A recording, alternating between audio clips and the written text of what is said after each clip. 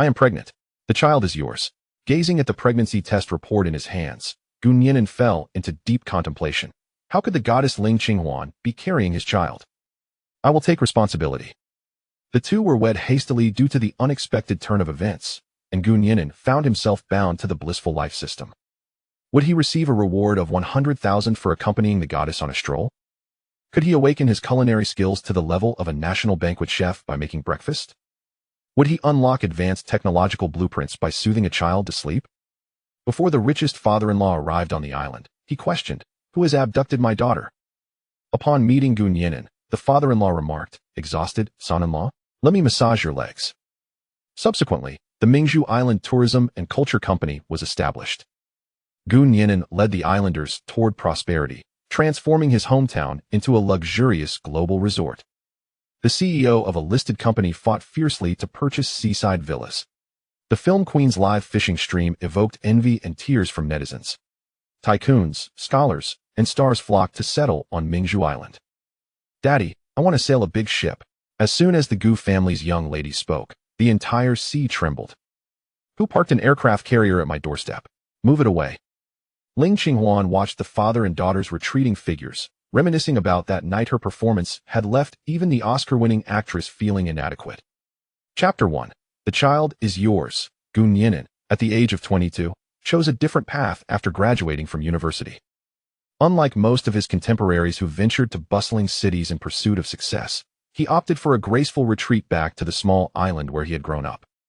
The island was a treasure trove of cherished customs and the only haven he knew. After the passing of his parents, he relied solely on his younger sister, 5 years his junior. 1 week prior, Gu Nian'an had frequently experienced dizziness and tinnitus. The sweltering summer on the island made him initially believe he had merely suffered from heat exhaustion, assuming a few days of rest would suffice.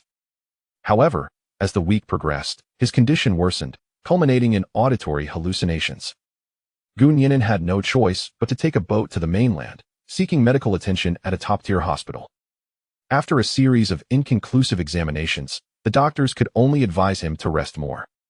Having completed his consultation, Gu Nian'an returned to the island by boat. At the dock, aboard the ferry, the weather was less than ideal. The sea resembled a murky inkwell. Finding a spot against the ship's railing, he placed his backpack beside him. Having not seen his sister all day, Gu Nian'an felt an overwhelming urge to return home. He sent a message to his sister. "I'm on the boat, arriving at 6. She replied promptly. "Got it. They'll ride over to pick you up." Setting his phone aside, Gu Nian'an quickly relaxed. As the ferry prepared to depart, a woman approached him. "May I sit here?" The woman was clad in a white dress, adorned with a wide-brimmed straw hat, her face obscured by sunglasses and a mask. Her alabaster arms indicated she was not a native islander, but rather a visitor. Gu Nian'an nodded, shifting his backpack to the floor. He surveyed the ferry. It was sparsely populated, with plenty of empty seats surrounding them.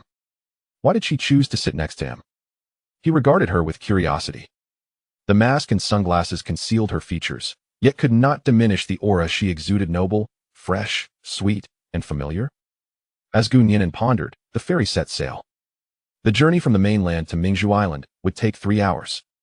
Since leaving the island the previous day, he had not enjoyed a moment of rest, and now he could briefly doze off to the rhythm of the waves. Just as he began to drift into sleep, he was roused by a gentle tap. Groggy, he opened his eyes. "What's wrong?" The woman replied, "I am pregnant." Her voice resonated with her essence: noble, fresh, sweet, and familiar. Gu Nian'an sat up straight, a wave of confusion washing over him. "I fear seasickness. May I switch seats with you? I might feel better by the window," she continued. Oh. Gu Nian'an, relieved, promptly stood to swap seats with her. Her request was not unreasonable. Helping her could be considered a good deed. Not long after they settled, the woman suddenly clutched her chest, gasping for air. Noticing her distress, Gu Nian'an inquired with concern. "Are you feeling unwell?" She nodded. "I thought sitting by the window would help, but the sight of the waves only made me feel worse."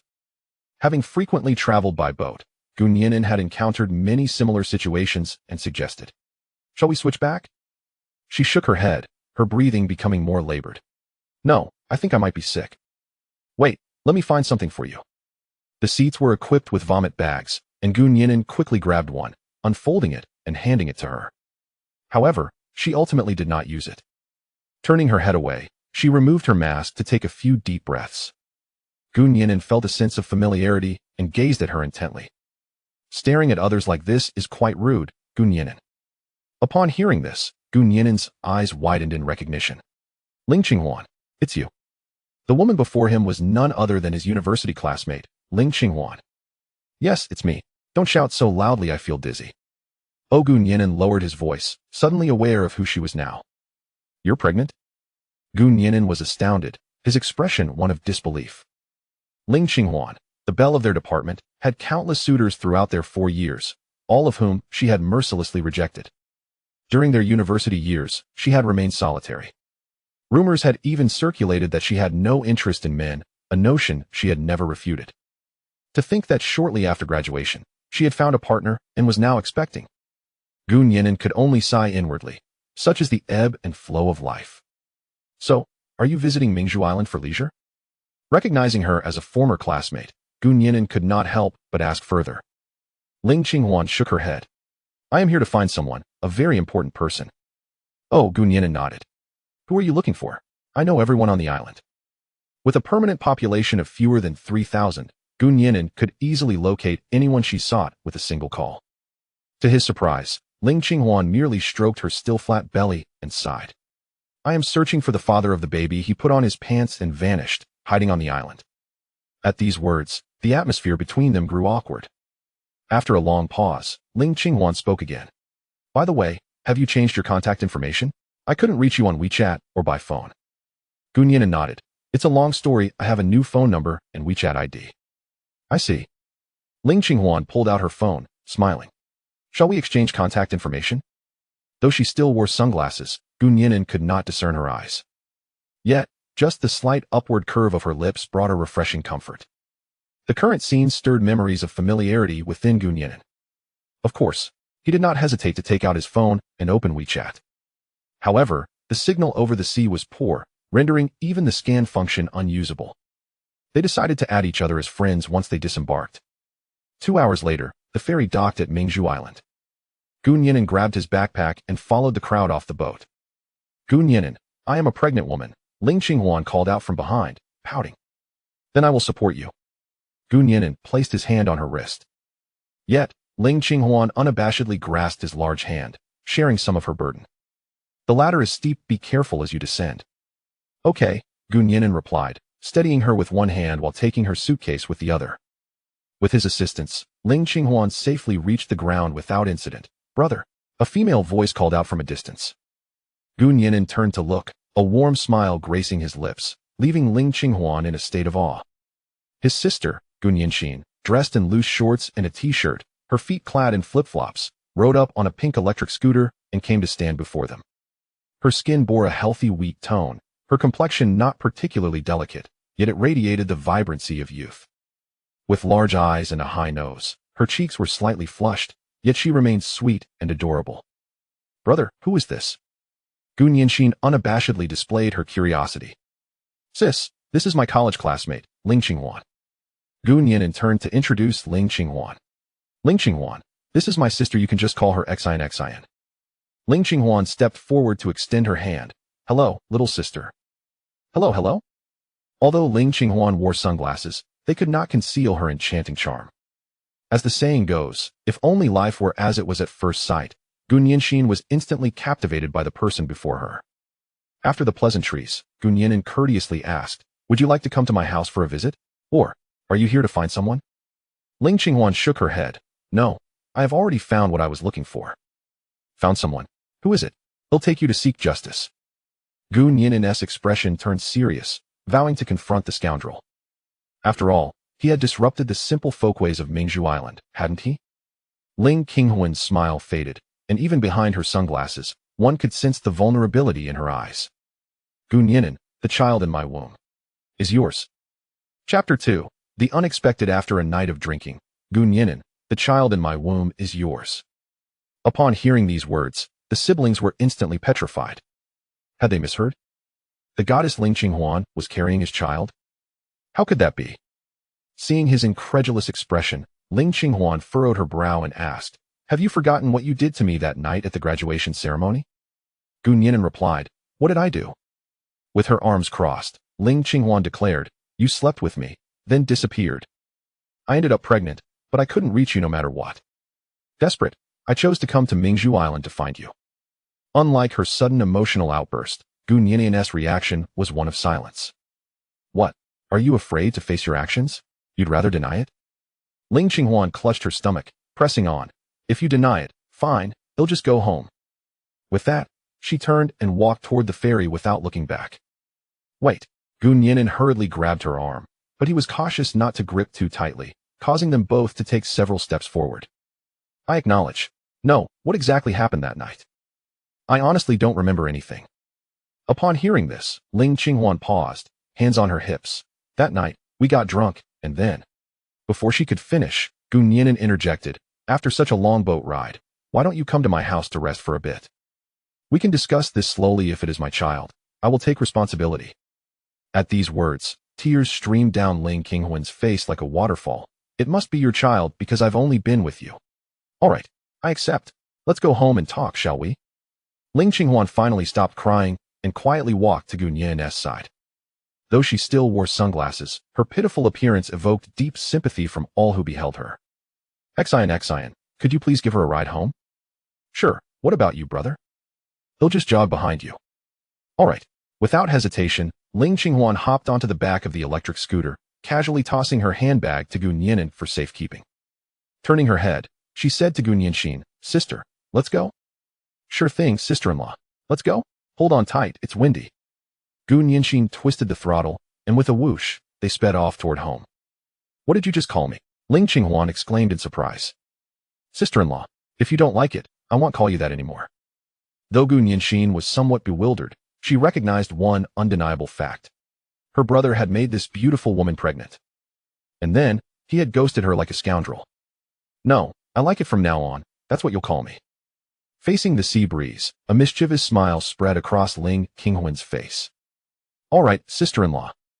Gu Nianxin couldn't help but accelerate, fearing that this delightful sister-in-law might flee. Meanwhile, Gu Nian'an trailed behind, burdened with bags of various sizes. Even as he exerted himself to the fullest, he could only watch as the electric scooter receded into the distance. Gu Nian'an dashed home with the speed of lightning. By the time he arrived, Ling Qinghuan was already seated on the sofa, while Gu Nianxin was eagerly kneading her legs. Back already? Ling Qinghuan held a ceramic teacup, resembling the true head of the household more than Gu Nian'an. I'm back. Gu Nian'an set down his bags, took a moment to catch his breath, and approached Ling Qinghuan. Could you tell me what happened that night? Ling Qinghuan nodded. Sit down and rest, I'll explain everything. Gu Nian'an obediently sat down, gesturing for his sister to leave. Brother, I promised sister-in-law to help her take down this scoundrel. Am not a scoundrel. Gu Nian'an felt near tears, yet he had no defense. Sis, you can go about your business, let me talk to your brother. Ling Qinghuan spoke, and Gu Nianxin skipped away, but not before reminding them. If he dares bully you, just tell me I'll take care of him. At last, only Gu Nian'an and Ling Qinghuan remained in the living room. Your house is quite spacious, it must be very comfortable to live in. Ling Qinghuan curiously surveyed her surroundings. The Gu residence was located by the sea, a pristine white two-story building with front and backyards. In stark contrast to the dim, old, and cluttered village houses of common stereotype, the interior of the Gu home was bright and tidy. It's nice my parents designed it themselves. Oh, your parents have great taste. Gu Nian'an nodded silently, proposing, the backyard has a view of the sea, let's talk there. Sounds good. After saying this, Ling Qinghuan raised her hand, signaling Gu Nian'an to assist her. Gu Nian'an instinctively extended his hand, but Ling Qinghuan deftly clasped his palm. He felt her hand was cool to the touch, soft, and small. At that moment, Ling Qinghuan noticed the memorial tablets of Gu Nian'an's parents on the altar, and her expression suddenly became distant. I'm so sorry. She had just mentioned Gu Nian'an's parents, undoubtedly stirring up painful memories. Why the sudden apology? I shouldn't have brought up your parents. Gu Nian'an turned back, his gaze gentle as he looked at the memorial tablets. It's all right, I've always missed them, they're not a taboo to mention. Oh. Ling Qinghuan nodded, a sudden urge to embrace Gu Nian'an swelling within her. Yet she ultimately refrained from acting on that impulse. The two settled into the backyard, where 4 wicker chairs faced the vast ocean. What exactly happened on graduation day? Ling Qinghuan replied. Actually, that day was entirely unexpected. 2.5 months prior, Jiangxing University held its annual graduation ceremony. After the ceremony concluded, the students gathered at a KTV for a celebration. Both Gu Nian'an and Ling Qinghuan were present. Gu Nian'an was known for his cheerful and amiable nature, maintaining good relations with his classmates. That day, many classmates clamored to toast him. As the drinks flowed, Gu Nian'an became inebriated. Ling Qinghuan also drank too much that night. Classmates arranged for rooms for both of them at a hotel within the KTV establishment. They each had a separate room. Ling Qinghuan woke in the middle of the night. Feeling parched, she sought a drink of water, and by a twist of fate, knocked on Gu Nian'an's door. With a hint of intoxication, Gu Nian'an opened the door and welcomed Ling Qinghuan inside. The following morning, Ling Qinghuan awoke first, only to discover that they were entwined together, there. In a state of panic, she hastily clothed herself and fled the scene. Half a month prior, she had noticed a persistent discomfort within her body. Upon visiting the hospital for a checkup, she was stunned to learn that she was pregnant. As she had only been intimate with Gu Nian'an, it was unequivocally he who was the father of the child. Gu Nian'an, too, began to piece it together. On graduation day, he had indeed been utterly inebriated. Upon awakening, he found himself lying naked on a hotel bed. There was unmistakably a stain of dried blood upon the sheets. Yet, when he inquired among those around him, they all insisted that he had checked in alone that night. He dismissed it as a failure of the hotel's cleanliness, even lodging a complaint at checkout. He never anticipated that the truth could be so harrowing. So what are your thoughts? Ling Qinghuan's gentle voice interrupted his spiraling thoughts. What was Gu Nian'an to think? His mind was in disarray, tangled in confusion. His foremost inclination was to keep the child, even if he were to raise it alone. Yet, that would be profoundly unfair to Ling Qinghuan. The mere existence of the child would irrevocably alter the course of her life. What do you think? I will defer to your perspective. He felt he had no right to decide on this matter. I came to consult you precisely because I am at a loss. Ling Qinghuan shot him a glance. As her words faded, a silence enveloped them once more. Brother, sister-in-law, are you hungry? Gu Nianxin's voice called from within the room. Ling Qinghuan placed a hand on her stomach, murmuring, I am indeed feeling a bit hungry. Then let us dine first, and we can discuss it afterward. Gu Nian'an rose, extending his palm upward to invite Ling Qinghuan into the room. She hesitated for a moment, then, smiling, placed her hand atop his strong, broad one. Great minds think alike, let us eat first. Her playful voice danced on the sea breeze, as the setting sun ignited the waters in a fiery crimson. Chapter 3. The system is activated. Gu Nianxin busied herself in the kitchen, presenting a delightful array of 3 dishes and a soup on the dining table. Ling Qinghuan's eyes sparkled with delight at the sight of steamed flounder, oil-braised prawns, ginger and scallion-baked oysters, and a nourishing chicken soup with fish maw. The prawns were impressively large, each nearly the size of a palm, while the oysters were plump and inviting, eliciting salivation. Originally hailing from Sichuan, Ling Qinghuan used to relish spicy food, yet her palate had shifted towards milder flavors since her pregnancy. Nianxin, did you prepare all of this? How impressive. Upon receiving her sister-in-law's praise, Gu Nianxin bashfully scratched the back of her head and chuckled. Oh no, it's merely home-cooked fare. Her complexion, though not porcelain, radiated freshness, and her smile revealed a set of 8 pristine teeth. Ling Qinghuan swiftly changed the subject, inquiring, do you usually cook? To which Gu Nianxin quickly shook her head. No, it's mostly my brother who cooks. He taught me these skills. Oh, I had no idea your brother was quite talented, Ling Qinghuan remarked playfully, removing her sunglasses to gaze teasingly at Gu Nianxin. At that moment, Gu Nianxin beheld her sister-in-law's true beauty for the first time, and she could only describe it with one word: stunning. Not merely beautiful, she seemed akin to a celestial being. Ling Qinghuan's large, bright eyes resembled a crystal-clear spring, capable of soothing the most troubled hearts. Her delicately straight nose was perfectly set upon her face, which was not much larger than a palm. Her lips naturally curved into a serene smile, exuding a gentle grace reminiscent of a fairy descended from the heavens. Gu Nianxin pondered in astonishment how her brother had struck such extraordinary fortune to be with a woman like her. Even Gu Nian'an, after stealing a glance at her exquisite visage, instinctively averted his gaze. Well, let us eat. As the 3 of them sat down, Gu Nianxin gazed at Ling Qinghuan with unabashed admiration. Ling Qinghuan sensed no malice in her gaze, only genuine appreciation. Sister-in-law, would you prefer to drink soup first or eat? Let us eat first. I'm a bit hungry. Absolutely, one must not let a baby go hungry, Gu Nianxin exclaimed, filling Ling Qinghuan's bowl to the brim with rice. Sister-in-law, allow me to peel the prawns for you. Ling Qinghuan politely declined. I can manage myself. No need to be modest. We are family now, Gu Nianxin insisted, swiftly peeling several large prawns and placing them into Ling Qinghuan's bowl. The shrimp, glistening in a vibrant red sauce, sparkled enticingly as Ling Qinghuan took a bite, the rich sweetness exploding in her mouth. Delicious. Absolutely divine. Hee, as long as it tastes good. The ingredients on our island may not be rare, but they are undeniably fresh. Ling Qinghuan happily continued to eat. In contrast, Gu Nian'an found himself devoid of appetite, grappling with the bewildering reality of his impending fatherhood. By the end of the meal, Gu Nian'an had only taken a symbolic sip of soup. Throughout dinner, he occasionally glanced at Ling Qinghuan.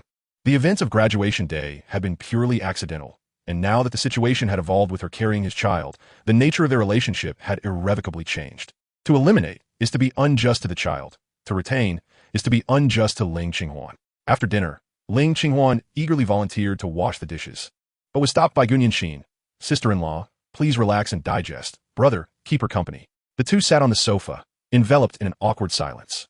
Ling Qinghuan lowered her gaze, unsure of how to face the man beside her. Her arrival on Mingzhu Island was indeed to seek an explanation from Gu Nian'an.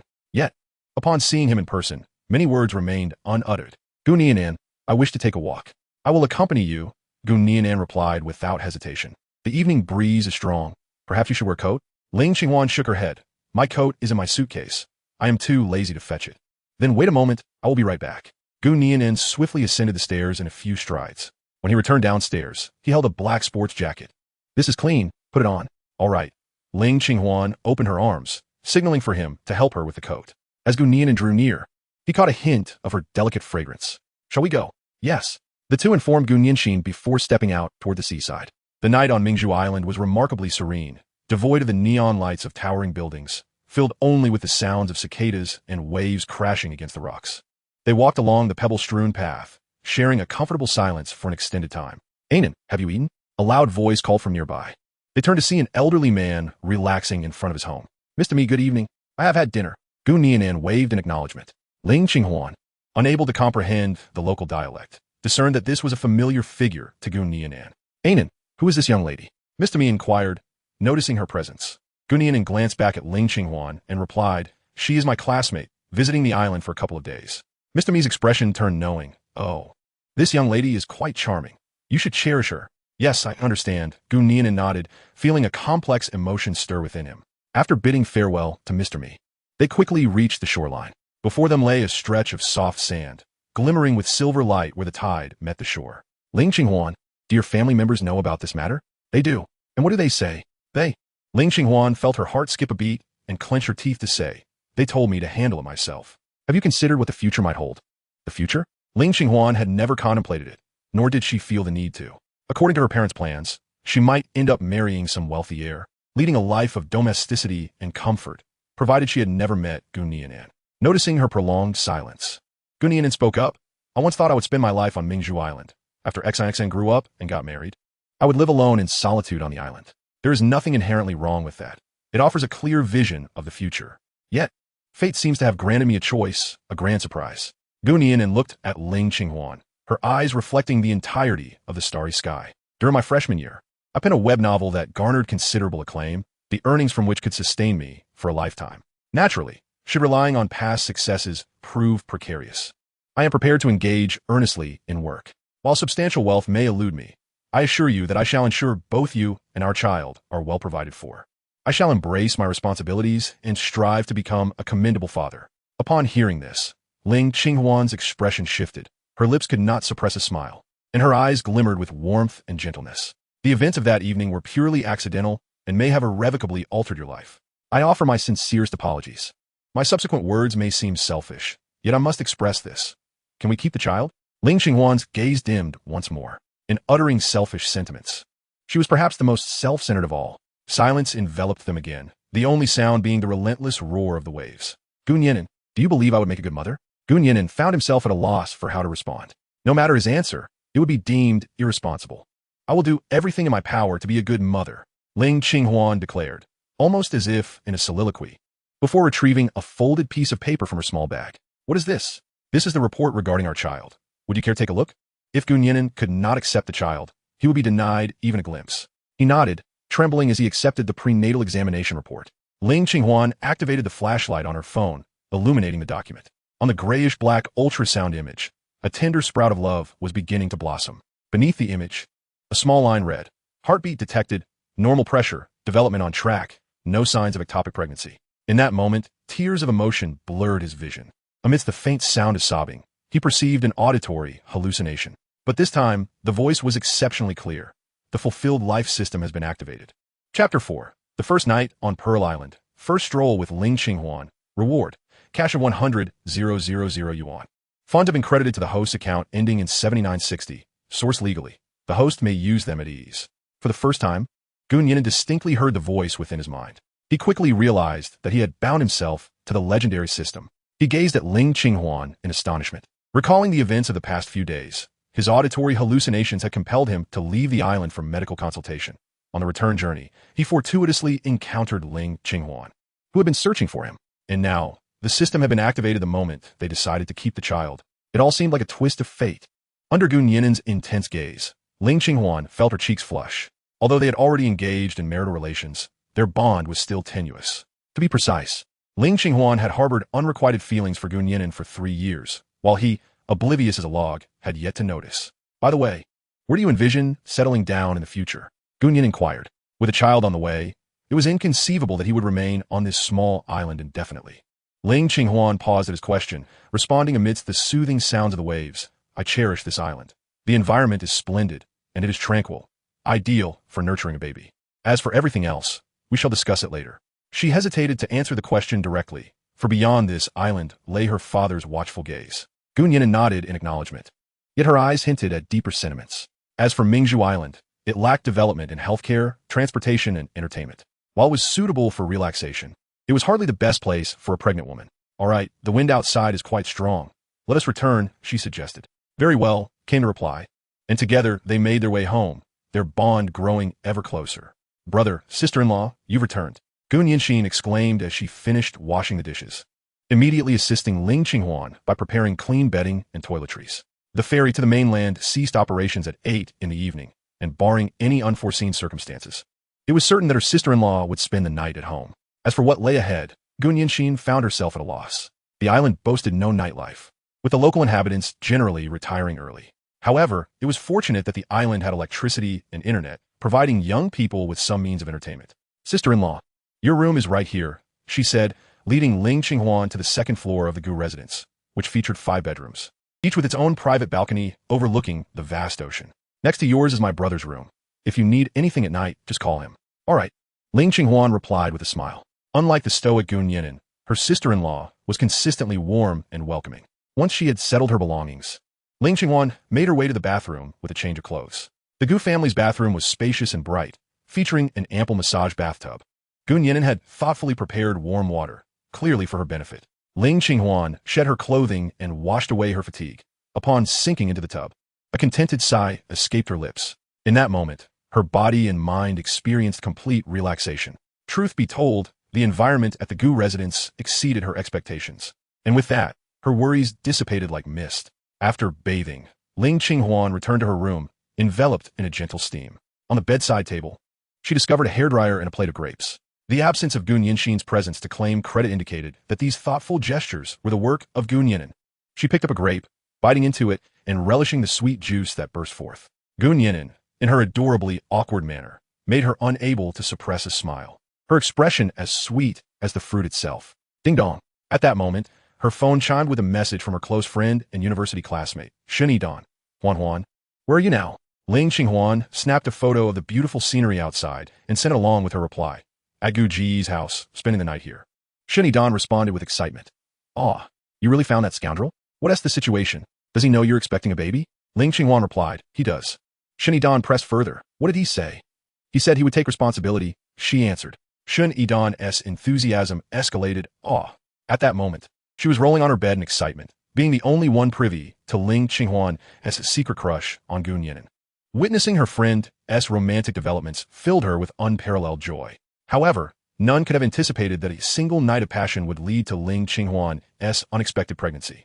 a turn of events that was certainly not part of their plans. Upon learning of the matter, Shun Yidan found herself in a state of inner turmoil, pondering whether she had erred. In contrast, Ling Qinghuan exhibited unwavering resolve, vowing to confront that scoundrel once more before making any decisions. By the way, Huan, your brother visited me today. He inquired about your whereabouts, and I refrained from revealing a word. However, he mentioned that should he fail to locate you, he would resort to reporting it to the authorities. Ling Qinghuan's expression darkened at these words. Indeed, she had sought out Nian'an without consulting her family. To be precise, her family was entirely unaware of the parentage of the child she carried. Running away from home might be trivial, but should her family involve the police, the situation could escalate significantly. Never mind, she thought. She would take it one step at a time. Everything was well here with Nian'an. Ling Qinghuan set her phone down and nestled closely into the sunlit blanket, as if embracing Nian'an himself. Knock, knock. Xin, it's me, Nian'an. Upon hearing this, Ling Qinghuan was startled, quickly retreating beneath the covers. What could be the reason for Nian'an's visit at such a late hour? Did he intend to? She composed herself, adjusting her appearance before responding, "Please come in." At that moment, Nian'an appeared in his sleepwear, clad in a crisp, loose-fitting white shirt and black athletic shorts. His well-toned limbs were exposed, with a distinct contrast between his tanned and fair skin at the elbows. Beneath the pristine shirt, his chest rose and fell with each breath, hinting at the contours of his robust physique. Ling Qinghuan swallowed involuntarily, her eyes wide with anticipation, fearful of missing even the slightest detail. "Your hair is still damp." Nian'an approached the bed, picked up the hairdryer, and gestured for Ling Qinghuan to come closer. She touched her wet hair, a shy demeanor overtaking her, as she had been preoccupied with conversation with Shun Yidan. Turning her back to Nian'an, she concealed the upward curve of her lips. "Is it all right if I use Xin's brush?" As night fell, his voice grew softer. "Not a problem." Nian'an took hold of her waist-length hair, deftly smoothing it down from root to tip. The sound of the hairdryer filled the room, yet it instilled an inexplicable sense of comfort within Ling Qinghuan. "Is this temperature comfortable?" "Yes." Nian'an's technique was remarkably adept. He began by drying the roots before moving to the ends. Given the abundance of Ling Qinghuan's hair, the drying process extended for nearly half an hour. Nevertheless, Nian'an exhibited not a trace of impatience, maintaining a gentle demeanor throughout. "Your method is excellent. Have you styled hair for other girls before?" Ling Qinghuan inquired with curiosity. As far as she knew, Nian'an had not dated anyone during his university years. However, she could not ascertain any details prior to that. Nian'an remained silent, simply offering Xin's brush. "Oh," Ling Qinghuan understood, a blush creeping onto her cheeks. "Reward for drying Ling Qinghuan's hair, 100,000. Funds have been deposited into the account ending in 7960. The source of funds is legitimate. Please use them with confidence."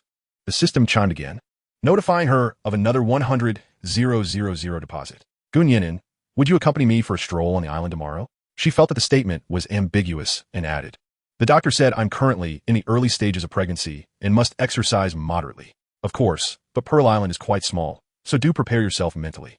Nian'an turned off the hairdryer, took the comb, and straightened her hair. "By the way, remember to brush your teeth after eating fruit before going to bed." "All right, we'll discuss tomorrow's matters tomorrow. For now, let us focus on resting well tonight. Good night." "Good night." Nian'an walked out of Ling Qinghuan's room with a plate, leaned against the wall after closing the door, and sank to the floor, exhaling deeply. The events of the past few hours had yet to fully settle within him.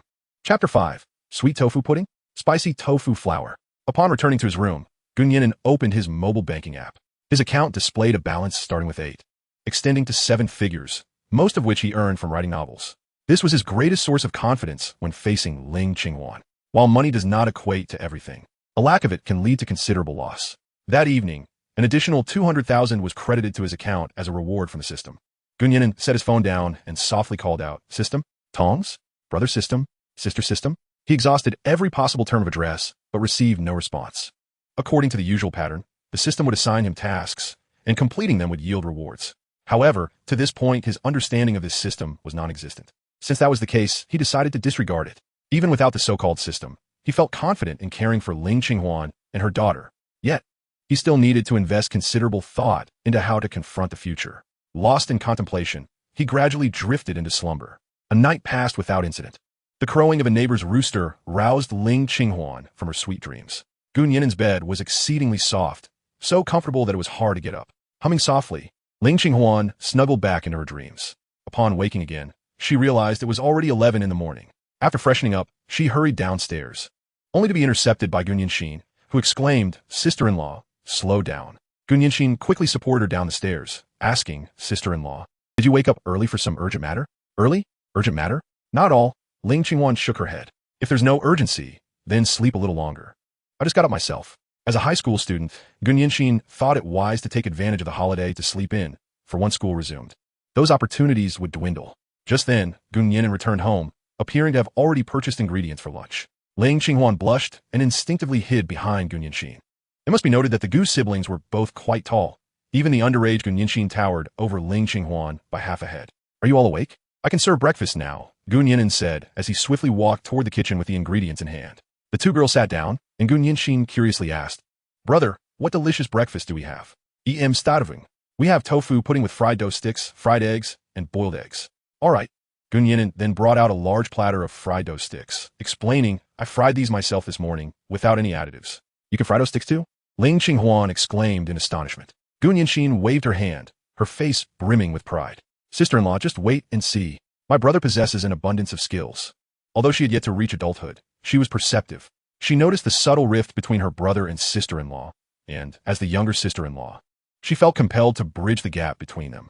Before long, Gun Yan'an presented a pot of tofu pudding, freshly procured from Aunt Wang's house next door that morning. It was a pure, natural delicacy. "Ling Qinghuan, if I recall correctly, you hail from the Sichuan-Chongqing region. Am I right?" Upon uttering these words, both women fell into an unexpected silence.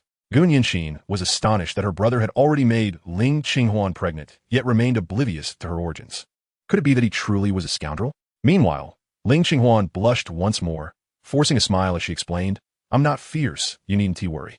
The internet often portrays women from Sichuan and Chongqing as dragons, but Ling Qinghuan sought to vindicate her fellow women from that region, asserting that there are gentle souls like herself among them. "No, it's best to simply be oneself," Gun Yan'an remarked, entirely missing her point. "I feared you might not be accustomed to the flavors here, so I attempted to prepare the toppings from your region this morning." Mingzhu Island, located in southern Huaxia, is known for its sweet tofu pudding. Thus, the Gu siblings drizzled osmanthus honey syrup over their tofu pudding. Gun Yan'an then presented a bowl of glossy, vibrant spicy beef, which caught Ling Qinghuan's attention immediately. She was used to the milder taste of the south, but as a native of Sichuan-Chongqing, she still craved the spicy kick. "What is this? A side dish?" Gun Yanxin asked, her curious eyes blinking. "This is meant to be poured over the tofu pudding," Ling Qinghuan replied. Then scooped 2 spoonfuls of the spicy beef on her own bowl of tofu pudding. This scene completely shattered Gun Yanxin's worldview. Tofu pudding could indeed be enjoyed with spice?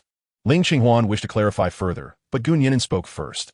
"Our country is vast, and diverse flavors are perfectly normal. After all, we are all family." With that, Ling Qinghuan felt her cheeks flush anew, sensing that Gun Yan'an's words carried a deeper meaning.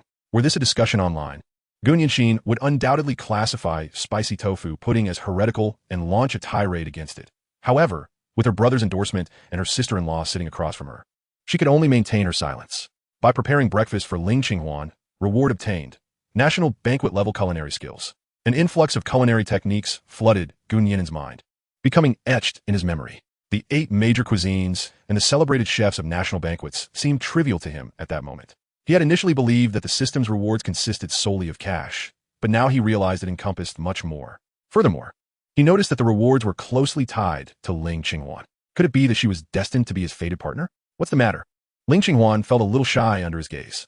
"Nothing. Let us enjoy breakfast," Gun Yan'an replied, averting his eyes and dismissing his thoughts. The 3 of them settled down to partake in their meal.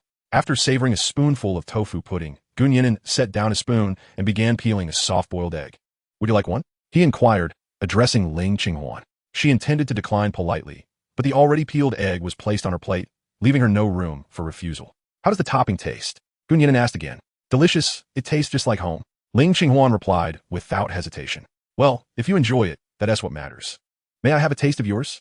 Ling Qinghuan had never tried sweet tofu pudding, and now seemed as good a time as any. "Of course.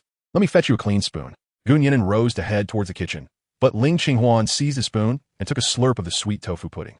For a moment, the house fell into a profound silence once again. Gun Yanxin pretended not to notice, lowering her head obediently to eat. Gun Yan'an wore a look of mild astonishment. However, considering that they both had children, sharing a spoon did not seem particularly significant. "It's quite sweet. Even better than I imagined," Ling Qinghuan remarked with feigned composure. Gun Yan'an's tofu pudding was indeed exceptionally sweet. He resumed his seat, taking several deep breaths to regain his composure. Yet, using the same spoon to eat seemed to alter the flavor, making it even sweeter. Where would you like to stroll later? Gu Nian'an recalled Ling Qinghuan's words from the previous night. Anywhere is fine. It's your territory. Lead the way, she replied, her wrist trembling slightly from bashfulness as she spoke. After breakfast, the two of them stepped out fully equipped. The weather was splendid, perfect for a leisurely outing. Chapter 6. Island Pet Xiao Ling. In the height of summer, under a clear sky, Mingzhu Island lies approximately 60 nautical miles from the mainland, covering an area of about 28 square kilometers. Walking along the coastal highway, one could circle the island in half a day. The sky above the island is vast and distant, adorned with a few clouds, evoking the freshness of a Monet painting. Ling Qinghuan gazed up at the sky, feeling as free as a bird. The distant sea was remarkably clear, shimmering with the luster of sapphires. On this side of the shore, the roads were flanked by coconut trees, casting cool shadows, while the air was filled with the scent of verdant greenery. On the hillside, there stood a series of stone houses, arranged in neat rows, seemingly abandoned. The ultraviolet rays today were intense, prompting Ling Qinghuan to don a sun protection jacket over her shirt, and she meticulously shielded herself with sunglasses, a mask, and a sun hat.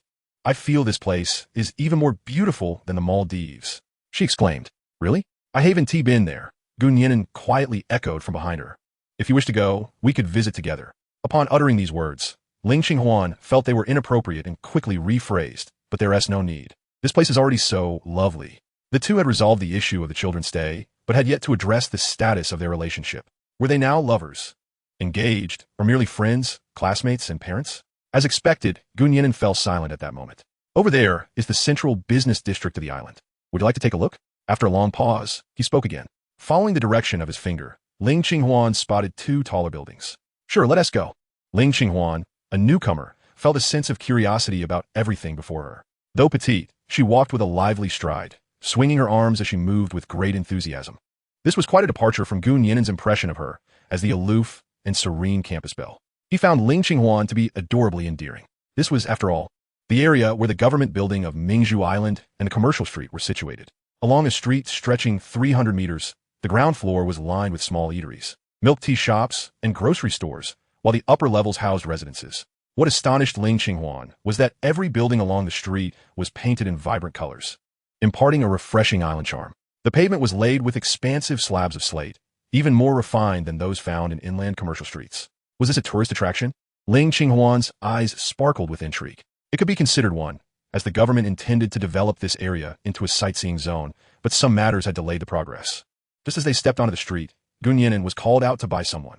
Littlein, a youth dressed in a tank top and shorts, with a dark complexion, ran over. Unlike Gu Nian'an, whose features were dark yet well-defined, the boy's face was so black it resembled charcoal, making it difficult to discern his features at first glance.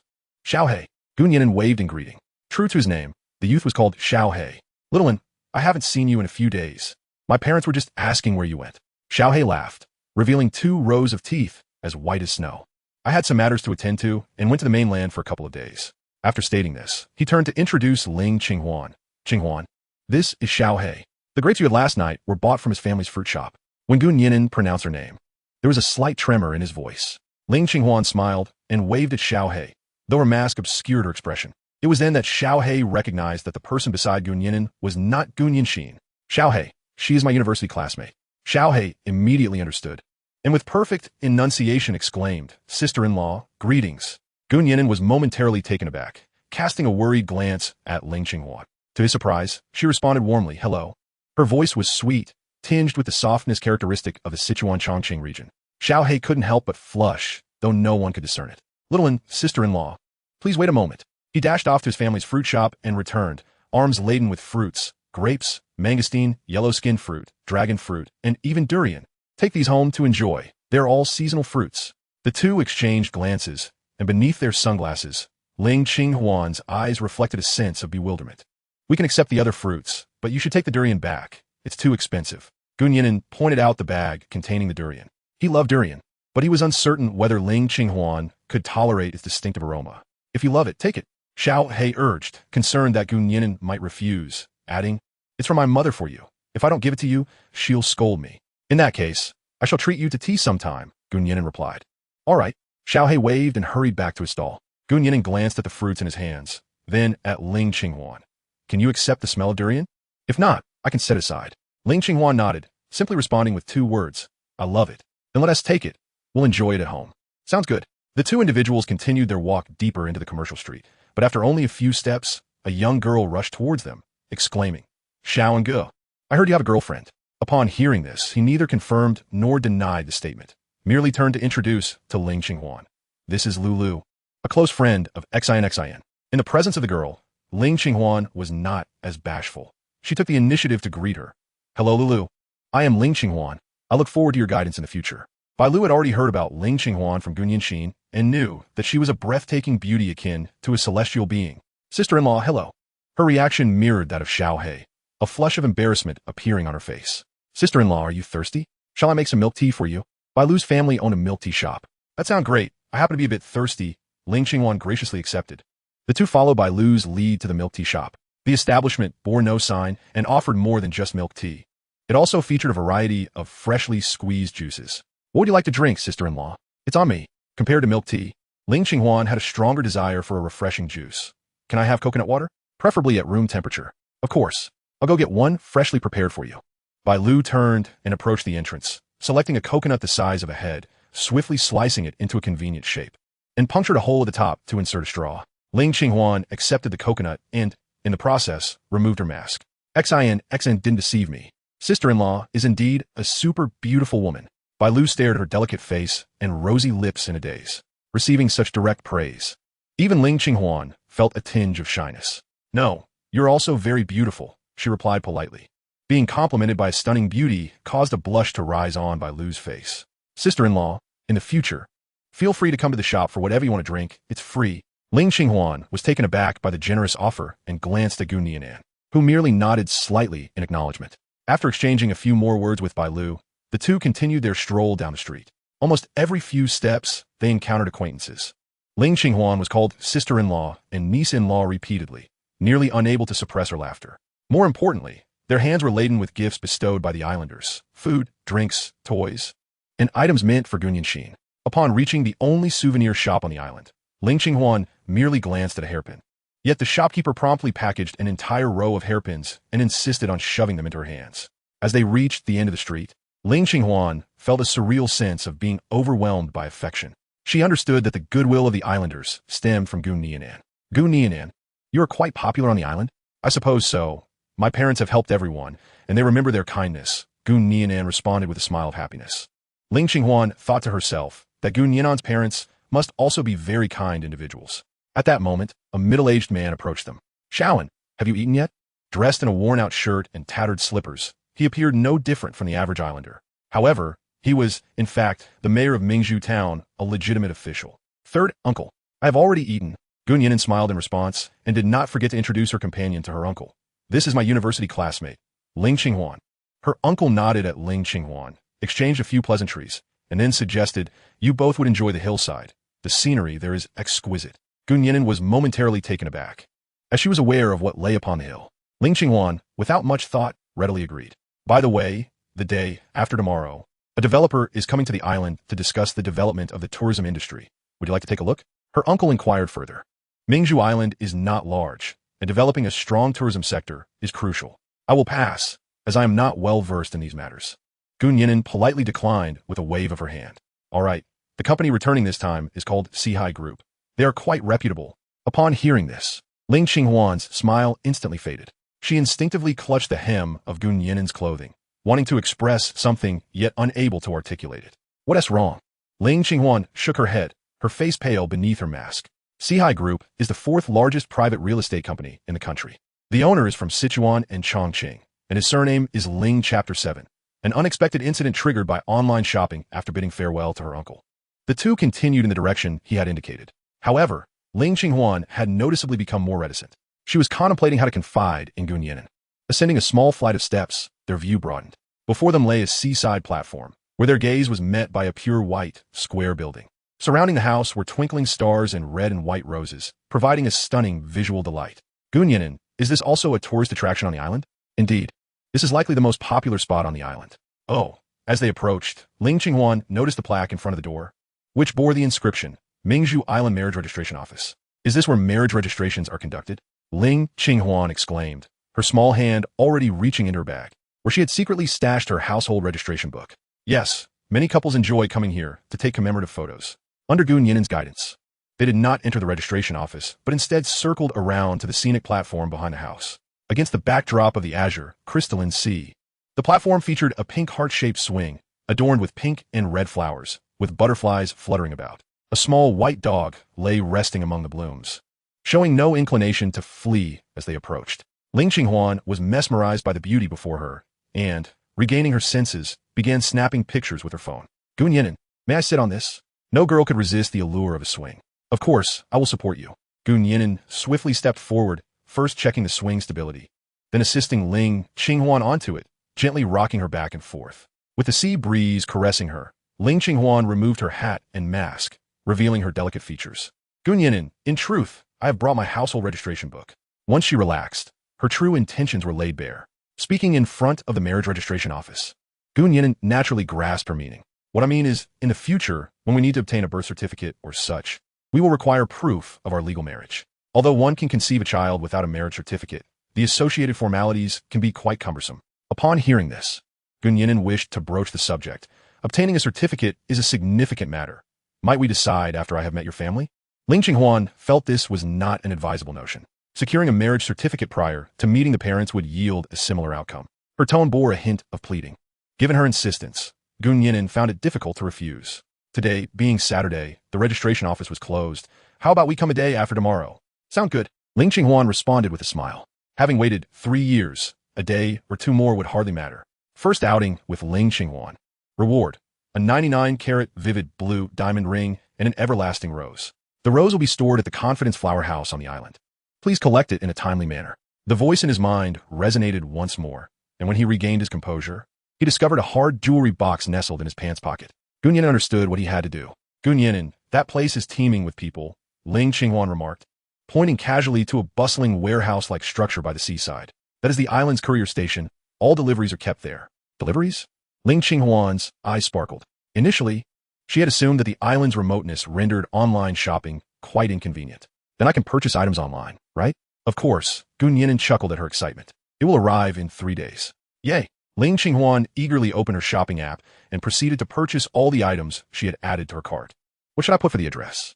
Allow me to assist you, he offered. All right, she said, handing over her phone. After a few deft maneuvers, Gu Nian'an filled in the delivery address. Number 99, Coastal North Road, Mingzhu Town, Mingzhu Island, Sanya City, Nanhai Province. Thank you, she said, entering the payment interface, only to discover that a new intimate payment account had been created. She looked at Gu Nian'an in confusion, but he averted his gaze, playfully teasing a dog. She smiled knowingly and opted to pay with her own balance. In her haste, she did not notice that the phone number she left was not her own. Ling Qinghuan set her phone down and gestured for Gu Nian'an to help her up. It's quite warm outside. Let us return home. Certainly, he replied, assisting her gently by the arm, which she did not resist. After some contemplation, she reasoned that even when the Seahai group representatives arrived on the island in 2 days, she would likely not encounter her family. The scale of investment here was too modest. They need not personally intervene. Thus, she concluded that she and Gu Nian'an should remain safe. In Yangcheng, at the headquarters of the Seahai group, Qingkong, I truly have no idea where Huan has gone. She hasn't informed me at all. In response to Ling Qingkong's inquiry, Shun Yidan's performance was convincingly deceptive. Very well. I apologize for the interruption. Please continue your work. After hanging up, Ling Qingkong let out a long sigh. His sister had been missing for 4 days, and as her brother, how could he not be concerned? He felt a twinge of frustration toward their father, who had insisted that his sister choose among those wealthy suitors.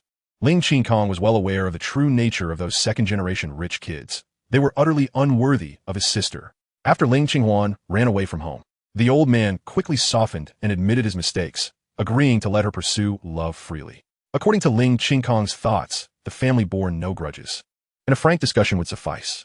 At worst, he would later splurge a little, gifting his sister several new designer handbags as compensation. And that would be the end of the matter. However, before they could locate Ling Qinghuan herself, they received news from a hospital that she was already pregnant. Upon hearing this, the Ling family felt as though the sky was collapsing around them. To their knowledge, Ling Qinghuan had no boyfriend. Whose child could it be? Unlike other wealthy young ladies, Ling Qinghuan was not one to engage in promiscuous affairs. Thus, they arrived at the only plausible conclusion. Ling Qinghuan had been wronged. Realizing this, Ling Qingkong was filled with rage. vowing to find the scoundrel who had harmed his sister. Yet, for days passed, and neither his sister nor the scoundrel had been found. If it weren't for Ling Qinghuan's regular voice messages assuring the family of her safety, he would have been compelled to call the police. Ding dong, ding dong. Ling Qinghuan's phone rang several times. Upon checking, the messages read, "Customer with phone number ending in 1550, your order of Euphoidin Essence sunscreen has been shipped. Delivery address. Customer with phone number ending in 1550, your order of Carlos Beach shoes has been shipped. Delivery address." Ling Qinghuan thought little of it, dismissing it as a scam message. He spent nearly all his days in the office. Why would he purchase sunscreen? Knock, knock. Come in. The assistant timidly entered his office, holding a document. Rumors within the Sihai group suggested that the boss and the young master had quarreled, leaving the atmosphere quite tense. Had it not been for the urgency of this authorization document, the assistant would never have dared to disturb him at this moment. President Ling, there's a document that requires your authorization. The assistant's voice quivered slightly. Just leave it there. I will look at it when I have time. Ling Qinghuan was preoccupied with finding his sister and had little patience for trifles. President Ling, this is the document for the Mingzhu Island project. Vice President Liu is scheduled to go to the island to discuss business the day after tomorrow. So, before the assistant could finish, a single glance from Ling Qinghuan silenced him. "Sai, just hand it over." "Yes." The assistant presented the document, and Ling Qinghuan casually glanced over it, signing his name at the end. "Sorry to disturb you. Please call me if you need anything." The assistant exhaled in relief, clutching the document and hastily exiting. "Wait." The assistant froze at the sound of Ling Qinghuan's voice. "President Ling, is there anything else? Where is Mingzhu Island?" Ling Qinghuan found the name quite familiar. "It is located in the province of Nian'an, part of a tropical archipelago, ideal for developing island tourism," the assistant replied. Ling Qinghuan opened his phone and retrieved the recently deleted messages from the recycle bin. Mingzhu Island, San'an City, Nanhai Province. An instinct told him that his sister was on that island. She could not have fled to Nanhai for no reason. This could only mean one thing. "Scoundrel, I have found you. One good news. Marriage registration no longer requires a household registration book." Chapter 8. Gunyan and his gauge. The two returned home, laden with bags. And Gunyan was taken aback. "Wow, brother, you really splurged today?" Gunyan shook his head. "I didn't spend any money." "Did you spend sister-in-law's money? Are you even a man?" Faced with his sister's skepticism, Gunyan could only sigh. Ling Qinghuan stifled a laugh before speaking slowly. Xin. These were all gifts from the villagers. I didn't spend anything either." "Gifts?" "Yes, everyone is so warm-hearted." Ling Qinghuan, the esteemed daughter of a Ling family, had been pampered since childhood, always referred to as Miss Ling by those who met her. Yet, she had never experienced such genuine kindness as she did today. "There's plenty. You can pick whatever you like. I'll go prepare dinner." Once home, Gunyan reverted to his taciturn self. Ling Qinghuan noticed that he always appeared cheerful and amiable around others, but when it came to her, his smile was nearly absent. Did he despise himself? "Sister-in-law, you love durian too?" Gunyan's words interrupted Ling Qinghuan's thoughts. "Yes, I quite enjoy it. Do you dip durian in chili?" "Huh." Ling Qinghuan thought Gunyan was joking, but she seemed earnest. "No way, definitely not." Gunyan sighed in relief. Thank goodness. Meanwhile, the culinary prodigy Gunyan was showcasing his skills in the kitchen.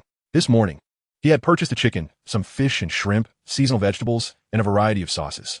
He had the chicken, one half for soup, the other for Sichuan-style spicy chicken. The fish and shrimp were incredibly fresh, perfect for braised shrimp. He recalled Ling Qinghuan enjoying her meal last night. The tofu fish would be deep-fried, as was Gunyan's favorite.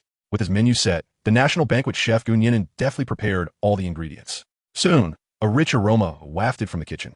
Xin, does your brother always cook this delicious?" Ling Qinghuan wiped her mouth. Despite her seemingly aloof exterior, she was quite the foodie. "I'm not sure. It's never smelled this good before."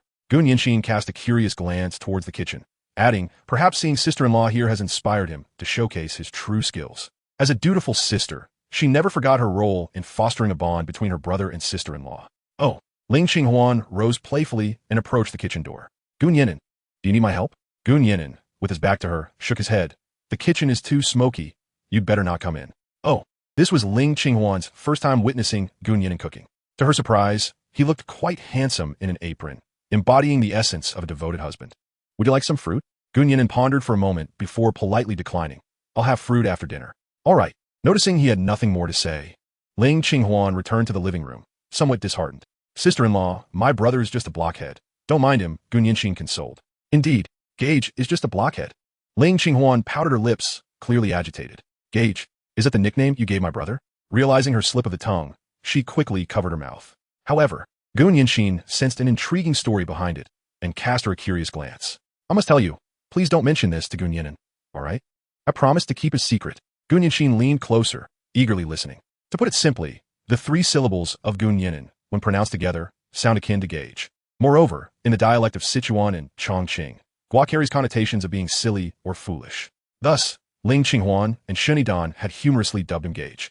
My brother is indeed foolish, Gun Yinshin retorted. According to Ling Qinghuan, she had subtly hinted at her feelings to Gun Yinan multiple times, yet he remained oblivious. What does it mean to be foolish, then? This revelation provided Gun Yinshin with crucial insight. Sister-in-law, so you have feelings for my brother, right? Yes, Ling Qinghuan shyly nodded.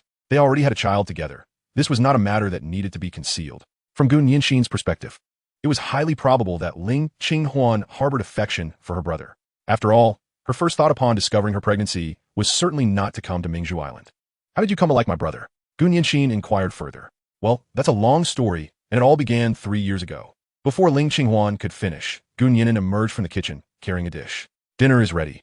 You two should wash your hands. Gun Yinshin, caught up in the moment, couldn't help but roll her eyes at her brother. However, Gun Yinan remained oblivious to her expression and turned back into the kitchen. We'll talk about it later. Let's eat for now. Ling Qinghuan, feeling bashful, scampered away. Ling Qinghuan gazed at the glistening spicy chicken, tears of emotion streaming down her cheeks. She knew this was yet another dish specially prepared by Gun Yinan for her. Curiously observing the golden fried dough, she inquired, "What dish is this?" "This is fried liao beef or fried tofu fish," came the response. "I don't know it. I've never had it before," she chuckled, her charming smile amplifying her allure. "Sister-in-law, this is absolutely delicious. You must try it later." Gun Yinshin reflected on the 4 dishes and a soup laid out on the table, a strange feeling washing over her. Her brother's culinary skills seemed to have improved significantly. Could it be that he had been concealing his talents all along? As they sat down, Gun Yinan first served Ling Qinghuan a bowl of chicken soup. "I didn't dare to make the spicy chicken too hot, fearing it might be too much for you." "Oh, that's fine," Ling Qinghuan replied nonchalantly, picking up a piece of chicken leg to savor. The outer crispiness gave way to tender, flavorful meat, perfectly spicy and fragrant. Undoubtedly, this was the most delectable spicy chicken she had ever tasted. "Gun Yinan, have you taken lessons?" "Of course, I just learned by watching videos," he replied. "You're not foolish. You're a genius." With the delightful food before her, Ling Qinghuan's previous gloom was completely swept away. Gun Yinan, puzzled, asked, "What does foolish mean?" At this, both women lowered their heads to eat, ignoring his question. Encouraged by Gun Yinshin, Ling Qinghuan also tried the fried tofu fish. Similarly crisp on the outside and tender within, it burst with the aroma of pepper and salt, followed by a rich, savory flavor. The texture of the tofu fish is indeed as its name suggests. A harmonious blend of tofu and fish, a sensation that Ling Qinghuan had never experienced before. Gun Yinshin also attempted to savor the spicy chicken. But the locals of Mingzhu Island are not accustomed to heat, and she was quickly persuaded to abandon it. Accompanying these 2 dishes, Ling Qinghuan devoured a generous bowl of rice and savored an entire bowl of chicken soup. Curiously, since her pregnancy, Ling Qinghuan's appetite had not been robust. There were days when she struggled to eat and was often afflicted by nausea. However, since arriving on Mingzhu Island, not once had she succumbed to nausea, and her appetite had notably increased. Observing her hearty meal, Gun Yinan couldn't help but smile knowingly. According to their prior discussions, they would secure their marriage certificate after the weekend. Gun Yinan touched the jewelry box in his pocket, his mind conjuring the corresponding plans. Chapter 9. The first sea fishing trip with my wife. After lunch, the two rested on lounge chairs in the backyard. The island's sunny day quickly faded, a blanket of clouds obscuring the sky, and the sea turned murky. As the ocean breeze brushed past her ears, Ling Qinghuan felt a wave of tranquility. Although she had only been on Mingzhu Island for less than a day, she was already enamored with life here. "Gun Nian'an, may I reside here indefinitely?" Gun Nian'an shook his head in disapproval. "Huh?" Ling Qinghuan suddenly sat up, her eyes filled with alarm. "Our child will need to attend school. The educational resources on the island are severely lacking. We cannot remain here indefinitely, can we?" Gun Nian'an responded pragmatically. Hearing the word "we," Ling Qinghuan instantly felt a sense of relief. "Gun Nian'an, I retract what I said during lunch." She turned away in mock indignation, her back to him as she lay down. "You are either a genius or a fool." Gun Nian'an scratched his head, recognizing her teasing. However, he paid it no mind and retrieved a thin blanket, draping it over her. The wind was strong, and a blanket would provide more comfort. Ling Qinghuan nestled her head in, murmuring, "Thank you." Accompanied by the sound of the waves, Ling Qinghuan soon drifted into a deep slumber. Gun Nian'an discreetly slipped out of the house, riding his electric scooter to the only flower shop on the island. the confidence flower house. Sister Qinghuan, is there a package for me? Ah, Xiaon has arrived. The flower shop owner, Cui Zhansan, 28 years old and noted for her beauty, was affectionately known as the Flower Fairy. Indeed, there is a package for you. It arrived with the flowers at noon. I thought it had been delivered by mistake. Cui Zhansan retrieved a long box from beneath the counter. Seeing it was yours, I signed for it, but did not touch it. All right, thank you, Sister Qinghuan. Gu Nian'an borrowed a pair of scissors and swiftly unwrapped the package. These roses are stunning, Gu Zhangan exclaimed. Being a florist, she could easily discern the quality of the flowers. To be honest, Gu Nian'an was also taken aback by the bouquet, although they were common Kerala roses. Each bloom appeared exquisitely delicate, as if freshly plucked from the branch. Is this for your girlfriend? A look of envy crossed Cui Zhansan's face. You know, Gu Nian'an couldn't help but smile wryly. In just half a day's time, it seemed as though the entire island was already aware of the matter. You are quite the little star on our island. Everyone remembers your affairs, Cui Cancan replied with a smile. Gu Nian'an understood why everyone was so concerned about her. By the way, Cancan, I might need to trouble you with something. Feel free to ask. We are siblings after all. After a moment of contemplation, Gu Nian'an said, It's at 3 o'clock the day after tomorrow. The more Cui Cancan listened, the brighter her eyes became, and she ultimately agreed to help. After confirming the plans for the day after tomorrow, Gu Nian'an took the flowers and returned home. At that moment, Ling Qinghuan was still peacefully asleep in the backyard, a hint of a smile gracing her lips. When she finally opened her eyes again, it was already dusk. Gu Nian'an was still lying beside her, as if she had never left. Suddenly sitting up, Ling Qinghuan gazed at Gu Nian'an with a silly grin. Had she recalled something joyful? Gu Nian'an couldn't help but laugh as well. It's nothing. I just find these days so comfortable. Ling Qinghuan, still not fully awake, spoke with a delightful slur. Well, as long as you enjoy it. Gu Nian'an stood up and went inside to pour her a cup of hot water. What would you like to eat tonight? Anything is fine. Leftovers from lunch will do. What leftovers? You devoured everything at lunch. Upon hearing this, Ling Qinghuan's face flushed once more. Gu Nian'an's culinary skills were exceptional, and she had nearly cleaned her plate. Let's discuss that later. Haha. All right, so what do you wish to do now? Ling Qinghuan pondered for a moment and mistakenly replied, Fishing. You like fishing too? Gu Nian'an's eyes lit up. Yes, I love it. Ling Qinghuan's gaze was resolute. But I've never fished before. She had only watched videos online about beachcombing or fishing. Gu Nian'an couldn't suppress her laughter. Since the mother of her child had spoken, she quickly rummaged through the storage room and retrieved 2 fishing rods. These were left by my dad. Even beginners can use them. Oh wow. Ling Qinghuan's spirits soared upon receiving her fishing rod. Gu Nian'an took 5 minutes to teach her how to operate it, and she was eager to try. So where are we going fishing? Gu Nian'an pointed toward the sea. Are we going out to sea? Ling Qinghuan's memory of seasickness was still vivid. No, we'll fish right in the backyard. Gu Nian'an dragged a lounge chair to the end of the backyard, with the bay clearly in sight. Directly across was the ocean fishing ground, where the occasional stray fish would swim by. I've caught quite a few here before. Really? Ling Qinghuan's eyes sparkled with delight. She would have never believed that someone could fish in their own backyard. Gu Nian'an baited the hook, and with a smooth cast, handed the fishing rod to Ling Qinghuan. Fishing with Ling Qinghuan. Reward obtained. Supreme Fishing Luck. Cash 1. 990,000. The cash has been credited to the account ending in 7960. The funds are legitimate. Please use them with peace of mind. Gu Nian'an was astonished that even this could trigger a system reward. Moreover, the notion of supreme fishing luck sounded extraordinarily impressive. With a spirit of experimentation, he cast his fishing line. Almost instantaneously, he felt a substantial weight tugging at his hand. What is it? Ling Qinghuan inquired. Her curiosity piqued as she glanced around. Gu Nian'an diligently cranked the reel to retrieve the hooked fish, but the more he turned, the more his brow furrowed. This weight felt decidedly unusual. After all, they were merely in a small bay where he typically caught only tiny fish the size of his fingers. However, this time, the heft was markedly greater. Come on, Gu Nian'an, Ling Qinghuan urged, gripping the fishing rod tightly, her encouragement unwavering. With a harmonious blend of strength and poise, Gu Nian'an lifted the rod, and a black sea bream, as long as his forearm, leaped from the water, landing at his feet. Wow, you're amazing, Ling Qinghuan exclaimed, jumping in excitement and playfully patting Gu Nian'an's strong arm. Gu Nian'an stood momentarily frozen, staring at the struggling black bream on the stone tiles of the backyard. Everything had transpired so swiftly that he hadn't even prepared the fish box. Fortunately, they had a reliable little assistant. Hearing her brother's call, Gu Nianxin hurried down the stairs. Upon seeing the black bream, she gasped, Bro, are you on a winning streak? Maybe today, you're just lucky. Help me get the fish box. Oh sure. Gu Nianxin quickly fetched a fish box and then settled down to watch the 2 fish. Almost as soon as Gu Nian'an cast his line, he caught another fish. Besides the black bream, he also reeled in several sea bass, mackerel, and even a grouper from the deep sea. Meanwhile, Ling Qinghuan had yet to catch anything. Noticing her dwindling enthusiasm, Nian'an felt a pang of sympathy. "Qinghuan, let me assist you." "How so?" Ling Qinghuan blinked her innocent eyes, secretly vowing, "A fisherman shall never return empty-handed." Nian'an approached her from behind, wrapping his broad arms around her petite frame. A blush crept onto Ling Qinghuan's cheeks, her breath quickening slightly.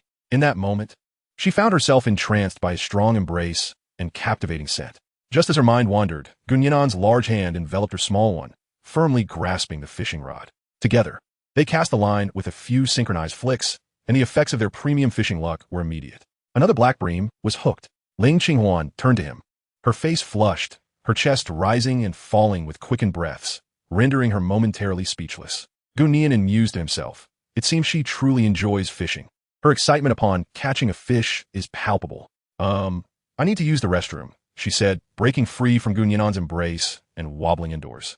After washing her face with cool water, Ling Qinghuan felt a modicum of calm return. Yet, the memory of that secure embrace lingered in her thoughts, evoking a sense of longing. With so many fish caught, the Gu family could not possibly consume them all. Nian'an promptly delivered 2 sea bass each to their neighbors, Grandpa Mi and Grandma Wang. Upon returning home, he asked Qinghuan, "How about a feast of whole fish tonight?" "Sounds great," Ling Qinghuan replied, her cheeks still tinged with a blush, though her mind had at least cleared.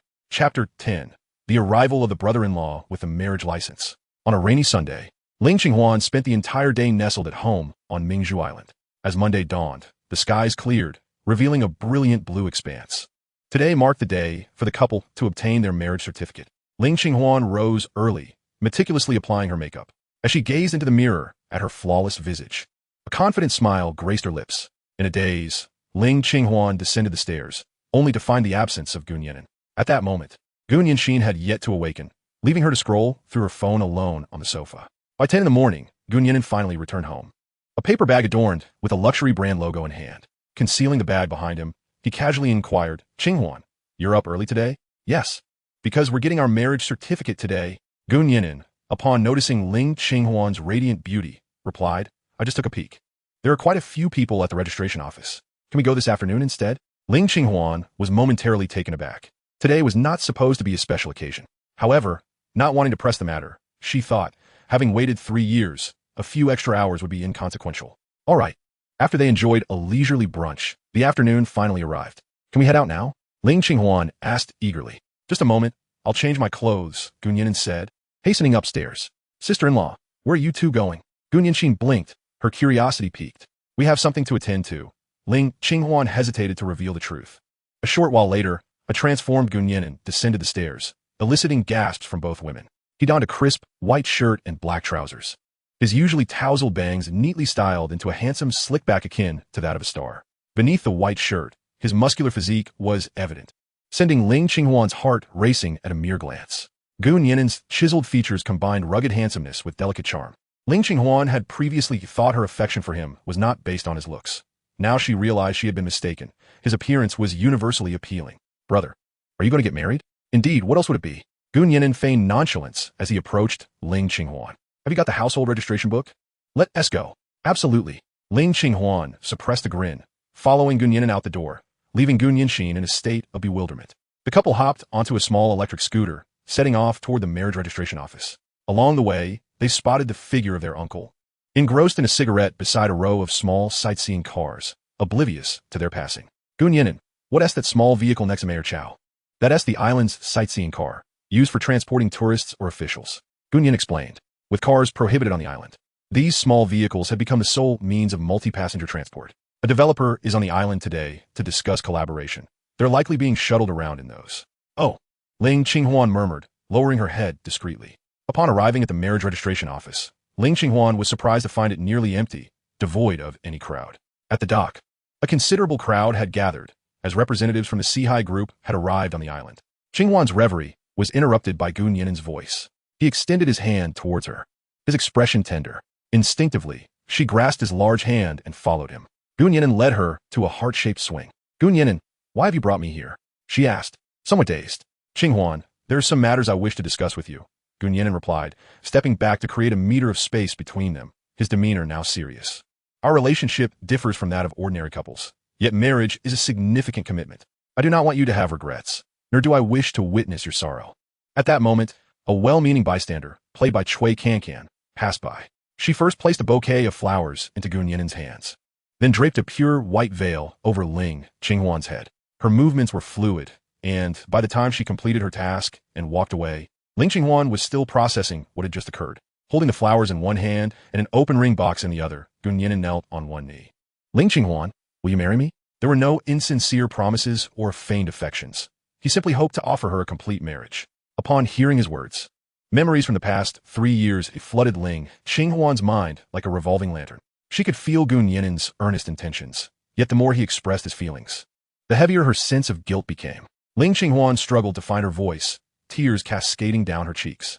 Meanwhile, Gu Nian'an gazed at her with sincerity, patiently awaiting her response. "I do," she exclaimed, astonished that Gu Nian'an would propose to her.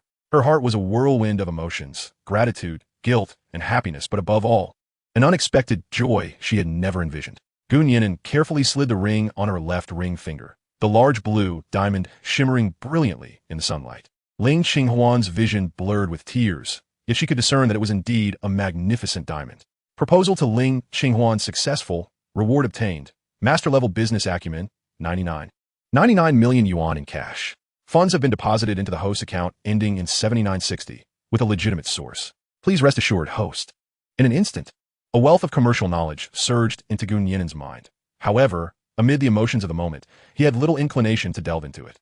Hand in hand, they approached the marriage registration office, with Ling Qinghuan now smiling through her tears. Upon seeing Gu Nian'an, the staff rushed towards them. "Xiaowen, are you getting married?" Many were aware of Gu Nian'an's relationship, but had not anticipated their swift decision to obtain a marriage certificate. Gu Nian'an nodded.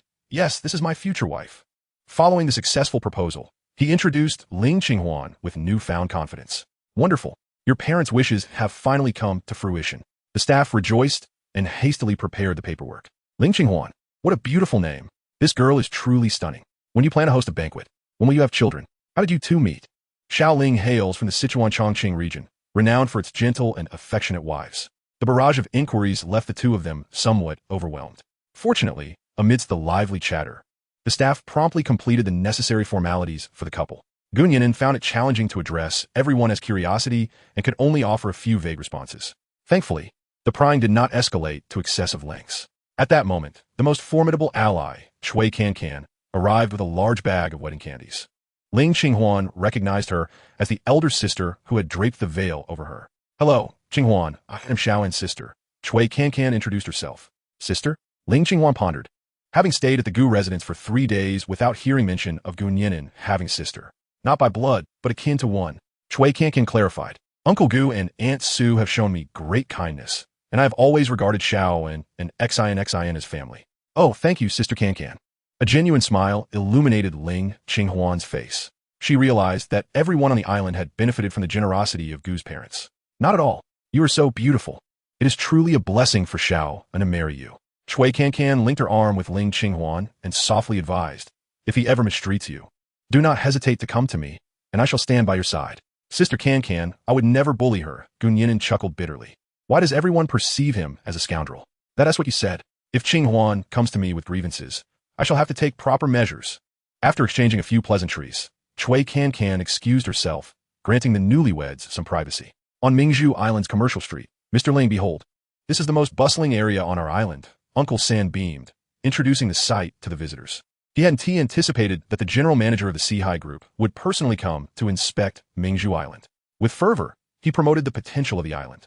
Establishing a connection with the Sihai Group could elevate Mingzhu Island's economy to new heights. Initially, Ling Qinghuan was preoccupied with thoughts of his sister and had little interest in the island. However, upon entering the commercial street, he was struck by its charm.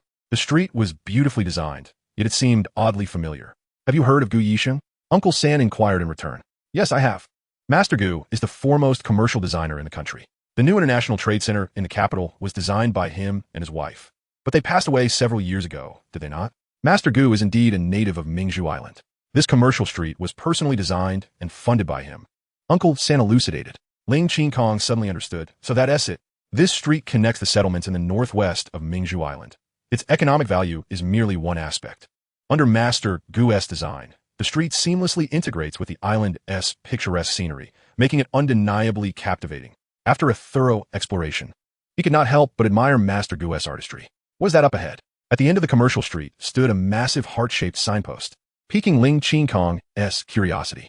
That is the island's marriage registration office, also designed and constructed by Master Gu, Uncle Sam replied. The view must be splendid. May I go up to see it? Of course. A group of individuals ascended a mere dozen steps, unveiling an unforgettable vista, a minimalist structure of purest white, complemented by a conspicuous, oversized heart-shaped swing, all set against a backdrop of cerulean ocean. The ground was adorned with blooming flowers, and at the entrance of the marriage registration office stood a pair of newlyweds. The groom, clad in a crisp shirt and trousers, exuded a gallant charm. Illuminated by the steadfast sun, the bride, draped in a flowing white gown and adorned with a veil, appeared delicate and enchanting. This scene was nothing short of romantic. Indeed, the beauty of this place was remarkable, poised to become an Instagram-worthy hotspot on the island. As the group drew nearer, Ling Qinghuan's expression suddenly transformed in disbelief. He exclaimed, Ling Qinghuan? Immersed in her bliss, Ling Qinghuan turned at the sound, only to discover her brother was now within arm's reach. Nian'an, run! She grasped Nian'an's hand and sprinted toward the direction of their electric scooter. What's wrong? Nian'an was perplexed, unaware of the unfolding drama. My brother is coming. Your brother? Nian'an glanced back, spotting a man with a fierce countenance charging toward them. At last, I found you, you scoundrel. I'll teach you a lesson. Ling Qinghuan had set his sights on this wretch who had dared to bully his sister. The two hastily mounted the scooter and sped toward the far end of the road. Ling Qinghuan pursued relentlessly but could not keep pace with a modified scooter. As he stepped onto the road, his legs buckled, sending him sprawling onto the ground. Ling Qinghuan, seated behind him, felt a surge of concern. Brother, are you all right? In response, Ling Qinghuan hurled a shoe at her. Flowers, youthful exuberance, and the sea breeze enveloped them. Was this scene truly romantic? Yet, what Ling Qinghuan perceived was a spirited young man whisking away his beloved sister. He could only kneel on the road, seething with impotent rage. Stand still, you scoundrel. Stand still. Chapter 11. An unexpected truth, Mr. Ling. Get in. The assistant arrived in a sightseeing vehicle just in time. Ling Qinghuan retrieved his shoe and swiftly leapt into the vehicle. Drive forward. They haven't gone far. The assistant pressed the accelerator, and the vehicle surged forward at an impressive speed of 30 kilometers per hour.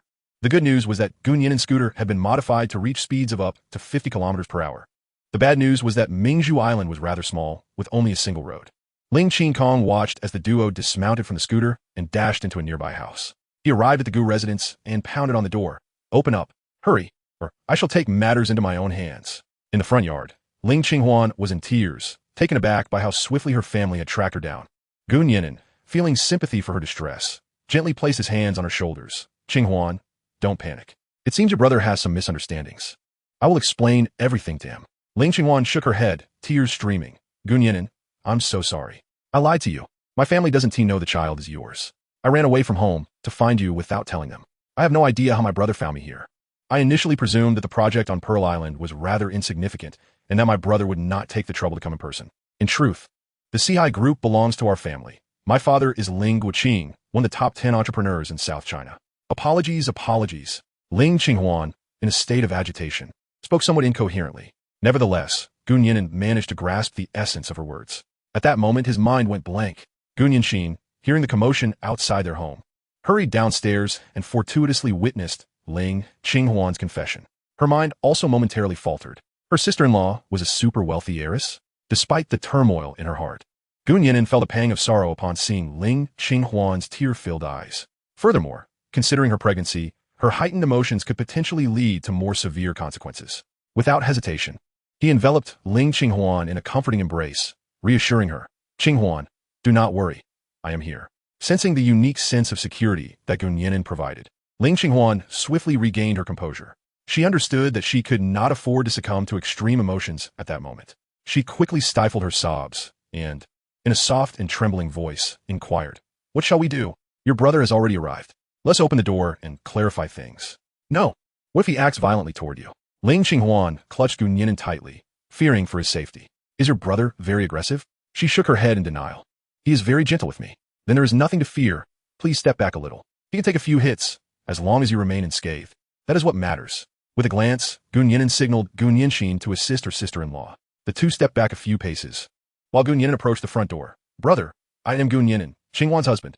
This declaration caused Ling Qinghuan's cheeks to flush crimson, piercing through Ling Qingkong's heart like a dagger. Do not rush. I will open the door, and we can discuss this calmly. Gu Nian'an twisted the doorknob. At that moment, Ling Qingkong, fuming with rage, shouted, I'm not your brother.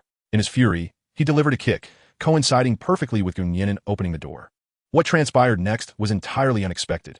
As Ling Qingkong stepped into the courtyard, he miscalculated his footing and suddenly fell into a split. His foot was caught by the threshold, and due to inertia, he was propelled into the garden. Ultimately, he knelt before Gu Nian'an in a most undignified manner. Gales of suppressed laughter erupted, echoing throughout the courtyard and beyond. Even Ling Qinghuan could not hold back her laughter, and to preserve her brother's dignity, she leaned against Gu Nianxin's shoulder, half concealing her mirth. Gu Nian'an said, Brother, let us rise and speak. The laughter crescendoed. Upon hearing this, Ling Qinghuan could no longer contain herself and burst into laughter, supported by Gu Nianxin. In the Gu family's living room, Gu Nian'an asked, Does this hurt? It should not, came the response. Then be gentle. All right. Ling Qingkong had scraped his knee while kneeling. Gu Nian'an was tending to his wound, pouring a bottle of hydrogen peroxide, causing Ling Qingkong to wail in pain. Damn it, you little rascal, he cried out. How could the esteemed young master of the Ling family ever endure such humiliation? He humbly arrived on this desolate island and, upon first seeing his sister, fell flat on his back. After a long pursuit of this scoundrel, he was met with a farcical display of reverence. What a delight, brother-in-law, enjoying some fruit. Gu Nianxin presented a fruit platter.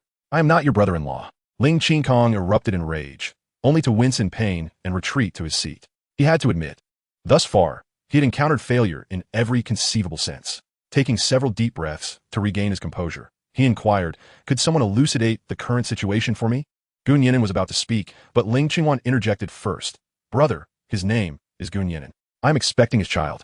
A sharp blade pierced Ling Qingkong's heart. I care for him. He is willing to take responsibility, and we are together. Before your arrival, we had already obtained our marriage certificate. We are a legally recognized couple. Ling Qingkong, deeply protective of his sister, yet still clinging to reason, clutched his chest and glared fiercely at Gu Nian'an, who met his gaze without flinching. Sister, come home with me. No, I wish to remain here. Ling Qinghuan resolutely declined. Why? What is there to appreciate in this godforsaken place? Ling Qingkong queried, bewildered. I love it here, and I want to stay close to Gu Nian'an because I am carrying his child. At this revelation, Ling Qingkong was utterly dumbfounded. In his memory, his sister was always a rational individual, yet her current behavior was anything but reasonable. What could this scoundrel possibly offer? He resembles a lump of charcoal, albeit somewhat handsome. But can good looks fill one's stomach? Faced with his sister's obstinacy, Ling Qingkong redirected his ire toward Gu Nian'an. Are you from Mingzhou Island? Gu Nian'an nodded affirmatively. What is your occupation? I have no formal job. Upon hearing this, Ling Qingkong felt a wave of dizziness wash over him. Was this not just a hapless country bumpkin? How could his sister possibly have fallen for him? Have you heard of the Sea Group?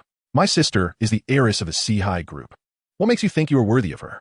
What kind of enchantment have you cast upon her? Ling Qingkong then turned to his sister, asking, Sister, has he mistreated you? You can tell me, and I will resolve it for you. Ling Qinghuan shook her head in denial. At that moment, Ling Qingkong felt overwhelmed, realizing his sister was determined to remain there. What do your parents do? He pressed on. My parents were designers, but they have passed away. Brother. Ling Qinghuan's expression soured as she grabbed Ling Qingkong, attempting to walk away. I need to speak with you. Come here. Ling Qingkong shot a glare at Gu Nian'an before limping after his sister to the backyard. Ling Qinghuan cast an apologetic glance at Gu Nian'an. Once in the backyard, Ling Qingkong began to passionately outline the pros and cons, urging his sister to return home. However, her subsequent revelation nearly caused him to faint. Brother, the situation is far more complex than you realize. I initiated my relationship with Gu Nian'an. I have loved him for a long time. 2.5 months ago, I deliberately had him intoxicated. Chapter 12. Where do diamonds come from? Upon discovering the truth, Ling Qingkong felt as though struck by a bolt from the blue. Is this truly the refined young lady I remember as my sister? How could she engage in such shameless behavior? So he is the victim? Ling Qingkong scratched his head, feeling utterly perplexed. What can I possibly say to you? You are capable of such things? I am utterly speechless. Ling Qingkong, feeling weak all over, slumped into a wrought-tan chair, staring vacantly at the sea. I have wronged Gu Nian'an, but I truly love him. I shall spend my life proving this. Ling Qinghuan wiped her tears, yet her expression remained resolute. Ling Qingkong quickly regained his composure. He was not one to judge without discernment. Indeed, his sister was in the wrong. However, it was too late to change the course of events, and all he could do now was to salvage the situation. What was his family background like? I heard his parents have passed away. Yes, it was said they died in a car accident 3 years ago on the mainland. Ling Qinghuan replied, his parents were wonderful people who helped those on the island. Thus, the islanders take good care of us. Ling Qinghuan raised his hand to stop her, stating, that is irrelevant. How does he sustain himself without a job? He is an online novelist. His works are quite popular and have earned him a substantial income. How substantial? Seeing that his sister could not answer, Ling Qinghuan sighed inwardly. Never mind, our family is not short of money. What are your plans moving forward? Ling Qinghuan pondered for a moment and responded, I want to remain on the island and give birth to the child. And then? Then I will raise the child alongside Nian'an. Ling Qinghuan spoke with a tone of absolute certainty. How does that differ from the life our parents envisioned for you? Ling Qinghuan understood that his sister yearned for freedom. To be honest, the wealthy young men his father had introduced to her, disregarding their character, had other commendable qualities. Yet, Ling Qinghuan refused to become a caged canary, which is why she had always been reluctant to accept. The distinction lies in the fact that this is my own choice. Ling Qinghuan crossed her arms defiantly, asserting her stance. Alas, Ling Qinghuan sighed deeply, momentarily at a loss for words. Just then, he caught sight of the magnificent blue diamond ring on his sister's finger. Sister, where did this ring come from? He painfully rose to his feet, his gaze fixated on her ring finger. This is the engagement ring Nian'an gave me. Ling Qinghuan beamed with pride, raising her hand to let the blue diamond shimmer brilliantly in the sunlight. Where did he acquire this ring? Ling Qinghuan inquired once more. He must have purchased it. I'm not sure. At that moment, Ling Qinghuan also noticed how large and pure the diamond was. Even as the daughter of the Ling family, she had only seen diamonds of such caliber at exhibitions. May I take a closer look? Ling Qinghuan said, extending his hand to retrieve it. Ling Qinghuan quickly shielded her left hand, pouting in protest. This is the engagement ring my husband gave me. What are you looking at? No. I believe I recognize that diamond. It belongs to our mother. Ling Qinghuan exclaimed. Huh? The scene shifts back 23 years. At that time, Ling Qinghuan had yet to be born, and Ling Qinghuan was still in elementary school. Ling Guqing invested a staggering 9 million to purchase a 99-carat vivid blue diamond as a gift for his wife Yang Lirong on their 10th wedding anniversary. 3 years later, the Sihai Group faced betrayal from a partner, leading to a catastrophic financial crisis. Without hesitation, Yang Lirong sold all her jewelry, converting them into cash to support her husband's business. Ultimately, the vivid blue diamond was sold for an astounding 99 million to a mysterious overseas buyer. Once the crisis subsided, Ling Guqing sought to reacquire the diamond of sentimental value, but he could not establish contact with the enigmatic buyer, no matter how hard he tried. After an exhaustive search yielded no results, and under his wife's persuasion, Ling Guqing relinquished his pursuit. Ling Qinghuan had seen that diamond with his own eyes. It was identical to the one on his sister's finger. That diamond, valued at 20 million 2 decades ago, now surely exceeds 100 million, or so Ling Qinghuan deduced. Ling Qinghuan examined the ring on her ring finger more closely, her heart filled with conflicting emotions. Perhaps it was merely a coincidence that they resembled one another? She gritted her teeth and explained it could also be a synthetic diamond. Sister, with your collection of jewelry, how can you not discern the authenticity of this diamond? Ling Qinghuan remarked, seizing Ling Qinghuan's hand to take a photograph. What are you doing? Ling Qinghuan quickly withdrew her hand. I'll send this to our mother. She will surely recognize it. Why not just ask Nian'an directly? I'll go inquire. Ling Qinghuan strode towards the interior of the house. Just then, a cacophony erupted from the front courtyard. It seemed as though a dispute had broken out, accompanied by sounds of scuffling. Nian'an, what is happening? Ling Qinghuan rushed into the courtyard, only to be swiftly intercepted by Nian'an. Sister-in-law, your brother's men are about to clash with everyone. Don't go over there. It's dangerous. Everyone, they are fighting? Ling Qinghuan peered anxiously, discovering that indeed, hundreds of people were embroiled in a heated argument outside. One faction, led by the town mayor, Uncle Chow, comprised the island's residents, while the other consisted of employees from the Sihai Group. Nian'an stood between the two groups, awkwardly attempting to mediate. We, on Mingzhu Island, do not welcome you. Get out of here. Uncle Chow brandished a harpoon, exuding an intimidating presence. Shaoan, you need not fear. Uncle will protect you. He had witnessed the earlier scene where Ling Qinghuan pursued Nian'an. After inquiring with the marriage registration office, he learned that Nian'an and Ling Qinghuan had already registered their marriage. It dawned on him then that Ling Qinghuan was indeed the heiress of the Sihai Group, and Ling Qinghuan was the one attempting to thwart their union. Thus, he had gone to seek help. With a rallying cry, people from all corners of the island came to support Nian'an. Uncle, please lower your weapon. The situation is not as dire as it seems. Nian'an was in a flurry of anxiety. With so many people, what if a bloody conflict truly erupted? Shaoan, rest assured, we are all here. They wouldn't dare lay a finger on you. Next door, Aunt Wang brandished 2 cleavers, and one might mistakenly think she was Sun Ernyang from Watermargin. Dear Aunt Wang, why are you still wielding a knife? Please put it down, lest you inadvertently harm yourself. Gun Yinan firmly restrained Aunt Wang's blade and addressed the crowd. Everyone, there is no need for alarm. It is merely a misunderstanding with my brother-in-law, nothing of great significance. I kindly ask you all to return home for now. I will treat you to tea another day. At these words, the onlookers exchanged glances. Uncle Chow stepped forward to speak quietly with Gun Yinan, then declared, Everyone, please head back. I will remain here to ensure the safety of Shaolin. With the mayor's assurance, the crowd voiced no objections. Gradually, the hundreds dispersed, returning to their own affairs. Only the families of Xiao He and Bai Lu remained, along with Uncle Chow and Shui and Ling Qinghuan. Hidden within the confines of the house, observed the scene unfold before him. He could not help but ponder Gun Yinan's true identity. The island's inhabitants seemed to hold him in high regard. At that moment, an assistant hurried to his side to report, Mr. Ling, I have just discovered that Gun Yinan's parents are none other than the esteemed commercial designer Gu Yixing and his wife, Luo Sini. Furthermore, for years ago, they devised a revitalization plan for Mingzhu Island, focusing on the development of its tourism resources. They personally designed and invested in 77 structures on the island, including a commercial street, a marriage registration office, and the Eastern Scenic Dock. Ling Qinghuan's expression grew increasingly grave upon hearing this. He continued, tragically, the couple perished in a traffic accident 3 years ago in the capital, halting the revitalization efforts. However, the islanders remained deeply grateful to them, treating the Gu siblings as their own children. As the assistant delivered this information, Ling Qinghuan and Gun Yinxin stood nearby. Ling Qinghuan cast a questioning glance at Gun Yinxin, who nodded with reddened eyes. Chapter 13.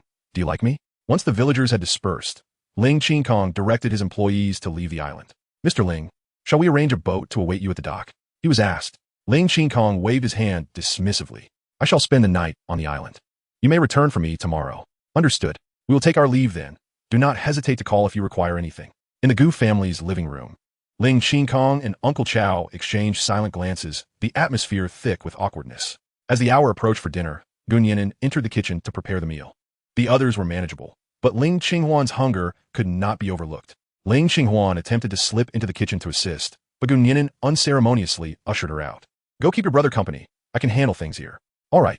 Back in the living room, Ling Qinghuan suddenly inquired, Brother, weren't you here to discuss the project? How'd it go? The environment of Mingzhu Island is quite favorable. It indeed holds potential for tourism development. At this, Uncle Chow's eyes brightened slightly. However, Mayor Chow has stated that the Sihai group is unwelcome here, so this collaboration seems doubtful. Hearing this, Uncle Chow's head drooped once more. Indeed, those were his own words. In hindsight, he realized he had acted too impulsively. Brother, this is where you are mistaken. Ling Qinghuan swiftly moved to sit beside Gun Yinxin, clarifying her stance. What my third uncle said earlier was merely in anger. Who asked you to intimidate Gun Yinan? Ling Qinghuan was taken aback, astonished by his sister's unexpected loyalty. Ling Qinghuan winked at him defiantly, asserting her newfound identity as half a resident of Mingzhu Island, having married Gun Yinan. Moreover, Mingzhu Island indeed boasts breathtaking scenery, and developing its tourism could only be beneficial. Ling Qinghuan found himself at a loss for words.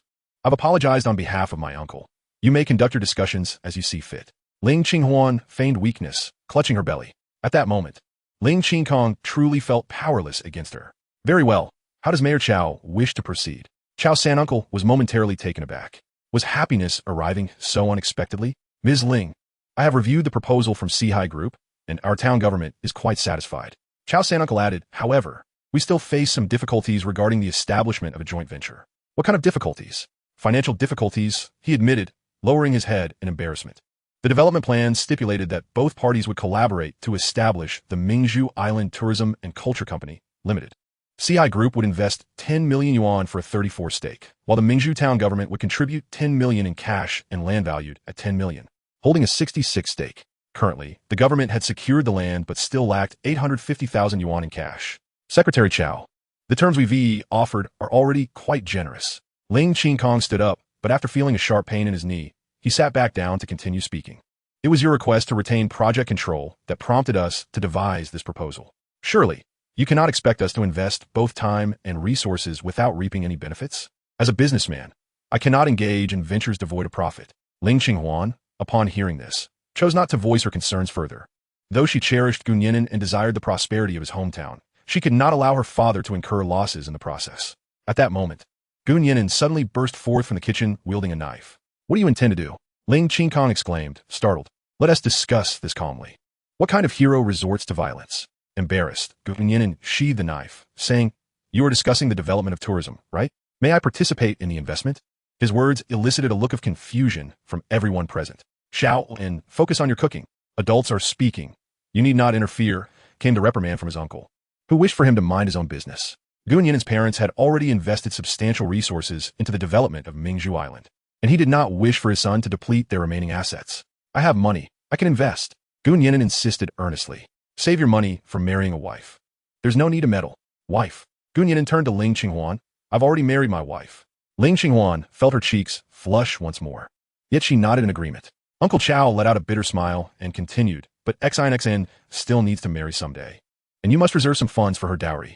Gu Nianxin, feeling inexplicably compelled to explain, replied, Uncle, my brother has already set aside money for my dowry. He earned every penny himself and manages it as he sees fit. 3 years ago, our parents passed away, leaving behind a 7-figure inheritance and 2 properties in the mainland. As renowned designers, their wealth certainly exceeds this, but most of the cash has been invested in the development of Mingzhu Island. So it is not easy to have this left over. Gu Nian'an did not take a single cent, leaving all the inheritance to his sister. At this moment, Ling Qinghuan scoffed, cough, cough, Gu Nian'an, we are discussing a business worth over 10 million. Your earnings are simply insufficient. I can cover the shortfall for the town. Gu Nian'an remained unfazed, his expression serious. 5 minutes earlier, Gu Nian'an was in the kitchen preparing a meal when a voice echoed in his mind. New task released. Invest in the establishment of Mingzhu Island Tourism and Culture Company. Look, task reward, double the investment amount returned. Construction blueprint of Mingzhu Island. His system had finally issued a task. For him, this was a guaranteed profit. No matter how much he invested, the system would return double. More importantly, he would receive a blueprint for the construction of Mingzhu Island, which held great significance for him. Returning to the living room, Uncle Chao pondered for a moment, intending to throw out a large figure to deter Gu Nian'an. The town is short by 10 million. Can you possibly come up with that amount? Without hesitation, Gu Nian'an replied, I will invest 10 million. Investing 10 million would immediately yield 20 million. While also aiding the development of his hometown, what's not to be gained? The other's expressions changed drastically upon hearing this. Xiaowen, are you serious? This is 10 million, not just 1,000. Gu Nian'an reflected for a moment and indeed retracted his investment. He turned to Ling Qinghuan and asked, Qinghuan, we are now husband and wife. Do you agree with me investing this 10 million? Ling Qinghuan, gazing into his earnest eyes, instinctively nodded. All right, we shall invest 10 million. This time, he had no doubts. Are you serious? Ling Qinghuan reconfirmed. Don't think of using my sister's money. She holds shares in the Sihai Group. Although Ling Qinghuan possessed only a small percentage of shares in the Sihai Group, it was still valued at several hundred million. The limited shares were due to her non-involvement in the Group's management, essentially a form of financial support from the family. Of course, she could not liquidate these shares, only enjoying the rights to dividends. I assure you, every penny is earned by me, Gu Nian'an declared earnestly. The group exchanged glances, momentarily at a loss for what to decide. Reluctantly, Uncle Chao spoke up, this matter requires careful consideration. You should return to cooking for now. Ling Qinghuan echoed, yes, yes. Don't let my sister go hungry. Hearing this, Gu Nian'an shrugged and returned to the kitchen with a knife in hand. Just as he left, Ling Qinghuan followed him inside. Gu Nian'an, Ling Qinghuan called out to him. Qinghuan? The kitchen was filled with a thick haze of cooking oil. You shouldn't linger here. Gu Nian'an urged the others to leave once more. I have something to say. Then I shall take my leave. Ling Qinghuan whispered into his ear. I possess 6 million in private savings, all earned through my own efforts. You may take it all. She felt reluctant to spend the money her family had given her. Otherwise, she could afford even more. Gu Nian'an was momentarily taken aback by her words. Then a gentle smile graced his lips. He inexplicably felt the urge to ruffle Ling Qinghuan's hair, but upon noticing the grease on his hands, he thought better of it. I have enough money. There's no need for concern. You should save yours for delightful meals, he reassured her. Initially touched, Ling Qinghuan soon voiced her discontent. Were you saying? I'm not a child. Moreover, spending 6 million on food. Do you wish for me to become a little pig? A little pig is quite adorable, isn't it? Gu Nian'an teased. If I become a little pig, you surely won't fancy me anymore. Ling Qinghuan playfully jabbed his back with her small fists, then suddenly paused. Did you like me? Before Gu Nian'an could respond, she dashed out of the kitchen. Upon returning to the living room, her delicate face was flushed a deep crimson. Chapter 14. This wine has no alcohol content. It won't make you drunk. Moments later, an enticing aroma wafted from the kitchen, tantalizing everyone's appetites. Even Ling Qinghuan, who had savored the finest delicacies, found himself swallowing several times in anticipation. Xin. Come in and lend a hand. Dinner is ready. All right. Gu Nianxin called her friend Bai Lu, and together they hurried into the kitchen to help serve the rice. Upon seeing the delectable spread, Cui Can quickly exited. 5 minutes later, she returned to the Gu household, carrying 2 boxes of rice wine. Sister Can, what is this all about? Gu Nian'an inquired with curiosity. Such a splendid feast deserves some wine, Cui Can replied, shaking the boxes. She exuded a unique aura of maturity. This is my homemade flower petal wine. Surely, third uncle and boss Ling must have a taste. Cui Can's flower petal wine was renowned across the island, and third uncle could hardly contain his anticipation. Mr. Ling, this is our island's florist. Her wine is exceptional, and you simply must try it. Ling Qinghuan did not decline. After all, it was customary to indulge in a drink during business discussions. The Gu family's dining table was too small to accommodate so many guests. So Gu Nian'an had to bring out the large folding round table, and everyone gathered in the backyard for the meal. Cui Can poured 8 glasses of wine. All the adults present, save for Ling Qinghuan, were eager to sample it. Ling Qinghuan glanced at the pink liquid in his glass, then at the sunset-drenched sea, and a faint smile graced his face. Brother, what makes you smile? Nothing. I simply find this quite pleasant. Having attended many business banquets, he had never encountered such a casual gathering before. As everyone took their seats, Ling Qinghuan sat among the 3 children, Gu Nianxin, Bai Lu, and Little Black, while Gu Nian'an and the other adults occupied the surrounding spots. As the eldest and most senior person present, Uncle Chow raised his glass first. Mr. Ling, we welcome you to Mingzhu Island for your visit.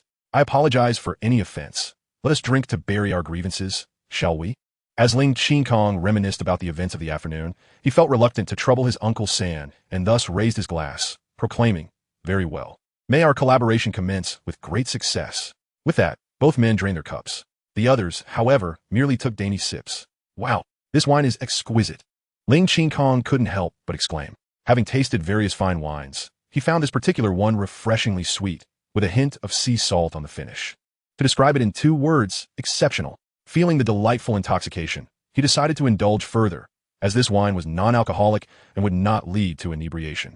Cui Can, beaming with joy, poured him another glass. Observing this, Gu Nian'an leaned toward Ling Qinghuan and inquired, how well can your brother hold his liquor? Quite well, she replied. He practiced with my father and can down 2 gin of white liquor. Gu Nian'an nodded. Then he will surely be intoxicated tonight. Is this wine really that potent? Ling Qinghuan expressed her surprise. You shall see shortly, Gu Nian'an teased, creating an air of suspense. Meanwhile, Uncle San and Ling Qinghuan continued their revelry, while the others were dazzled by Gu Nian'an's culinary skills. Shaoan, your cooking is divine, Cui Can exclaimed with genuine astonishment. Indeed, I only discovered this in the past few days. Gu Nianxin chimed in. He has been hiding his talents all along, only revealing his true skills since you arrived, sister-in-law. Ling Qinghuan could only smile shyly at the compliment. She believed that Gu Nian'an's dishes were the most delectable delicacies in the world. As twilight descended, the group, satiated and merry, lingered at the dining table, engaged in casual conversation. A few seabirds glided across the night sky, and everyone relished the tranquility of the evening. Just then, Gu Nian'an, Ling Qinghuan exclaimed, rising abruptly and then settling back down with a hand on her shoulder. Brother, I owe you an apology on behalf of Huan. Upon hearing this, Ling Qinghuan felt a surge of anxiety. She glanced at her brother, noticing his eyes were already glazed, revealing a profound inebriation. I'm sorry, truly sorry. Huan should not have. Ling Qinghuan instinctively clutched the hem of Gu Nian'an's clothing, fearing her brother might reveal the truth. She was unsure how she would face Gu Nian'an afterward. Yet, Gu Nian'an, in a soothing tone reminiscent of comforting a child, replied, Brother, you are intoxicated. Let me assist you to rest, shall I? I am not drunk. Ling Qinghuan waved his hand, his innocent eyes wide open. This wine is non-alcoholic. How could I be inebriated? Do you look down upon me? Gu Nian'an was both amused and exasperated, recognizing that he was hopelessly intoxicated. No. Brother has a great capacity for liquor. This little bit cannot possibly intoxicate him. Exactly. A smile spread across Ling Qinghuan's face. I have a great capacity for liquor. The sea here is beautiful. Mayor Chow, he then turned to Uncle San. Our collaboration is thus established. I shall have someone deliver the contract right away. With that, he fumbled for his phone and dialed a random number. The number you have dialed is not in service. Please try again later. Huh? Ling Qinghuan was puzzled. My assistant changed numbers. I will ensure they deliver the contract tomorrow. Uncle San, with an unlit cigarette dangling from his lips, nodded repeatedly. All right. Thank you, General Ling. Thank you for C's group. He had been holding that cigarette for half the evening, but just as he was about to light it, he was stopped by Gu Nian'an. From this, he could surmise the state of Ling Qinghuan. After dinner, Xiaohei's mother and Lulu's mother took charge of washing the dishes, while several men were tasked with carrying the unconscious Ling Qinghuan upstairs to the guest room. Ling Qinghuan and the 3 children were responsible for slicing the fruits for dessert. A perfect division of labor between the genders. Gu Nian'an ensured her brother-in-law was settled before returning downstairs.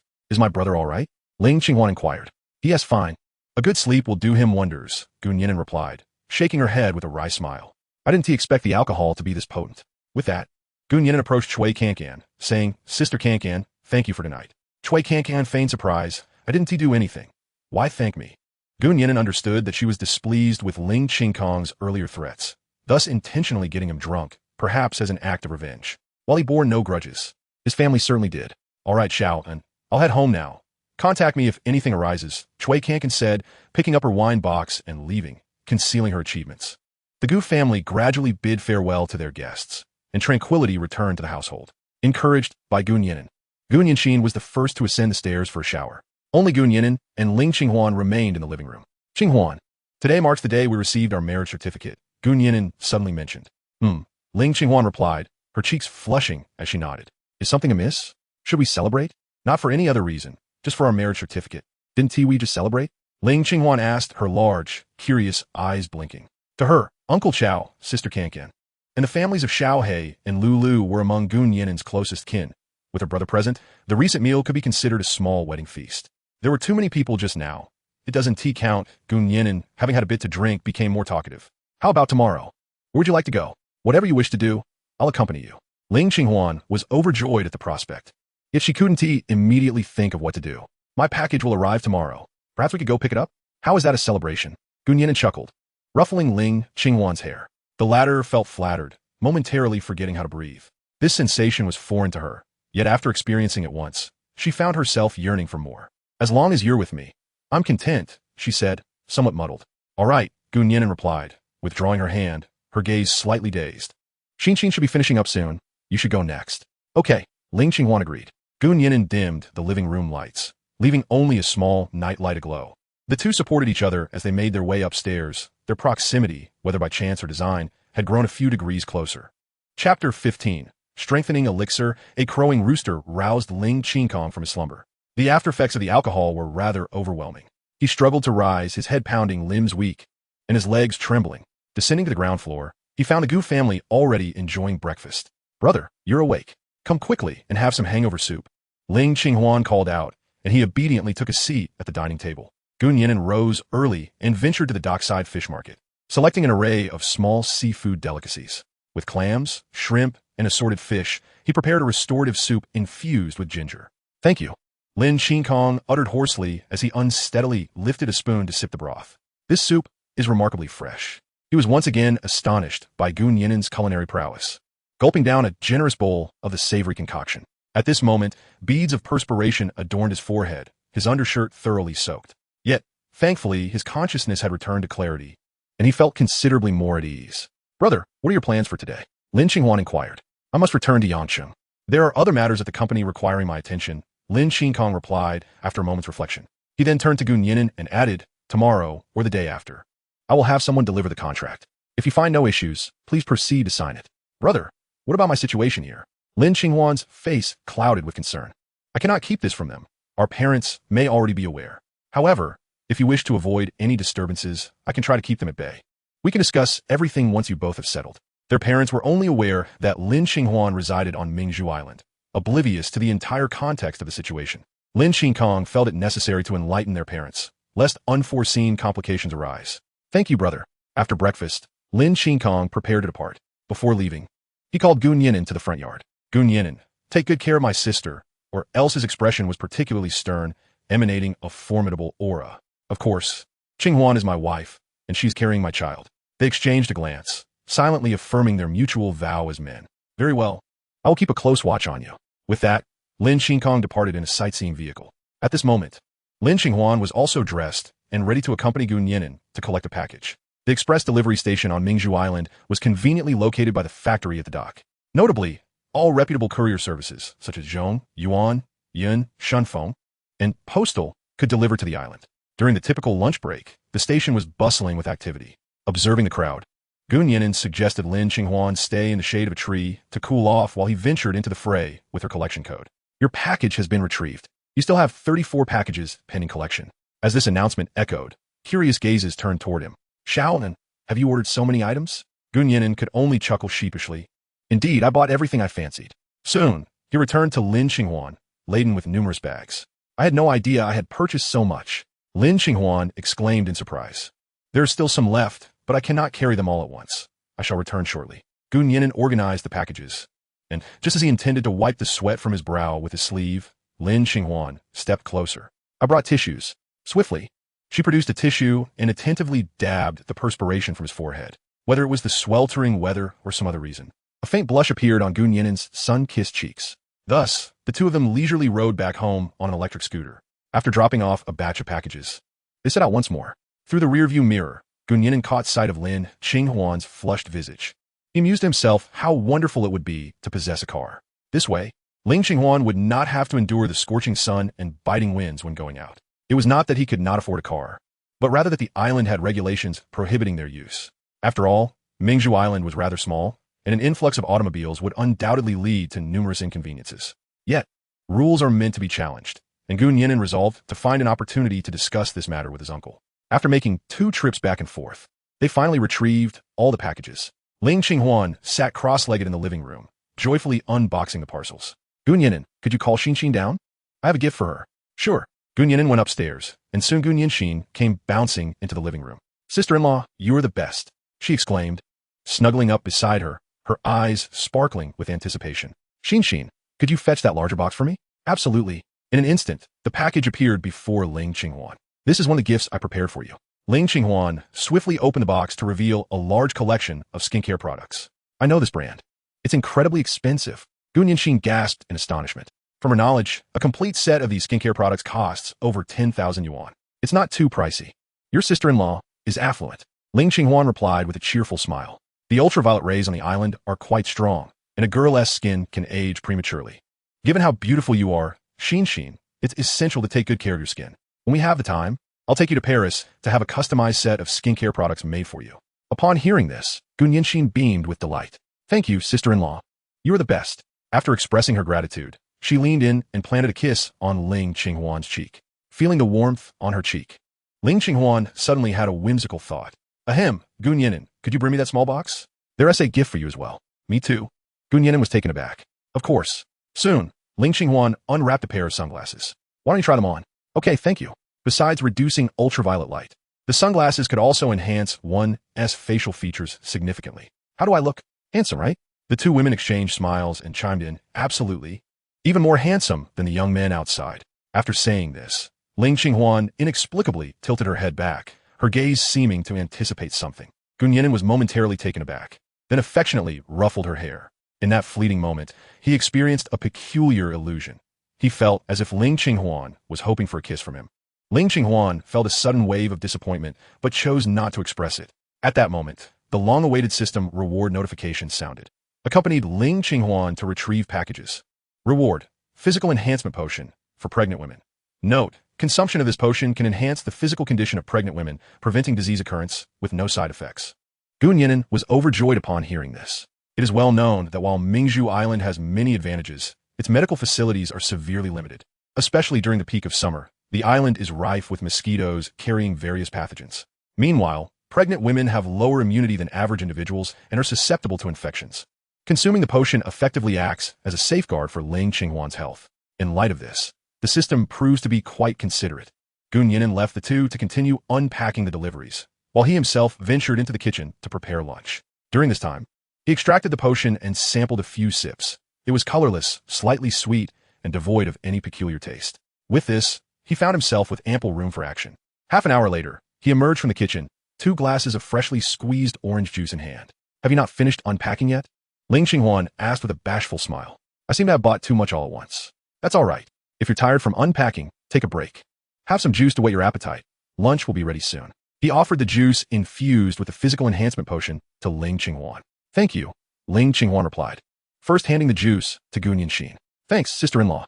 Gun Yinxin thought little of it. After unpacking for so long, she was parched. Wait, Gun Yinan chuckled, quickly halting his sister's actions. He could not believe that such a simple matter could go awry. That cup is yours. Return the other to your sister-in-law. Oh, are these two cups different? Gu Nianxin asked. Though she felt a tinge of confusion, she complied nonetheless. Gu Nian'an felt overwhelmed. I infuse your sister-in-law's cup with a generous amount of affection. Does that count? Cough, cough, cough. Gu Nianxin choked on a sip of juice upon hearing this. Was this really something her normally taciturn brother could utter? Meanwhile, Ling Qinghuan lowered her head to mask her embarrassment, savoring the lovingly prepared orange juice. She could guarantee that her glass was far sweeter than Gu Nianxin's. Chapter 16. Mingzhu Island Tourism Cultural Company. The following day, the weather on Mingzhu Island remained brilliantly clear. Gu Nian'an received a call from his third uncle, instructing him to come to the town government immediately. The Sihai Group has arrived with the cooperation agreement. Gu Nian'an wasted no time. After breakfast, he rode his electric scooter to the town government. Xiaoan is here. Let us head upstairs and not keep your brother-in-law waiting, his uncle said, extinguishing his cigarette as they ascended together. He's here too? Gu Nian'an was taken aback. Ling Qinghuan had previously mentioned that he would send someone to deliver the contract. He had not anticipated that the CEO would come in person.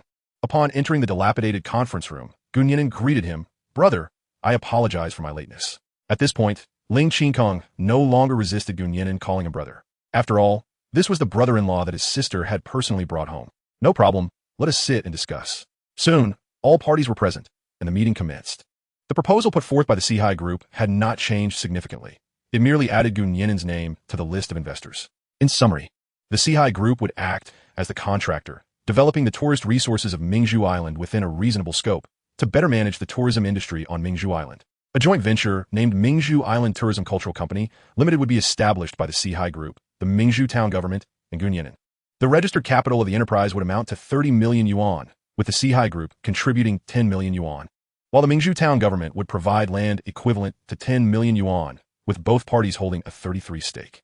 Gu Nian'an personally invested 10 million yuan, acquiring a 34% stake, thus becoming the largest shareholder of the company. This outcome was reached through amicable negotiations among the three parties. After all, Gu Nian'an's identity is quite distinctive. On one hand, he is a native of Mingzhu Island, and his parents' esteemed reputation precedes him, garnering the trust of the island's inhabitants. On the other hand, regardless of the opinions held by the Ling family, he is married to Ling Qinghuan, establishing a vested interest with the Sihai Group.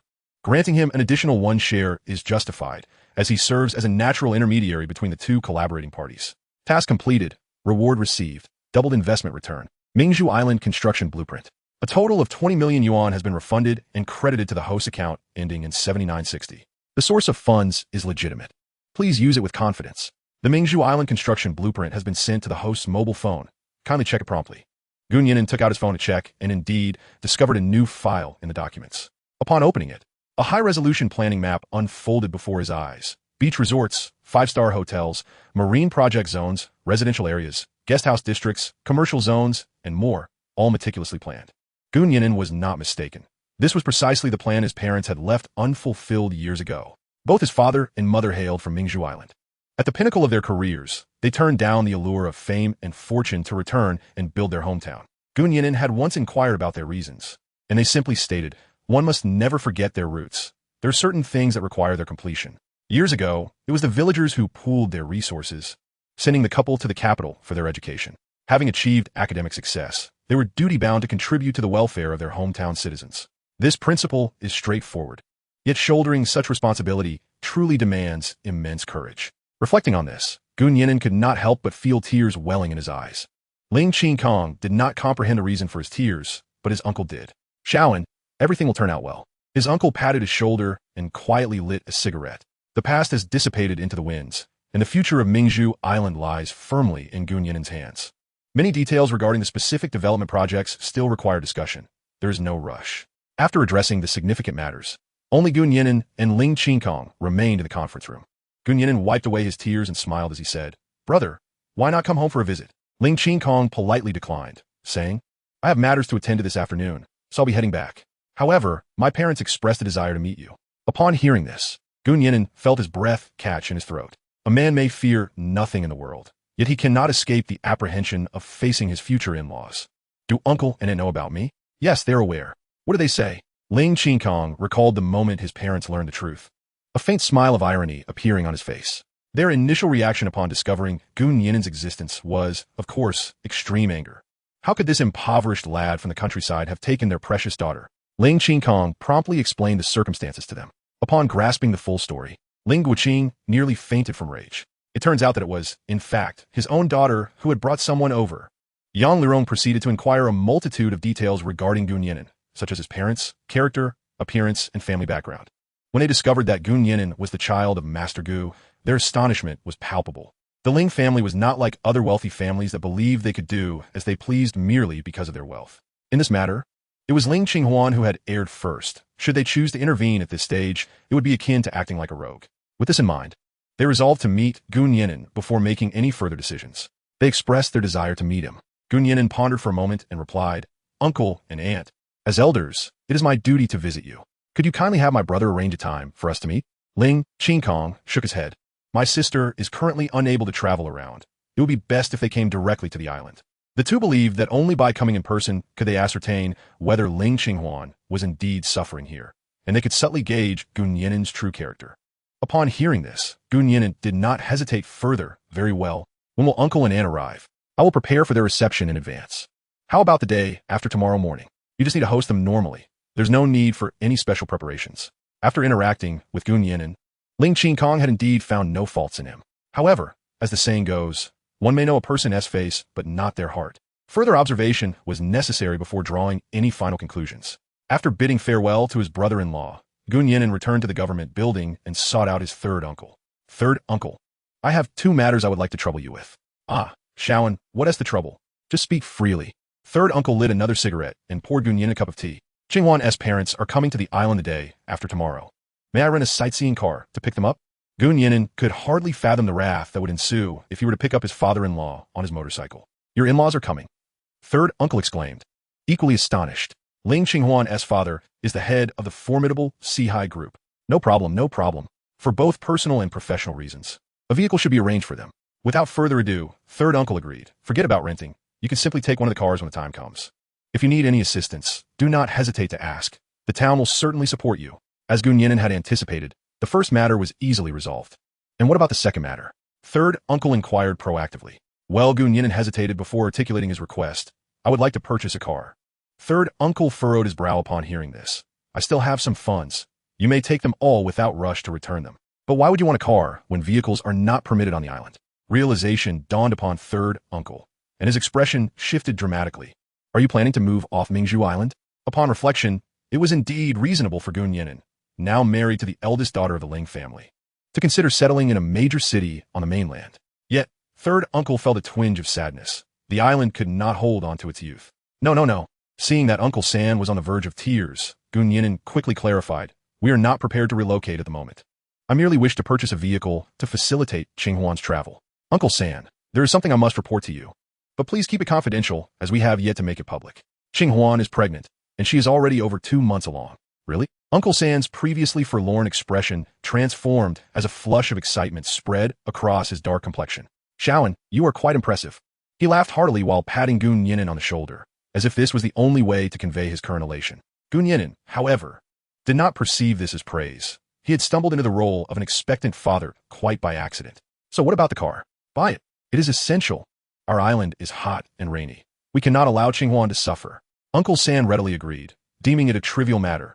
"I will arrange for a pass for you. Do not concern yourself with others' opinions." "Great.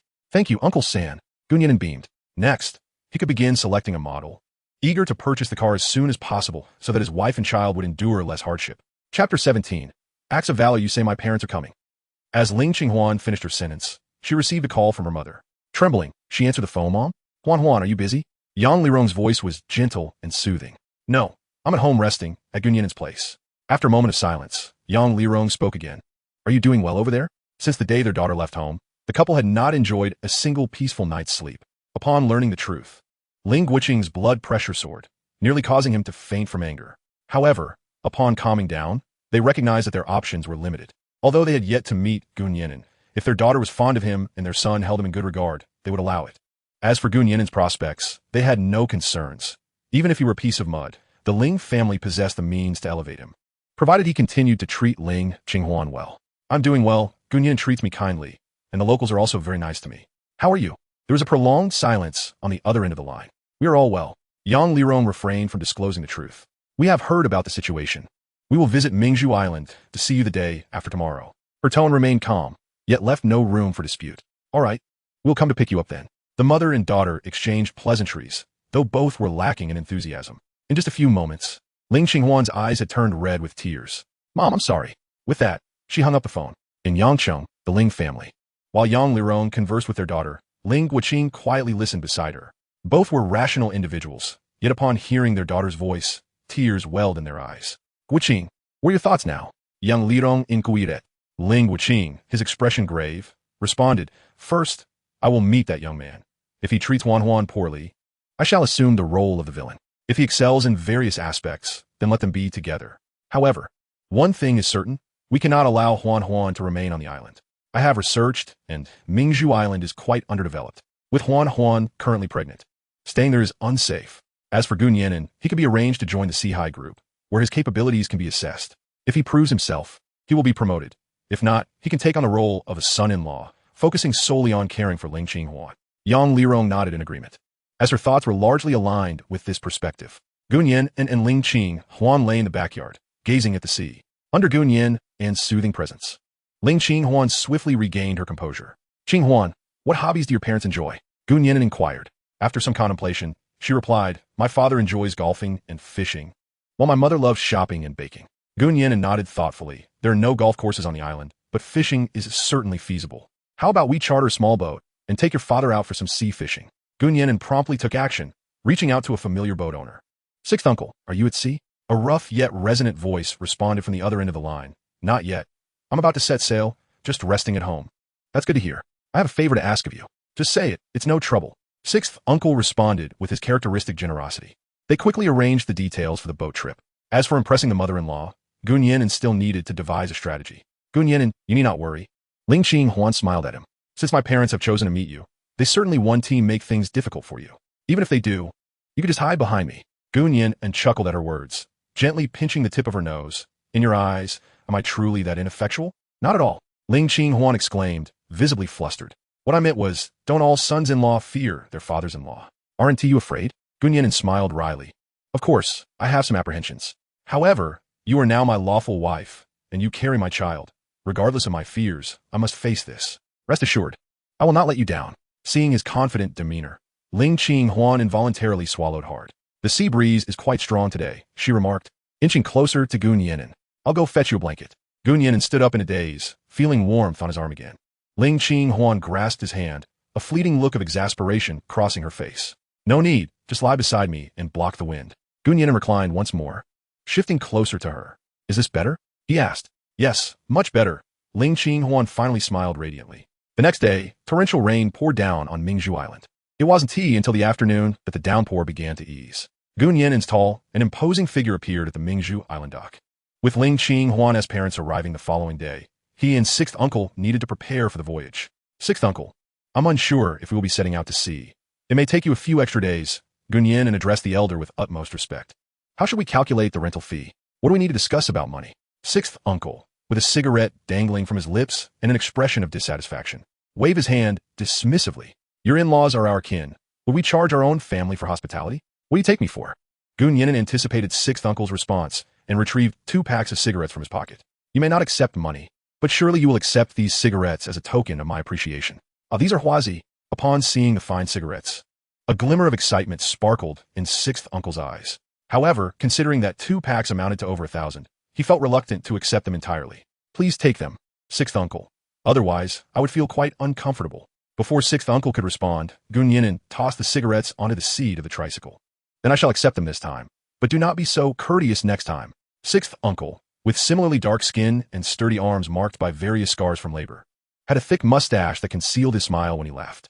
The two chatted amiably while washing the boat, finding the task far from tiring. Just then, a woman's piercing scream echoed from a distance. Nian'an turned towards the sound, sensing that something was amiss. What has happened? The two rushed over. My child has fallen into the sea. The woman was now inconsolable. She wanted to dive in to rescue the child, but she could not swim, and her husband was not nearby. From her accent, it was clear she was not a local of Mingzhu Island. Nian'an glanced out to sea and indeed spotted a 5- or 6-year-old boy floating on the surface. The boy was not thrashing in panic. Instead, he lay half submerged, buoyed by the water. At that moment, during low tide, the waves swiftly carried him dozens of meters away in the blink of an eye. On the shore, people aboard the boat were throwing life rings towards him, yet they fell short. Without a moment's hesitation, Nian'an shed his shirt and leapt into the sea. Shaolin! Sixth uncle paced anxiously on the shore. Grabbing a life ring, Nian'an quickly swam towards the boy, moving with the tide. Little one, I'm here to save you. Do not panic, he gasped. Brother, I'm not scared, thank you, the boy unexpectedly replied with remarkable calmness. After securing a life ring around him, Nian'an pulled him toward the shore. Aren't you afraid at all? He inquired curiously. No. The teacher says the more afraid you are when drowning, the faster you sink, the boy answered. Good boy. A smile crept onto Nian'an's lips as he guided him back to the shore. The return journey, against the tide, left him utterly exhausted upon reaching land. Yet, he could still faintly hear the villagers cheering and applauding him. Once the woman confirmed her child was safe, she wept and attempted to kneel in gratitude. Nian'an summoned the last vestiges of his strength to help her up. Go change your child's clothes and be more careful in the future. All right. Thank you, benefactor. Nian'an nodded and approached Sixth Uncle. Sixth Uncle, I might need to hitch a ride with you. I can hardly move. Of course. I will take you home. Seated in the back of the tricycle, Nian'an heard the system's voice echo in his mind. Host acts heroically, reward received. Youth Physique Enhancement Potion X2. Peak Sea Fishing Rod Set. Emperor's Little Mustache Golden Mullet Fish Bladder. 500G Slices X2. Cash 1 million yuan. Chapter 18. The Arrival of the In-Laws. Nian'an, why are you soaked through? Ling Qinghuan quickly fetched a towel, diligently drying his hair. I splashed around a bit while washing the boat. It's nothing, Nian'an fibbed. Saving someone from the sea was perilous, and he wished to spare Ling Qinghuan any worry. Oh, Ling Qinghuan thought nothing more of it. In such hot weather, playing in the water was perfectly normal. You should take a shower first. I'll cook dinner tonight. She rolled up her sleeves, revealing her delicate, fair arms. Though she could cook, her skills did not quite match those of the Gu siblings. No need, I'll just take a quick shower and be right down, Nian'an replied, swiftly washing off the seawater and changing into clean clothes before heading to the kitchen to prepare the meal. During dinner, he inquired, is there anything your parents particularly enjoy eating? They're both from Sichuan and Chongqing. If possible, could you make a few Sichuan dishes? Ling Qinghuan knew that Nian'an's culinary talents could impress her parents. Absolutely, Nian'an said, already planning the menu in his mind. After dinner, the two strolled along the beach, as usual. Ling Qinghuan mentioned that she was in the early stages of pregnancy and needed to exercise more. In truth, she simply relished the feeling of being with Nian'an. When together, Nian'an often recounted amusing anecdotes from their university days. Most of the events were familiar to Ling Qinghuan, yet they felt novel from a different perspective. Upon returning home from their walk, the couple retired early to wash up and rest, knowing that Ling's parents would arrive the following morning.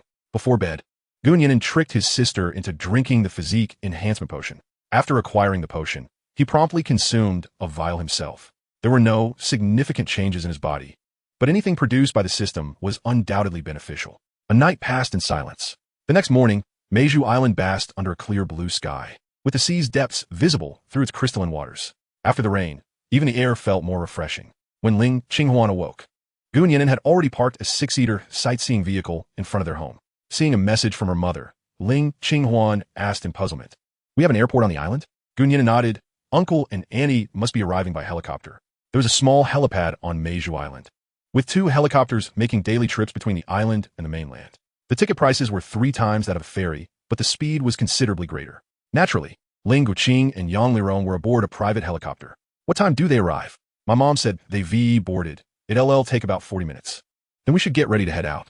They left their sister to guard the house and promptly boarded the sightseeing vehicle towards the northeast airport.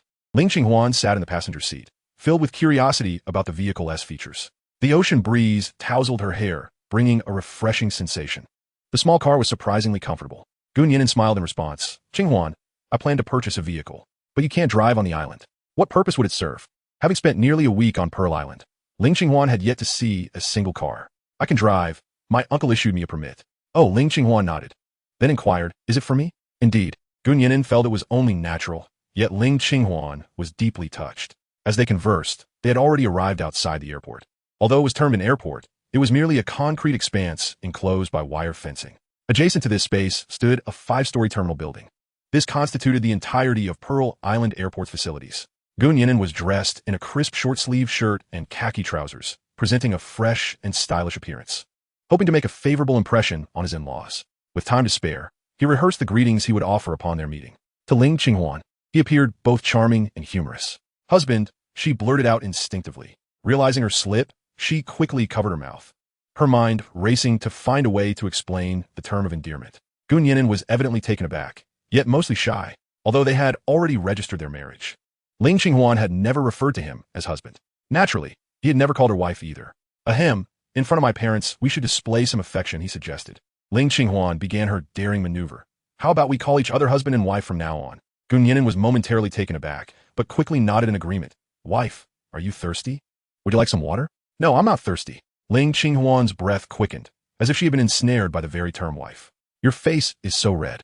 You're not feeling overheated, are you? No, I'm fine. Ling Qinghuan averted her gaze, her delicate hand fanning herself. Simultaneously, she unintentionally displayed a beguiling expression. At that moment, a growing roar of propellers echoed from the distance. A helicopter, adorned in black and gold with the word "Sea High," descended onto the helipad a few dozen meters away. Nian'an swallowed hard, visibly tense. Ling Qinghuan instinctively took his hand. After some time together, they had grown accustomed to such physical contact. Husband, let us go over, she urged. All right. They passed through a metal gate and approached the helicopter. With a click, the helicopter door swung open. A young man leapt out first, presumably an assistant to Ling Qinghuan. With the assistant's help, Ling Qinghuan alighted smoothly. He first cast a discerning glance at Nian'an, his piercing gaze striking deep into his soul. Then, turning, he assisted his wife down from the helicopter. Ling Qinghuan was clad in a cotton linen shirt and light-colored suit trousers, his feet adorned with khaki loafers. For a man past 50, he maintained an impressive physique, still reminiscent of his robust youth. Yang Lirong donned a pristine white dress, topped with a round black and white hat. The passage of time had etched its marks upon her face, transforming them into symbols of opulence and grace, embodying the essence of a noble woman. Upon reuniting with her long-absent daughter, Yang Lirong swiftly approached, embracing her tightly. Huan, mother has missed you dearly. Mom, I have missed you all so much too. I'm sorry for causing you worry. Ling Qinghuan gazed at his wife and daughter, his eyes radiating tenderness. Yet when he turned to Nian'an, a scrutinizing gaze emerged. Huan, you've lost weight and tanned a bit, Yang Lirong remarked as she gently caressed her daughter's face. No, I've actually gained 3 or 4 pounds since I arrived this week, Ling Qinghuan replied with a chuckle, swiftly changing the subject. Thanks to Nian'an's culinary prowess, she found herself devouring large bowls of rice at every meal, leading to a gradual increase in weight. She then turned to her parents, proudly introducing Mom and Dad. This is my husband, Nian'an. Stepping forward, Nian'an greeted his in-laws with a smile. Hello, uncle and aunt. Yang Lirong scrutinized him and deemed him quite commendable. Handsome, robust, tall. Most importantly, his clear eyes suggested a lack of ulterior motives. The only downside was his somewhat darker complexion. Hello, Xiaogu. Thank you for taking care of Huan, she said, offering a warm smile. However, her father-in-law appeared less enthusiastic, merely nodding impassively, betraying no emotions. After some polite exchanges, Yang Lirong turned to her assistant to retrieve their luggage, most of which consisted of nutritional supplements for their daughter, fish maw, donkey hide gelatin, bird's nest, and a plethora of others. Boarding the sightseeing vehicle, the 5 of them set off toward the Gu family residence. Ling Qinghuan and her mother sat in the middle row, engaged in hushed conversation. The assistant occupied the last row, surrounded by an array of supplements, while her father, Ling Qinghuan, sat silently in the front passenger seat, contemplatively gazing at the sea and occasionally glancing at Nian'an. The latter, feeling the weight of scrutiny, dared not look away from the road ahead. Fortunately, the Gu residence was not far from the airport, and they arrived home safely. Upon seeing the Gu family house, Ling Qinghuan finally spoke. Did your parents design this house? Indeed, they also handled the interior decoration, Nian'an replied. The house is beautiful, truly a testament to their craftsmanship. Chapter 19. The Pinnacle Sea Fishing set. As the sightseeing vehicle halted, Nian'an heard the system's voice resonate in his mind. Upon meeting the in-laws, reward received, 16 super fishing grounds. Super fishing grounds, a paradise for anglers, featuring marine life from around the globe, excluding dangerous species. Please select the placement area for the super fishing grounds. As the system's voice faded, a map of Pearl Island and its surroundings materialized in Nian'an's mind. He recalled that the planning diagram provided by the system included a designated fishing area. This region was not situated in the old fishing grounds to the north of Pearl Island, but rather on the southern side, facing the vast ocean. Now he has come to a realization. The vessels traversing from the south are fewer, the waters are clearer, and thus it is more suitable as a scenic destination. Without hesitation, he decided to establish the super fishery in the waters south of Mingzhu Island. As the guests entered the Gu family's front yard, a smile finally appeared on Ling Qinghuan's face. The environment of the Gu family is pleasant. Though not as opulent as his villa, it is comfortable in every regard. This indicates that his daughter is at least not suffering in terms of accommodation. Hearing the commotion, Gu Nianxin emerged from the house to greet everyone, saying hello. Uncles and aunts. Yang Lirong responded warmly. You must be XIN. You are so beautiful. She had done her homework prior to her visit, not only recognizing Gu Nianxin, but also having heard of Uncle Chao and Chui Can. Auntie, you are even younger and more beautiful. I thought you were an older sister to my sister-in-law. Women enjoy being complimented on their beauty, regardless of age or status. Yang Lirong was aware that the other party was merely being polite, yet she could not help but beam with joy. The primary reason for her delight was that she had learned from her daughter that Gu Nianxin was quite close to her. After exchanging pleasantries, they settled inside the house. Gu Nian'an busied himself with pouring tea, serving water, and slicing fruits, anxious not to neglect his in-laws. Little Gu, you need not rush. Come sit with us. Young Lirong urget. All right, Annie, Gu Nian'an replied, scanning the room before taking a seat on a nearby single sofa. Seeing this, Ling Qinghuan also shifted her position to squeeze onto the same sofa with him. Little Gu, I heard from Huan that you're now a writer. Is that correct? Yang Lirong was the first to inquire. Gu Nian'an understood that his mother-in-law's underlying question was about his future plans. In the past, he indeed had no concrete plans for the future. However, times have changed. He is now in charge of the future of Mingzhu Island. During my university years, I did write a few online novels and earn a bit of money. I consider it more of a hobby now. My primary focus at the moment is to develop tourism projects for Mingzhu Island. The couple was certainly aware that Gu Nian'an was the largest shareholder of the Mingzhu Island Tourism Company. However, they did not wish for him to invest too much thought into this project, as it would mean he would have to reside on the island, which contradicted their aspirations. At that moment, Ling Qinghuan spoke up. For what I have seen, the scenery of Mingzhu Island is indeed quite remarkable and has potential for tourism development. However, as far as I know, the island's infrastructure is outdated. It won't flourish for at least 3 to 5 years. Do you have other plans? What do you mean, uncle? Ling Qinghuan candidly expressed. Now that we are family, I won't hide anything. Why not come directly to Sihai Group and start at the grassroots level for 5 years? After 5 years, I will promote you to a director or vice president. You know what that entails, right? Gu Nian'an certainly understood the implications. Being the vice president of Sihai Group, coupled with his relationship with Ling Qinghuan, would mean his income will be calculated in the hundreds of millions. However, should he accept this offer, he would become a permanent son-in-law of the Ling family.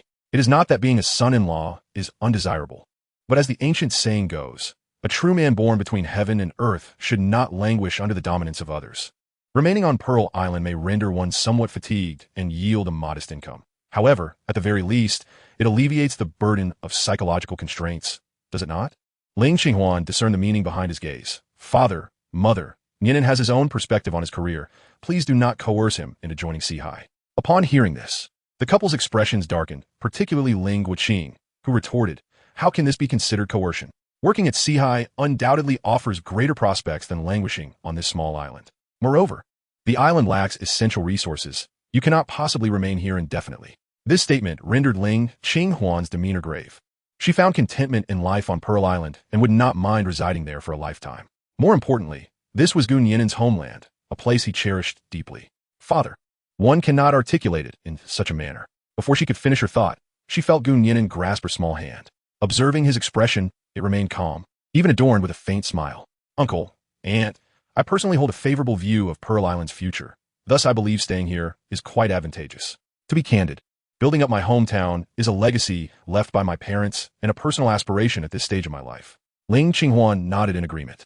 Yet Gu Nian'an shifted the conversation. However, you are correct. The island lacks developed resources in various aspects, and given that Qinghuan is currently expecting, remaining here may not be the most prudent choice. Nevertheless, as the company is still in its nascent phase, I intend to discuss our future direction with Qinghuan once I have concluded this busy period. Rest assured, I will fully respect Qinghuan's suggestions at that time. His words conveyed sincerity and reason, delivered with humility and confidence, leaving the seasoned couple unable to find any flaws in his reasoning. Given that he had expressed himself so, they found it difficult to counter. You are indeed correct. After marriage, both career and life are matters for the two of you to navigate together. Yang Lirong sighed in relief. Should you require any assistance in due course, do not hesitate to ask. Gu Nian'an's ability to decline Sihai Group's overtures signified that he was not a person who prioritized profit over principles. While he appeared to refuse the proposal from his in-laws, he had, in reality, garnered their goodwill. With the issue of career planning resolved, the conversation shifted to familial matters. Ling Qinghuan's face blossomed with smiles as she enthusiastically recounted her experiences on the island over the past few days. Her parents listened intently, as did Gun, who found the tales captivating. After the exchange, they realized their daughter had not endured any hardship on the island, which significantly improved their perception of Gun. By the way, father, my husband is aware of your fondness for fishing. He has even arranged for a boat to take you out to sea. Ling Qinghuan's interest was piqued, though he feigned composure before his daughter. Really? Are there suitable spots for sea fishing nearby? Simply having the sea is not enough. One must ensure that the waters are teeming with fish, correct? Gun had something to say, but Ling Qinghuan interjected, indeed. Right across from our backyard lies a fishing ground. Just a few days ago, we caught numerous large fish right in our backyard. Observing Ling Qinghuan's demeanor, it was evident that he was intrigued. However, considering his carefully cultivated persona, he feigned aloofness, replying, regrettably, I came in haste and did not bring my fishing rod. I do have one at home that I find quite convenient. Ling Qinghuan waved his hand dismissively, saying, my set of rods is custom-made. I have grown accustomed to them, and I fear I would not be able to adapt to others. Ling Qinghuan, upon hearing this, felt somewhat troubled and furrowed her brow as she glanced at Gun. Little did she know, Gun's lips were curling into a smile of delight. He had been eagerly awaiting his father-in-law's words. Uncle, having a set of rods at home is quite fortunate. If you don't mind, you could give them a try. With that, he ventured into the storage room to rummage through the contents. Moments later, he emerged carrying a long, slender storage bag. Initially, Ling Qinghuan regarded it with disdain, for his fishing rods were all custom-made by 4 manufacturers, and a complete set would easily cost 7 figures. However, when Gun unveiled the contents of the bag, Ling Qinghuan's eyes sparkled with astonishment. What was this? Inside the bag lay several unassembled fishing rods, amounting to 4 in total, 3 boat rods and 1 shore rod, accompanied by fishing lines, hooks, sinkers, floats, and various accessories. What astonished Ling Qinghuan were the rod's exquisite appearance. The grips gleamed with a resplendent golden hue, reminiscent of flowing gold. These grips are crafted from golden silk namu. He exclaimed, the density of golden silk namu ranges between 430 and 850 grams, lighter than carbon fiber. Gun nodded in affirmation. And the rod body? Is it made of carbon fiber? Ling Qinghuan inquired. Gun shook his head in negation. The rod body is constructed from a memory alloy developed by Huaca Institute.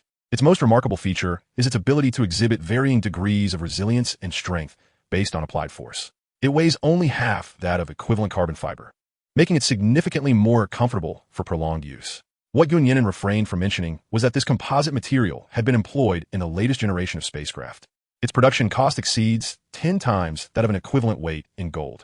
The total weight of the rod was 510 grams, which meant that the raw material cost alone approached 4 million yuan. The box contained 4 rods, and the accompanying hooks were equipped with cutting-edge bionic lure devices that could replicate the appearance and even the olfactory molecules of genuine marine organisms. The fishing line utilized the latest composite fibers, boasting superior abrasion resistance and concealment, with a tensile strength over 10 times that of traditional lines. Not to mention, the fishing rods were adorned with embellishments including, but not limited to, amber, sapphires, and diamonds. These adornments served no practical purpose, existing purely for aesthetic appeal. Before Gun could finish his explanation, Ling Qinghuan was already salivating with desire. Uncle, would it be all right for you to use this rod? Absolutely, it would be splendid.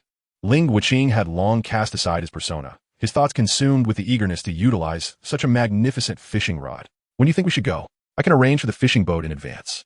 How about right now? He answered earnestly, of course. This suggestion was met with a merciless rejection from Ling Qinghuan and her mother. You haven't even settled in yet, and you haven't had lunch. You think you could just go fishing? Dream on. Chapter 20. Winning over the mother-in-law. As the time approached, Gun ventured into the kitchen to prepare a meal. Just you wait, Mom and Dad. My husband cooks even better than a Michelin chef. Ling Qinghuan asserted confidently, though the couple could only think that love rendered one blind. How delicious could a young man's cooking possibly be? Don't you need to help him? Yang Lirong inquired deliberately. He says the kitchen is too smoky and never lets me in. Ling Qinghuan pouted, ostensibly complaining, but in reality boasting.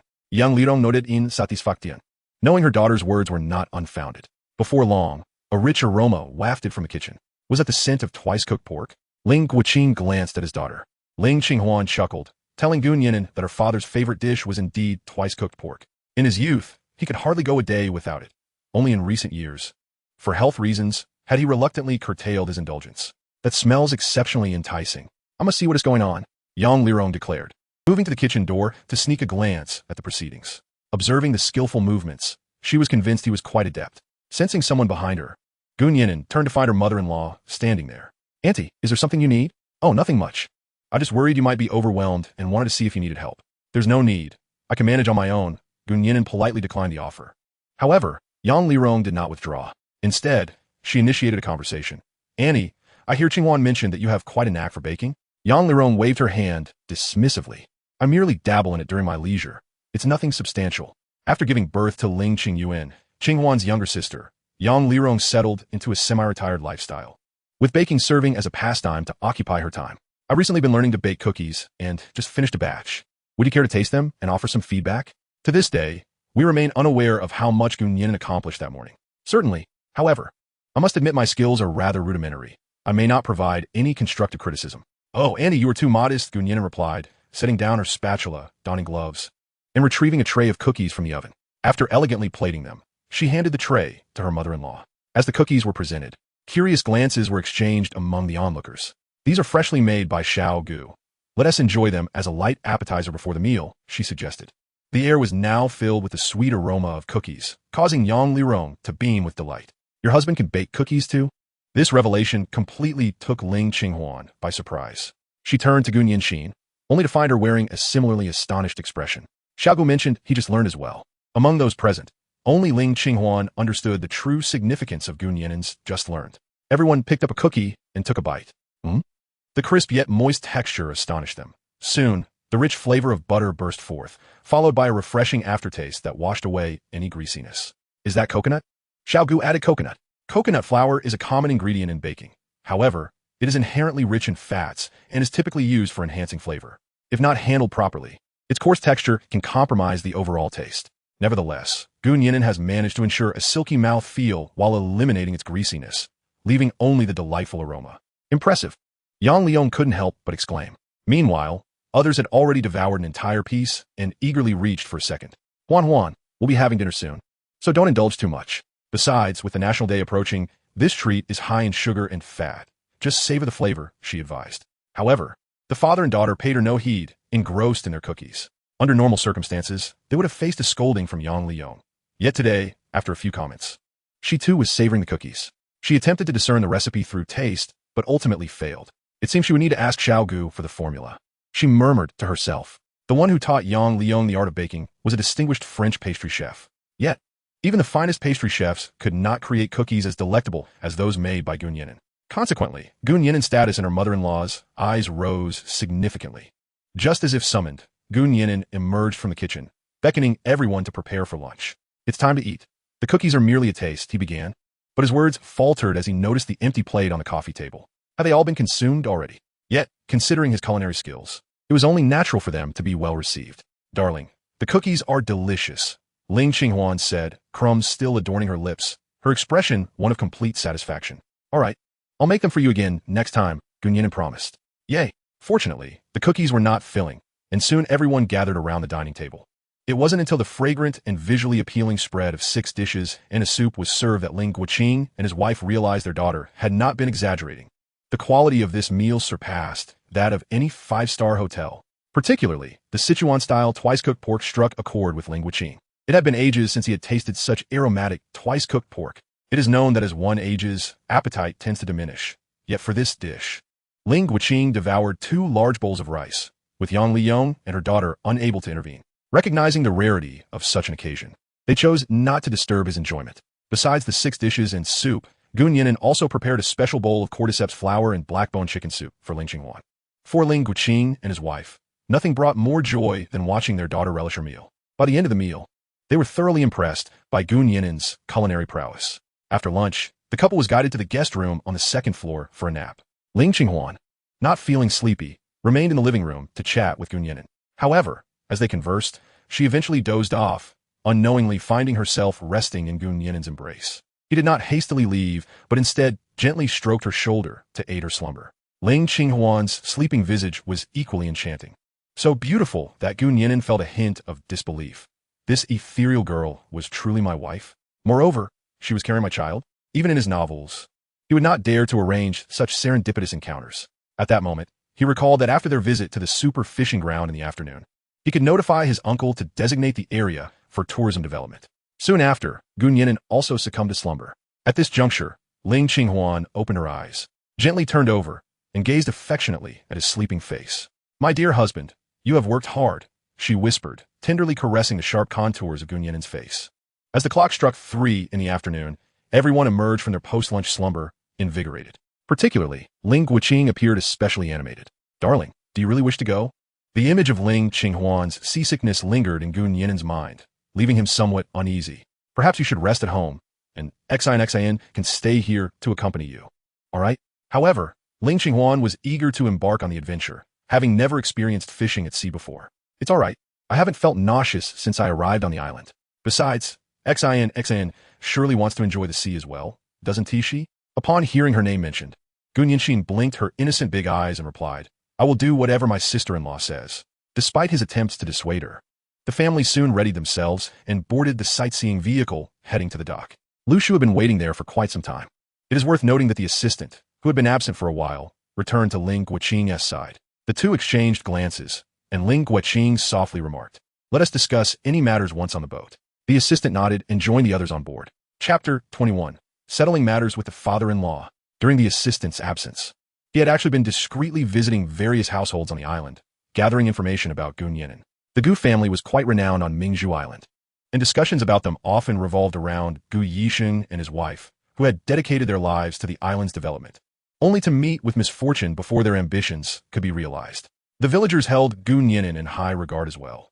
He was sunny, responsible, intelligent, and warm-hearted. Yet, after the passing of his parents, his smile had noticeably waned. Fortunately, this situation had greatly improved recently. Whenever he appeared with Ling Qinghuan, he would radiate the joy of his former self. While some were aware that the couple had registered their marriage, knowledge of the bride's background remained scant. Gunyan'an did not make a point of publicizing Ling Qinghuan's affluent lineage. The news of their marriage did not come as a surprise to the community, especially considering that Gunyan'an had attended university in Jiangsheng, and it was quite natural for them to have formed a relationship during that time and subsequently marry after graduation. They lived here just like any ordinary couple. It was also noted that since Ling Qinghuan arrived on the island, Gunyan'an had taken to rising early each day to purchase groceries and prepare meals. After listening to the assistant's account, Ling Qinghuan had formed a general impression. "By the way, boss, there's another matter. Should I mention it?" "Enough with the pleasantries. Speak." "According to the intelligence I've gathered, the young lady is regarded as Mr. Gu's first love." Upon hearing this revelation, Ling Qinghuan expressed a degree of surprise. He was indifferent to whether Gunyan'an had a former girlfriend, as long as he maintained appropriate relationships. Yet, it was astonishing that such a handsome young man had never experienced romance before. Upon reflection, it made sense. In the domestic context, high school relationships are often considered premature, and it was entirely plausible that he had never dated. Shortly after entering university, the Gu family faced significant upheaval, making his lack of romantic involvement quite reasonable. Previously, Ling Qinghuan harbored a certain animosity towards Gunyan'an, but now, he found himself feeling a twinge of sympathy for the boy.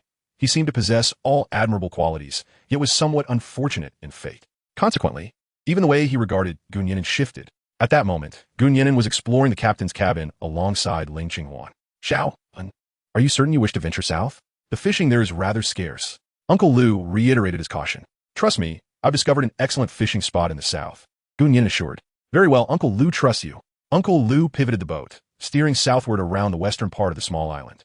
Gunyan'an designated a fishing area 2 nautical miles from the coast. This region was relatively devoid of maritime traffic, usually untouched by visitors. During the voyage, Ling Qinghuan exhibited no signs of distress. Instead, the long-awaited escape to the island filled her with exuberance. She bounced joyfully on the boat, with the Gu siblings closely trailing her, apprehensive of any potential mishaps. 40 minutes later, the vessel arrived at the location specified by Gunyan'an.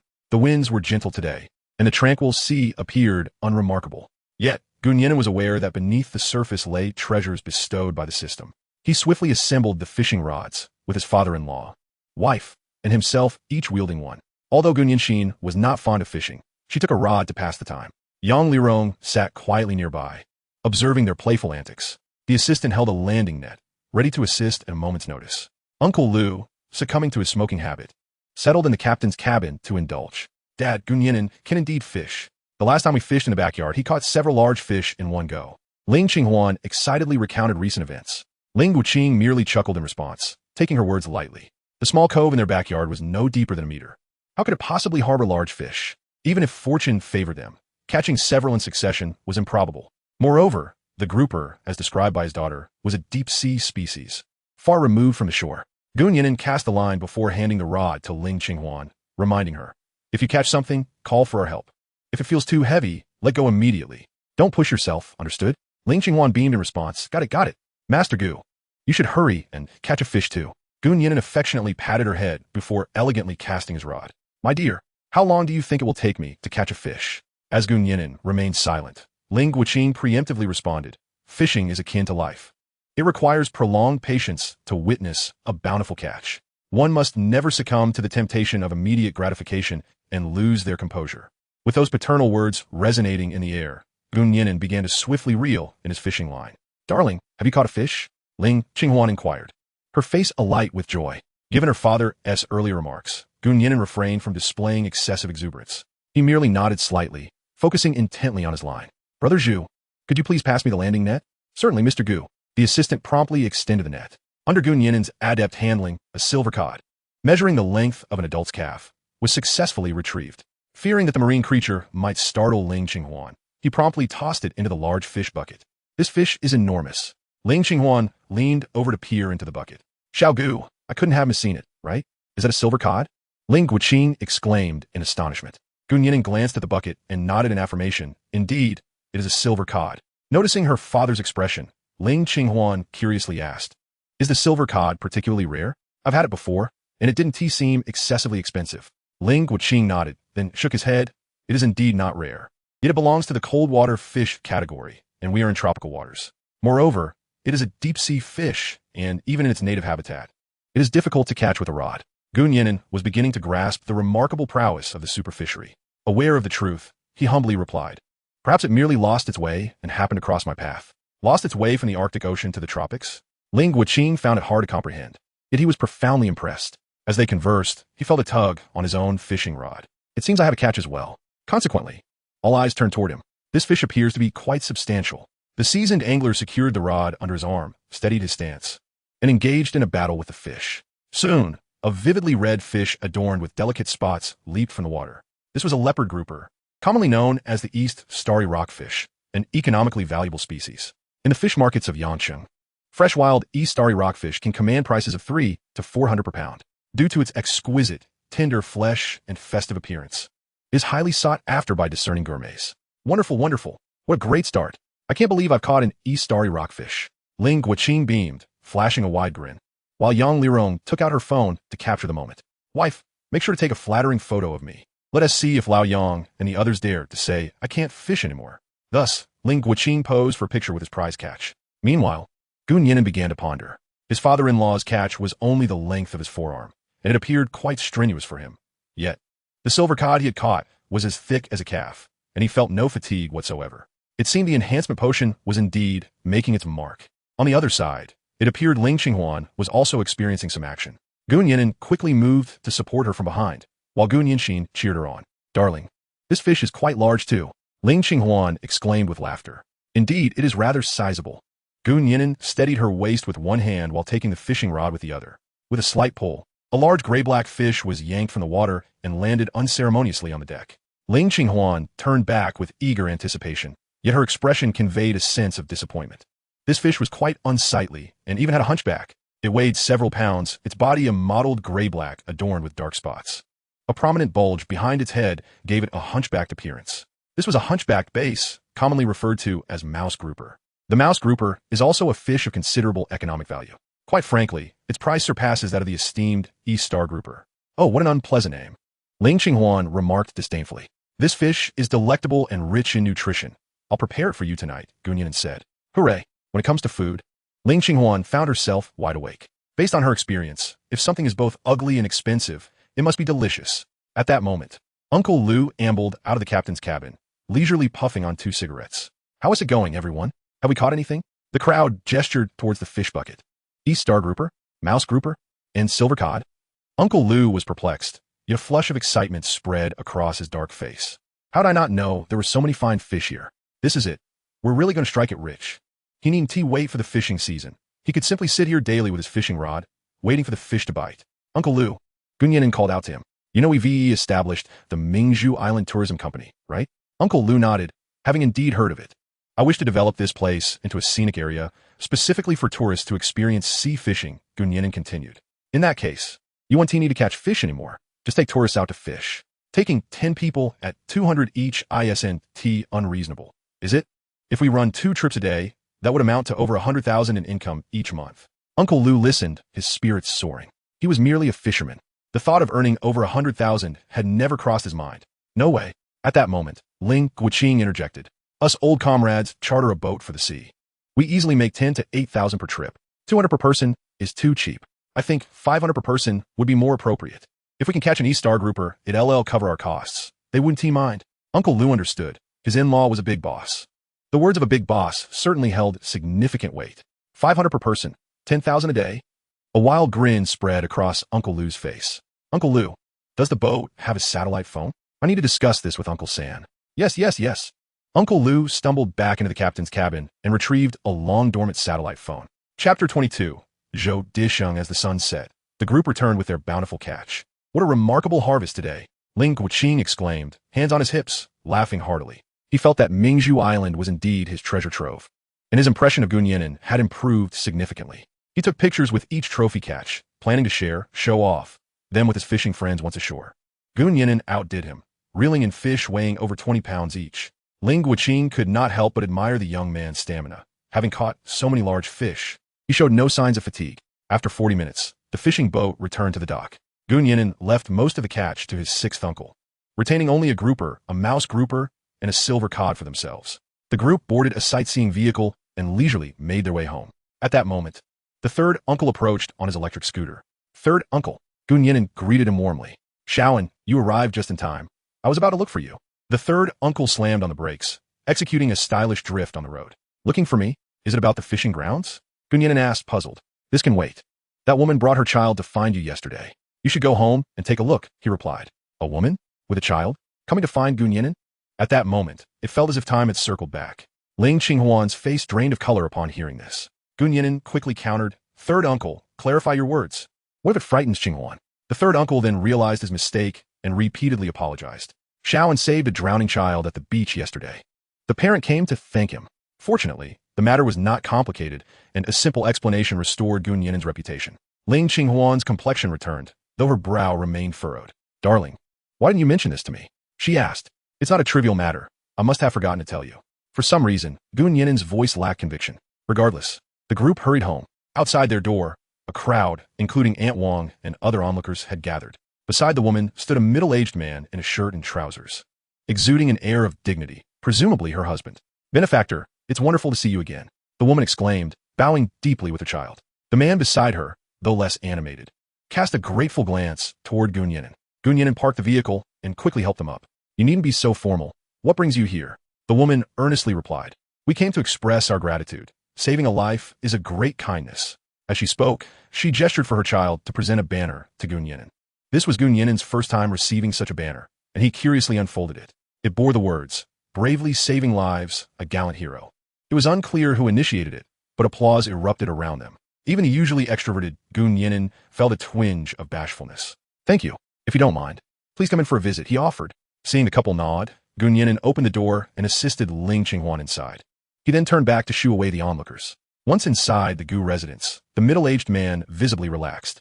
Excitedly, he grasped Gu Nian'an's hand, saying, Comrade Gu, I cannot thank you enough. Upon hearing this title, the crowd suddenly realized that the man was a public official. At that moment, the man also turned to Ling Qinghuan and his wife. Mr. Ling, Mrs. Ling, I didn't expect to encounter you here. Ling Qinghuan had already found the man familiar, but could not recall where he had seen him before. Greetings. The gentleman, upon hearing this, did not exhibit any signs of anger. Instead, he responded with utmost politeness. I am Zhou Disheng. We met 2 years ago at the Economic Forum in Nian'an City. As Ling Qinghuan ruminated on the name, he indeed recalled. Ah, you are Vice Secretary Zhou from the office of Nanhai Province. My sincerest apologies. The Vice Secretary of the Provincial Office is undeniably a substantial official of Deputy Bureau level. Mr. Ling, I have recently been reassigned to work in Nian'an City. Zhou Disheng continued, producing a business card holder and distributing cards to everyone present, including Gu Nian'an. The title inscribed on the card left Gu Nian'an and Uncle Chow particularly astonished. Uncle Chow, trembling with nervousness, leaned against the back of the sofa for support. Zhou Disheng approached Gu Nian'an again, introducing himself formally. Hello, Comrade Gu. Allow me to properly introduce myself. I am Zhou Disheng, the newly appointed mayor of Nian'an City. The mayor of Nian'an City, after all, is the direct superior of Uncle Chao, the parental figure for the citizens of Mingzhu Island. Hello, Mayor Zhou. Gu Nian'an stammered. An unusual occurrence for her. Comrade Gu, you are far too kind. You are not only the savior of my child, but also of my spouse and myself. Zhou Disheng, along with his wife, aged 49, had their son, Xiaoyong, when they were both 44, thus truly a late blessing, whom they naturally cherished dearly. Having assumed office in Nian'an City the previous week, he had commenced his visits for research. Coincidentally, he arrived at Mingzhu Island for an inspection the day before. Learning of the island's picturesque scenery, he brought along his wife and son, intending to unwind over the weekend. The expenses were self-covered, hence not violating organizational discipline. To witness the local customs authentically, he did not even inform Town Chief Chao San. Unexpectedly, upon their arrival on the island, an accident transpired. The child, caught up in play, fell into the sea, being swept further away by the tide. Had it not been for Gu Nian'an's brave rescue, the consequences would have been dire. The assembly, upon hearing the harrowing account, could not help but feel a sense of relief for Gu Nian'an, especially Ling Qinghuan, whose eyes glistened with unshed tears. She gazed at Gu Nian'an, a mixture of reproach and concern in her expression.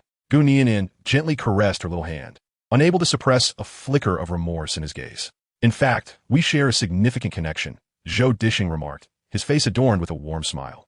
We are all alumni of Jiangxi University, albeit several decades your seniors. Gu Nian'an and Ling Qinghuan were pleasantly surprised by this revelation and responded with laughter. Ah, so you are our esteemed seniors. With this newfound bond of alumni, the initial awkwardness between them began to dissipate. As the conversation flowed, the sun fully descended, signaling that it was time for Gu Nian'an to prepare dinner. While the others were manageable, he was particularly concerned about ensuring Ling Qinghuan did not go hungry. However, he hesitated to invite Mayor Zhou and his family to stay for the meal, pondering the propriety of extending such an invitation to a public official, feeling somewhat unversed in the intricacies of social etiquette. Fortunately, my father-in-law possesses an astute eye and proactively suggested, since we have caught quite a few splendid fish during our outing at sea, why not invite the three of you to stay for a simple home-cooked meal? My son-in-law is an excellent cook, and Mayor Zhou must certainly sample his culinary skills. Very well, it would be my pleasure, Mayor Zhou readily agreed. Gu Nian'an promptly entered the kitchen to prepare the meal, with Ling Qinghuan following closely behind. Darling, did you hear what my dad just said? She inquired. Indeed. He extended an invitation for Mayor Zhou and his family to dine with us. Ling Qinghuan found herself both amused and exasperated. Normally, Gu Nian'an was quite dependable. Yet how could he be so oblivious at such a crucial moment? He referred to you as his son-in-law. Son-in-law. Gu Nian'an's eyes suddenly sparkled, and a broad grin spread across his face. Does that mean he has accepted me? Yes. Ling Qinghuan nodded. Regardless of her parents' acceptance of Gu Nian'an, she had already resolved to remain by his side. However, their acceptance would indeed be a remarkable blessing. How wonderful! Gu Nian'an embraced his wife, who once more experienced that overwhelming sense of security. Indeed, this is splendid. Following their embrace, Ling Qinghuan was unceremoniously ushered out of the kitchen. The heat and mess of the kitchen were not something Gu Nian'an wished her to endure. Soon, an array of delectable dishes was served, and everyone gathered around the table in anticipation of the meal. Senior, all these fish were caught in the waters surrounding Mingzhu Island, fresh and nutritious. Gu Nian'an took this opportunity to promote Mingzhu Island, especially with the mayor present. The grouper was steamed, the East Star grouper was prepared as a golden soup fish slice, and the silver cod was pan-seared to perfection, rich in high-quality protein and unsaturated fatty acids. The silver cod is particularly beneficial for pregnant women and children when consumed in moderation. Excellent, we must savor this, everyone exclaimed as they sat down to eat. After a hearty meal, Mayor Zhou called Gu Nian'an aside. Xiaoan, you are a benefactor to our family, and I will not be coy with you. Here is my personal number. Should you ever encounter any difficulties, do not hesitate to reach out to me. As long as it does not violate my principles, I will certainly assist you wholeheartedly. Gu Nian'an accepted the business card with a smile, replying, Thank you, senior. Though the tourism company's business license was still being processed, everything was progressing smoothly. Gu Nian'an understood that with the support of the mayor of Nian'an City, his endeavors would undoubtedly flourish. This also reaffirmed a vital truth. One must engage in good deeds to cultivate virtuous connections. Chapter 23. The reward of a good night kiss. After bidding farewell to Mayor Zhou and his family, as well as Uncle San, the Gu household returned to tranquility. In the living room, Ling Qinghuan and Gu Nian'an were engrossed in conversation, both young women sharing common interests. Meanwhile, Gu Nian'an was exchanging baking techniques with his mother-in-law. Yang Lirong, who planned to attempt baking Gu Nian'an's signature cookies the following day. The father-in-law was busy sharing photos taken that day with friends on his phone. Suddenly, with a resounding clap of his thigh, Ling Qinghuan drew everyone's attention. "This is outrageous. Truly outrageous," he exclaimed through gritted teeth. "Dad, what has happened?" Ling Qinghuan inquired. Ling Qinghuan sighed and explained, "I shared today's photographs with Uncle Yang and his friends, and they dared to claim that I was staging the shots. Have I ever staged anything? The fish were caught through my own skill. This is nothing short of slander, an egregious affront to my character." Upon hearing these words, the crowd could not help but break into a nervous sweat. Particularly, Yang Lirong found it so absurd that she couldn't suppress a laugh. Even when their daughter ran away from home, he had not displayed such fury. "Come now, Ling, it's merely fishing. Let them say what they will, it's hardly consequential." Yet, Ling Qinghuan took a sip of tea in an attempt to regain his composure, only to find that the more he calmed down, the angrier he became. "They may claim I lack business acumen, but they cannot assert that I am incapable of fishing." With that, he directly messaged a few friends in the group and sent a voice note. "If you dare, come to Mingzhu Island. I shall match my skills against yours." Observing her father-in-law's zealous demeanor, Gu Nian'an could no longer suppress her laughter. Hearing this, Ling Qinghuan pouted slightly. Gu Nian'an approached her and inquired, "What's wrong? Are you feeling unwell?" Ling Qinghuan shook her head and whispered softly, "No, but if Dad invites his friends, won't that trouble you?" She did not wish for too many people to intrude upon their intimate world. "Oh, it's no trouble at all," Gu Nian'an replied, though inwardly she mused, "Surely. My father-in-law's friends are distinguished figures. They wouldn't travel all the way to a remote island just for fishing, would they?" Alas, she underestimated the determination of avid anglers. 5 minutes later, her father-in-law cleared his throat. "Ahem, your Uncle Yang and his friends have expressed a desire to visit Mingzhu Island." The crowd gasped in unison. "They will arrive tomorrow." The collective response was one of astonishment, realizing that her father-in-law's friends were coming. Gu Nian'an had no choice but to reach out to Uncle Lu once more. Without hesitation, he agreed.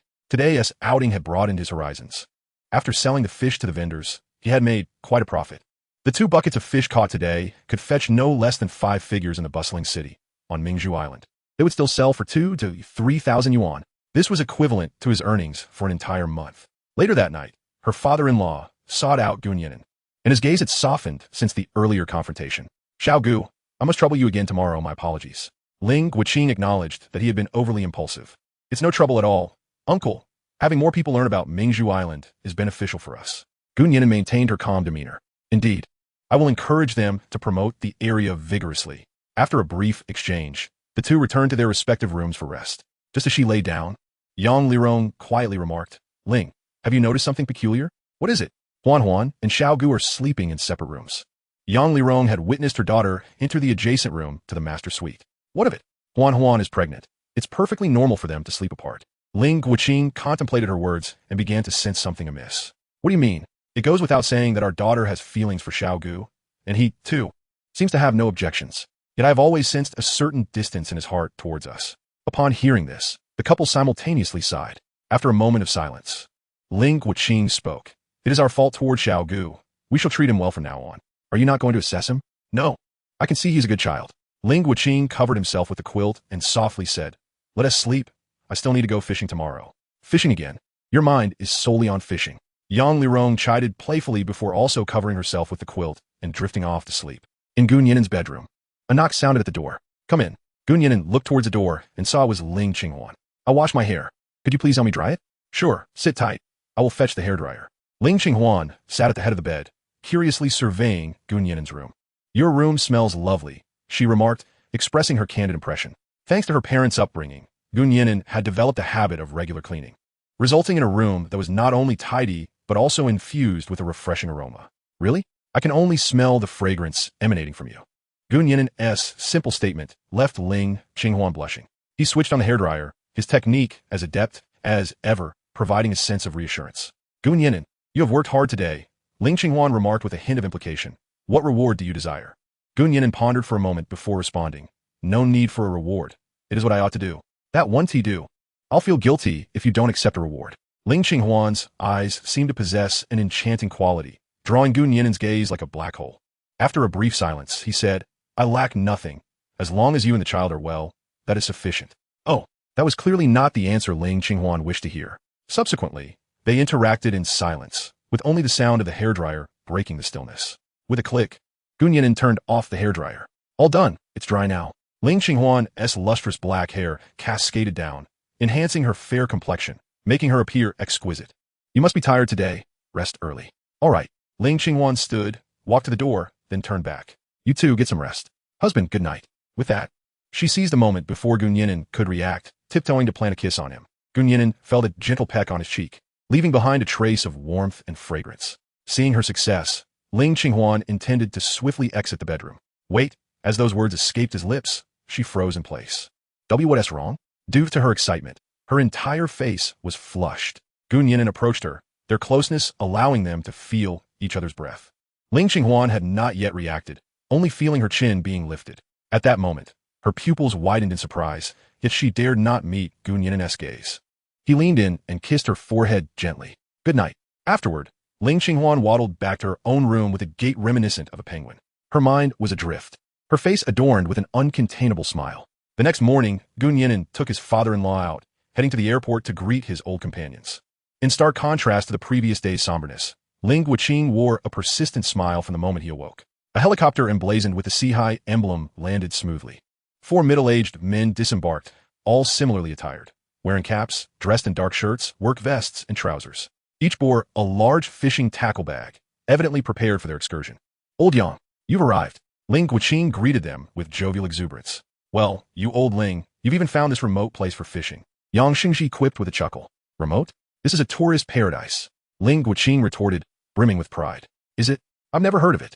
Yang countered. That's merely your ignorance. The others erupted into hearty laughter. Such is the nature of male camaraderie, where light-hearted teasing is the norm, regardless of age. After a bout of laughter, Ling Qinghuan pulled Nian'an closer, introducing him. Xiaogu, this is your Uncle Yang, the head of Shenghua Construction Group. This is Uncle Li, the head of Haikong Shipyard. This is Uncle Wu, the owner of Qiangli New Energy. And this is Uncle Ma, the owner of Zhuiguang Culture and a prominent director. You must have seen his films. Nian'an greeted the 4 elders and began to grasp the significance of his father-in-law's gathering. Future developments on Mingzhu Island would necessitate support from construction, shipbuilding, and new energy enterprises. Tourism growth would also rely heavily on media dissemination. The men exchanged puzzled glances. Having never heard of Nian'an before, he certainly did not resemble a new assistant recruited by old Ling. Listen up, you 4. This is Nian'an, my son-in-law. Ling Qinghuan beamed with pride, clearly pleased with Nian'an. What, son-in-law? They exclaimed in unison. Is he Huahuan's or Yuan's? Yang Shengji inquired. Ling Qinghuan had a younger sister named Ling Qinghuan, who was currently studying abroad. Come now. Ling Qinghuan dismissed the notion with a wave. Yuan is only 18. How could it be so soon? He is Huahuan's husband, a fine young man. The 4 exchanged glances, recalling how recently Ling Qinghuan had lamented about his daughter's dissatisfaction with the suitors he had introduced. How had Huahuan found a partner so quickly? This was personal, and they refrained from further questioning. Yet their demeanor towards Nian'an grew notably warmer. They boarded a sightseeing vehicle, with the azure ocean beside them. Old Ling, where are we heading now? Yang Xingzi asket. Of course, we're going out to sea. Didn't you all say you wanted to compete with me? Thus, the 6 of them made their way directly to the pier, boarding 6th Uncle's fishing boat. Ling Qinghuan, having indulged in a day of excitement yesterday, chose to stay ashore today, accompanied by Yang Lirong and Gu Nianxin, who planned to seize the opportunity to replicate Nian'an's cookies. 40 minutes later, the fishing boat arrived at the renowned fishing grounds. Old Ling, is this the treasure spot you mentioned? Indeed, the abundance of fine fish here is staggering. If we can't catch any today, we might as well abandon fishing altogether. The others found Ling Qinghuan's confidence somewhat peculiar, considering he had the least skill among them, often finishing last on their fishing trips. So how shall we compare our catches? By weight or quantity? Inquired Old Ma. It's entirely up to you. I can adapt. After yesterday's triumphant victory, Ling Qinghuan was indeed somewhat overconfident. The 5 of them deliberated and ultimately decided to determine the victor by weight, as fish come in varying sizes, making a count unfair. 4 of them began to unpack their various equipment, with some even bringing along personal folding stools. Meanwhile, Ling Qinghuan appeared unhurried, as he had plans to make a grand display later. Ahem, Shaoan. Uncle, I'm here. Please bring out our fishing rod. Let your uncles see something impressive. Nian'an smiled wryly as he opened the tackle bag and retrieved a fishing rod, sensing that his father-in-law was acting rather boastfully today. Is it really wise to flaunt this? Yang Xingji couldn't help but chuckle. Old Ling, what's so remarkable about your fishing rod that it will astonish us? Naturally. Just take a look. Ling Qinghuan unabashedly reveled in his display. Sure enough, when the exquisite fishing rod made its appearance, it dazzled their eyes. Is that a handle made of golden silk nanmu? embedded with diamonds and gemstones? What material is this rod made from? I've never seen anything like it. And this fishing line is rather extraordinary. Old Ling, where did you acquire this rod? The four of them turned their curious gazes toward him. It's not purchased. My son-in-law gifted it to me. At this point, Ling Qinghuan was oblivious to anyone else. The four then directed their inquisitive looks at Nian'an, nephew-in-law. Where did you procure this rod? Nian'an scratched his head and replied, I had it custom-made. There's only this one set in the entire world. And how much does a set cost? Could you arrange for your uncles to have a set as well? Yang Xingji gazed at the exquisite fishing rod, tears of envy streaming down his cheeks. A set, based on materials, would cost at least 10 million yuan. But the main issue is that I can no longer obtain the raw materials. Upon hearing this, the four fell silent. While they were all billionaires, a fishing rod worth over 10 million was still rather extravagant for them. Consequently, their curiosity about Nian'an's background intensified. Old Ling, your rod may be superior to ours. But today we are competing in fishing, not in fishing rods. Yang Xingji, in a huff, moved to the other side of the boat, declaring the commencement of the contest. Ling Qinghuan, rather than feeling offended, was instead amused. With such a rod in his possession, how could he possibly lose? 20 minutes later, Yang Xingji and the other three caught fish one after another, and all were exquisite specimens, prompting their delighted applause. Old Ling, you were right. This is indeed a treasure spot. I will remember this place. Even if I have to fly here in the future, I shall return. As the saying goes, the joys and sorrows of people are not mutually understood. In retrospect, Ling Qinghuan may have faced technical difficulties or perhaps was simply unlucky. After 20 minutes had passed, he had not managed to catch a single fish. Observing her father-in-law's despondent demeanor, Nian'an decided to lend a hand. Uncle, the wind is quite strong here. Shall we change our position? Without much thought, Ling Qinghuan agreed to the suggestion. Nian'an deftly took the fishing rod, silently wishing for a large catch. The result was immediate. The rod felt significantly heavier in her hands. The two settled down at the side of the boat, and she nonchalantly returned the rod to him. Ah, I believe I've hooked a fish, her father-in-law exclaimed with excitement. And it seems to be a big one. He clamped the rod tightly under his arm, rhythmically reeling in the line. The other four onlookers merely turned their heads to glance, not overly concerned, until suddenly, wait, this fish feels enormous. I can't hold on.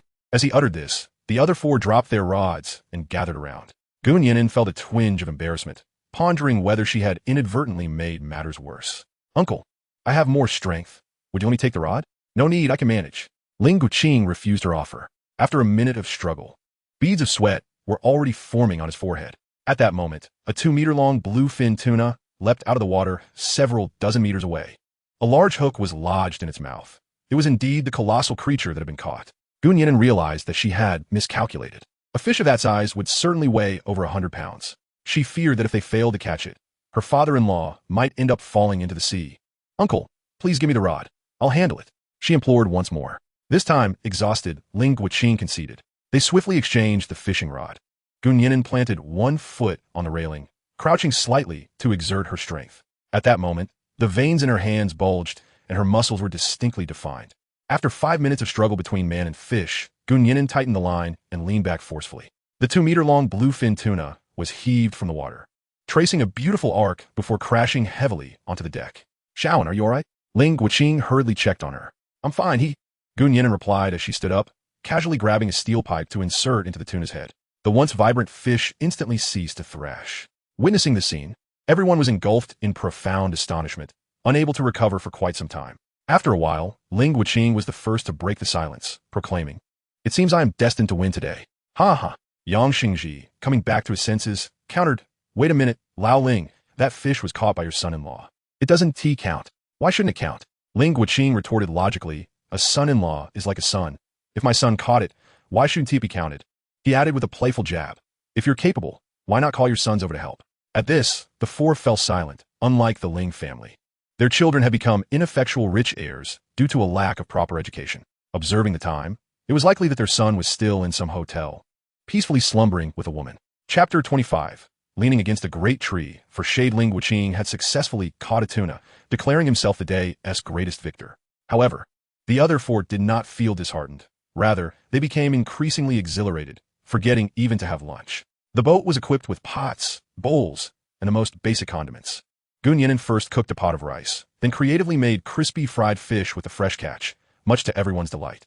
The billionaires, instead of complaining, savored every bite. It would be wonderful to have a drink, Yang Xingji remarked wistfully. Be content, old Yang. This fish is quite fragrant, came the reply. Indeed, if you were to get drunk and fall overboard, we wouldn't be able to fish you back. The group erupted into laughter, reveling in their joy. It wasn't until 3 in the afternoon that they weighed anchor and returned home. They generously left most of their catch to Uncle Lu, for the pleasure of fishing lay in the experience rather than the outcome. As soon as they entered the Gu residence, they were astonished by the exquisite design. It was then that they learned from Ling Qinghuan that Gu Nian'an was actually the son of the esteemed master Gu Yixing. Among the four, Yang Xingji had previously collaborated with Gu Yixing, though they were not particularly close. Upon their return, Ling Qinghuan greeted them warmly. Specifically, she could not resist drawing nearer to Gu Nian'an. The previous night, they had exchanged a good-night kiss. At this moment, the atmosphere between them was notably intimate, as if the very air surrounding them had turned rosy. Gu Nian'an took her small hand and asked, "Did you have a good lunch?" Ling Qinghuan nodded yes. Mother and Xin prepared the meal. Then, she stood on her tiptoes and whispered in Gu Nian'an's ear, "But their cooking is not as good as yours." Indeed, splendid. Gu Nian'an beamed at her words, always revealing his gentlest side when in her presence. Ling Qinghuan, in turn, displayed childlike innocence, seeking his care and approval. It was an instinctive bond they shared, one they could hardly articulate. The four middle-aged men watched the pair interact with smiles, remarking in youthful terms, "They're so sweet together." Though their acquaintance with Gu Nian'an had been brief, they unanimously agreed on his remarkable composure and grace, qualities rare among his peers. Reflecting on their own son, they decided it was best not to dwell on that matter. The Gu family's living room was spacious, and they settled in to chat, primarily recounting amusing anecdotes from their fishing trip. Naturally, they also subtly discussed the relationship between Gu Nian'an and Ling Qinghuan. To outsiders, they merely claimed they had dated during their university years. Indeed, Huan has excellent taste. What were those suitors your father introduced? Yang Xingji humorously critiqued. Old Yang, I had considered introducing your son to Huan. Ling Qinghuan retorted impulsively. Goodness, I'm glad you didn't tea. My son is far from suitable. Yang Xingzi replied candidly. Ling Qinghuan tugged at Gu Nian'an's hand, softly adding, Gu Nian'an, I've never liked anyone else. Even if Gu Nian'an were somewhat oblivious, he understood the implication behind her words. Seeing her adorably dazed expression, Gu Nian'an could not help but inquire, what about me?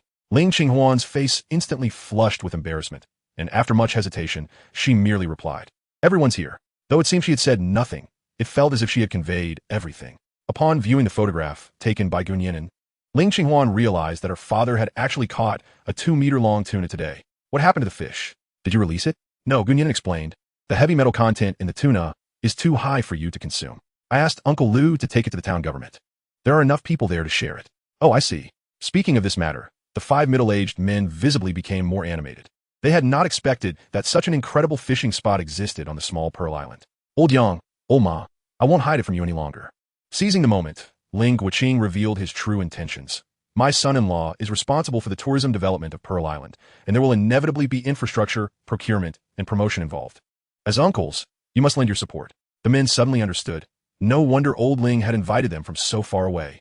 It turned out he had been waiting for them here.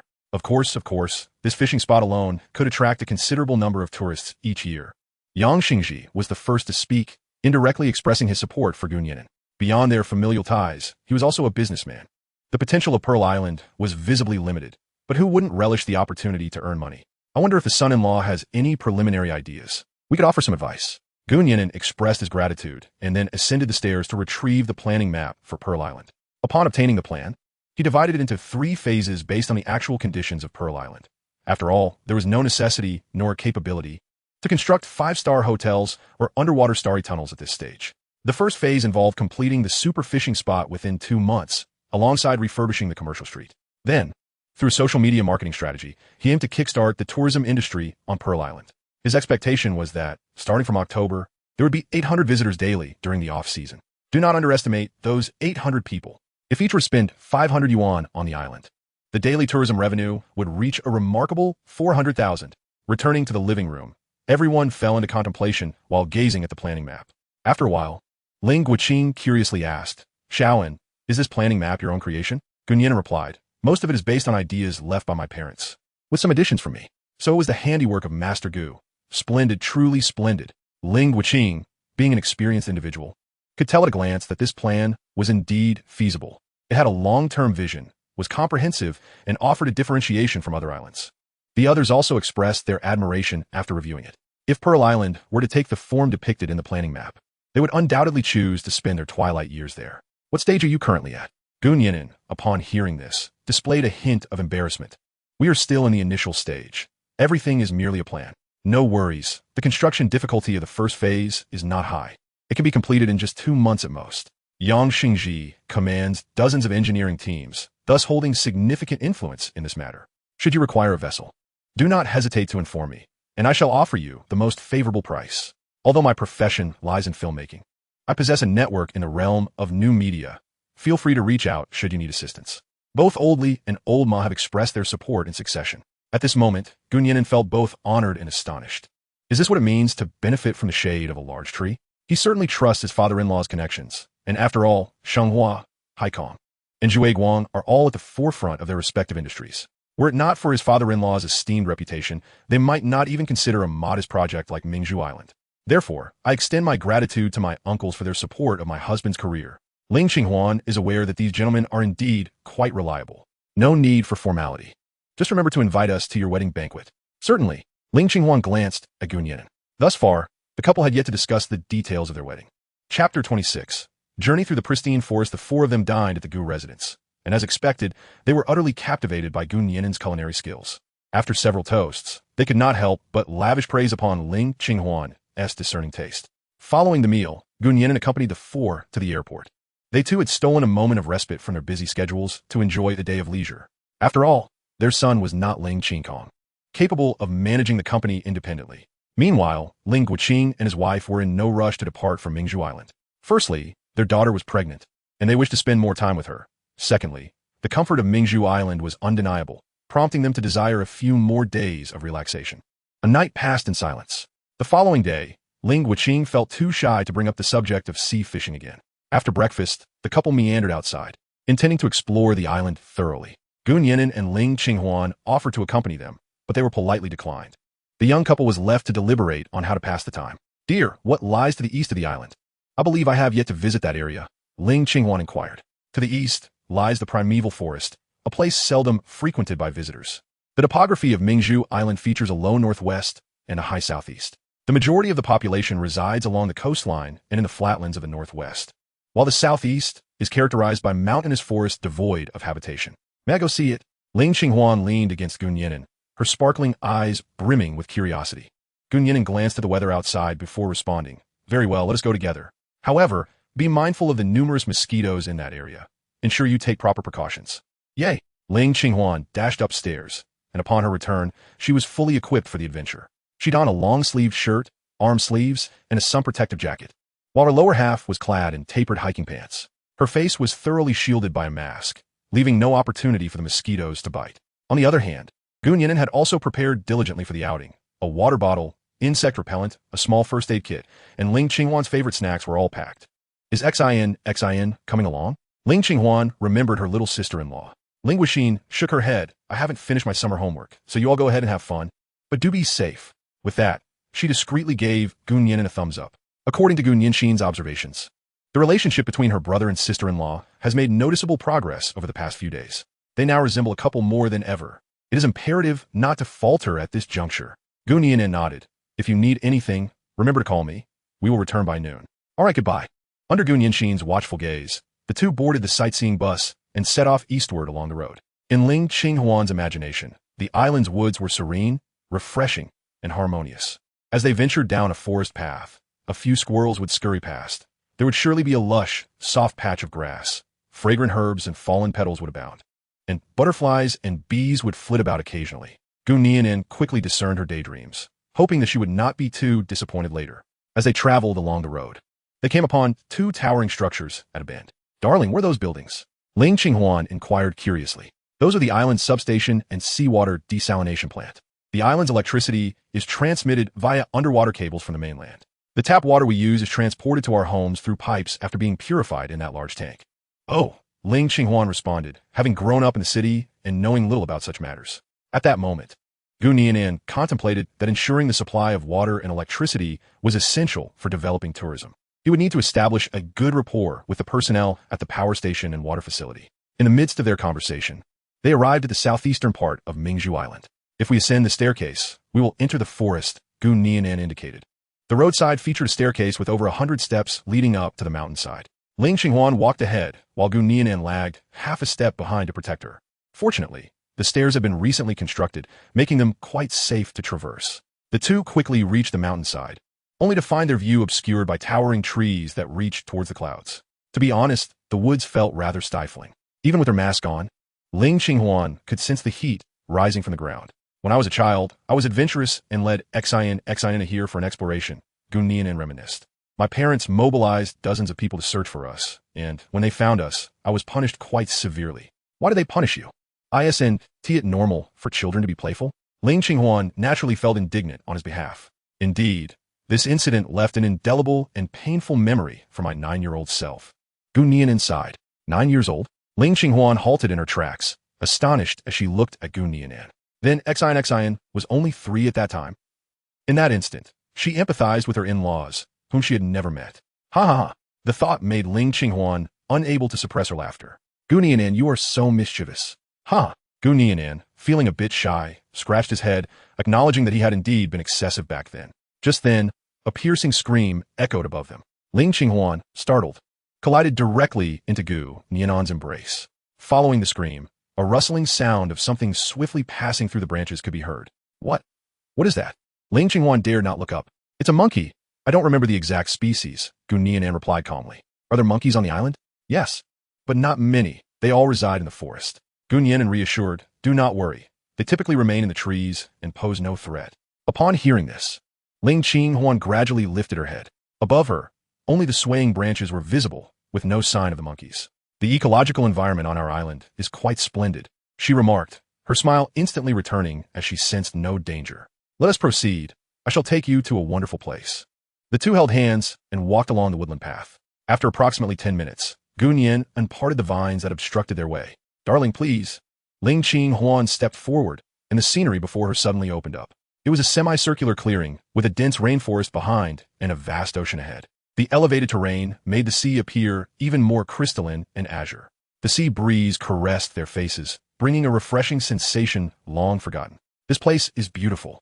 How delightful it would be to build a small treehouse here, Ling Qinghuan casually remarked, igniting Gu Nian'an's imagination. Perfect, let us construct a treehouse right here. I was merely jesting. Did you take me seriously? Indeed, a treehouse with a view of the ocean could serve as a unique accommodation for Mingzhu Island. Gu Nian'an had previously focused on developing the northwest and fishing grounds. In truth, the southeastern part of Mingzhu Island also holds great potential. Oh, Ling Qinghuan envisioned the prospect of building a treehouse and promptly expressed her support. The two lingered by the sea for a while before retracing their steps back home. By this time, her father-in-law had also returned. After enjoying lunch, everyone retreated to their respective rooms for a rest. In the afternoon, they gathered at home to chat. Her father-in-law had even taken a fishing rod to the backyard to fish. Although the catch was meager, the essence of fishing lay in the ambience. Her father-in-law and mother-in-law did not mention when they would depart, and Gu Nian'an did not inquire. After all, there was ample space at home. They could stay as long as they wished. In Yangcheng, at the headquarters of the Sihai Group, President Ling, having reviewed these 10 documents, your work for today is complete, the assistant softly stated. However, this evening you are expected to host several leaders. The hotel and arrangements have all been made. Ling Qinghuan silently nodded, his eyes devoid of their usual luster. His parents were indeed enjoying a leisurely life on the island. Yet, the responsibilities that were meant to rest upon the chairman's shoulders had all fallen onto his. Dad, Mom, when will you return? Chapter 27. A professional team lands on the island. Another day passed, and it seemed Ling Qinghuan and his wife had become accustomed to life on Mingzhu Island. Meanwhile, Ling Qinghuan, burdened by his responsibilities, felt as though each day stretched into an eternity. Finally, unable to endure any longer, he made a phone call. Dad, how are you and Mom doing over there? Very well, quite splendid, Ling Qinghuan replied, his mouth full of fruit, making his speech somewhat indistinct. Yet, the ease and contentment in his tone were unmistakable. That is good to hear. Ling Qinghuan gritted his teeth and asked, so when do you plan to come back? No hurry. The weather is mediocre today, and we could not go out to sea. In a couple of days, I will venture out again. Let me tell you, the fish here are quite large. Once the topic of fishing arose, Ling Qinghuan became quite loquacious. Father, Ling Qinghuan promptly interrupted his lengthy discourse. I told you. Experts say that if a person rests for too long, their mind will deteriorate. You are still so young. A laid-back lifestyle does not suit you. What I mean to say is, why not return to the company for a visit? Ling Qinghuan could hardly fathom that he would still have a day when he would be working alongside his father. What is the matter? Are you overwhelmed by the work? Ling Qinghuan said with a smile. I can manage. But before Ling Qinghuan could finish his thought, he was interrupted by his father. As long as you can manage. Your mother and I will continue our leisurely days. Upon hearing this, Ling Qinghuan's expression changed dramatically. No, Dad. I am utterly exhausted. You should return quickly. During the days when the chairman was absent, he had to work over 10 hours each day. After work, he had to personally entertain various leaders and business partners. Just last night, he changed venues 3 times and was sick 3 times. To outsiders, the Sihai group appeared to be thriving. Yet as the saying goes, with wealth comes more wealth, and with power comes more power. Often, he felt compelled by circumstances beyond his control. All right, can we return tomorrow? Ling Qinghuan, understanding his son's recent hardships, refrained from further teasing. Fine, we will come back in the afternoon. I truly admire your resilience. Thus, they agreed to handle matters upon their return. Ling Qinghuan decisively hung up the phone. Soon, Nian'an and his partner learned of this news. Uncle and aunt, is there an urgent matter at home? No, it's just that there are quite a few tasks, and your brother is overwhelmed. Although Ling Qinghuan was on Mingzhu Island, he was still well informed about the company's affairs. Then I shall take you and aunt to the airport after lunch. For some reason, Nian'an felt a sense of relief. All right, Xiaoan, Ling Qinghuan said with a smile. The team sent by Sihai Group should be arriving shortly, and you will be in charge of directing them. The Mingzhu Island Travel Company has been established, but it is still merely a shell. To this end, Ling Qinghuan had allocated a group of excellent employees to assist Nian'an in establishing the basic structure. Should any difficulties arise, feel free to bring them to me. There is no need for formality among family. Thank you, Uncle. During these few days, Nian'an was not merely idle. Every night before bed, he diligently refined his planning diagrams and composed a 10,000-word proposal. Once the personnel were in place, he would be able to officially embark on his grand endeavor. Ahem, what should I call you? Ling Qinghuan, for once, appeared somewhat embarrassed. At this, Nian'an paused, instinctively glancing at Ling Qinghuan. Ling Qinghuan, too, felt a touch of shyness, unable to meet Nian'an's gaze. Dad, Mom, I will treat Qinghuan well, you can rest assured.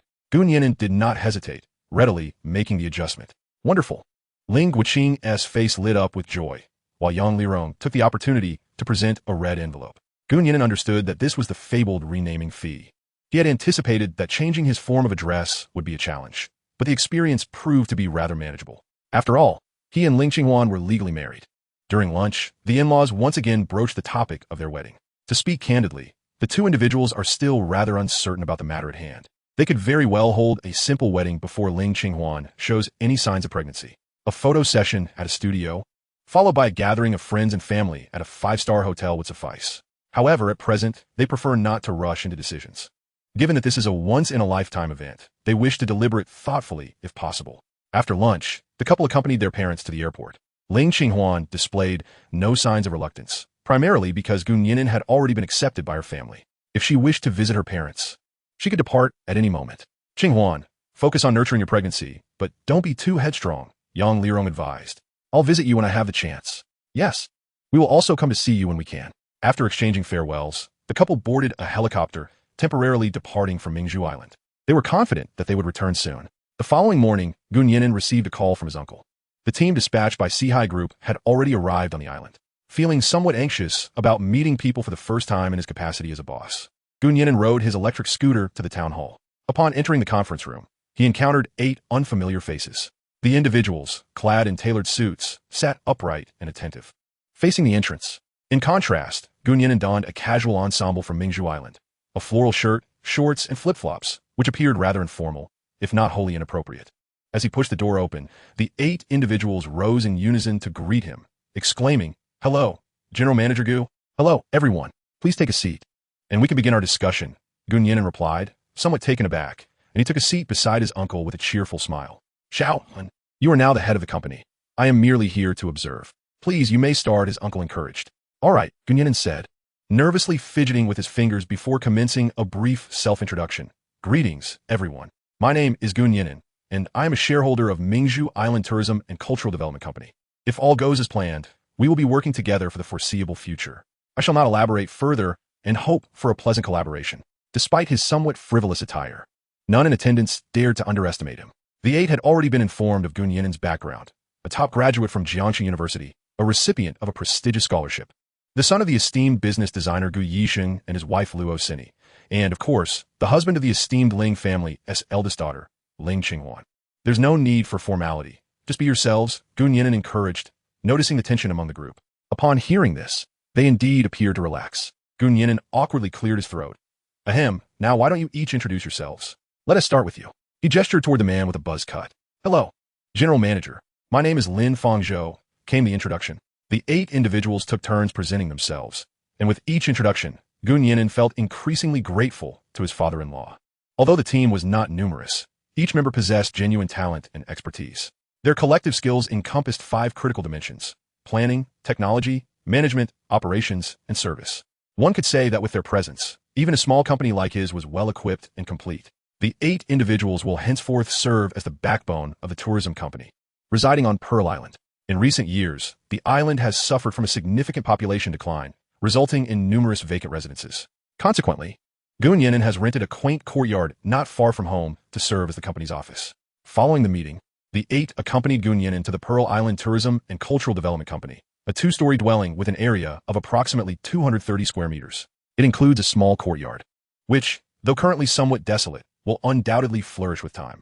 Given the limited conditions, the group will temporarily reside on the 2nd floor of the company.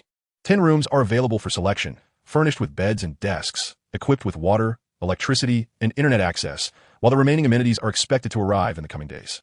The group, having been elite white-collar workers in the city, found it challenging to adjust upon arriving at Pearl Island.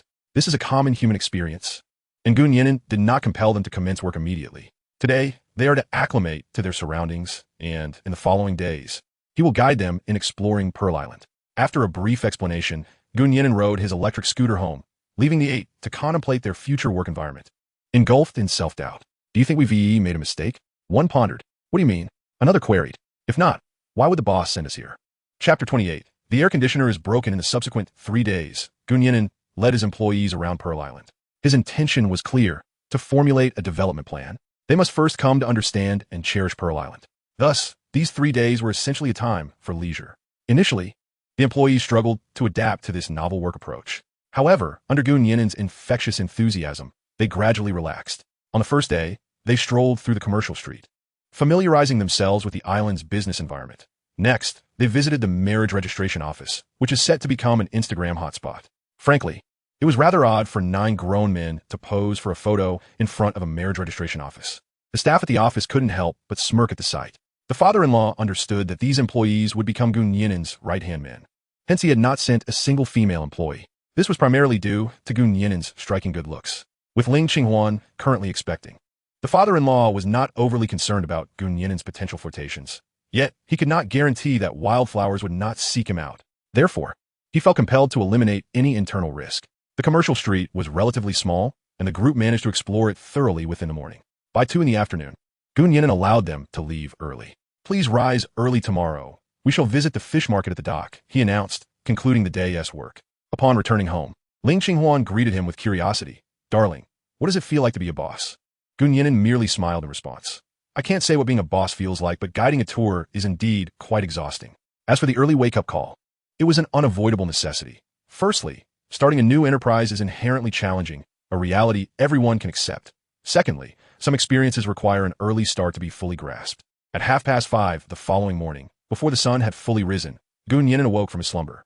He first checked on Ling Qinghuan in the adjacent room, and, upon seeing the baby sleeping soundly, felt a sense of relief. He then prepared himself for the day ahead, as he needed to make a trip to the office.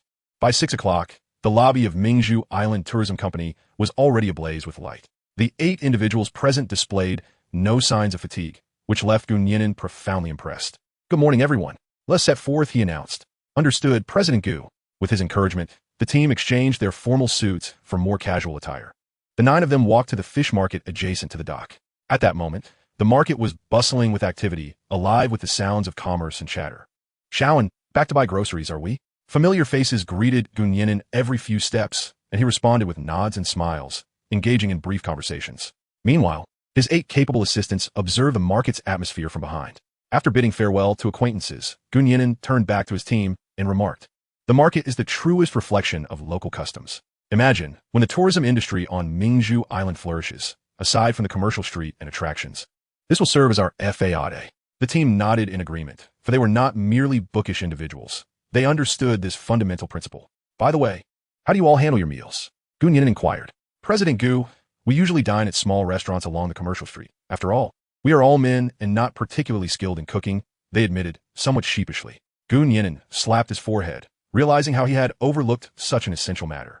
From now on, the company will provide meal allowances, setting the daily standard at 50. When conditions permit, we shall establish a cafeteria for everyone. With this straightforward declaration, smiles spread across the faces of his team. Given their current salaries, a monthly allowance of 1,500 was not excessive, but who would turn down free money? The group strolled through the fish market for a while longer, capturing ample material for their project. By the way, did everyone bring mosquito repellent? Gu Nian'an asked. Yes. We all brought it. This was something he had forewarned them about. Excellent. Let us prepare to transition, leaving the fish market behind. The 9 of them plunged into the eastern rainforest. This pristine wilderness was destined to be developed into an attraction, and Gu Nian'an envisioned a pedestrian pathway that would traverse the heart of the rainforest. Understood, President Gu. A bespectacled young man quickly retrieved a drone from his backpack. Once airborne, it could scan the entirety of the rainforest environment, providing valuable data for designing the pathway. Gu Nian'an nodded approvingly. This is excellent. Can it fly now? Absolutely. The young man swiftly prepared the drone for takeoff. With a hum, the drone ascended smoothly, quickly reaching an altitude of 250 meters. The monitor displayed a lush expanse of green. Over there is the area we are headed to. Gu Nian'an pointed to a semicircular clearing visible on the monitor, which will also serve as the endpoint of our pedestrian pathway. We shall construct a series of tree houses here, transforming it into a camping area. Before them lies the vast ocean, while behind them stands the dense forest, perhaps ripe for an unexpected adventure. The crowd, intrigued, discreetly noted the location. As the clock struck noon, it was time to conclude the day's labors. With a grand gesture, Gu Nian'an bid farewell to everyone. Will you be working this afternoon, Mr. Gu? Lin Fangzhou inquired, puzzled. I have no further tasks at hand. You may organize the materials gathered this morning, Gu Nian'an replied with a hastened cadence. But there is no rush. Take your time. Tomorrow, we shall embark on a fishing expedition at sea, so prepare yourselves. With that, he mounted his electric scooter and swiftly departed. He needed to return home to prepare lunch for his wife and sister. The group remained at the foot of the mountain, exchanging glances, astonished by such a laid-back boss. We're going fishing tomorrow? Is this not akin to a leisurely holiday? Upon returning home, he found that Ling Qinghuan and Gu Nianxin had only recently awakened. Such is the easygoing lifestyle of the inhabitants of Mingzhu Island. Gu Nian'an skillfully crafted a delightful meal of 4 dishes and a soup. After lunch, he reclined in the backyard for a nap alongside Ling Qinghuan. In this moment, a multitude of thoughts occupied his mind. As he mused, he glanced at Ling Qinghuan, only to find her blushing and gazing back at him. Is there something on my face? Gu Nian'an asked. No, I was just looking, she replied, shaking her head and discreetly swallowing. Her gaze fell upon his strong, muscular arm, illuminated by the sun, which seemed to radiate a dazzling aura. What fragrance do you wear? It smells delightful, she remarked. Gu Nian'an appeared slightly taken aback. Lifting his collar to sniff, perhaps it is the scent of my shower gel. I took a bath after returning. After a morning spent climbing hills and swimming in the sea, I hardly noticed the scent. Oh, Ling Qinghuan mused, sensing that it was more than mere shower gel. She leaned closer to him, wrapping her arms tightly around his bicep, her legs playfully resting upon his forearm. To be honest, Gu Nian'an was somewhat astonished. He had not anticipated such boldness from Ling Qinghuan. Yet, upon reflection, she had previously expressed her affection for him. Meanwhile, he had been as rigid as a block of wood, taking hesitant steps forward. This could not continue. Qinghuan, he began. Yes? She looked up at him. You are quite adorable. With that, he pressed a kiss upon her forehead. Ling Qinghuan seemed to intuit his thoughts. By the way, dear husband, it appears that the air conditioning in my room is malfunctioning. Oh, when did it break? Gu Nian'an asked, suddenly alarmed. The thought of a stifling, warm night without air conditioning was unbearable. Don't fret, it broke after I got up this morning, Ling Qinghuan explained. Oh, I will check it out shortly. For tonight, perhaps you should sleep in another guest room, Gu Nian'an suggested, calming down. No, I wish to sleep in the master bedroom, Ling Qinghuan insisted, her determination evident. Very well. Gu Nian'an agreed without hesitation. Upon hearing his words, Ling Qinghuan was filled with joy and unexpectedly planted a kiss on him. Chapter 29. With you, I fear nothing. I will tidy up a bit and move out, Gu Nian'an replied matter-of-factly. Move out? Ling Qinghuan questioned, puzzled. However, she quickly realized that Gu Nian'an, in his navet, had misunderstood once again. Aren't you going to occupy the master bedroom? I can just move to the next room. Gu Nian'an blinked his innocent eyes, believing this to be entirely reasonable. Ling Qinghuan, how can you be so dense? For a moment, Ling Qinghuan felt a mix of frustration and amusement. How am I being dense? Gu Nian'an responded, confused. Tell me, aren't we a couple? Ling Qinghuan asked, fuming. We are a couple. We even have a marriage certificate. Then, Shouldn't couples share the same bed? Yes, but wait. What do you mean? What is wrong with that? It's perfectly normal. At this point, Ling Qinghuan decided to abandon all pretense of modesty. Gun Yinan, wanting to argue further, found himself silenced by her pitiful expression as she clutched her stomach. After a long pause, he spoke again. Do you mean we should sleep together? Of course, why not? Isn't that inappropriate? What is inappropriate about it? Do you dislike me? No, not at all. Gun Yinan hastily denied. Then it's settled. We are a couple, and it's completely natural for us to live together. At that moment, Ling Qinghuan's expression softened from determination to vulnerability.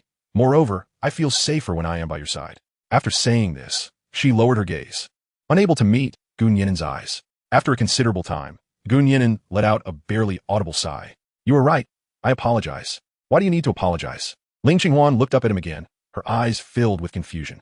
Gun Yinan pondered. An unexpected encounter had led to Ling Qinghuan's pregnancy. The girl was willing to sever ties with her family to seek him out from afar, while he had remained passive, taking one step at a time. To put it nicely, this could be described as mutual respect. To say it harshly, it was a form of irresponsibility. He could now almost certainly affirm that Ling Qinghuan was indeed fond of him. In light of this, how could he allow her to continuously give while he hesitated to approach her? Furthermore, he acknowledged that he had developed feelings for Ling Qinghuan. Perhaps it was not a fiery passion, but rather a yearning rooted in responsibility. It's nothing.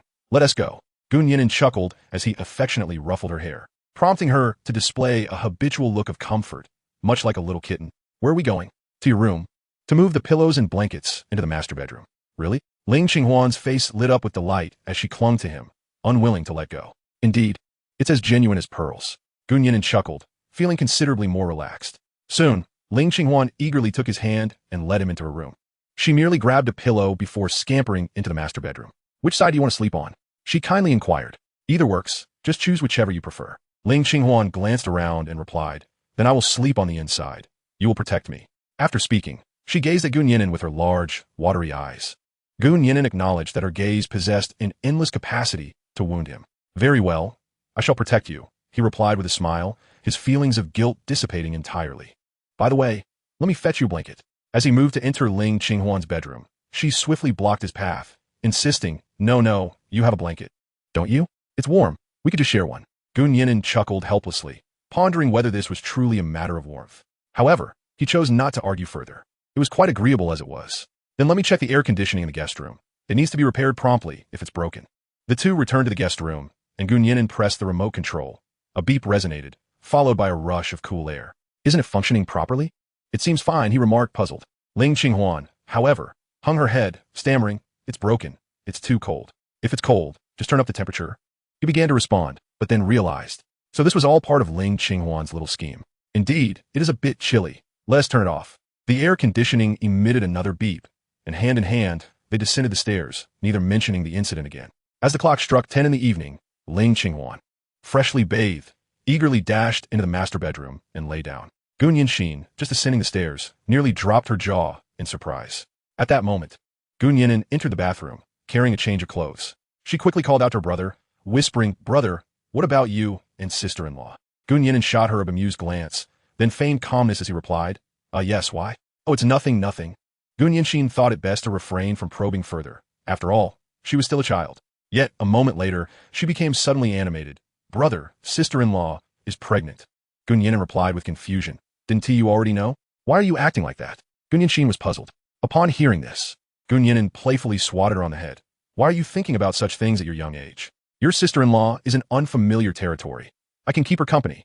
Gun Yinan covered her head, exuding reluctance as she replied, Okay, now, you should head back to your room and rest. Children shouldn't dwell on such matters. Oh, Gun Yinan retreated to her door, sweetly saying, Brother, good night, and please tell sister-in-law good night as well. Gun Yinan sighed with relief, nodding slightly, Good night to you as well. Rest early. With that, he turned to walk towards the bathroom door. Just then, Gun Yinan suddenly spoke up, Don't worry, I definitely want to disturb you too. After all, a moment of intimacy is worth 1,000 gold pieces. With that, she swiftly slipped into her bedroom and locked the door with a decisive click. Gun Yinan could only chuckle in exasperation, shaking his head before quietly entering the bathroom. Before long, he completed his ablutions and returned to the room. Ling Qinghuan, having not witnessed the handsome figure she had envisioned emerging from the bath, wore a slightly disappointed expression. Gun Yinan closed the door behind him, and the room instantly fell into a profound silence. He sat alone at the foot of the bed, gently drying his hair. Darling, May I help you with your hair? Ling Qinghuan approached him with a cheerful smile. Dressed in a delicate pink silk nightgown, her long hair cascaded down her back, and her features were as exquisite as a princess from a fairy tale. Nian'an, without a second thought, handed her the hairdryer.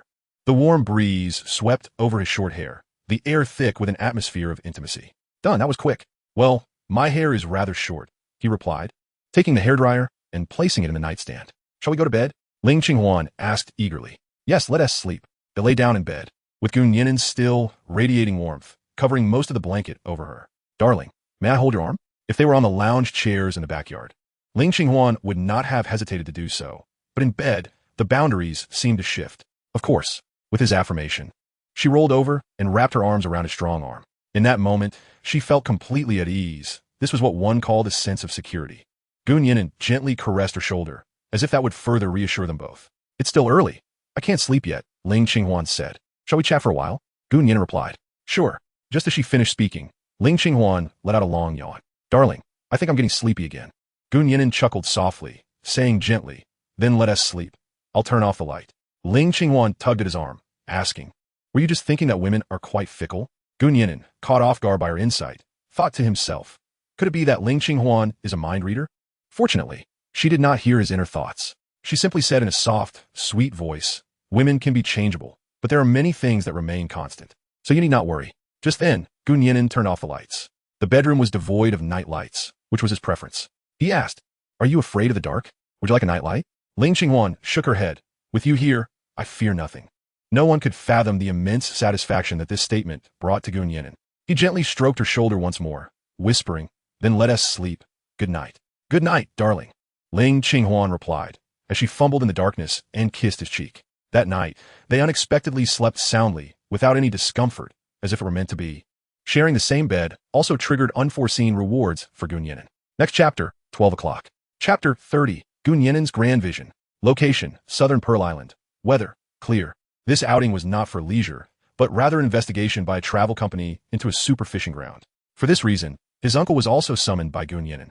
A group of over 10 people arrived at the super fishing ground, each with a fishing rod, discussing the project while fishing. Strange.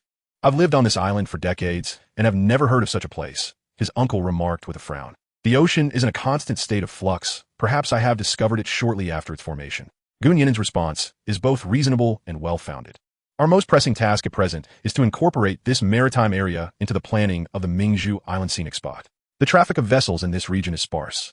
Thus, the secrets of this super fishing ground remain unknown to outsiders.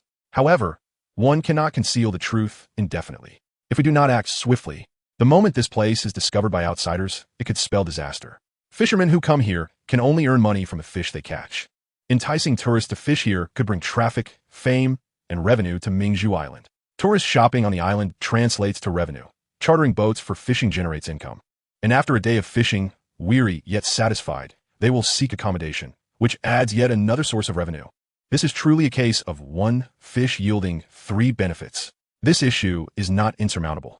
I shall compile a detailed document and submit it to the city. Upon hearing this, my uncle expressed palpable anticipation. Nian'an turned to the crowd and selected Lin Fangzhou, saying, Brother Lin, you are responsible for organizing the materials here and then handing them over to my uncle. Understood, Manager Gu.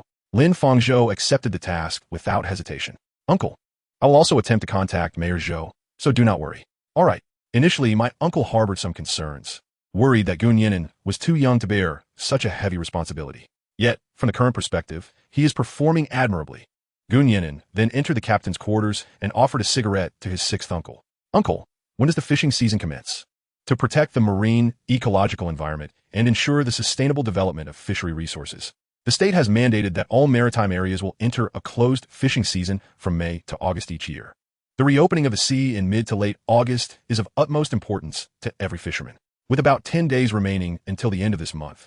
The thought of it brought a joyful smile to the sixth uncle's face. The reopening of the sea signifies that he can earn money once again. Uncle, may I discuss something with you? Just speak your mind. I will certainly listen to you. The sixth uncle enjoyed his cigarette. What do you think about joining our travel company as our full-time captain? This proposition evidently took the sixth uncle by surprise. Just days prior, he had been captivated by the grand plans painted by Nian'an and his father-in-law. Yet, he quickly realized that he possessed no other skills. Only the ability to pilot a boat and catch fish, Could he truly earn hundreds of thousands in a month? Based on his decades of experience, money is not so easily earned. Uncle, I shall dispense with pleasantries and speak directly about the terms. The hours are from 9 to 8, with a base salary of 3,500 plus commission. Of course, you need not work 11 continuous hours during working hours as long as the boat is full. You can set sail. The company will provide you with clientele, and we will split the profits from each outing 70-30. Naturally, the fuel expenses will also be covered by the company. Do not dismiss the amount. Let me calculate it for you. The sixth uncle realized that he would not be alone on the boat, even if he were merely taking guests fishing. Each vessel would require at least 3 to 5 crew members. His share would have to be divided among the crew. Nevertheless, even so, it was not an insignificant sum. After this discussion, a freshly baked opportunity was laid before the sixth uncle. Uncle Lou, what are your thoughts on this proposal? At that moment, Uncle Lou was lost in thought, completely oblivious to the ash that had fallen onto his trousers. Xiaohan, I cannot make a decision on this matter alone. Perhaps I should consult with others when I return? That sounds good. Please discuss it thoroughly with Aunt Lou. Nian'an was in no hurry, preferring to let events unfold naturally. By the way, Uncle Lou, if possible, could you also inquire if there are any peers willing to join us in this endeavor? Once the reputation of the super fishing ground spreads, a couple of boats will surely not suffice. It is wise to prepare in advance. All right, I will make some inquiries. Uncle Lou agreed. When Nian'an returned to the deck, everyone had already begun fishing. As men reach a certain age, they often develop a fondness for angling. Regardless of their skills, the serenity of waiting and the joy of catching fish provide a rare and delightful pleasure. Upon returning to shore, Lin Fangzhou immediately set about organizing materials related to the super fishing ground. The documents were delivered to the town government the following morning, and third uncle added some procedural details. He was no ordinary town mayor. Without some capability, one could not fulfill such a role. Meanwhile, Nian'an also reached out to Zhou Disheng. During this time, Zhou had been monitoring Nian'an's situation and was well aware of his establishment of a tourism company. When he received Nian'an's call, he was prepared to face any challenges. A real man stands firm. Once he promised to assist, he must follow through. However, the task was far simpler than he had anticipated. The waters where the super fishing ground was located were already part of the coastal area of Mingzhu Island. All he needed to do was designate it as a scenic area to prevent fishing boats from accidentally intruding. With all documents and materials prepared, he was merely waiting for his signature to confirm. A day later, third uncle personally visited the Nian'an city government to meet with Zhou Disheng. After reviewing the materials, Zhou was taken aback. Mayor Chow, is this fishing ground truly as extraordinary as it appears? Mayor Zhou, I was skeptical at first, but I verified it personally just the day before, third Uncle Chow replied. Though I may not understand the principles, there are numerous prized fish in these waters, some of which are not even found in the South China Sea. For instance, the silver cod we caught the other day is typically a cold water, deep-sea fish yet appeared in these tropical shallows. Zhou Disheng mused that this area might possess not only tourism value, but also scientific significance. If he could assemble a team of experts to conduct research there, it would certainly be a notable achievement for him. Of course, he needed to address the immediate matters first. Just leave the documents here. I will have someone draft a resolution to bring to the standing committee for approval. Third uncle was pleasantly surprised by how smoothly things were progressing and quickly agreed. Mayor Chow, please convey a message to Xiaohan whenever he comes to the city. I would like to treat him to a meal. After Zhou Disheng finished speaking, he watched his third uncle departed. On Mingzhu Island, the team from Huashan Construction Company had also arrived. Their purpose was to enhance the coastal environment in the southern part of Mingzhu Island. After all, merely having a fishing ground would not suffice. Some iconic structures along the shore were necessary to leave a lasting impression on visitors. For the team at Huashan Construction, this project is minuscule, with a total cost of merely 2 million. However, it is a task personally assigned by the boss, and no one dares to be negligent. The project is expected to be completed in 24 days and put into use within 6 weeks. This timing coincides perfectly with the golden week of October, a peak season for domestic tourism. This marks the inaugural step towards the rise of Pearl Island. After arranging for the construction team, Nian'an returned home. Tomorrow, he would accompany Ling Qinghuan for a prenatal checkup in the mainland. Chapter 31. The luxurious 6-seater family van in mid-August. Nian'an and Ling Qinghuan took a helicopter to the urban area of Nian'an City. Although Nian'an may not be as developed as cities like Yangsheng, it has experienced rapid growth in recent years. Among its flourishing sectors, tourism and healthcare stand out prominently. The couple arrived at the finest private obstetrics and gynecology hospital in Nian'an for the prenatal examination. While private hospitals excel in both service and medical resources, their sole drawback is the expense. However, the couple was not short of funds. After a series of examinations, they received splendid news. Both Ling Qinghuan and the baby were in excellent health. The doctor glanced at the report smiled, and nodded. Mrs. Gu, congratulations. Your health is impeccable, and the fetus is developing splendidly. At this stage, you should focus on rest and ensure adequate intake of folic acid and vitamins. Understood, they replied in unison. I will prescribe some supplements. Would you prefer to collect them here at the hospital or purchase them from external pharmacy? The doctor added. To be candid, the hospital's prices may be slightly higher, but we assure you of the quality. It's best to collect them here. The couple, not lacking in finances, opted to avoid an extra trip. All right, with this receipt, you can pay and collect them at the Western Medicine window downstairs. As they exited the consultation room, a synchronized sigh of relief escaped them.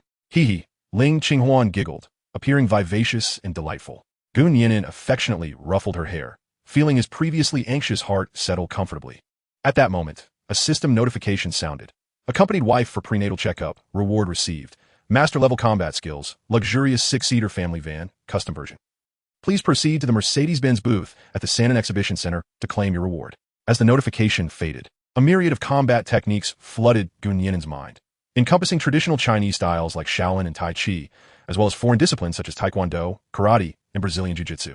He even mastered hundreds of lethal techniques. Coupled with his enhanced physique, defeating 10 opponents with bare hands would pose no challenge. Excited, Gu Nian'an turned his attention to the other reward. Coincidentally, a car exhibition was underway in Nian'an, and the couple had intended to explore it together today. It seemed serendipitous. He could directly go and retrieve his vehicle. Husband? Noticing his prolonged silence, Ling Qinghuan called out in confusion. I'm here. Gu Nian'an quickly snapped back to reality, smiling at her. What were you just thinking about? Apologies, I was lost in thought.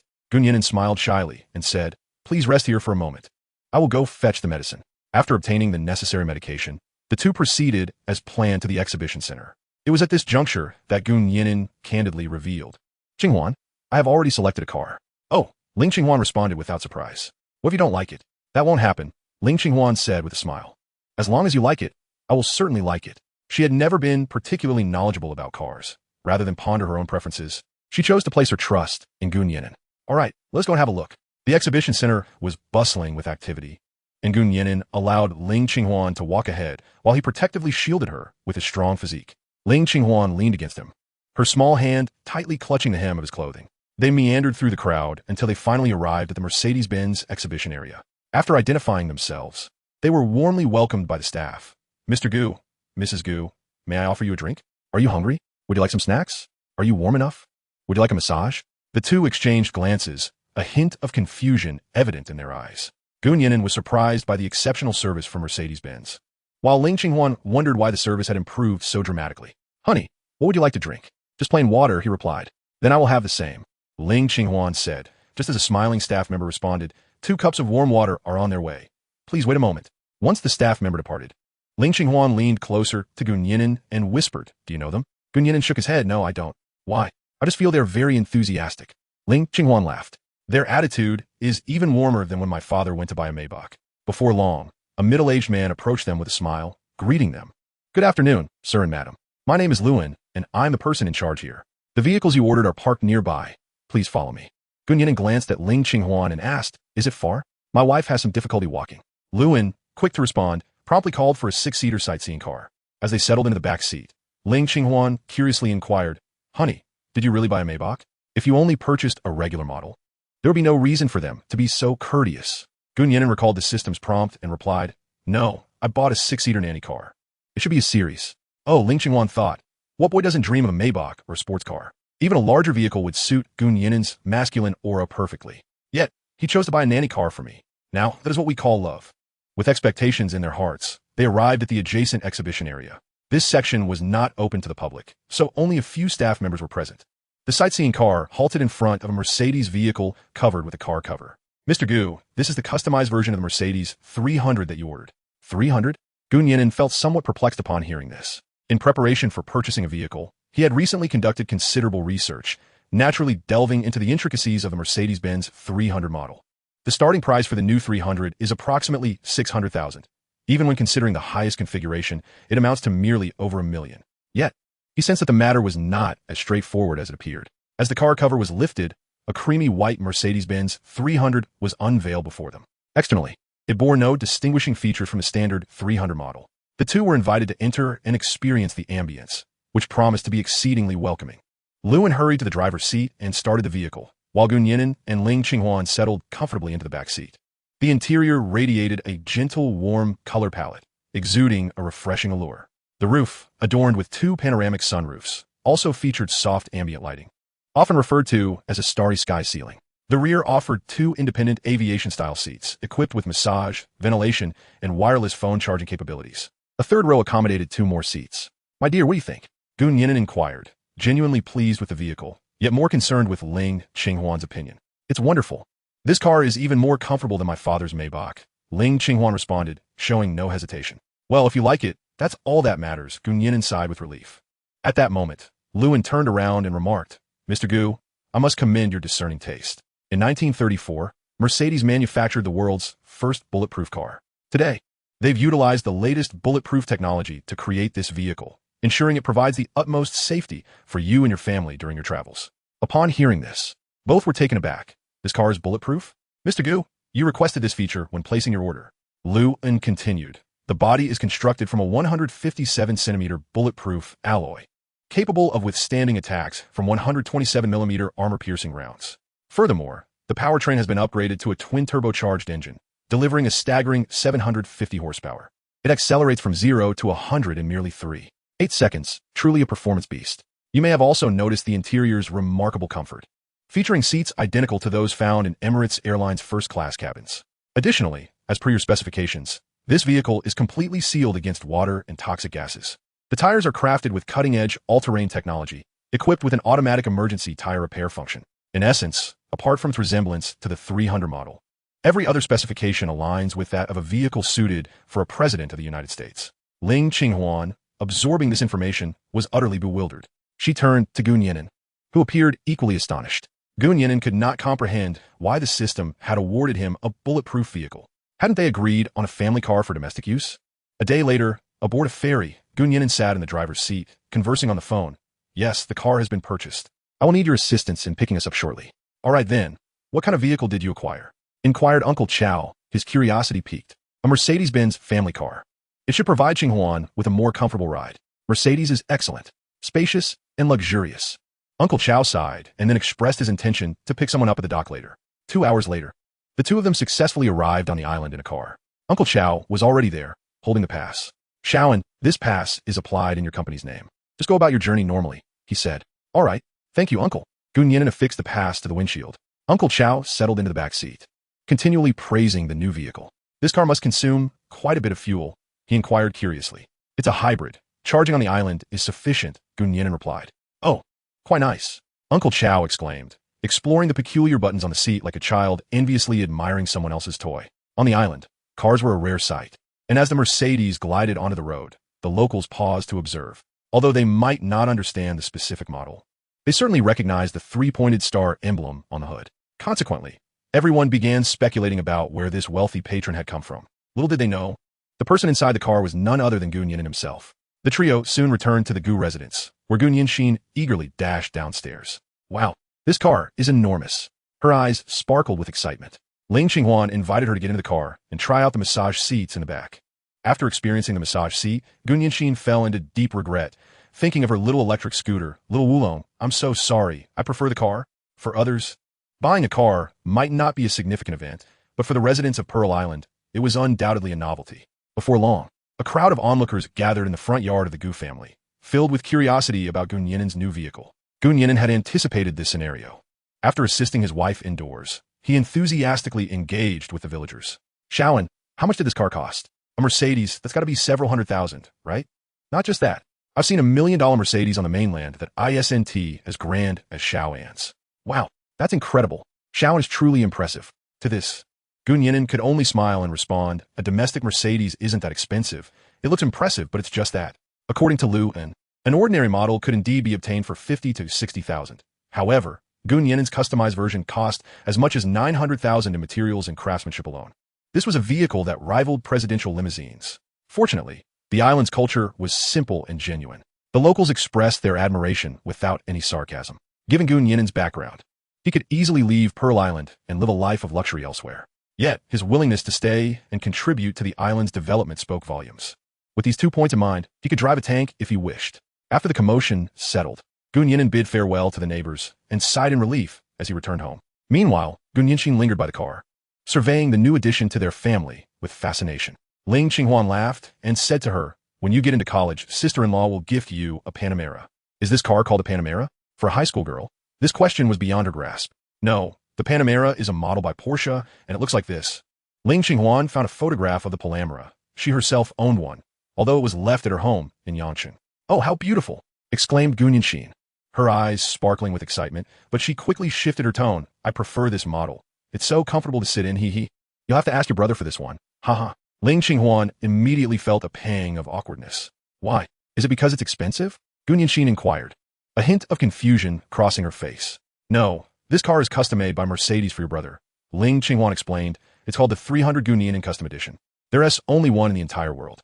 "Wow, is my brother that impressive?" In her eyes, her brother was indeed an extraordinary person. However, the notion of having a car specially crafted for him seemed rather far-fetched. Is it just a matter of money? Other cars can be modified with cash, but I'm not so sure about this one. Ling Qinghuan spoke candidly. After all, bulletproof materials are not easily sourced, and this was a factory modification. 1 in a million. All right, I'll ask him later. Gu Nianqing's expression was a blend of anticipation and disappointment. Gu Nian'an stood by the floor-to-ceiling window, observing his sister's demeanor. Reflecting on the recent past, he realized he had been wholly focused on Ling Qinghuan, inadvertently neglecting his sister's feelings. Gu Nianqing attended an elite private boarding school in Nian'an City, returning home only once a month. After their parents' departure, the siblings had become each other's sole family. Gu Nianqing was quite independent, never burdening Gu Nian'an with her troubles. Such a responsibility seemed rather heavy for a 16-year-old. He mused that he needed to make amends with her. After muttering a promise to himself, he entered the kitchen to prepare dinner. The next day dawned bright and clear. Gu Nian'an returned to the office, where everyone was engrossed in their respective tasks. President Gu, WVE drafted the preliminary promotion plan. Lin Fangzhou eagerly presented a thick document of 90 pages. Gu Nian'an accepted the plan and casually found a spot to begin reviewing it. The first half of the document contained a summary and analysis of the current tourism resources on Mingzhu Island. This information was familiar to Gu Nian'an, so he skipped ahead. The latter half detailed the actual promotion strategy. After analysis, the team decided to initially focus on the super fishing grounds and the eastern silver sand coast to attract the first wave of tourists to the island. "Are we going to shoot a promotional video?" Gu Nian'an inquired. "Absolutely. The domestic short video user base has reached 1 billion, Lin Fangzhou responded. WVE created an account on Duel to promote Mingzhu Island. Gu Nian'an furrowed his brow, questioning, will anyone actually watch the videos we post? If the reach is too limited, posting videos would be pointless. At this, Lin Fangzhou offered an awkward smile. "President Gu, we plan to buy traffic." "Yes, it's that straightforward. We'll pay some influencers to come to the island, treat them well, and have them film and share their experiences online." Gu Nian'an remained non-committal, simply slapping his forehead as he asked, "Have you decided whom to invite?" "We have. Look." Another employee handed over a tablet, which displayed a video of deep-sea fishing. The content creator, known as Xiao Jiang, boasts an impressive following of 12 million fans. He frequently travels across the country to film fishing videos, and his audience closely aligns with our target tourists. Gu Nian'an nodded in satisfaction and inquired, "How much are we compensating him?" 20,000 yuan, covering 2 days and 1 night of accommodation and meals, Lin Fangzhou confidently replied.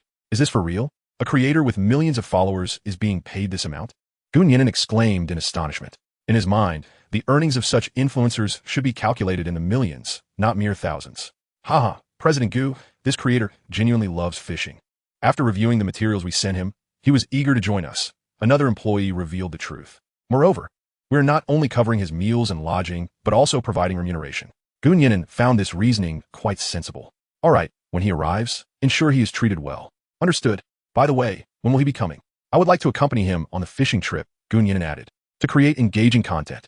We can leverage his exceptional luck in deep-sea fishing." "Absolutely, President Gu. We scheduled him for next weekend to align with the festive spirit of the National Day. With the video editing and fermentation time, it should be ready about 1 to 2 weeks before the holiday." Gu Nian'an nodded, appreciating their meticulous planning. Chapter 33. Watches and houses. In late August, Gu Nianqing, a senior in high school, returned to school a week earlier than her peers. "Xin, your brother is looking for you," Ling Qinghuan called out, summoning Gu Nianqing downstairs. "What's up, sister-in-law?" Despite the impending school year, Gu Nianqing wore a cheerful demeanor. As a top student, she harbored no aversion to the start of classes. However, her school operated on an odd-even week schedule, which meant she had only 1 day off in the first 3 weeks of each month, a day that counted from the end of Saturday's evening study session until the beginning of Sunday's evening session. Thus, she hardly had time to return home, with only the fourth week offering a double weekend for her to rest briefly. As school approaches, your brother and I have prepared 2 gifts for you. Ling Qinghuan gently urged Gu Nianxin to sit, her eyes filled with affection. Wow, receiving gifts for the new school year. Gu Nianxin's playful demeanor persisted. Xin, I've been quite busy lately and haven't had time to spend with you. I'm sorry, Gu Nian'an said, patting her knee, his every action betraying a maturity beyond his years. It's fine, Gu Nianxin waved her hand dismissively, having always been understanding. She recognized her brother's commitment to revitalizing Mingzhu Island while also caring for his pregnant wife. His evident busyness was not lost on her. She didn't feel neglected at all. But enough of that. What gifts did you prepare for me? Gu Nianxin's gaze sparkled with anticipation. Let us start with mine. Your brother's gift is too grand for me to compete with. Ling Qinghuan reached behind her, retrieving a beautifully wrapped box, which she presented to Gu Nianxin. Thank you, sister-in-law. May I open it and take a look? Of course. Gu Nianxin eagerly unwrapped the gift to reveal a delicate lady's wristwatch, adorned with a strap crafted from deep green crocodile leather and a striking stainless steel case. The bezel was set with dozens of round-cut diamonds, sparkling brilliantly under the light. Gu Nianxin instantly recognized that it was the same model her sister-in-law often wore. I heard from your brother that this watch was a gift he presented to you during his freshman year. Ling Qinghuan explained with a smile, when it gets old, it's time to replace it. Doesn't it look lovely, just like the one I wear? To be honest, it was evident that this timepiece was quite luxurious. Gu Nianxin felt a bit shy about accepting it, and simply gazed blankly at her brother. Gu Nian'an shrugged, signaling her to accept the gift. Stop looking at your brother. Just tell us how beautiful you think this watch is. Gu Nianxin nodded, grinning widely. It's beautiful, exceptionally beautiful. Well, if you find it lovely, put it on. I believe it suits you perfectly. Ling Qinghuan helped her remove her old Casio and replaced it with the new Vacheron Constantine. Quite nice. However, our dear Xian seems to have lost a bit of weight. Gu Nianxin shyly smiled again. I haven't been on a diet, but no matter what I eat, I just can't seem to gain weight, hee hee. Ling Qinghuan couldn't help but cast a look of envy at her. In less than a month since arriving here, she had gained a solid 6 pounds. Returning to the main point, the Gu family was reasonably well off. Yet under their parents' guidance, the siblings always lived modestly, devoid of any ostentation. Before Ling Qinghuan's arrival, the most expensive piece of clothing Gu Nianxin owned was just over 1,000. A down jacket bought by her parents during a family trip to the north when they were still alive. It no longer fit, and besides, a down jacket was unnecessary on Pearl Island. Her shoes and jewelry were also commonplace, easily found on the streets. Yet Gu Nianxin attended an elite school, where her classmates hailed from affluent families, enjoying the finest in clothing and accessories among peers. At the tender age of 17 or 18, one is often besieged by material desires, yet feels utterly powerless. Gu Nian'an had not paid attention to this before, but now he had to take it seriously. It was indeed inappropriate for a high school student to wear a watch worth 200,000 to 300,000. But so what? There was no need to concern oneself with the opinions of others. Gu Nianxin's happiness was paramount. At that moment, Gu Nian'an spoke up, Xian, as you enter your final year of high school, your time for rest will diminish even further. Thus, I have prepared this for you. Gu Nian'an said, pulling out a small charm from his pocket. Huh? Gu Nianxin's expression reflected confusion. The charm was indeed her favorite anime character. However, the disparity between the luxurious watch and the small charm was rather stark. Thank you, brother. I will cherish it and play with it during my moments of boredom. Regardless, she happily accepted the gift. Cough, cough. Gu Nian'an showed a hint of embarrassment, while Ling Qinghuan chuckled quietly beside him. The charm itself was not the focal point. Rather, it was the function of the charm that mattered. What other function does it have? I purchased a small house near your school, so you can come home to rest every weekend. On weekends, your sister-in-law and I will come to keep you company. This, indeed, is the access card to the new house. Gu Nianxin was once again taken aback, her astonishment rendering her momentarily speechless. Her brother had quietly purchased a house right next to her school. After the initial shock, waves of emotion surged within her heart. She shook her head, her voice tinged with a hint of tears. No, that won't be necessary. You are so busy, and besides, sister-in-law is expecting a baby. There's no need for such trouble. Her brother was the only family she had left in this world, and to claim she was not attached would be a falsehood. Yet, reason dictated that she could not remain by his side indefinitely. Now that her brother had a wife and was soon to welcome a child, he would naturally establish his own family. She felt it was inappropriate to burden him with the expenditure of time and energy, which could even strain the bond between him and his wife. Ling Qinghuan approached and embraced her understanding sister-in-law, gently reassuring her. Xin, dear, this decision was not made on a whim by your brother and me. There's a maternity hospital not far from your school where I will give birth. We must celebrate the new year together in the city next year. Do not place too much pressure on yourself. We are your brother and sister-in-law. and it is our duty to stand by your side. Upon hearing this, Gu Nianxin felt even more touched. Her sister-in-law was truly kind. Immediately, she wrapped her arms around Ling Qinghuan, nuzzling her face against hers. Indeed, you're like my own sister. Ling Qinghuan responded with a carefree laugh. In New York City, at that very moment, Ling Qinghuan, Ling Qinghuan's younger sister, had just awakened from her slumber. Achoo, how strange, sneezing in the middle of summer. Could it be that my sister is missing me? Although she's married now, in her heart, I'm still her favorite. Gu Nian'an, standing nearby, wiped his brow, thinking, ahem, well, I'm the one who bought the house. Yet, there was no need to dwell on such trivial matters, as long as the two of them were happy. That was enough for him. To him, Ling Qinghuan and Gu Nianxin were the two most important people in his life. The three engaged in conversation late into the night, and Gu Nianxin reluctantly ascended the stairs to wash up. The next day, she would need to rise early to pack her belongings, and after lunch, she would officially return to school. The following day, at 1 in the afternoon, Xin, is this all the luggage you have? Gu Nian'an inquired as he took hold of 2 suitcases and stuffed them into the trunk. Yes, everything is here. Gu Nianxin nodded. By this time, she had donned her summer uniform from high school, exuding an infectious vitality. All right, let's get in the car, Gu Nian'an said, closing the trunk lid. Okay. Gu Nianxin and Ling Qinghuan settled into the massage chairs in the back seat, while Gu Nian'an took the driver's seat, humming a tune as he started the engine. Notably, the license plate of their vehicle, which had been gifted by the system, read South 9999. Gu Nian'an had verified that this plate was registered under his name the moment he received the reward. To be honest, the plate was rather ostentatious. However, coincidentally, Gu Nian'an adored it. 3.5 hours later, the couple watched as Gu Nianxin walked into the school. With nothing pressing on their minds, they leisurely made their way back home. By the way, dear, Xiao Gang is set to land on the island tomorrow, right? Ling Qinghuan asked. Yes. It is scheduled for tomorrow, he replied. Gu Nian'an nodded. Have you seen his videos as well? I've searched for them over the past few days, and they are quite fascinating. Ling Qinghuan reflected on the content of his videos and remarked, if we seize this opportunity, it may yield unexpectedly positive results. Gu Nian'an concurred, considering the individual in question is a prominent influencer with millions of followers online. Additionally, he holds the esteemed title of an honorary member of the Huaxia Fishing Association. Through him, Mingzhu Island could attract a significant number of fishing enthusiasts to the island. Gu Nian'an thought to himself that he needed to arrange a grand event for Xiao Gang tomorrow. Chapter 34. The influencer arrives on the island at 10 o'clock in the morning at the Mingzhu Island Pier. Gu Nian'an awaited the arrival of Xiao Gang along with the town mayor, his uncle, and other staff members. To ensure a warm welcome, the company had prepared a banner that read, Welcome to the beautiful Mingzhu Island, Fisherman Xiao Gang. While the wording was somewhat juvenile, it conveyed the intended message. At 10:15, the first ferry arrived punctually. Xiao Gang and his team disembarked swiftly, approaching the gathered crowd. Hello everyone, I am Xiao Gang. He resembled his video persona. His skin was sun-kissed, perpetually adorned with a gray cap.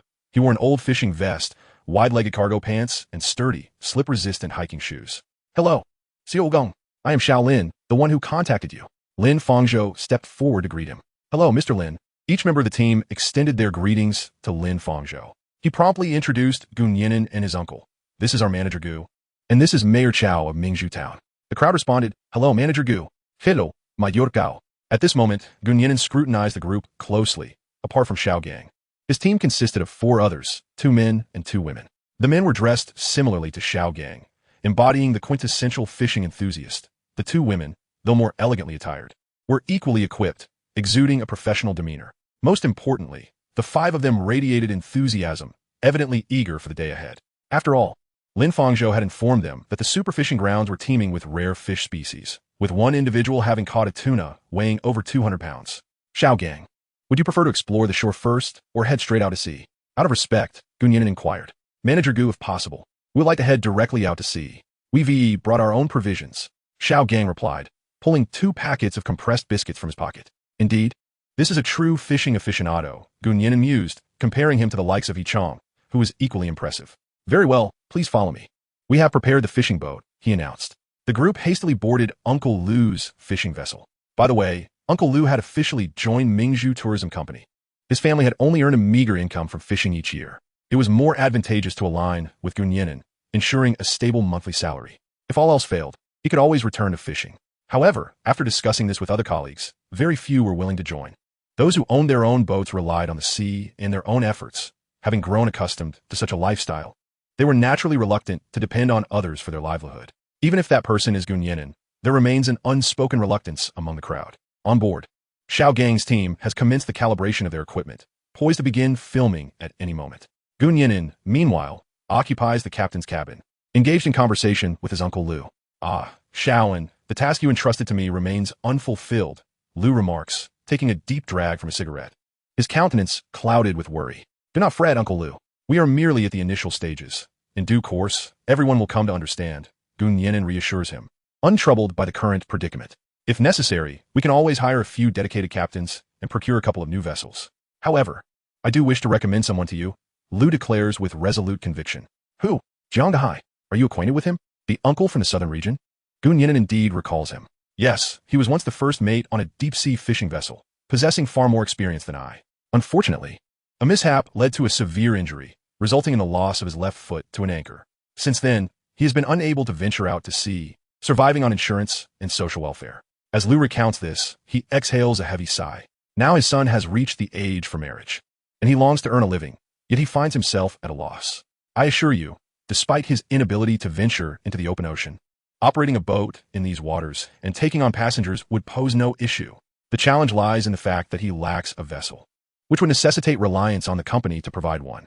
To be frank, he has done me a favor in the past, and he is indeed a remarkable individual. Otherwise, I would not recommend him to you. Jiang Dehai was once a prominent figure on Mingzhu Island. Having engaged in deep-sea fishing, his breadth of experience surpasses that of those around him. Gu Nian'an recalls listening to Jiang Dehai's tales during his childhood. Very well, acquiring a boat is not a concern. Gu Nian'an refrains from making hasty judgments, merely stating, let us find a suitable time to pay him a visit. Excellent. You can determine the timing. Lu takes another drag from his cigarette, the smoke gracefully drifting away with the breeze. Gu Nian'an returns to the deck, observing that Xiao Gang's team has begun filming and refrains from interrupting. However, Xiao Gang is the first to call out to him. President Gu, would you care to say a few words?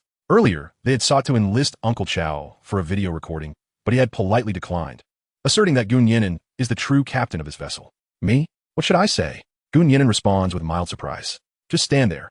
I will introduce you, and then we can engage in a casual chat. Xiao Gang warmly invites. All right, if there is anything amiss, please forgive me. Gu Nian'an steps into the frame, and Xiao Gang promptly introduces him. This is President Gu of Mingzhu Island. Today, he will take us to a place known as the Super Fishing Ground, reputed for yielding exquisite fish and large catches. We should eagerly anticipate it. Gu Nian'an waves at the camera, his demeanor appearing relatively composed. By the way, President Gu, I hear you once caught a 2 or 300-pound tuna here. Xiao Gang inquires. Gu Nian'an chuckles in response. That was caught by my father-in-law. I merely lent a hand. The spoils belong to him, and he would not allow me to claim them. Oh, I didn't realize that President Gu, looking so youthful, is already married. Xiao Gang chuckles, adding, my colleague just mentioned that you are handsome, and I was hoping to play matchmaker. Upon hearing this, Gu Nian'an found himself at a loss for how to respond. He glanced at his left hand, which was conspicuously bare. Indeed, we have yet to purchase wedding rings. Suddenly, the thought struck him. With a smile, Gu Nian'an shook his head and remarked, it's best not to broadcast this segment. My wife might become envious. Xiao Gang responded. It seems that President Gu is quite fond of his wife. Indeed, we fishermen are all good men. At that moment, Gu Nian'an interjected. She hails from the Sichuan-Chongqing region. This remark elicited a wave of laughter from everyone aboard the boat, including Lin Fangzhou and the others. Before long, the fishing vessel arrived at the prime fishing grounds. Xiao Gang wiped the smile off his face, adopting a serious demeanor as he began to prepare the equipment. Observing his earnestness, Gu Nian'an curiously inquired, Brother Xiao, what is the largest fish you have ever caught? While baiting his hook, Xiao Gang replied, in terms of sea fishing, it was a swordfish, akin to the marlin in The Old Man and the Sea. It weighed around 170 to 180 kilograms. And it took us 4 people working in shifts 14 hours to reel it in. Gu Nian'an nodded in acknowledgement and took hold of a fishing rod. I believe today will not disappoint us. He silently wished for a big catch, a truly massive one. Xiao Gang responded, with President Gu's assurance, I am at ease. How about we have a competition today? Let us see who can catch the largest fish. Gu Nian'an felt a tug on his line and smiled. Certainly, it would be my honor to compete with Brother Xiao. He gazed at the taut fishing line, pondering. This fish seems rather large. At that moment, the others also took notice of the situation. The girls from Xiao Gang's team exclaimed, Brother Gang. It appears President Gu has hooked a fish. Xiao Gang looked out at the calm sea, where beneath the crystal-clear azure surface, a shadow appeared to be moving. President Gu, is it a big one? Gu Nian'an did not deny it, merely smiling as he replied, yes, it must weigh around 400 to 500 pounds. Everyone gasped in disbelief. 400 to 500 pounds? President Gu, you cannot be serious. This area seems only 30 meters deep. How could there be such a large fish? It is possible, but I am uncertain whether this rod can withstand it. Gu Nian'an sighed, as his peak fishing gear had been taken by his father-in-law. Had he been using that set, he would have had far fewer concerns. As they spoke, the rod in his hands began to bend. President Gu, we trust you. That fish is indeed large. Xiao Gang quickly cautioned, but this rod is insufficient. Please be careful. Gu Nian'an shook his head, aware that he had not yet reached his limits. No worries. I can manage. At this point, brute force would be futile, as the rod could not endure a full power strike. Thus, he resolved to engage in a war of attrition. He gently loosened the fishing line, allowing the large fish to swim several dozen meters with the hook. Then, he shifted direction, continuously pulling and tugging to exhaust its energy. 5 minutes passed, and the shadow on the surface became increasingly discernible, ultimately revealing its true form. It was a grouper, a deep-sea giant grouper. The dragon grouper, scientifically known as the saddleback grouper, belongs to the order Perciformes. It can reach an astonishing length of 25 meters and weigh up to 400 kilograms. The specimen caught by Gu Nian'an, upon estimation, measured approximately 2 meters in length and weighed no less than 250 kilograms. This is truly terrifying. The fish is colossal. Xiao Gang leaned over the ship's railing, gazing at the immense creature on the sea's surface. Xiaoli, are you filming? Hurry, capture that side. I am filming. All 3 cameras are rolling. Team members wielded their equipment, capturing this breathtaking spectacle from 3 different angles. Meanwhile, Gu Nian'an's battle continued. Fortunately, Lin Fangzhou and others had provided him with a reliable rod. After prolonged exertion, the dragon grouper was no longer as vigorous as before. At this moment, Xiao Gang came to a realization. Theoretically, one person could not single-handedly reel in a fish weighing nearly 500 pounds. Gu, if you're tired, let's take over. Please, don't injure yourself. In response, Gu Nian'an merely chuckled lightly. It's fine, I can still hold on. Earlier, everyone had been captivated by the dragon grouper, paying little attention to Gu Nian'an himself. Now, drawn by the sound, they were astonished to find he maintained an expression of serene composure. Wow, that's incredible. It was unclear whether Xiao Gang referred to Gu or the fish. Observing the bending rod, it was evident that the dragon grouper had begun to tire. However, as seasoned anglers, Xiao Gang's team understood that landing such a massive creature was not a task to be accomplished swiftly. Just as the tension began to ease, Gu Nian'an suddenly assumed a stance, then executed a motion akin to swinging a baseball bat, flinging the rod sideways. Everyone, step back a bit. I am preparing to land the fish. His voice remained undisturbed, more tranquil than the azure sea itself. At that moment, a 2-meter-long, gray-brown dragon grouper leapt from the water, crashing heavily onto the ship's railing, accompanied by a resounding thud. Following the thunderous noise, an uncanny silence enveloped the fishing vessel, leaving only the sound of the sea breeze whispering past. Thump, thump, thump, thump, thump, thump. Xiao Gang swallowed hard, profoundly astonished by the scene before him. Uncle Lu, can you lend a hand? Gu Nian'an's clear voice rang out. The team, awakening from their stupor, began to hustle. A fish of this size could not be netted easily. Uncle Lu had no choice but to produce a massive hook, leaning over the railing to snag the enormous fish. After securing it firmly, he called out, "Everyone, come help. This fish is too heavy." Hearing this, several men rushed to the side of the boat. Together, 5 or 6 men exerted their strength, while the women stood by, capturing the moment on their devices. When the dragon grouper slammed onto the deck, everyone distinctly felt the boat tilt several degrees. This was indeed a behemoth, weighing a staggering 500 pounds. Xiao Gang, shocked, leaned against the cabin's exterior, gasping for breath, all the while glancing at his watch. "Brother Gang, are you all right?" a team member inquired. Xiao Gang waved his hand dismissively. It took him less than 10 minutes from the moment the fish bit to being reeled in. With this revelation, everyone finally grasped the terrifying prowess of Gu Nian'an. Recalling those days, they had engaged in a fierce battle for the better part of a day, barely managing to reel in a marlin weighing over 300 pounds. More importantly, after catching the marlin, they were so exhausted that they could not even eat, taking 3 days to fully recuperate. Yet, how could Mr. Gu appear completely unfazed? No, he was fatigued. He began to pant. Gu Nian'an rubbed his strained arm and turned to the photographer. "Xiaoli, Sister Xiaoli, did you capture that footage?" After exerting so much effort, "It would be a pity if it went unrecorded." "Yes, I got it all. Crystal clear," Xiaoli replied. Gu Nian'an finally smiled, hoping this video would gain popularity. "Let us take a picture together. This is the largest fish I've ever caught." Sure. Everyone rushed forward, but they were at a loss as to how to lift the 500-pound behemoth. At that moment, Uncle Lu spoke up. "I'll go get the hoist. We could just lift it." Gu Nian'an waved his hand dismissively and said, "No need, I can manage." Confidently, he thought, if he could reel in the fish, he could certainly lift it. Fortunately, he had donned waterproof overalls when boarding the boat, so he wouldn't get completely dirty. The crowd initially expressed disbelief, but upon reflection, it seemed plausible. Thus, Nian'an, in front of everyone, lifted the massive creature in a princess carry. "Wow!" exclaimed Xiao Gang and his team, their expressions filled with astonishment. "By the way, could someone help me put on my sunglasses?" Nian'an asked, referring to the sunglasses gifted to him by Ling Qinghuan. Third uncle stepped into his system, and then called everyone over for a group photo. After the boys had their turn, the girls wanted a separate photo with Nian'an. Naturally, he politely declined, citing the fish's weight as a reason for not being able to hold it for long. While out, one must always remember the virtues of modesty. With the dragon grouper set aside, Xiao Gang and the others officially commenced their sea fishing expedition. Nian'an, however, was hesitant to cast his line again, fearing that if he caught another large fish, there would be no room left on the boat. Fortunately, Xiao Gang and his companions were no novices. Within 3 hours, they consistently hooked fish. The catches included prize species such as the East-Star grouper, mouse grouper, and large yellow croaker, each weighing no less than 5 pounds. This mouse grouper is worth around 7 to 8,000 yuan, and this yellow croaker I dare not guess. But it should be in that range. Xiao Gang gestured a peace sign towards the camera. As they continued fishing, he suddenly felt a significant weight on his line, distinctly different from the usual catches. "Mr. Gu, are there lobsters in this sea?" Nian'an pondered for a moment and replied, "There should be.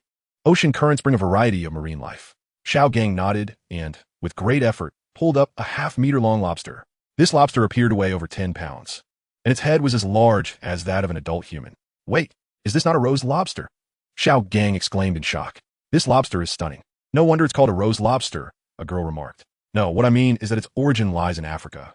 It should not be present in our land of Huaxia." Upon hearing Xiao Gang's remark, everyone was once again taken aback. "What is this?" Last time, Xiaoan brought back silver cod from sea fishing, which originated from the Arctic. Sixth uncle, puffing on his cigarette, remained unfazed, accustomed to grand spectacles. "I have a feeling this episode will be a sensation. No, it will be explosive." Xiao Gang laughed heartily. Aside from her stunning performance at the beginning, Nian'an stayed in the captain's cabin throughout the journey. Ling Qinghuan was home alone, and he couldn't shake off his concern.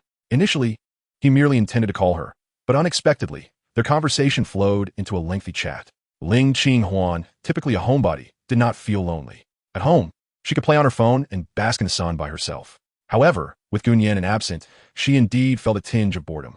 The two continued their conversation until the sound of a notification broke through. "Insufficient balance. Please recharge promptly." Startled back to reality, Nian'an realized he was using a satellite phone. He drew in a sharp breath. "Darling, what is wrong?" Ling Qinghuan inquired. "I just exhausted sixth uncle's phone balance." "Huh." Nian'an chuckled awkwardly. "Ha ha." Ling Qinghuan grinned widely at the revelation. "You should hang up for now. We can continue our chat once you return." She understood him well. "All right, I'll head home shortly." After hanging up, Nian'an anxiously approached sixth uncle. "Sixth uncle, how much does a minute on the satellite phone cost?" Sixth uncle waved his hand dismissively. "It's a bit pricier than regular calls, but it's just over 3 yuan per minute. I still have 300 to 400 yuan left. Feel free to use it." Nian'an scratched his head. "I talk for 2.5 hours, huh?" Chapter 36. Nian'an's new task at 5 in the afternoon. Everyone returned home laden with their haul. Upon landing, Nian'an greeted the group and hurried home with anticipation. Xiao Gang's team could be well taken care of by Lin Fangzhou and the others. Throughout his time with Ling Qinghuan, Nian'an learned a valuable lesson. In this vast world, nothing surpasses the importance of one's wife and children. Hearing the commotion at the door, Ling Qinghuan knew Nian'an had returned. She abandoned her cooking utensils and dashed to the front door. "Darling." Just as she was about to embrace him, he skillfully evaded her. In an instant, her delicate face fell, her watery eyes brimming with disappointment. "Wife, take a whiff of my scent," Nian'an said with a wry smile. Ling Qinghuan sniffed and instinctively covered her nose. "You smell like a fish." "Indeed. How about a hug after I've showered?" "All right." Ling Qinghuan chuckled, then asked, "Are you hungry?" "You can eat once you finish washing up." "Did you enter the kitchen?" Nian'an's expression shifted dramatically. It's well known that pregnant women cannot tolerate the smell of cooking oil. "I just thought you worked so hard outside, so I made dinner for you." Ling Qinghuan shrugged, implying, "I've already cooked. What can you do about it?" Nian'an's gaze flickered before settling into a gentle inquiry. "Is there any dish left uncooked? I can prepare it after my shower." "There is nothing left. I only prepared 2 dishes and a soup." Ling Qinghuan, seeing that she was not scolded, felt a surge of excitement. "All right, I'll eat once I finish my shower." Nian'an replied with a smile and promptly ascended the stairs for a quick wash. When she returned, the meal was already laid out on the dining table. Observing this, Gu Nian'an joyfully took her seat to dine. Wow, this tomato and scrambled egg dish is absolutely delightful. He generously praised Ling Qinghuan's culinary skills. Her heart brimmed with joy at his words. Although she was pregnant, her taste buds remained intact. She could discern that her cooking was far inferior to Gu Nian'an's, and even less impressive than Gu Nianxin's. Yet, Gu Nian'an was unwavering in his support, which was undeniably heartwarming. Having skipped lunch, he was indeed famished. He devoured 2 bowls of rice with fervor and drank a hearty bowl of soup before finally setting down his chopsticks. After dinner, he took on the task of washing the dishes.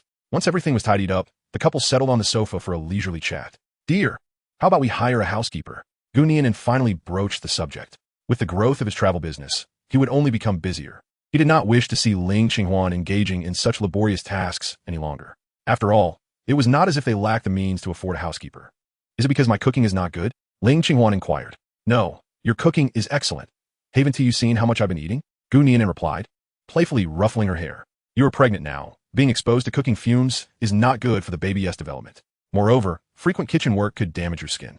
Do you really want to become a haggard woman?" Ling Qinghuan paused, her eyes wide as she asked, "If I were to become a haggard woman, would you still like me? Would you like me or not?"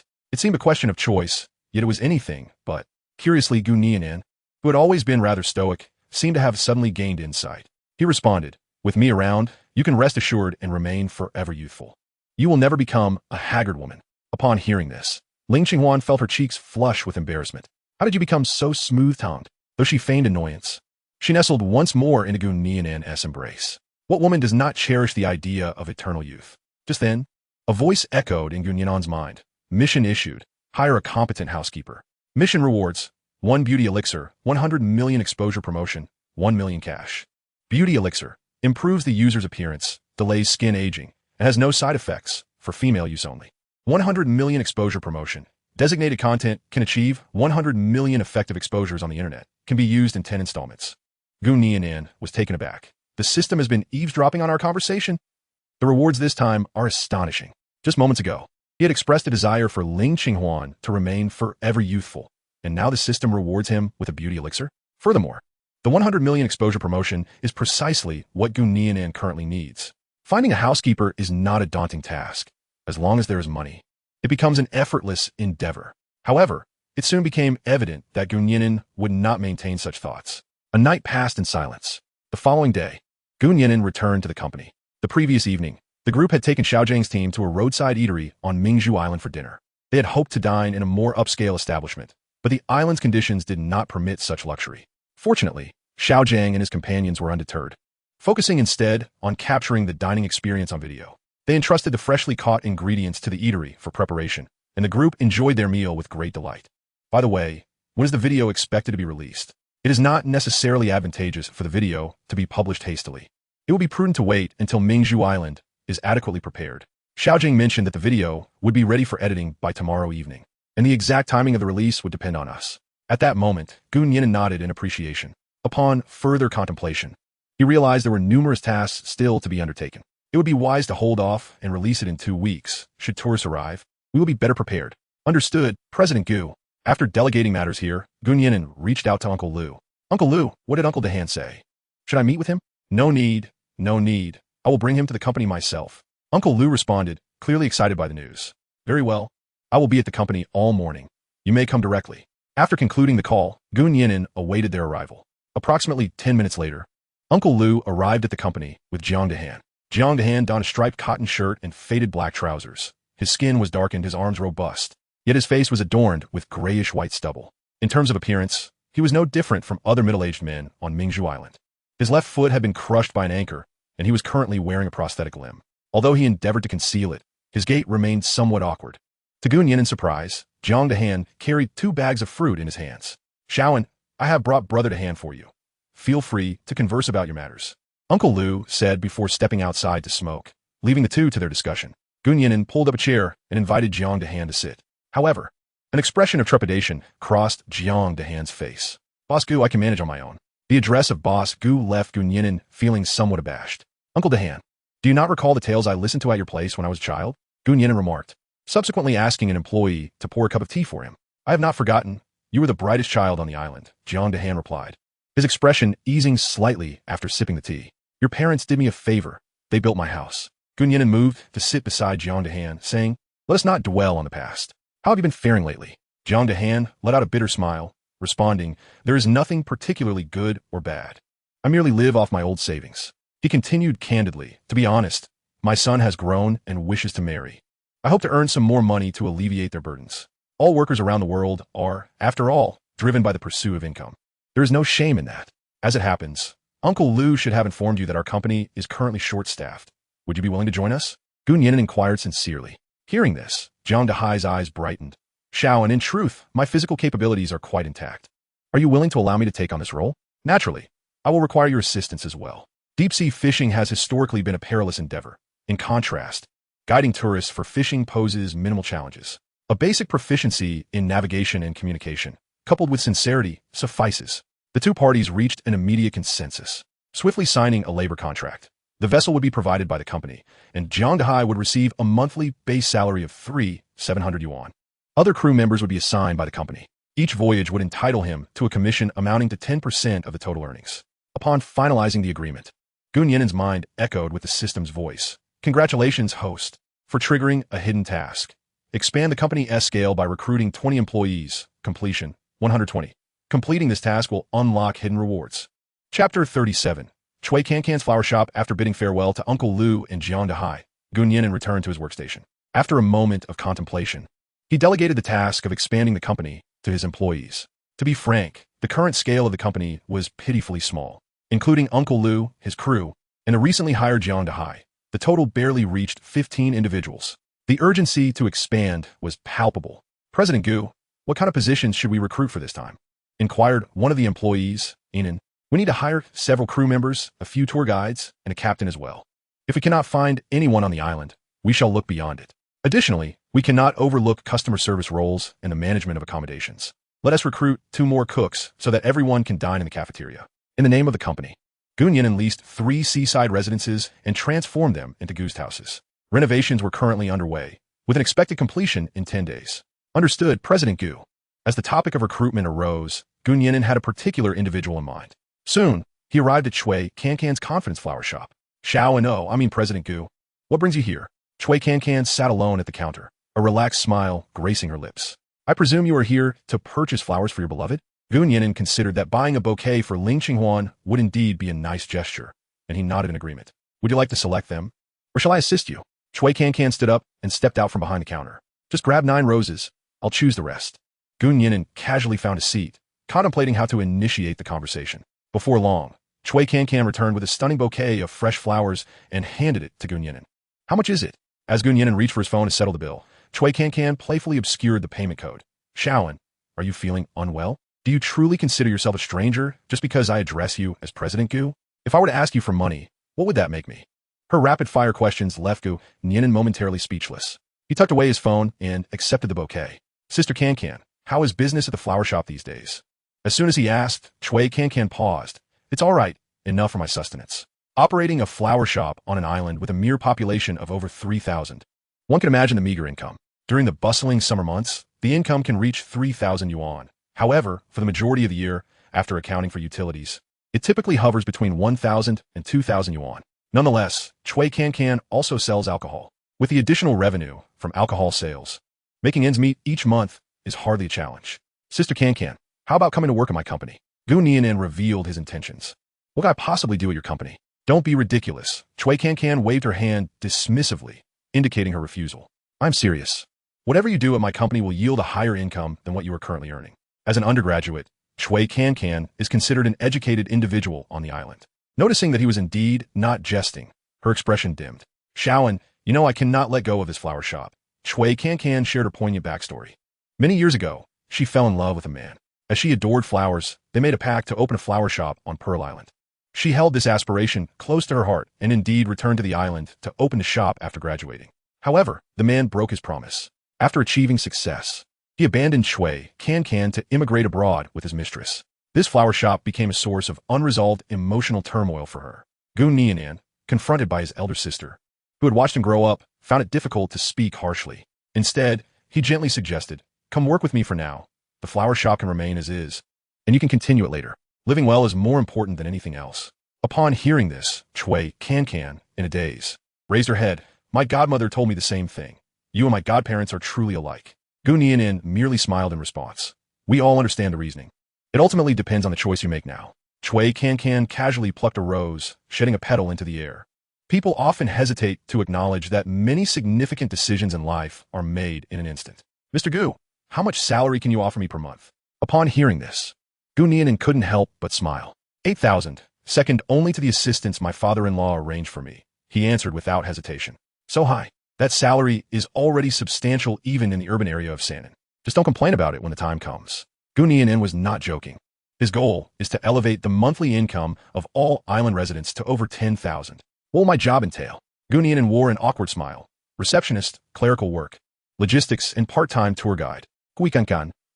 You offer one salary, and I do the work of 4. Those capable should take on more work.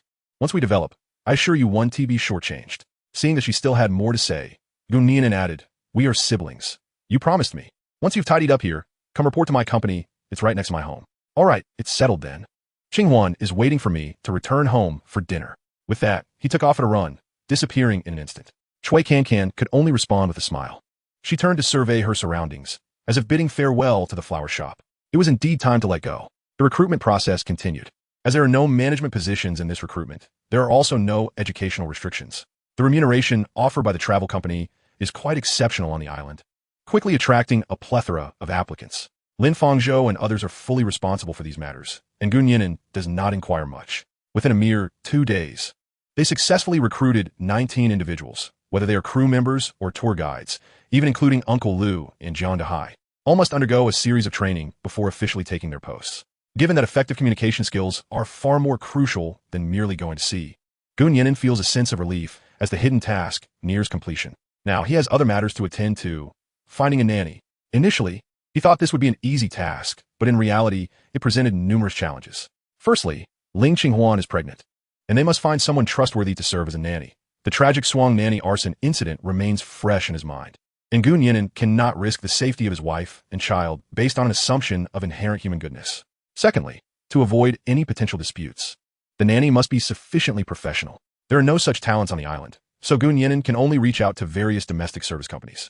However, after 2 days, he remains empty-handed. After much contemplation, he decides to resort to a bold move. At this moment, Ling Qinghuan happens to be taking a shower, and Gu Nian'an heads to the balcony of their bedroom to make a phone call. The call is swiftly connected, and he smoothly addresses Mom. Chapter 38. The system is my father. As the saying goes, one benefits from the shade of a large tree. When faced with uncertainty, one may consult their mother-in-law. After understanding the situation, Yang Lirong also agrees that they must find a nanny for her daughter. Mom, do you have any suitable candidates? Yang Lirong quickly replies, yes. There's an aunt who has watched Huan grow up. That's perfect. Gu Nian'an rejoices upon hearing this. Could you please ask if she's willing to come to the island?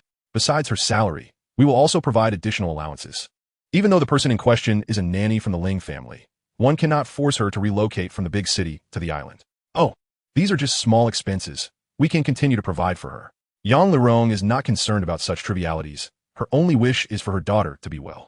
Gu Nian'an politely declines his mother-in-law's good intentions, insisting on personally providing her salary. After all, the system has instructed him to hire a nanny. Yang Lirong soon responds.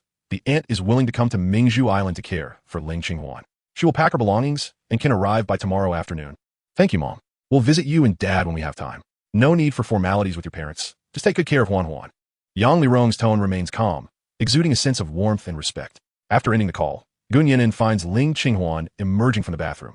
Darling, it's your turn to shower. She cheerfully walks into the bedroom. Wife, I just called Mom. Gu Nian'an confesses at once. Ling Qinghuan appears somewhat surprised and then asks, did you need something from her? Regarding the nanny, Gu Nian'an shyly admits, I truly cannot rest easy allowing an outsider to care for you. So I had to seek help from Mom. Ling Qinghuan immediately guessed that Aunt Shun was coming. How clever you are. Upon learning this news, Ling Qinghuan felt a surge of joy. When Gu Nian'an mentioned the need to find a nanny, she instinctively thought of Aunt Shun. However, given that Aunt Shun was a family member, Ling Qinghuan was concerned that Gu Nian'an might feel uncomfortable, so she refrained from mentioning her. Yet, Gu Nian'an only wished for Ling Qinghuan to live a safe and joyful life, showing little regard for such matters. The next day, Aunt Shun arrived at Mingzhu Island via helicopter. With a wave of her hand, Gu Nian'an offered her a monthly salary of 10,000 yuan. Aunt Shun's responsibilities were minimal. primarily involving household cleaning and preparing 3 meals a day. Given the nature of her work, her salary was already quite generous. In summary, the matter of hiring a nanny had come to a satisfactory conclusion, alleviating Gu Nian'an's concerns. After negotiating the salary, Gu Nian'an also received a reward from the system.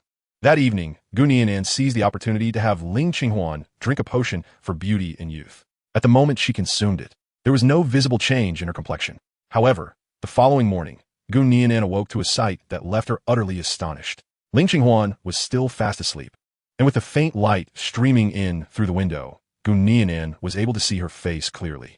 Ling Qinghuan, naturally beautiful and always attentive to her skincare, had skin that was radiant and flawless. Yet now, her beauty transcended mere description.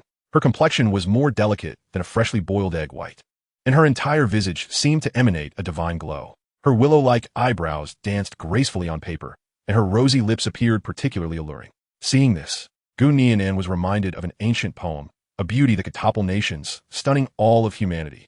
In an unintentional turn of events, he found himself drawn closer to Ling Qinghuan's face, inhaling her fragrant breath, his heart racing uncontrollably. Ling Qinghuan seemed to sense his proximity, groggily opening her eyes. "Good morning, darling," she said, instinctively leaning in for a kiss. Ding! Gu Nian'an felt an inexplicable surge of nervousness, his heart momentarily halting. "Wife, you are so beautiful." Ling Qinghuan, upon hearing this, opened her eyes wide. "What did you say?" Hearing her beloved's confession first thing in the morning made her fair cheeks flush with a rosy hue. "I said, wife, you are beautiful." "Oh, really? Hee hee." Ling Qinghuan giggled shyly, her smile enchanting. Glancing at the time, Gu Nian'an said, "I have to go to the office now. You should sleep a little longer." There were numerous matters awaiting his attention at work. Ling Qinghuan, fully awake now, replied, "I'm awake too. Let's have breakfast together." "All right, I will follow your lead." Ling Qinghuan went to the bathroom, and upon catching a glimpse of herself in the mirror, she was taken aback by her own beauty. When she inquired about her appearance, Gu Nian'an simply remarked, "You've always been this beautiful.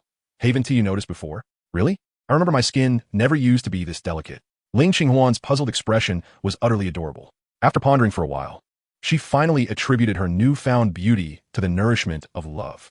The two individuals swiftly completed their morning routines and descended the stairs to find Aunt Chun had already prepared breakfast. After a simple meal, Ling Qinghuan expressed her desire to tour the company. Gu Nian'an, without any hesitation, agreed, and the two of them dressed appropriately before strolling to the office. To their surprise, a considerable number of people were present in the company today. "Manager Gu, Xiaoan, brethren," Gu Nian'an exclaimed upon noticing the familiar faces. "Hello, everyone," he cheerfully responded, while Ling Qinghuan smiled and nodded at the crowd. Among those present, some were familiar to her, while others were yet to be remembered. After exchanging pleasantries, everyone proceeded to the large conference room for training. The training content was not particularly challenging, primarily focusing on the essential considerations when receiving guests. Additionally, those planning to go out to sea were required to obtain lifeguard certificates, while all local tour guides needed to secure their guiding licenses. Gu Nian'an and Ling Qinghuan entered their small office, followed by Lin Fangzhou, who carried a tablet. "Manager Gu, I have something to report," Lin Fangzhou said. "We have looked into several fishing boats and small yachts on the market. Which one do you think we should choose?" Gu Nian'an took the tablet and, feeling conflicted, examined the options. The fishing boats were economical, robust, and had low maintenance costs, but the guest experience was mediocre. After all, people are visual creatures, and older fishing vessels might deter numerous tourists. The yachts were grand and aesthetically pleasing, yet their maintenance costs were significantly higher, not to mention their steep purchase prices.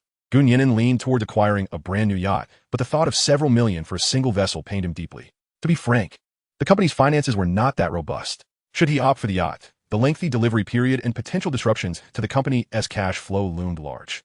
"What are your thoughts?" he inquired. When faced with uncertainty, consulting the professionals sent by his father-in-law was a viable option. "Our suggestion is to purchase 4 to 5 fishing boats, with total expenses not exceeding 3 million. Lin Fangzhou articulated the consensus reached by the group. These vessels would suffice for receiving individual guests or tour groups. We could gradually acquire 1 or 2 yachts for charter guests, keeping initial expenses within 5 million. Gu Nian'an felt dizzy. Without having earned a single penny, they were already discussing expenditures in the millions. While the company could resort to bank loans to address most financial issues, the associated risks felt rather daunting. At that moment, a voice echoed in Gu Nian'an's mind. "Hidden task progress updated. Expand company scale, 2020. Hidden task completed. Would the host like to claim the hidden reward?" He glanced outside the office and spotted Sister Can arriving. She had just signed her employment contract and was familiarizing herself with the environment under the guidance of seasoned employees. Gu Nian'an was elated and silently thought, claim, "Congratulations, host. You have received the reward. New Energy Luxury Yacht 8, with accompanying facilities," Gu Nian'an exclaimed. "The system is like a father to me." Chapter 39. The Luxury Yacht has arrived. Overview of the new Energy Luxury Yacht. Appearance. The hull is crafted from high-strength alloy to ensure safety and aesthetic appeal, enhancing resource utilization efficiency. Measuring 23 meters in length and 58 meters in width, this vessel is capable of accommodating 524 passengers at a time. It operates on a lithium battery solar-powered hybrid system, boasting a full charge range of up to 1,000 nautical miles. The boat is equipped with two high-performance electric propulsion units that strike a balance between speed and stability while minimizing noise, with a maximum speed of 29 knots. Advanced radar, Beidou positioning systems, and automatic obstacle avoidance systems are installed to provide comprehensive information support for the captain. Additionally, an intelligent voice system allows for automatic route planning and cruise control functionalities. The interior features a reception area, an open kitchen, showers, and a private lounge, while the upper deck includes a dedicated fishing zone equipped with professional fishing gear. Maintenance costs are only 1/10 of that of a typical yacht, effectively lowering operational expenses. After reviewing the system's introduction, Gu Nian'an was overcome with emotion. This was no ordinary yacht. It was clearly a treasure bestowed upon him by the system. Comparable yachts in the market would cost tens of millions. Not only was this gift free, but it was an astonishing 8 vessels. While Gu Nian'an reveled in his excitement, the system chimed in again. "Congratulations, host. You have triggered a hidden reward." The reward, a peak new energy yacht, including facilities and priority sailing rights. The details would be based on the physical object. There are additional rewards. Gu Nian'an gasped in astonishment, feeling as though he had stumbled upon a great fortune. What did the priority sailing rights entail? The system provided a rare response. Sail freely across the 4 oceans. Embark first and pay later. The system automatically applies for the route with a 100 success rate. Gasping, Gu Nian'an realized the implication. As long as he boarded the vessel, he could go wherever he desired. Magnificent. This was truly magnificent. Ling Qinghuan and Lin Fangzhou observed Gu Nian'an standing in place, alternating between confusion, excitement, and hearty laughter, wondering if he had lost his mind. "Darling, are you all right?" Ling Qinghuan expressed her concern. Gu Nian'an snapped back to reality, smiling as he shook his head. "I'm fine, just recalling something delightful." Turning to Lin Fangzhou, he said, "Brother Lin, I can handle the boat situation. You may attend to other matters." "Huh? Oh, I understand," Lin Fangzhou replied, perplexed but reassured by Gu Nian'an's confidence, refraining from asking further questions. The next day at the dock, Gu Nian'an unabashedly showcased his pride, declaring, "Uncle Lu, Uncle Hai, today I have prepared a surprise for you." Jiang Dezai, who was not very familiar with him, merely smiled and nodded, acknowledging the employer-employee dynamic. Uncle Lu was also polite, assuming Gu Nian'an was merely distributing some gifts again. "Shaoan, save the surprises for your family," Uncle Lu suggested. "You'll understand once you see the real thing," Gu Nian'an replied with a grin, intending to keep the suspense until the end. That day was not just for the 3 of them. Nearly everyone from the company had turned out, with Uncle San nearby as well. The weather was overcast, and the sea breeze made it feel pleasantly cool. On the 20th or so, a group of people gathered for a leisurely chat, and as the clock struck 10:30 in the morning, Uncle San could no longer contain his curiosity. He was well aware that Gu Nian'an only revealed her surprises when they were truly astonishing. At that moment, a fleet of silver-white boats appeared on the distant horizon. Gu Nian'an tilted her mouth and exclaimed, "They have arrived." As the fleet drew closer, gasps of astonishment erupted from the employees. Moreover, others at the dock began to gaze out at the sea in unison. Just then, the clouds parted and golden rays of sunlight cascaded onto the water, causing the silver yachts to shimmer as if they were celestial beings, awe-inspiring in their beauty. It wasn't until the vessels docked at their designated spots that Uncle Lu snapped out of his astonishment and remarked, "These boats are absolutely stunning." For those on the sea, admiring boats was akin to how city dwellers admired cars. If Uncle San's fishing boat was likened to a Wuling Hongguang and the ferry to a city bus, then the yachts before them were akin to a fleet of Bugatti supercars, specifically a convoy of 8 Bugatti supercars. Furthermore, these vessels were far more precious than any sports car. "Everyone, listen up." Gu Nian'an clapped her hands, drawing the attention of the crowd towards her. "These 8 yachts will henceforth belong to our company. When the tourists arrive, we shall use them to host our guests." As her words echoed, a hush fell over the crowd. Lin Fangzhou was left astounded, his jaw nearly dropping. The yachts before him were worlds apart from the shabby ones he had mentioned the day before. Those small, dilapidated yachts cost several million each. while the ones in front of him must surely be worth tens of millions or even hundreds of millions each. All right, let us all board and familiarize ourselves with our future working environment. The crowd erupted in cheers, eagerly following Nian'an onto the nearest yacht. Truth be told, none among them had ever laid eyes on such exquisite vessels. As Uncle Lou stepped aboard, he worried about leaving shoe prints on the pristine deck and asked Nian'an if he should remove his shoes. Nian'an smiled and shook her head, leading the way onto the deck. The group of over 20 resembled Lu Lao Lao entering the Grand View Garden, curiously examining every detail aboard the ship.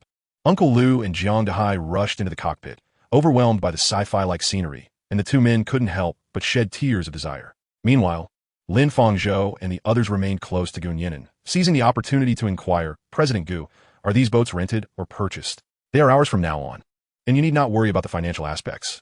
I acquired them through private channels." Nian'an's words alleviated Lin Fangzhou's concerns entirely, though he was still astonished by her methods. To procure such magnificent vessels so swiftly, having only mentioned the need for them yesterday, and now they were here, was remarkable. He knew that even for a modest yacht costing several million, the delivery time could range from 3 to 5 weeks, or even several months for longer waits. Realizing this, he could only exclaim, "President Gu, you are truly formidable." After a brief inspection, Nian'an signed the delivery documents. This batch of yachts was manufactured by an obscure shipyard, but as they were produced by a reliable system, Nian'an felt assured. The dock had been leased by the company long-term, ensuring the vessel's safety while moored. There is no need for Nian'an to concern himself with the remaining matters personally. Glancing at the time, he realized it was time to return home and enjoy dinner with his wife. Just as he prepared to depart, he was called back by Lin Fangzhou and others. "Is there anything else?" Nian'an inquired. "Boss, please name these vessels," they requested. Nian'an suddenly understood that the names of the ships needed to be registered and must match the names on their bows. "Let us call them Blissful Life, from number 1 to 8, he said with a smile, waving his hand charmingly as he strolled towards the shore. Before anyone could react, he mounted his little electric scooter and gradually disappeared from view. Chapter 40. The poor little rabbit. Wait a minute, my pinnacle luxury yacht? Nian'an suddenly remembered this matter while bathing that evening. Today, only 8 identical yachts had been received. Clearly, his pinnacle was missing due to transportation reasons. The pinnacle luxury yacht will arrive on Pearl Island within a month. Upon learning the precise timeline, Nian'an felt a wave of relief wash over him. After his shower, he returned to the bedroom, where Ling Qinghuan was seated at her desk, gazing into the mirror. "Darling, look." She pointed to the lower right area of her cheek. Nian'an followed the direction of her finger. "It's smooth and fair." "What's the matter?" "Indeed, there used to be a small scar there, but now it's pristine," she replied. Since the day before yesterday, admiring herself in the mirror had become a delightful pastime for Ling Qinghuan. She felt she had become more beautiful, but was too shy to mention it repeatedly, fearing it might come off as vain. "Really? I didn't notice," Nian'an said with a playful squint, intending to gloss over the matter. "It must have faded long ago. After all, we sleep together every night. How could I possibly miss it?" Ling Qinghuan pondered and found her reasoning quite sound. From her perspective, the scar had always been difficult to discern. Nian'an, who faced her daily, surely had a more valid opinion. "Ah, my husband is right," she exclaimed, dismissing her concerns as she turned back to the bed. Gently lifting the covers, she patted the space beside her. "Darling," Nian'an couldn't help but chuckle, noting how Ling Qinghuan had grown increasingly comfortable around him. He sat down on the edge of the bed, dried his feet, and climbed in. With the lights on, they each indulged in their phones, occasionally sharing amusing anecdotes from the internet. However, once the lights were extinguished, it was time for whispered conversations. Naturally, given the current state of their relationship and Ling Qinghuan's health, their murmured exchanges contained nothing inappropriate. "Darling, tomorrow we'll go to the city to pick up Xin from school." Ling Qinghuan's tone suggested she was eagerly anticipating the next day. "Would you prefer to take a helicopter or drive and take the ferry?" Nian'an asked. In his plans, regardless of the size of the pinnacle, it was reserved for family use. Returning to the mainland would surely be simpler then. "Definitely driving and taking the ferry," Ling Qinghuan replied without hesitation. "The helicopter is too noisy. In our car, I can comfortably take a nap and arrive. Once again, it seems my husband must take the wheel." Nian'an, though indifferent to such matters, feigned a sense of grievance, inquiring, "If I drive for the young lady, will I be compensated?" "Of course. I shall offer you a presidential driver's rate," Ling Qinghuan replied with a carefree demeanor. "I do not seek money. I desire something else." "Something else?" Ling Qinghuan's expression faltered, and upon realization, her cheeks flushed with warmth. She gently left a moist imprint upon Nian'an's face, asking, "Will this suffice?" "I cannot offer anything more at present." With that, she buried her head beneath the covers, resembling a forlorn little rabbit. "I apologize," observing her pitiable demeanor. Gu Nian'an felt an overwhelming urge to cradle and protect her. How could he possibly bear to reproach her? What thoughts occupy your mind? He asked, nestling her head against his chest. Through the delicate fabric of his sleepwear, he could even feel the warmth of her breath against his skin. I'm gonna kiss, he clarified. Ling Qinghuan's head shot up in surprise. Really? Gu Nian'an nodded affirmatively, adding, indeed, but what? She pressed. One is simply insufficient. Oh, hee. Ling Qinghuan beamed, leaning in for another kiss. The following morning, the couple drove a luxurious Mercedes-Benz, arriving at the mainland via ferry. The furniture in their new home had been arranged, ready for them to settle in after a brief tidying up. By 9:30 in the evening, they appeared punctually at the entrance of San and Huakai Experimental High School. Meanwhile, in another part of the school, the bell rang, ushering in a rare moment of ease and chatter in Class 25 of the senior year. Mengdi, shall we leave together later? Gu Nianxin asked. The girl beside her looked surprised. Exine, are you going home this week? Yes, my brother is coming to pick me up. The mere thought of soon reuniting with her brother and sister-in-law brought a spontaneous smile to her face. Great, let us walk together. Without a second thought, Lu Mengdi began to pack her bag. The two sisters linked arms and made their way out of the school. Outside the gates, many parents awaited their children's release. This prestigious institution naturally attracted affluent families, with vehicles ranging from Land Rovers to Porsches commonly seen. Some parents even sent chauffeurs to collect their children. However, cars such as Maybachs or Rolls-Royces were notably absent, as those who could afford such luxury likely wouldn't allow their children to remain in San and for their education. Among the array of luxury vehicles, Gu Nian'an's Mercedes stood out for its superior paint quality, and its wheels bore a familiar resemblance to those of a Maybach, perhaps even more exquisite. Most conspicuously, the green glowing license plate 9999 was undeniably eye-catching. While they waited, a black Mercedes 300 parked in the space behind Gu Nian'an's vehicle. A man emerged and, taking a few strides, approached the front of Gu Nian'an's car, waving his hand inside. Gu Nian'an, sensing someone passing by, looked up to find a familiar face. He opened the car door and greeted President Liu. What a surprise to encounter you here. Indeed, the person who has arrived is Liu In from the Mercedes-Benz dealership. Mr. Gu, I never anticipated we would meet again so soon. In Liu In's eyes, Gu Nian'an is either a super-rich second-generation heir or an exceptionally talented young entrepreneur. After all, a typical individual would neither spend over 10 million to modify a nanny vehicle, would they? Such a person is certainly worth cultivating a connection with. My child studies here and is in her 3rd year of high school. I am here to pick her up after school, Liu explained. What a coincidence. My sister is also in her 3rd year. Gu Nian'an gestured to Ling Qinghuan before closing the car door. The two men stepped aside as Gu Nian'an retrieved a pack of cigarettes from his pocket, expertly pulling out two to hand to Liu. Taken aback by the gesture, produced a lighter, eager to ignite Gu Nian'an's cigarette. Gu Nian'an waved his hand, saying, I don't smoke. You enjoy it. Liu, realizing this a moment later, nodded and lit the cigarette in his hand. Mr. Gu, is this car easy to drive? Liu attempted to make small talk. It's quite good, but I don't drive often, so it hasn't been fully broken in yet. On the island, Gu Nian'an is still accustomed to riding his electric scooter for transportation. However, to Liu, this implied something else. The fact that he doesn't drive suggests he has a chauffeur. Indeed, Mr. Gu is truly a top-tier, second-generation heir. As the two engaged in casual conversation, high school students gradually exited the school gates. Gu Nianxin and Lu Mengdi emerged together, linking arms. They surveyed the entrance and, almost simultaneously, exclaimed, Brother, Dad. Both Gu Nian'an and Liu were momentarily taken aback. Mr. Liu, it seems we are indeed fated, Gu Nian'an remarked, swiftly stepping forward to take his sister's backpack. Brother, where's sister-in-law? Gu Nianxin was particularly concerned about her pregnant sister-in-law. She asked in the car. They both turned their gaze toward the Mercedes. At that moment, Ling Qinghuan opened the car door and gently embraced Gu Nianxin. Xin, are you tired? Sister-in-law. I'm not tired at all. Gu Nianxin, though half a head taller than Ling Qinghuan, had an entirely different aura, no matter how tall Gu Nianxin appeared. She still radiated the essence of a student, while Ling Qinghuan, hailing from a prestigious family and possessing stunning beauty, exuded a maternal glow. She was the kind of presence on the street that would draw the attention of people of all ages. Gu Nianxin stepped back from her embrace, proudly introducing her to her classmate. Mengdi, this is my sister-in-law. Lu Mengdi, still somewhat dazed, sweetly greeted, Hello, sister-in-law. Ling Qinghuan politely nodded in acknowledgement. After exchanging pleasantries, both families boarded their respective vehicles and gradually departed from the school gate. Inside the car, Liu, still recovering from his astonishment, asked, Nian'an, was that girl your friend? He had just witnessed Gu Nianxin wearing a Vacheron Constantin G watch, a luxury timepiece worth hundreds of thousands. She is merely a high school student, Yet her family allows her to don such an extravagant watch. How affluent must they be? Yes, she's my classmate. She is really nice and quite handsome. Lu Mingdi chuckled. Unlike her relaxed and casual demeanor at home, Gu Nianxin captivates everyone at school with her tall stature, healthy complexion, and striking appearance, effortlessly appealing to both genders. Ahem, do you know what her family does? Lu inquired cautiously. She rarely mentions her parents. But I've heard her brother is a novelist. Lu Mingdi replied candidly. Can writing novels afford a luxury car worth over 10 million? Does he think he has a potato or a bright moon? Lewin chuckled. Remember to get along well with her, and if you encounter any difficulties, just tell Dad.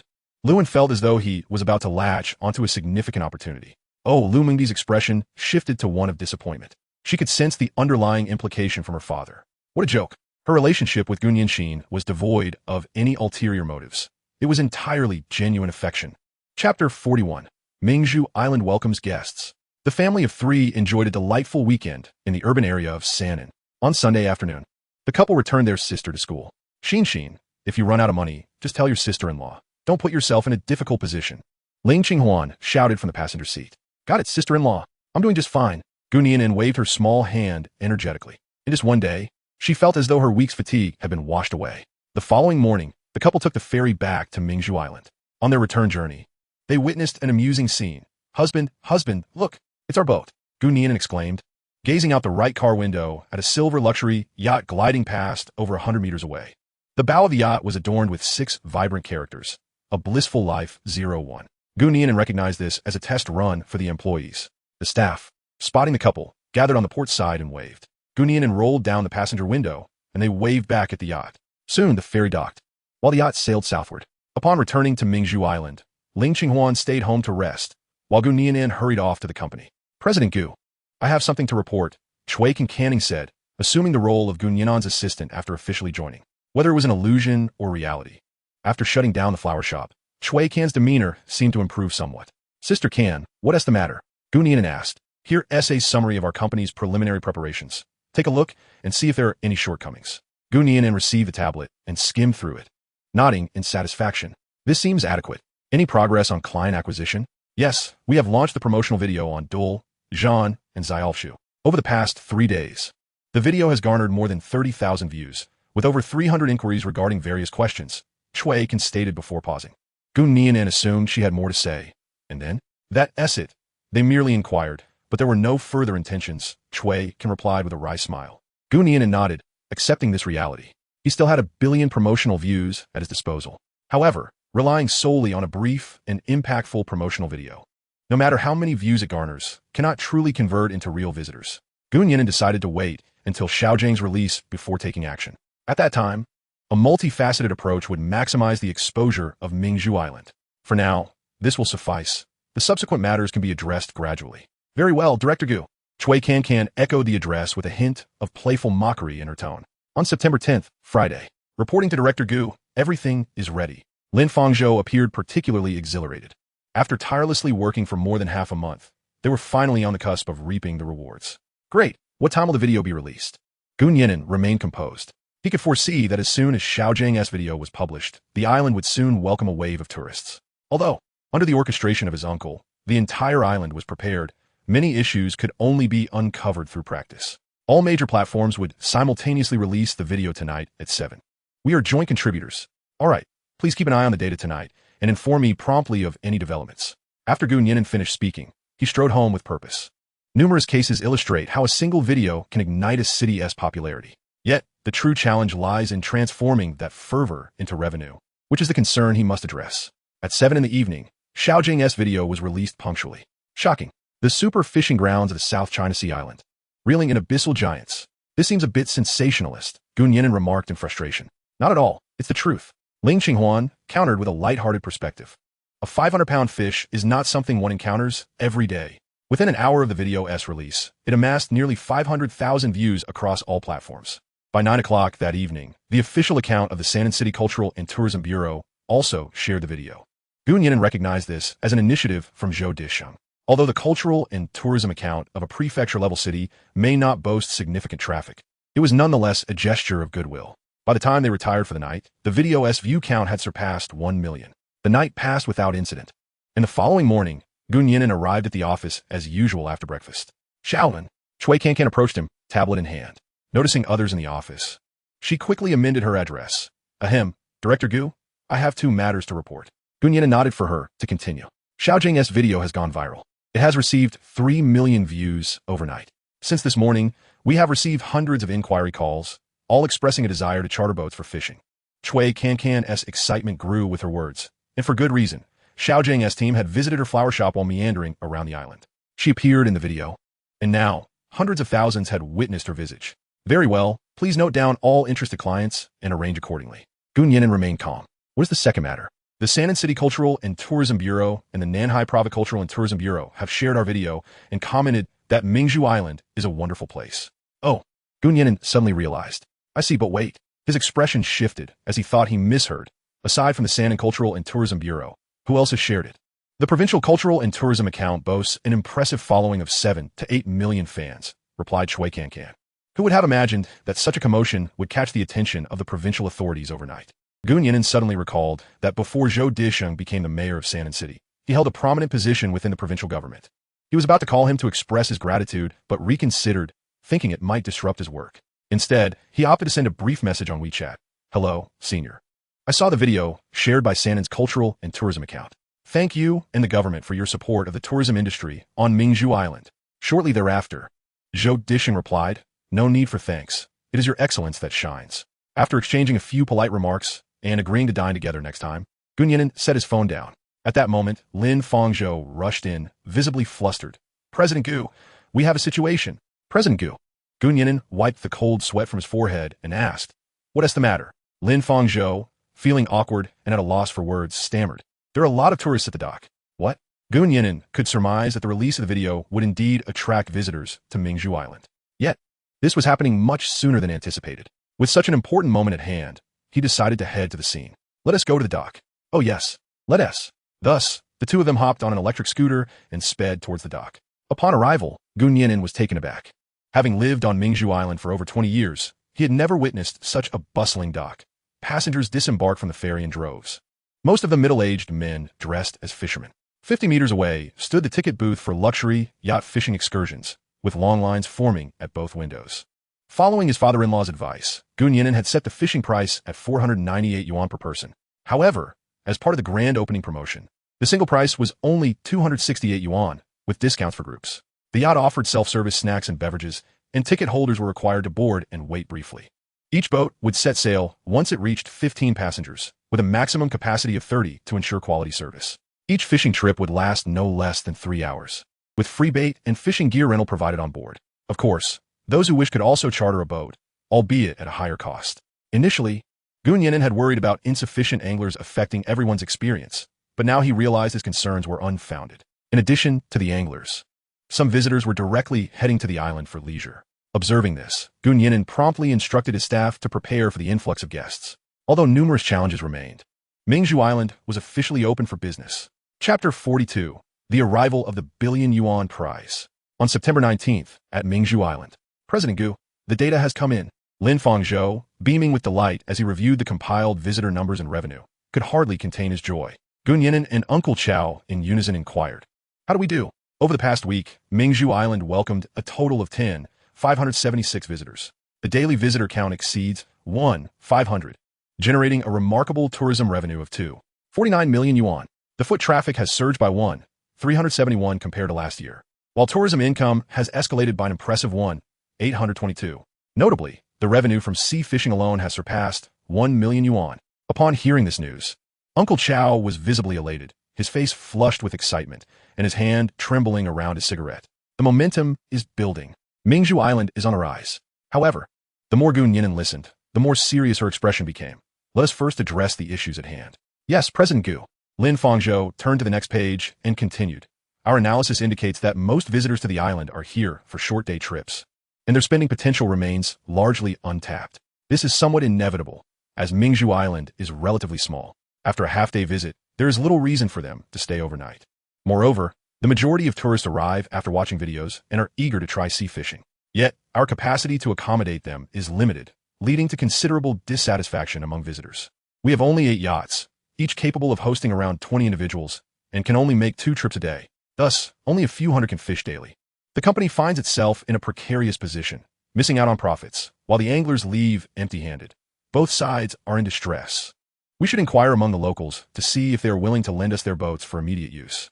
Nian'an proposed a solution. Those who are willing to join our company may do so as well. In the future, we will offer 2 options for sea excursions: luxury yachts and ordinary fishing boats, with the latter at a reduced price. Additionally, we must acquire several more vessels. You may proceed with the original plan regarding this. Do not worry about the funding. Nian'an contemplated that if funds were insufficient, he could always seek a loan from the bank or, if necessary, turn to his father-in-law for support. He felt no reluctance in reaching out to his wife's family for assistance, as he believed his father-in-law would be willing to invest in him. Furthermore, aside from sea fishing, please devise several additional projects. A greater variety of offerings will help retain visitors on the island for more spending. Understood, President Gu. Lin Fangzhou and the others responded, hurrying back to their stations to work diligently. The office was left with only Nian'an and Uncle Chow. Uncle, I have 2 matters to discuss with you. Nian'an flashed a sly smile once more. Feel free to speak. There is no need for formality. Uncle Chow readily agreed. Firstly, could you communicate with the higher authorities to request an additional 2 ferry trips each day? The ferry capacity is a significant factor limiting visitor growth. Each ferry can carry 300 passengers, yet operates only 8 trips a day. All right, I will relay this to them, but I cannot guarantee success. During the week, the Cultural and Tourism Bureau of San'an City had contacted him more than once, their correspondence laden with concern and greetings from Mingzhu Island. This made Uncle Chow feel quite esteemed. The second matter is to rally the locals who may wish to join our company. We can negotiate favorable terms. Understood. I'll take care of this. Uncle San, with a determined demeanor, stepped out, burdened with numerous tasks awaiting his attention. Nian'an sat alone in his modest office, lifting his gaze as he pondered the next course of action. Congratulations, host. You have successfully activated the side quest. Promote the development of Mingzhu Island's tourism industry. Mingzhu Island has welcomed 10,000 visitors, and you have received a reward of 100 million yuan. The funds have been transferred to your account ending in 7960. With all sources of income being legitimate, you may use them with confidence. Nian'an sprang to his feet, the excitement on his face unmistakable. According to the law of conservation of mass, with money in hand, worries would dissipate. With over 10,000 tourists, the system rewarded him with a staggering sum. What would happen if the numbers exceeded 100,000 or even 1 million? In an instant, Nian'an made a decision. He would increase his investment. He promptly reached out to his brother-in-law. His father-in-law had declared that he was in full charge of the Mingzhu Island project. Brother, are you busy? No, just having lunch. Have you eaten yet? Ling Qinghuan's tone was casual. Not yet. I'm still at the office, Nian'an replied honestly. Oh, is there something you need? Nian'an, straightforward as ever, stated, I would like to discuss increasing my investment in the tourism company. Increasing the investment implied a shift in equity and required the consent of other shareholders. Oh, that sounds fine. Ling Qinghuan agreed without much thought. After all, the Mingzhu Island project was rather minor for the Seahai Group, and Nian'an had been managing it since its inception. How much do you want to invest? Do you need me to lend you some personally? Ling Qinghuan assumed he would only invest a few million more, considering the scale of the project. Brother, I wish to invest an additional 20 million. That's a substantial amount. Ling Qinghuan was taken aback. Where do you get such funds? I have some new projects in mind that require capital to execute properly, Nian'an replied, feeling somewhat insecure. Are you really able to earn 2 million from writing web novels? Ling Qinghuan expressed skepticism. Do you have no other sources? There are, but I cannot disclose them. Rest assured, they are entirely legitimate. Nian'an realized he could no longer keep up the facade and chose to abandon any further fabrications. Another silence enveloped them before Ling Qinghuan spoke again. All right, I will take charge of this matter. I will have the contract drafted and sent over in the next few days. Great. Thank you, brother. After exchanging a few more pleasantries, they ended the call. Nian'an then summoned Lin Fangzhou back into his office. Mr. Gu, is there something you need? How far have negotiations with the travel agencies progressed? Currently, the vast majority of tourists on the island were independent travelers. To truly operate on a larger scale, it was imperative to establish connections with major travel agencies. The tourist groups would undoubtedly become the mainstay of Mingzhu Island's revenue generation. The South China Travel Agency deems our scale too modest and has presented a multitude of conditions, to which we have yet to acquiesce. What conditions, you ask? They wish to sell jade and health products on the island. What a curious notion. Where would Mingzhu Island procure jade? Nian'an was perplexed. Both jade and health products must be sourced from their designated suppliers, and, subsequently, they would lead shopping tours to the island for consumption. They further asserted that provided the tourist spending was substantial, profits could be split in a 70-30 ratio. Lin Fangzhou sighed as he pondered this arrangement. Why only 70%? Upon hearing this, Nian'an's brow furrowed deeply. 70% belongs to them. Securing a mere 30% hinges upon the whims of the South China Travel Agency. Whose whims, you inquire? The South China Travel Agency's. Gu Nian'an decisively declared, enough. Such an unreliable agency shall not be contacted further. What the others? Surely not all are so untrustworthy? None, it seems.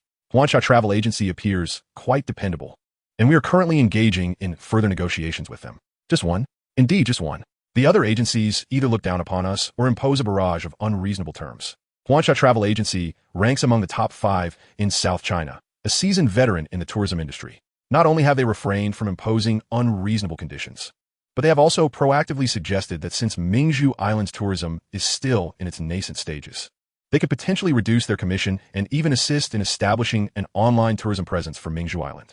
Such terms are undeniably advantageous for the gradually declining physical tourism sector.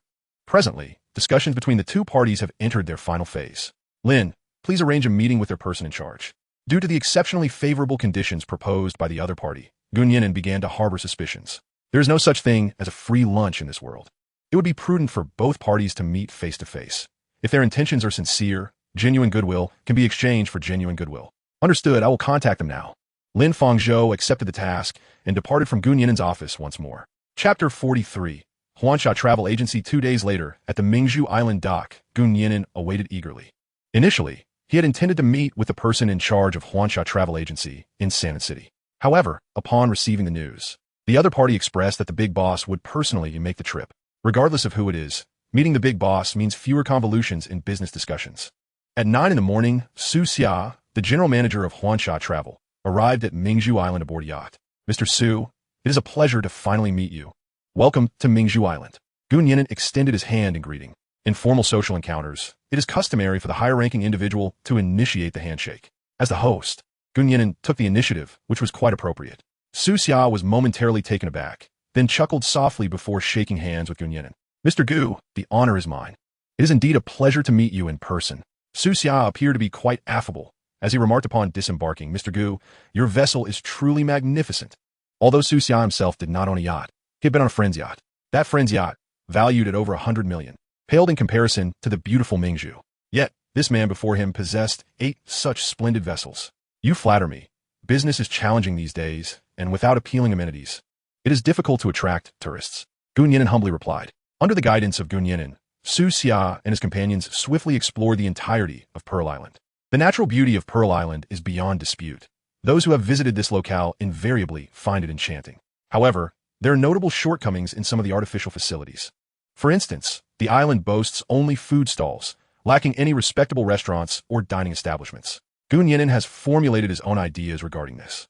He has identified 3 prime locations in the northwest, northeast, and southwest of the island, intending to establish 3 themed restaurants: a yacht harbor restaurant, a seaside barbecue restaurant, and an ocean world restaurant. The land will be provided by the local government, while the construction costs will be covered by the tourism company. Gu Nian'an harbors grand ambitions, aspiring for these restaurants to rival Michelin 3-star establishments from mainland.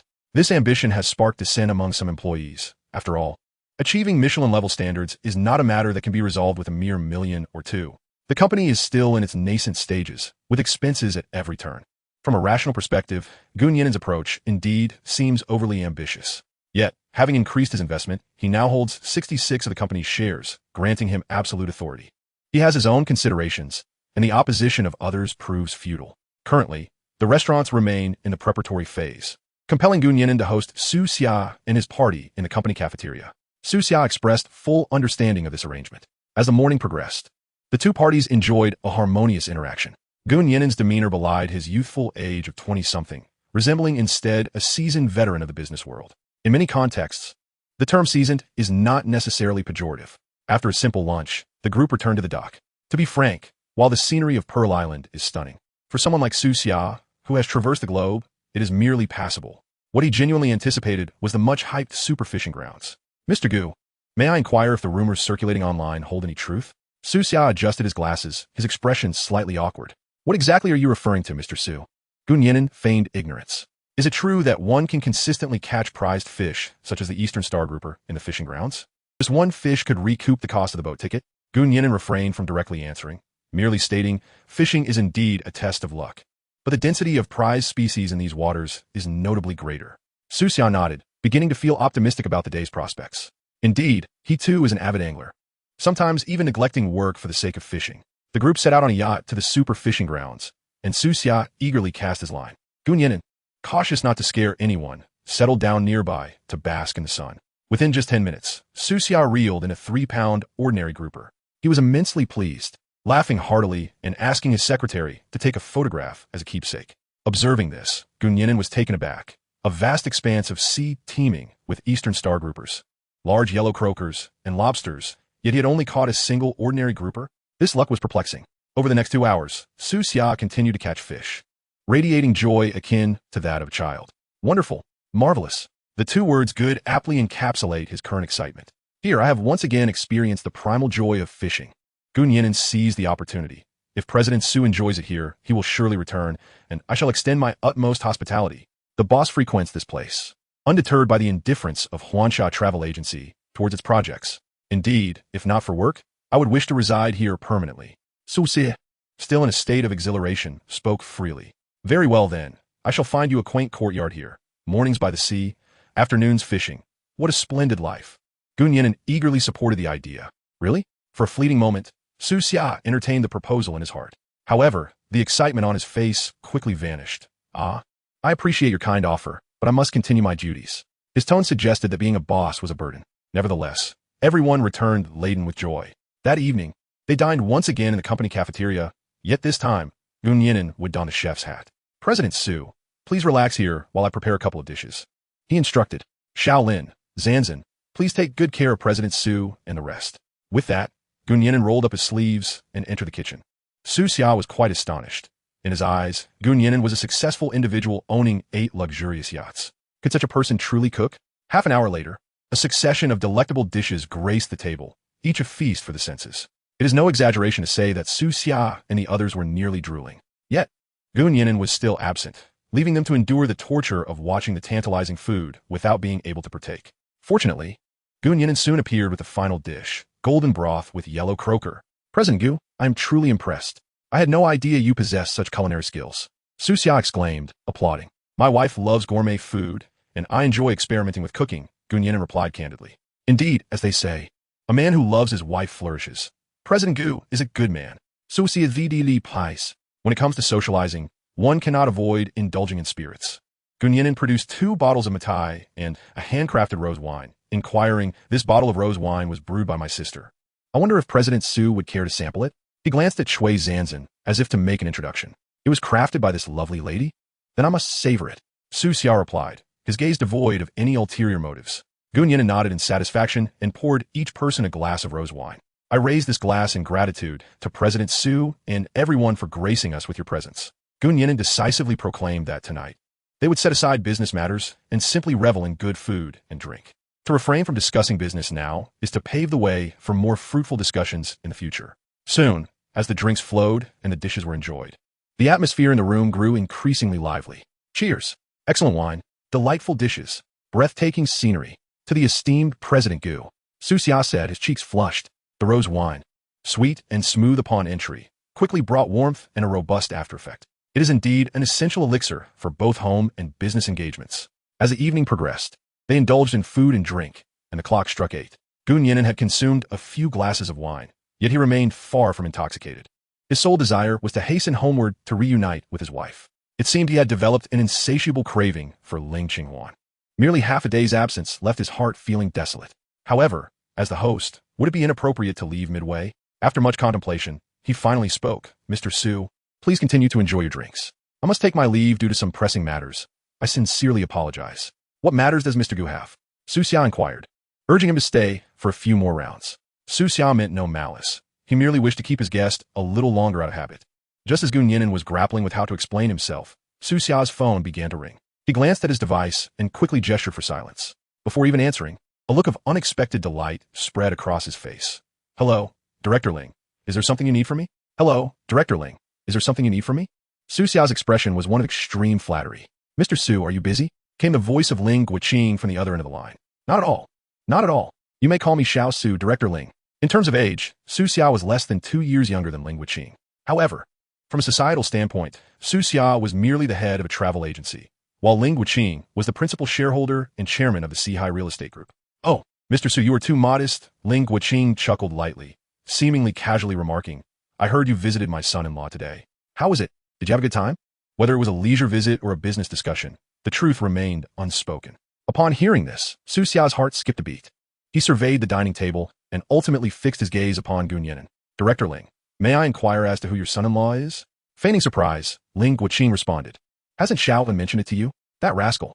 After a moment of astonishment, he added, "But he is just that way. He prefers not to bask in the prestige of the older generation." Su Xia suddenly understood. Nian'an was indeed the son-in-law of Ling Qinghuan. Everything fell into place. Previously, he was only aware that the Mingzhu Island Travel Company held shares in the Seahai Group. Now, it was evident that they were essentially one family. "How was it? My son-in-law didn't treat you poorly, did he?" Ling Qinghuan posed a decisive question, causing Su Xia's inebriation to dissipate somewhat. No, Mr. Gu is truly a talented young man, remarkably handsome. The scenery of Mingzhu Island is unparalleled. I was just saying I might want to retire there." With those two statements, Su Xia made his stance clear. Ling Qinghuan nodded in approval. "So, how are the negotiations for your collaboration going?" "Good, very good. Mingzhu Island is indeed a treasure trove. It surely holds great promise for the future." This assertion nearly cemented the partnership between the two parties. "Well, I am not well versed in tourism. You two may proceed with your discussions." Ling Qinghuan, having achieved his aim of intimidation, chose to withdraw gracefully. "When will you, Mr. Su, come to Yancheng? I would like to treat you to some drinks." "Absolutely, I look forward to it. I shall trouble you then, Director Ling," Su Xia replied with a smile. After hanging up, a profound silence enveloped the room. The members of Huansha Travel Agency now regarded Nian'an with newfound respect in their eyes. A glimmer of reverence evident within their gazes.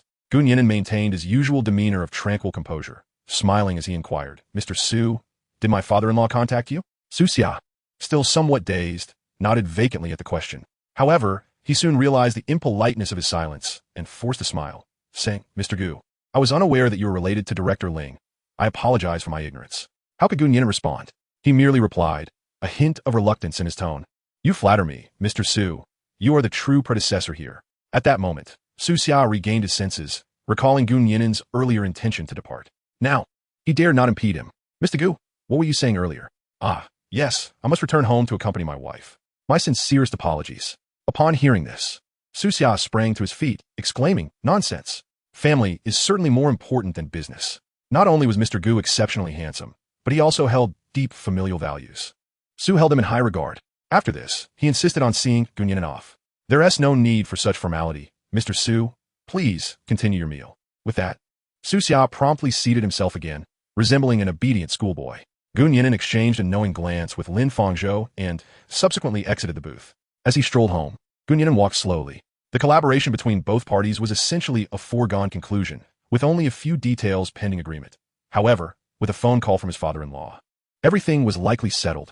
Amidst his joy, Nian'an could not help but feel a twinge of frustration. He had also become a billionaire in his own right, but compared to his father-in-law, there remained a considerable gap. It seemed he must continue to strive harder. He muttered to himself, inadvertently quickening his pace. Upon pushing open the front door, Ling Qinghuan leaped into his arms. "Darling, you're back." Nian'an savored the warmth and softness enveloping him, a smile returning to his face. "Yes, I'm home." After their embrace, he gently pushed Ling Qinghuan away, saying, "I reek of alcohol and sweat. Shall we wait until after my shower for another hug?" "All right," she replied with a giggle, playfully pinching her nose. "You smell terrible." Nian'an chose not to respond, taking her hand as they entered the house. The night passed in silence. The next morning, Su Xia and his party hurriedly boarded a boat back to the mainland. Before departing, he simply stated, "Mr. Gu, may I trouble you for 2 days? I will prepare a grand gift for you." Nian'an had a hunch about Su Xia's intentions and smiled as he bid them farewell. After seeing off the representatives from Huansha Travel Agency, Nian'an did not return to the office. Instead, he headed to the beach on the eastern side of the island. He intended to develop this area into a maritime entertainment center, featuring both aquatic recreational activities and a bathing beach. In the public's perception, maritime projects merely required a stretch of sand and a few speedboats and banana boats for setup. Yet, the reality was far more complex. Establishing this project demanded substantial manpower, resources, and even alterations to the local terrain. Fortunately, Nian'an was not lacking in funds. If he wished to pursue it, he could do so without hesitation. "Director Lin, I will return in 10 days to assess the progress. Is that feasible?" Gu Nian'an approached business matters with utmost seriousness. Lin Fangzhou calculated the timeline in his mind. 10 days was indeed brief, but with sufficient financial backing, it would be adequate. Most importantly, in just 10 days, the National Day holiday will commence, ushering a significant influx of tourists to Pearl Island. Report to General Gu, ensuring the accomplishment of our objectives. Lin Fangzhou agreed. From that very morning, various engineering equipment, artificial sea sand, and skilled workers began to converge upon Pearl Island in waves. By that afternoon, a lengthy 13-kilometer coastline was cordoned off with iron fencing. Outside the enclosure lay the still, tranquil Pearl Island. Within, a bustling construction site thrived. Upon returning to the company, Gu Nian'an did not remain idle. He summoned Cui Cancan. Sister Cancan, there is a matter that you might handle more adeptly. Speak, and I shall see it through. After joining the travel agency, Cui Cancan embarked on a new and more meaningful chapter in her life. At this juncture, she was brimming with ambition, ever eager for opportunities to showcase her capabilities. Please notify all the guest house owners on the island to come to the company. I have business to discuss with them. Although there were few guest houses on Pearl Island, their numbers were limited and their quality varied. Gu Nian'an aimed to consolidate existing resources in anticipation of the potential surge of tourists during the National Day holiday. Understood. I will ensure the task is completed. As a native, Cui Cancan was well acquainted with everything on the island. In just one afternoon, she visited all the guest houses. Upon learning that it was Gu Nian'an who sought them, none declined the invitation. After all, everyone was aware of the surge in tourists and who was responsible for it. Cui Cancan gathered all the guest house owners into a group chat, facilitating timely updates. The following morning, all the owners convened in the company's courtyard. Chapter 45, Integrating Guest Houses. Bailu's onboarding Gu Nian'an presented 3 collaboration options for the guest houses. First, the travel company would lease and manage the guest house, with the original owner receiving only rental income. Second, the property could be sold to the travel company for a lump sum payment, with no subsequent profits accruing to the original owner.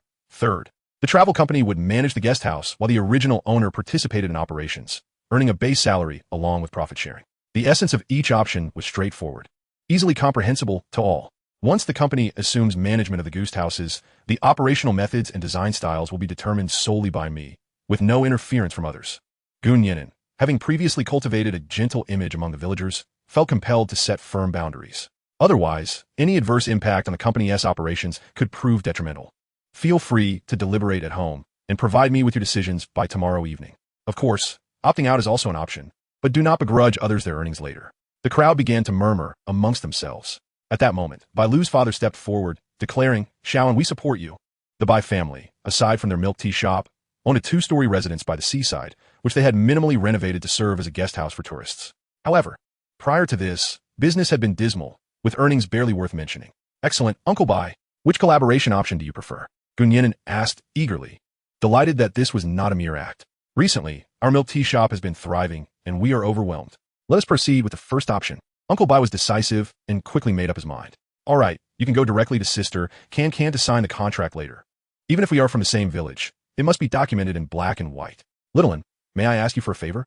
Uncle Bai's expression shifted from confidence to embarrassment. "Whatever I can assist with, I will certainly help," he assured. He glanced around before leaning closer to Gu Nian'an and whispering, "Could you arrange for Lulu to join the company?" "Lulu? Isn't she merely 17? Gu Nian'an replied, somewhat taken aback. Bailu and Xian were of the same age, and Xian was still preparing for the college entrance examination. She had average grades and had dropped out of school at the beginning of the semester. The more Uncle Bai spoke, the quieter his voice became. It was common knowledge on Mingzhu Island that the Gu siblings were exceptionally bright. Gu Nian'an was a top student from a prestigious university, while Gu Nianxin excelled in high school. In comparison, most children merely possessed a diploma from vocational school or high school. "Is this Lulu's own decision? Or is it yours and Aunt Wu's?" Uncle Bai sighed and replied, "This is Lulu's own wish. She wants to find a job, but doesn't know what she is good at and feels shy to tell you." Gu Nian'an did not readily agree, but stated, "Let her come to me. I will have a chat with her." "All right, I will have her come over right now." Uncle Bai immediately made a call. Few individuals were as resolute as Uncle Bai. Most needed to consult their families before making such decisions. Just as the others left, Bailu arrived at the company. While Uncle Bai was outside signing the contract, Bailu was ushered into Gu Nian'an's office.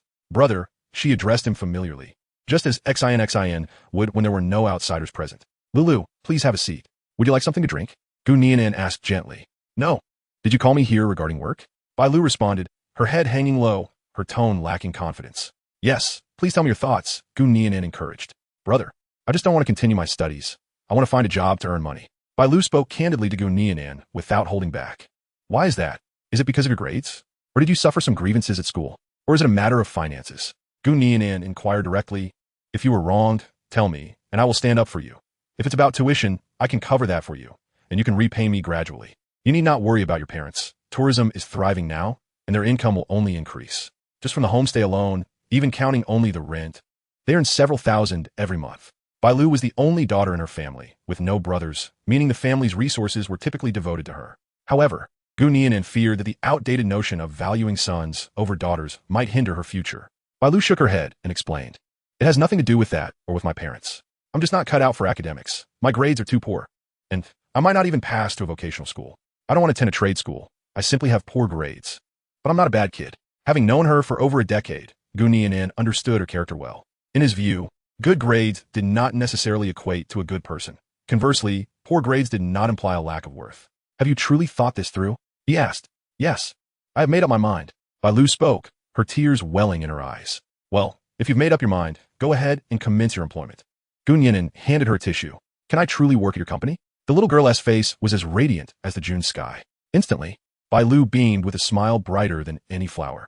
"Of course, you will be responsible for managing your family's guest house. Your monthly salary will be 4,200. Plus à cette commission. The probation period lasts for 1 month, during which you will receive 80 of your salary, without commission. This compensation surpasses that of most jobs she could find at present. However, I must warn you first, work diligently, and if any issues arise, do not blame me for being harsh." Faced with the young girl, Gu Nian'an found it hard to be stern.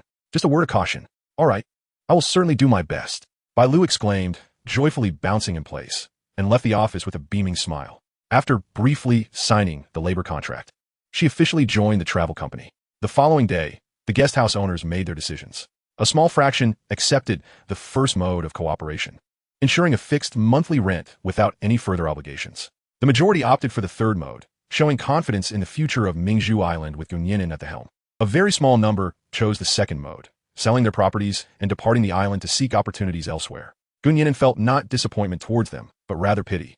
In his vision, Mingzhu Island would become a popular global tourist destination within 10 years, or perhaps even sooner. At that point, a mere residence would no longer be obtainable for a mere few hundred thousand. Were there any who chose not to collaborate? Surprisingly, none. Everyone had differing perspectives and visions. They were not foolish. Gu Nian'an was evidently a valuable asset, and who would turn down the chance to embrace such an opportunity? With the cooperation issues resolved, Gu Nian'an waved his hand and commenced the grand renovation project. All guest houses were concentrated along the northern seaside, resulting in the installation of dozens of blue metal fences along the shore. This renovation was expected to be completed within a week. Was that a short time frame? Indeed, it was. However, based on Gu Nian'an's understanding of the construction workers, as long as the funds were in place, they could erect a great wall in 7 days.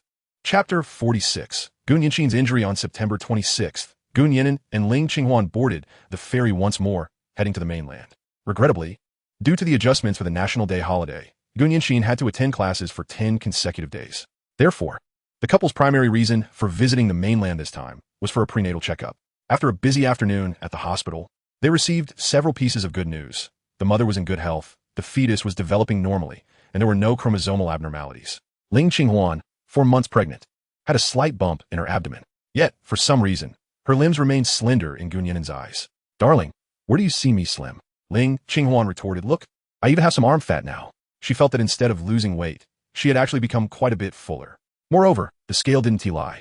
After spending over a month with Gu Nian'an, she had gained 12 pounds. Almost every 3 or 4 days, her weight increased by a pound. Was that not enough? Very well, but do remember to eat properly. Gu Nian'an, seeing her adorable appearance, couldn't help but ruffle her hair. "Let us depart and prepare a delicious meal for you." Yay! The young couple cheerfully exited the hospital, first stopping by a nearby supermarket to purchase some ingredients before returning to their little home across from the school to cook. "By the way, dear husband, does Xinxin know we are here?" Gu Nian'an shook his head. "I haven't told her yet. I'll wait until she finishes her evening study session to let her know. Tomorrow, we'll bring her some food." Though the holiday was just a few days away, the sister could not return home, which pained her brother's heart. That night, at 10 o'clock, Gu Nian'an called his sister. "Xinxin, have you finished your study session?" "Yes, I have. What is up, brother?" Through the phone, Gu Nian'an could hear the sound of running water, likely her washing clothes. "No, I just wanted to tell you that your sister-in-law and I are in the city, and we'll bring you some delicious food tomorrow, all right? You really came?" Gun Yanxin exclaimed with joy. Before Gun Yinan could ask further, she eagerly explained, I dreamed about you visiting me during my nap. Hee hee. Hearing this, Gun Yinan felt a mix of comfort and heartache. At that moment, Ling Qinghuan snatched the phone from him. Xin, this is your sister-in-law. Are you tired from studying? Hello, sister-in-law. I'm not tired. I'll have a long holiday soon, hee hee. All right, once the holiday starts, I'll take you shopping. How does that sound? Sure, hee hee. From the moment she received the call, a smile had not left Gun Yanxin's face. Although both sides longed for each other, they refrained from lengthy conversation, as Gun Yanxin needed a rest. After agreeing on the meeting place for the next day, Gun Yinan ended the call. The night passed quietly. The next morning, the young couple slept until they naturally awoke.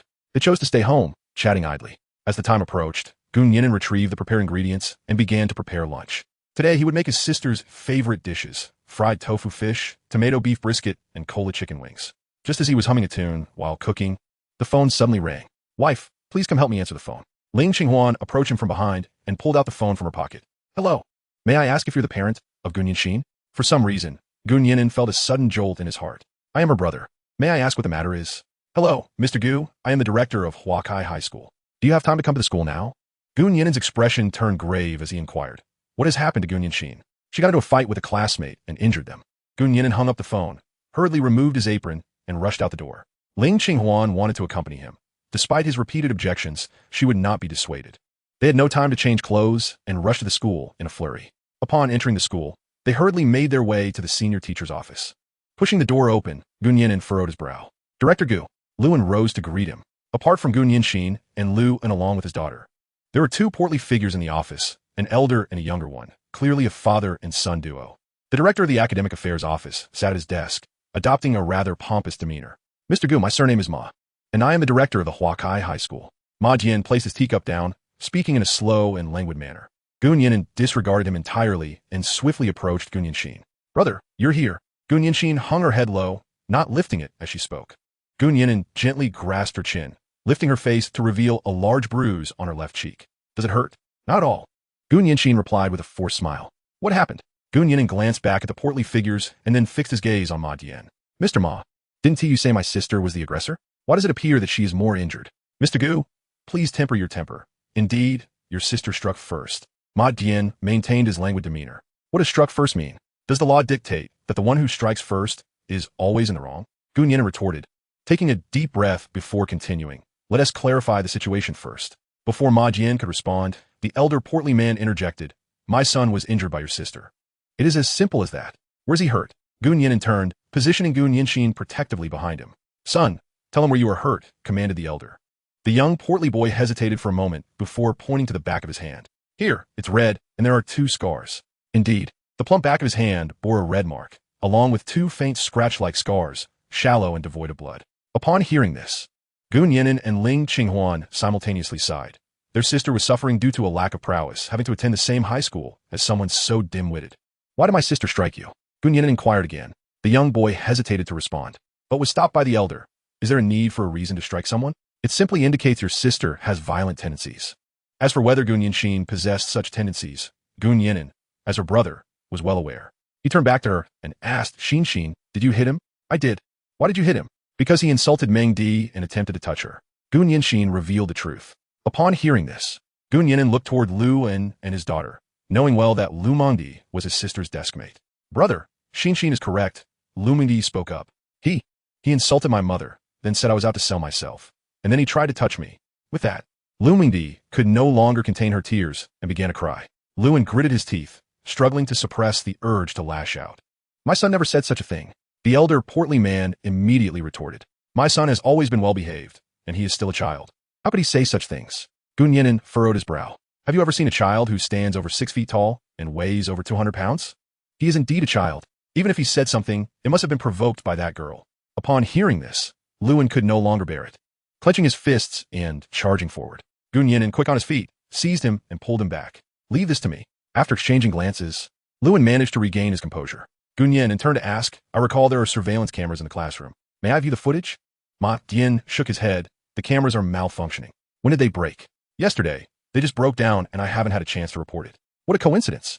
Gun Yinan suspected that this was mostly a fabrication. My sister didn't strike anyone. It was the heavy-set boy who assaulted her.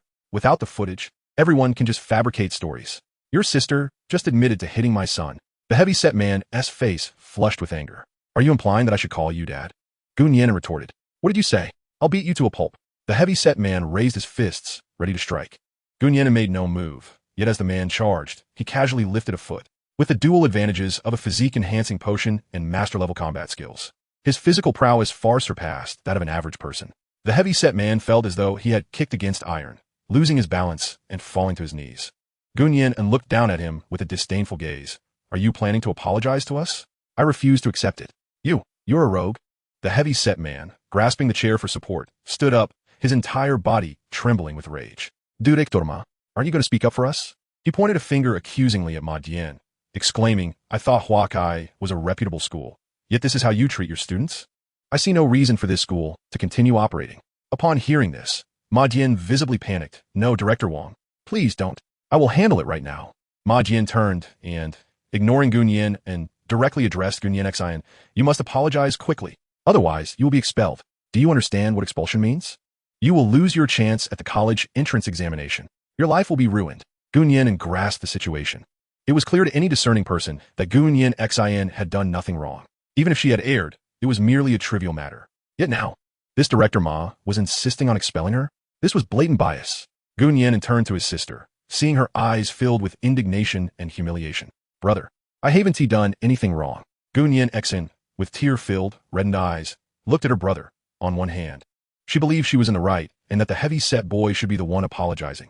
On the other, she did not want to burden her brother and sister-in-law with her troubles. Gu Nian'an placed a reassuring hand on her shoulder, while Ling Qinghuan approached to wipe away her tears. Since entering the office, Ling Qinghuan had remained silent. The reason was simple. If Gu Nian'an could resolve this matter, there was no need for her to intervene, lest she diminish her own worth. What position do you hold? Gu Nian'an questioned. The heavy-set man grunted, completely disregarding him. At that moment, Luan stepped forward to clarify. He is the head of the Nian'an City Education Bureau, overseeing primary and secondary schools. Gu Nian'an nodded in realization. If I recall correctly, the salaries at the Education Bureau are not high. The director's monthly salary is around 8,000 to 9,000, right? Huakai High School charges 88,000 a year in tuition. You certainly spend lavishly on your child. Or is there some undisclosed deal between you and the school? Shut your mouth. The portly man and Ma Dian spoke simultaneously. If you remain silent, it must indicate some collusion. After uttering these words, he retrieved his mobile phone and dialed a number. Gu Nian'an turned back, muttering a few words softly, though no one could discern what he said. In the next moment, the old man's phone rang. Startled, he trembled, an ominous premonition swelling within him. Glancing at his phone, he looked back at Gu Nian'an in surprise. Gu Nian'an stated, if you answer, there may be room for negotiation. If you do not, you shall face the consequences. The old man, trembling, answered the call. Hello, Mayor Zhou. Chapter 47. The Principal's Apology. The long holiday approaches Lu and gazed at Gu Nian'an in astonishment, his mouth agape, wishing to speak but at a loss for words. After receiving the call, the old man hurriedly left the office, neglecting even his critically injured son. The office fell into a profound silence, which lingered for another 5 minutes. Suddenly, an elderly man burst into the office. Without preamble, seizing Ma Dian by the collar. Ma Dian, the school suspects you of having improper dealings with government officials. You are hereby expelled. Furthermore, you are to remain here. The police will arrive shortly. These two statements left Ma Dian reeling. Gu Nian'an turned to inquire. Who is this elderly man? Gu Nian'an, shaking off her daze, replied, he is our principal. Oh, Gu Nian'an responded calmly, casually pulling up a chair to assist Ling Qinghuan in sitting down. With matters having escalated to this point, there was little left to concern oneself with. After reprimanding Ma Dian, Principal Qindong adopted a different demeanor, approaching Gu Nian'an with a cheerful smile. Hello there. May I ask if you're Mr. Gu? Gu Nian'an nodded and extended his hand for a handshake. Principal Chun, I tend to speak rather candidly, so I hope you do not take offense. Before the portly man wielded his position as a bureau chief, I was willing to negotiate a resolution to this issue. However, given their lack of integrity, both the school and the old man, I am left with no choice but to take a more assertive stance. I am not a person of great stature, yet in Nian'an City, no one shall bully my family. If Huakai High School intends to expel my sister, so be it. However, prior to that, I require you, Director Ma, and that chubby fellow to sincerely apologize to my sister and classmate Lumingdi. Upon hearing this, a look of deep consternation washed over Chun Dong's face, reminiscent of a bitter melon. He felt utterly blindsided by the situation. Yet, recalling the dire circumstances from earlier, he gritted his teeth. Yes, I have failed to manage my subordinates properly. I take responsibility for this matter. I apologize. Classmate, Gun Yanxin.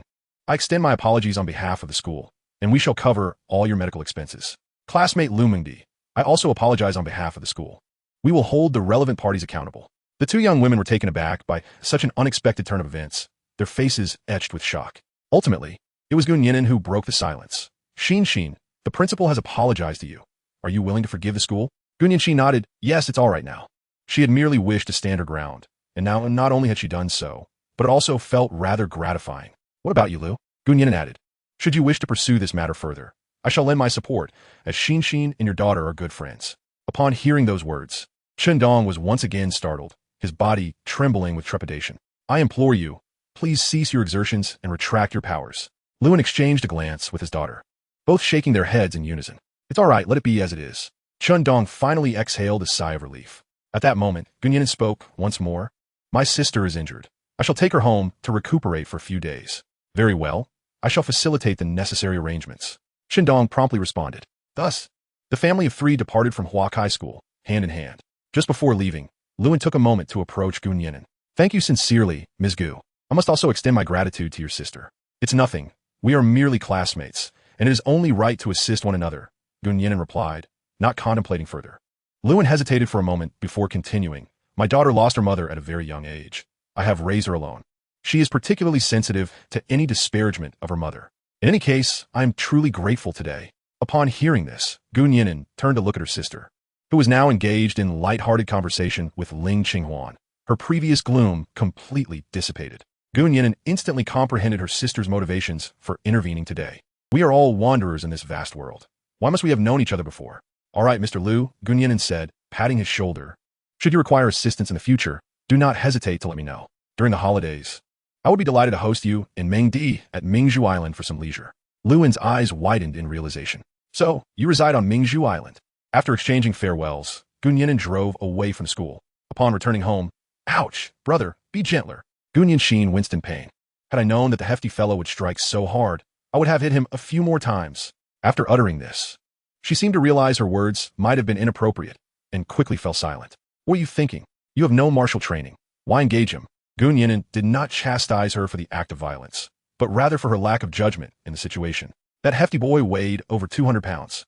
While Gun Yanxin was so slender, they simply did not belong in the same weight class. I was so infuriated that I lost my head and couldn't help myself. Gun Yanxin chuckled before inquiring, Brother, what do you think will happen to that old fat man? If he hasn't committed any wrongdoing, he should be fine. Common sense. If he has, however, the outcome is uncertain. Gun Yan'an replied with a couple of platitudes. All right, the medication is applied. Avoid touching that area for the time being. Understood.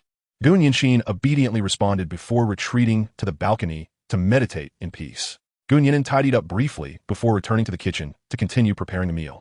Ling Qinghuan followed him inside, wrapping her arms tightly around his waist. Darling, you seem more like a man today. Clang. At her words, Gun Yan'an's spatula clattered to the ground. Are you implying that I have not been manly before? He asked with a wry smile. No, I mean, you used to resemble a big boy, but today you appear more like a real man. Oh, well, that's quite flattering, Gun Yan'an replied, feeling a sense of pride. How vexing. You always have to make suggestive remarks. Ling Qinghuan playfully tapped his shoulder like a kitten before shifting her gaze to his well-defined physique. Slap. Gun Yan'an tightened his posture, pondering, who is truly making suggestive remarks here. A family of three spent the night in the city and returned to Mingzhu Island together the following morning. Gun Yan'an had taken 3 days off for his sister, coinciding perfectly with the National Day holiday, allowing them to relax thoroughly. However, Gun Yan'an himself was not so fortunate. With the holiday approaching, he was about to enter one of his busiest periods. Once he settled his wife and sister at home, he hurried to the construction site. The seaside resort had been completely renovated, and as he gazed out, he was greeted by a picturesque scene: silver sands, azure waters, frothy white waves, a cerulean sky, and verdant trees, truly reminiscent of the Maldives. Various project equipment was steadily arriving, and professionals were already being recruited to head to the island. This time, Mingzhu Island was poised to offer visitors an eye-opening experience. As the long National Day holiday arrived, the ferry from Nian'an City to Mingzhu Island was packed with tourists, each discussing the intriguing sights and experiences they might encounter on the island. In a window-side row of seats, 2 women were whispering to each other. Dandan, is your friend reliable? One of the women, fully adorned, concealed her true appearance. Absolutely reliable. The Sihai group belongs to her family. Rather than worry about her credibility, we should consider how to convince her of ours. The speaker was Shun Yidan, a close friend of Ling Qinghuan. Well, I suppose I can be considered a minor celebrity. She should believe me upon meeting, the other woman replied. To fans, you are a star, to the wealthy. Shen Yidan's words trailed off, her expression dimming slightly. As the holiday approached, Gun Yinan was busier than ever. Although he did not need to be on the front lines, he had to remain at the company to handle any unexpected situations. Had he not experienced it firsthand, Gun Yinan would not have realized the myriad challenges in managing a tourist attraction. Children getting lost was a common occurrence, but as long as they remained on the island, they could be found. Instances of phones, identification, and wallets being lost in the crowd were also frequent. Just yesterday, there had even been an unusual incident involving a couple arguing, with a male threatening to jump into the sea. Fortunately, the general quality of the populace had improved, and thus far, no serious incidents had occurred. Gun Yinan instructed his employees to inform him immediately of any issues arising within the company's management scope. For now, all appeared well. Meanwhile, Shen Yidan and her sister Shen Yifei arrived on the island. The sisters first checked into their reserve accommodation. Shortly after, Shen Yidan left her sister behind and embarked on a quest to find Ling Qinghuan. Fortunately, Gun Yinan's reputation held sway on the island, and before long, she inquired about his residence. Ding dong, the doorbell chimed. Sister-in-law, I'll get the door. Gun Yinan sprang from the sofa and hurried to the entrance. Upon opening the door, she was met by a young woman standing outside. Whom are you looking for? Shen Yidan was not surprised to see Gun Yinan. She knew Gun Yinan had a sister. Hello, is this Gun Yinan's home? Gun Yinan nodded cautiously. With her fair complexion and striking beauty, it was evident that Shen Yidan was not a local. Is Ling Qinghuan at home? Gun Yinan did not respond, but instead inquired. Who are you? Shen Yidan, surprised by the child's vigilance, chuckled and replied, You must be Xin, right? I am Shen Yidan, Huan's close friend. Xin, who has come to our home. Ling Qinghuan's voice echoed from within the house. Under normal circumstances, it shouldn't take so long to open the door. Anxiously, she stepped outside, only to be greeted by a familiar figure. Nian'an, what brings you here? She hurried towards the door, her hand resting on her belly, swaying as she walked, startling the other two. Oh dear, my little ancestor. No need to rush. Shen Yidan swiftly crossed the threshold to support Ling Qinghuan. Nian'an, why are you here without telling me? Ling Qinghuan exclaimed, a hint of annoyance in her tone, which quickly transformed into a grin. I just wanted to surprise you, but look at you almost giving me a fright. Shen Yidan assisted her while jesting. If anything were to happen to you, would Guga not take it out on me? Not at all, Ling Qinghuan replied with a smile. There are plenty of people lined up to give you a good thrashing. She was confident that should she encounter any minor mishap, Shen Yidan would certainly be implicated on Mingzhu Island. Upon hearing this, Shen Yidan's complexion shifted, clearly unsettled. All right, I was only joking. It's quite warm outside. Let us go inside and chat. Seeing a familiar face, Gun Yinan closed the yard gate and approached to support Ling Qinghuan on the other side. Once inside, Sister Nian'an, please have some tea. I will go prepare some fruit for you. Thank you, little Xin. Shen Yidan was taken aback by Gun Yinan's striking beauty, figure, and voice. It seemed that Guo Ji's genes were quite exceptional. Just as Gun Yinan intended to slice the fruit, she was promptly shooed away by Aunt Shun, who insisted that with her presence, there was no need for anyone else to do such chores. Before long, the three of them, akin to sisters, sat together indulging in the tropical fruits, which were indeed sweet. Shen Yidan, feeling somewhat short of stature, entered a phase of flattery. After complimenting the people, she praised the house and then the fruits. By the way, Nian'an, what prompted you to visit Mingzhu Island? Ling Qinghuan asked curiously. Well, it's a National Day holiday, so I thought I would come out for a stroll. Oh, I see. Did you come alone? Not at all. My sister came with me. Shen Yidan discreetly glanced at Ling Qinghuan as she spoke. Your sister is also here? Ling Qinghuan expressed her surprise. Shen Yidan's sister, Shen Yifei, was a renowned star in the entertainment industry, excelling in film, television, and music. Yes, she's been quite busy with work. So she decided to take a break and clear her mind. Oh, why not bring her along? The more, the merrier. My sister had other matters to attend to, so I came ahead on my own. Upon hearing this, Ling Qinghuan sensed that her dear friend was acting somewhat oddly. Noticing her hesitance, Ling Qinghuan exchanged a knowing glance with Gun Yinan. Understanding the unspoken cue, Gun Yinan found an excuse and ascended the stairs. Once she left, Shen Yidan let out a sigh of relief. Huan, how have you been lately? Shen Yidan inquired. Quite well, actually. Eating well, drinking well, without a care in the world. Ling Qinghuan bit into an apple, speaking nothing but heartfelt truths. Remarkably, she had heard online that even the most harmonious couples occasionally quarrel. Yet during her nearly 2 months on Pearl Island, she and Gun Yinan had not experienced a single conflict. In fact, Gun Yinan was so reluctant to raise her voice at her. What have you been busy with lately? Shen Yidan inquired once more. I'm occupied with nurturing the baby. Is there a problem? Ling Qinghuan thought her friend was behaving oddly. Don't you have any unfulfilled ambitions? Are you truly content to remain at home as a housewife? Stop, stop, stop. Ling Qinghuan exclaimed, covering her mouth with a hand, her expression filled with confusion. Before I was even born, my father had already realized my ambitions. My husband is handsome, treats me well, and is exceptionally talented. I was born to enjoy life. There is nothing wrong with that. Upon hearing this, Nian'an was nearly in tears. I despise speaking with you wealthy people. Ling Qinghuan chuckled mischievously before adopting a serious demeanor. Now, tell me, have you encountered any difficulties? As sisters, I will certainly help if I can. Nian'an was touched by her words, embracing her as she lamented.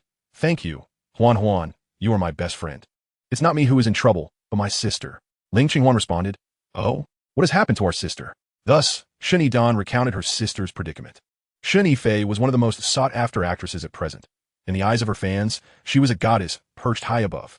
However, in the eyes of capital, she was merely a tool among many. She had once been an artist under the largest entertainment company in Huaxia, with a bright future ahead. Unfortunately, she caught the attention of a high-ranking executive who threatened to make her his mistress or face being shelved, never to be seen again. Naturally, Shen Yifei refused, which led to a series of unfortunate events. In a fit of anger, she packed her belongings and left. As a popular actress, she had earned a substantial amount over the years. However, most of her wealth was consumed by penalty fees. Now, she sought to establish a private studio, but lacked the initial capital. Reluctantly, under her sister Shen Yidan's persuasion, she came to Ling Qinghuan for help. After hearing the full story, Ling Qinghuan felt a surge of anger. Regrettably, her family lacked influence in the entertainment industry. Otherwise, she would ensure that executive faced severe consequences. How much more do you need? Seeing a glimmer of hope, Nian'an quickly replied, My sister has some savings and my parents can contribute a little, but we still need this amount. She gestured with one hand for 1 and the other for 5. 1,500,000? I can transfer that directly. Ling Qinghuan pulled out her phone to initiate the transfer. Huan. Nian'an shook her head with a sorrowful expression. It's 15 million. What? That figure far exceeded Ling Qinghuan's expectations. Unless she relinquished her long-term investments, it would be difficult to gather such a sum quickly. Moreover, even though Nian'an was her close friend, accessing such a large amount of money required utmost caution. Dan, it's not that I refuse to lend you the money. I must first discuss this matter with my husband. She spoke candidly. The travel agency is still in its expansion phase and requires funds at every turn. She originally intended to save her own money for when Nian'an needed it. Even so, Nian'an was deeply touched. Before coming here, she was worried about being dismissed as a fraud. All right, my sister is also on the island. May I call her over? Ling Qinghuan pondered for a moment, recognizing the importance of the situation, and nodded in agreement. Chapter 49. The extremely rational Nian'an in the evening. Nian'an returned home, humming a cheerful tune. Upon pushing open the courtyard gate, he joyfully exclaimed, Wife, I have some monumental news to share with you. However, he was met with the icy countenance of Ling Qinghuan. What? What is wrong? He momentarily lost his composure. Husband, I have something very serious to discuss with you. Ling Qinghuan began. Please, go ahead. Nian'an dared not speak out of turn. Come inside first. Dan and the others have arrived. Nian'an. Nian'an followed her inside, bewildered. On the sofa sat 3 individuals, his sister, Nian'an, and a young woman who looked quite familiar. The woman was strikingly beautiful and exuded an exceptional aura, though she paled in comparison to Ling Qinghuan. As he entered, all 3 stood up in unison. Brother, sister-in-law, Mr. Gu, why are there so many different titles for me? He sat down, puzzled, while Ling Qinghuan began to explain the situation. It was not overly complicated. Shen Yifei had been bullied, left the company to start her own venture, and was lacking initial capital. He thought that if it were merely a couple $100,000, Ling Qinghuan could easily provide it. This indicated that the amount involved was considerable. How much do you need? Nian'an inquired. The Shen sisters exchanged glances, and ultimately, Shen Yifei spoke up. 15 million, though 12 million would suffice. Nian'an was not overly surprised. In the entertainment industry, sums of 18 million were commonplace. Do you have financing materials prepared? If so, please show them to me. He was not a bank, and such a substantial amount could not simply be treated as a loan for turnover. I haven't prepared specialized financing materials, but I have the studio and my personal information. Shen Yifei retrieved a large stack of documents from her bag and handed them to Nian'an. As he reviewed the materials, he simultaneously searched online. As a former superstar, Shen Yifei's commercial value was indisputable.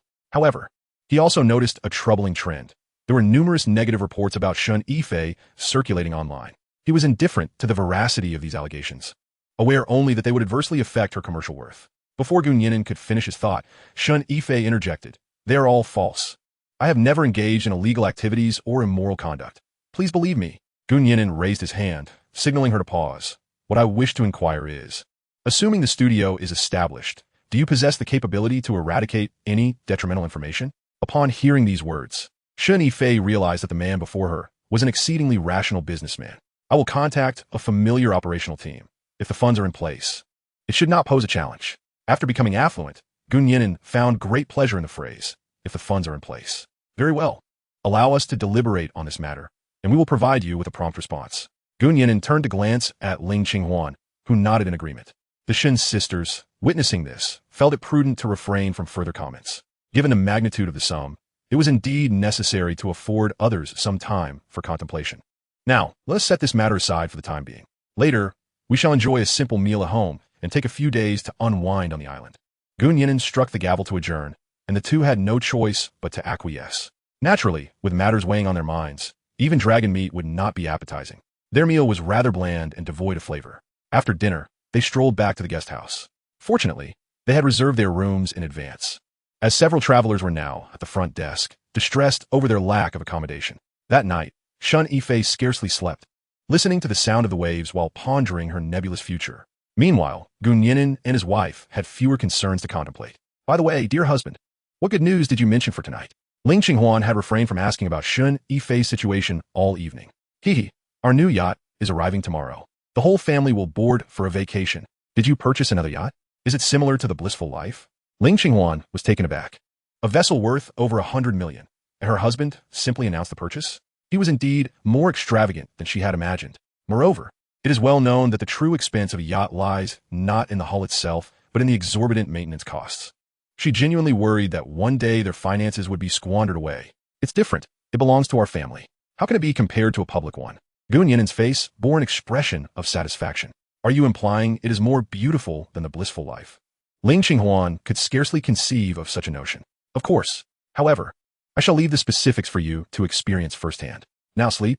With that, Gun Yinan indeed covered himself with a blanket and drifted off to sleep, regardless of Ling Qinghuan's attempts to elicit more information. That night, Ling Qinghuan fell asleep in anticipation. The next morning, Gun Yinan, as per his usual routine, arrived at the company to attend to some tasks. The preliminary data from the previous day had emerged. A staggering 520 tourists had visited the island, reflecting a year-on-year increase of 423. Furthermore, nearly 40 of these visitors hailed from regions outside of Nian'an province. This indicated that Mingzhu Island's reputation had been thoroughly established. Simultaneously, challenges remained. Issues concerning accommodation, dining, and sightseeing experiences were particularly pressing. If this persisted, it would undoubtedly provoke complaints from the patrons. Gun Yinan hastened the construction of the restaurant, as he was inherently impatient. The Ocean View-themed restaurant on the eastern side was projected to span 200 square meters, stand 2 stories tall, and accommodate 200 diners simultaneously. In establishments of such magnitude, the construction period typically extends beyond a year.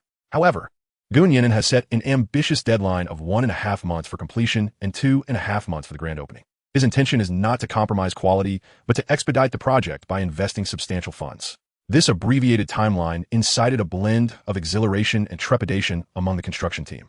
Once the company's matters were resolved, Gun Yinan decided to grant himself a brief respite. Just as he was preparing to return home to fetch Ling Qinghuan and his sister, he received a call from Lu and Mr. Gu. I'm calling to extend my apologies, Luan said. Mr. Lu, what do you mean by that? Gun Yinan inquired. I had hoped to take my daughter to the island for a couple of days, but alas, all the tickets to Mingzhu Island are sold out during the National Day holiday, Luan lamented. He was sincere in his desire to visit the island, not merely to enhance his relationship with Gun Yinan, but also to express gratitude for the care Gun Yinan and Gun Yinxin had provided for his daughter. Do you have any free time today? Gun Yinan asked. Yes, I do. I am on holiday for the National Day, Luan replied. Very well. Gather your things and meet me at the dock around noon. I'll come and pick you up, Gun Yinan instructed. Luan was momentarily taken aback, but his quick wit allowed his response to follow swiftly. All right then. Thus, the two men arranged a time to meet. After ending the call, Gun Yinan merrily bounded home, only to be surprised to find the Shun sisters at his residence. Are you going out? He asked. Boss Gu, there's simply too many people on the island. We can hardly move, Shenidan replied. We wanted to go fishing as well, but there were no spots available on the boat. She was disheartened, as she had hoped to offer her sister a relaxing getaway. Little did she expect that the petite Mingzhu Island would be such a popular destination. Gun Yinan glanced at Ling Qinghuan and simply remarked, Darling, our boat has arrived. Ling Qinghuan blinked, seeking his approval. Upon receiving an affirmative nod, She extended an invitation to the Shun sisters. Dan, Sister Fei, my husband has acquired a new boat. Would you care to join us for a look? Shun Yidan inwardly sighed. I detest conversing with affluent individuals like you. Yet, she maintained a cheerful facade, as who would wish to remain on the island when the prospect of sailing awaited. Along with Gun Yinshin, the group of 5 swiftly made their way to the dock. Upon seeing the new vessel, not only Shun Yidan, but even Ling Qinghuan exclaimed in astonishment, "Oh my goodness!" Chapter 50, Blue Space Number 4, set sail at that moment. The dock was teeming with tourists eager to capture photographs and observe the spectacle. The blissful life, no.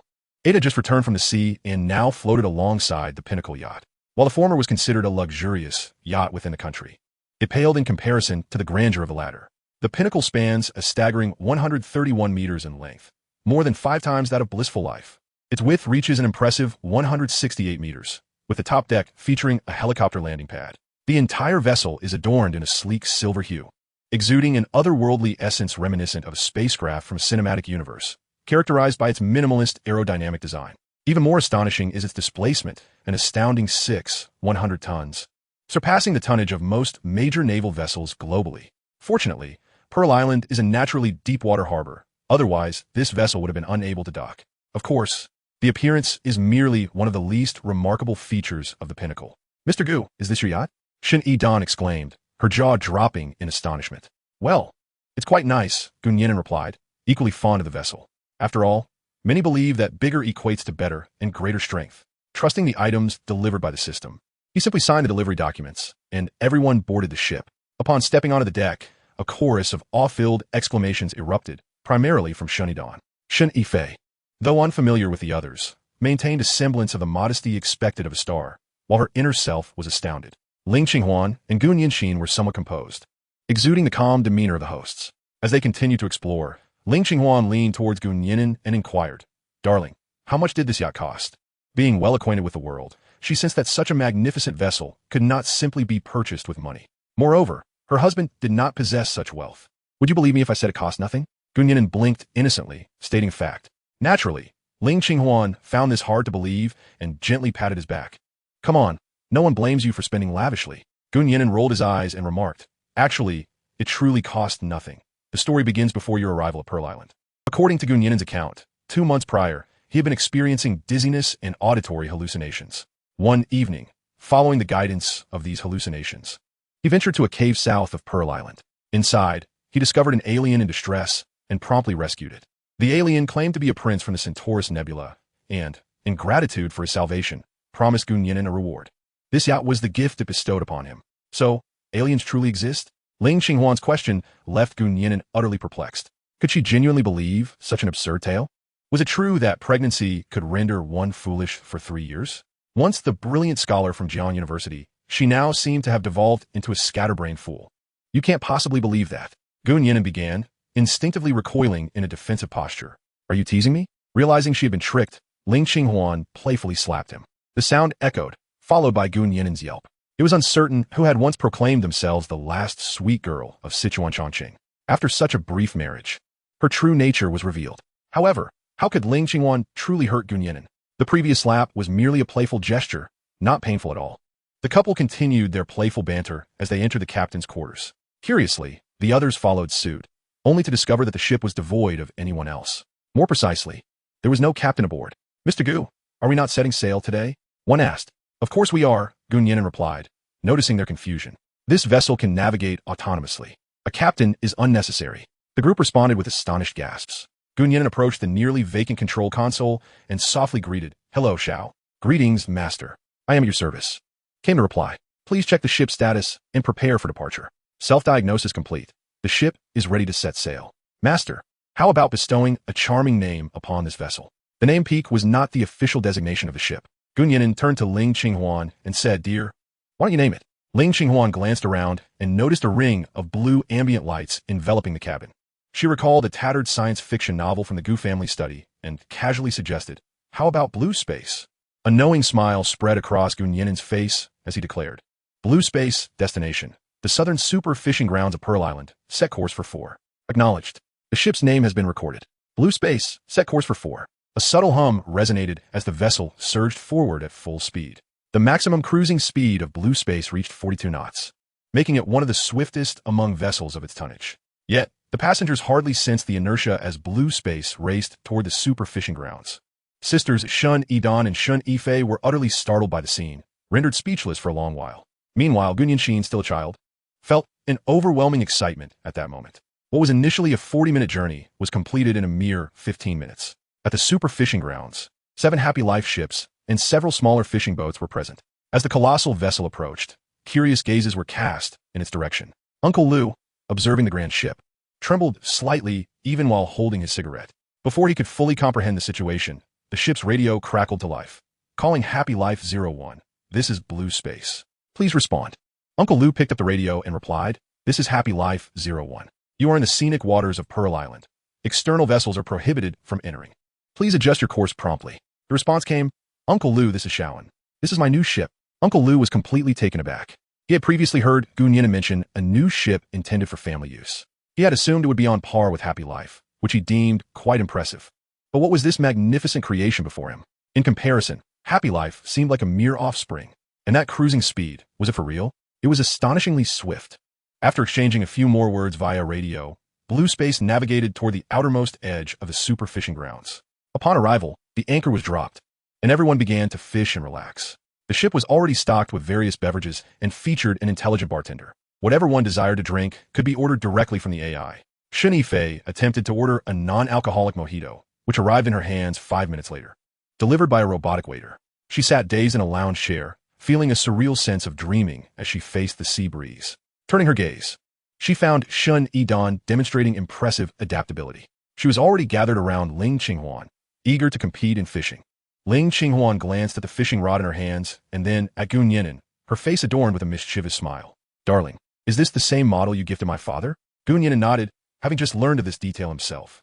The Pinnacle deep-sea fishing set, valued at 16 million, was equipped with 8 kits aboard the vessel. Let's hope my father-in-law does not mind. Regardless, everyone began to indulge in the experience. Having long heard of the illustrious super fishing grounds, it was a delightful surprise to actually catch a rare grouper. Shun Yidan beamed at the impressive fish she had reeled in, laughing heartily. She had never fished before, and her journey had begun on such a high note. Gun Yanxin swayed aboard the ship, everything around her filled with novelty. Yet, wandering alone felt rather dull. If only someone would accompany me, she mused softly. Chapter 51. Finalizing collaborations. The king of entertainment. As the clock struck 11, the Blue Space set sail once more, heading northward. Brother, are we going to the city of San'an? Gun Yanxin inquired. Gun Yan'an exchanged a knowing smile with Ling Qinghuan, who was already aware of Lu En and his daughter's impending arrival. Yes, we are heading to the dock to pick them up. Oh, Gun Yanxin nodded thoughtfully. At that moment, a desire to invite Lu Mondi to join them blossomed in her heart. However, she soon dismissed the thought, finding it too troublesome, both for her and her brother. After an hour's voyage, the Blue Space reached the San'an port. Moments later, Lu En and his daughter ascended the deck via the gangway, their faces visibly etched with astonishment. Yet, upon spotting Gun Yanxin, Lu Mondi abandoned all distractions, bounding toward her. Xin. Without hesitation, she embraced Gun Yanxin. Standing at 174 meters, Gun Yanxin was notably tall among girls, while Lu Mondi, just over 160 meters, could barely reach her nose. Gun Yanxin was taken aback for a moment. Then her face blossomed into a warm smile. You've come? Such a question felt redundant, as the girl was already in her arms. Yes, I'm here. Thank you. Lu Mingdi offered no explanation for her gratitude, simply radiating joy. Lu En, bewildered, surveyed the surroundings, feeling that this ship was truly extraordinary. His admiration for Gun Yan'an deepened. This was indeed a remarkable ally. With everyone gathered, the Blue Space turned back, sailing toward the super fishing grounds. The vessel boasted an open kitchen, stocked with basic ingredients and seasonings. Gun Yan'an prepared a meal using the freshly caught fish, crafting a Pearl's Island-style feast. Whatever he created was delectable, earning praise even from the starlet Shun Yifei. Naturally, even if Gun Yan'an had served a plate of culinary disasters, she would have smiled and declared it delicious, for as she analyzed, aside from her sister, she could not afford to offend anyone else on board. Upon spotting Shun Yifei aboard, Lu Mondi was overwhelmed with joy. This was her favorite celebrity. Sister Feifei, could I please have your autograph? Of course. As a star, Shun Yifei always carried a marker with her. Lu Mondi found herself without any merchandise to sign, so she resorted to scribbling her name on her own clothing. By the way, Feifei, have you released any new works recently? I haven't heard any news at all. Since entering her senior year, Lu Mingdi had little time to keep up with the happenings in the entertainment industry, and thus was unaware of Shun Yifei's fallout with her former agency. Upon hearing this, Shun Yifei's expression inevitably dimmed. A new project will be launched soon, so don't worry. Naturally, she must present her best self to her fans. After dining, everyone returned to the super fishing grounds. Luan was already eager to cast his line, impatiently awaiting a catch. With Lumindi's company, Gunyanchi no longer felt lonely. The two young ladies laughed and chatted on the deck while sipping juice. Yet, human nature is often greedy. Having Lumandi around made her wish for Bai Lu's presence as well. However, she had learned from her brother a few days prior that Bai Lu had joined a company and was now managing a homestay. With so many tourists lately, she must be exceedingly busy. Mungi, I have another good friend named Lulu. I'll introduce you to when the time comes. She chuckled to herself, thinking there would be plenty of opportunities to hang out together in the future. Sure, Lu Mondi responded with a smile, though she felt a twinge of unease for reasons unknown. Meanwhile, on the back deck, Gu Nian'an and the Shun sisters gathered. Before Shun Yifei could speak, Gu Nian'an already sensed her intentions. Let us sit down and talk, he suggested, assisting Ling Qinghuan into her seat. All right. Shun Yifei understood that the initiative lay with Gu Nian'an. As soon as they were seated, Gu Nian'an's words made her feel increasingly uncomfortable. Sister Fei, let us lay everything on the table. Qinghuan and I are willing to invest in you. The terms are negotiable. Therefore, please reveal your cards. Gu Nian'an's current focus remained on the development of Mingzhu Island. The physical industry generates slow profits, and ideally, the investment return cycle exceeds a year. Yet, the entertainment industry is lucrative. Without delving into illicit activities, even by playing it safe, if the timing and circumstances align, investments can quickly yield returns. How do you know I have cards to play? Shun Yifei asked through clenched teeth. Just a guess, and it seems I was right, Gu Nian'an casually replied. At that moment, Ling Qinghuan and Shun Yidong exchanged puzzled glances, unsure of the conversation as context. Well, I've managed to sway 3 third-tier stars and 1 second-tier star. Upon hearing this, Shun Yifei felt there was no need for further concealment. Their situations are similar to mine. After paying the penalty, they lack the capital to make a comeback. If my studio is successfully established, they will join us. Together, we will have a total of 60 million fans across the internet. Gu Nian interjected, what does joining entail? Employees or partners? Partners, but their fame is not as substantial as mine, so they will hold smaller shares, Shun Yifei replied candidly. With this, Gu Nian'an felt he had a clearer understanding. Darling, what is your perspective? To speak honestly, he turned to Ling Qinghuan. Ling Qinghuan naturally wished to assist them. Darling, I can liquidate some financial products. Let me cover the expenses. You should save your funds, as there are numerous expenditures to consider with the travel company. Gu Nian'an waved her hand dismissively. There's no need to sell and trade such a small amount. I still have cash on hand. We can simply account for it as a joint investment. Upon hearing this, Shun Yifei's face instantly brightened. She realized there was hope. We propose an investment of 25 million to acquire 67% of your studio's shares. Do you find this offer reasonable? Shun Yifei was momentarily taken aback. This share percentage seemed excessively high. 67% implied that Gu Nian'an would have absolute control over the studio. Furthermore, 25 million was not an insignificant amount, representing a substantial portion of her earnings before departing from the entertainment industry. However, currently, aside from Gu Nian'an, no one else dared to confront the entertainment circle. Gu, can we negotiate the equity share? She ventured. Regardless of the negotiations, I must retain at least 67% control. Gu Nian'an's words shattered her illusions entirely. I will not interfere with your operations. I lack both the inclination and the time. More importantly, I am not versed in the intricacies of the entertainment industry. This can be stipulated in the contract. With these words, what more could Shun Yifei say? Having a benefactor like this was already a cause for quiet celebration.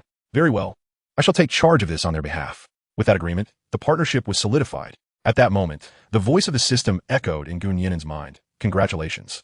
Host on unlocking the side quest. Become the hidden king of the Chinese entertainment industry. Reward, 1 billion in promotional traffic, cash of 100 million, and a special entertainment fund of 500 million.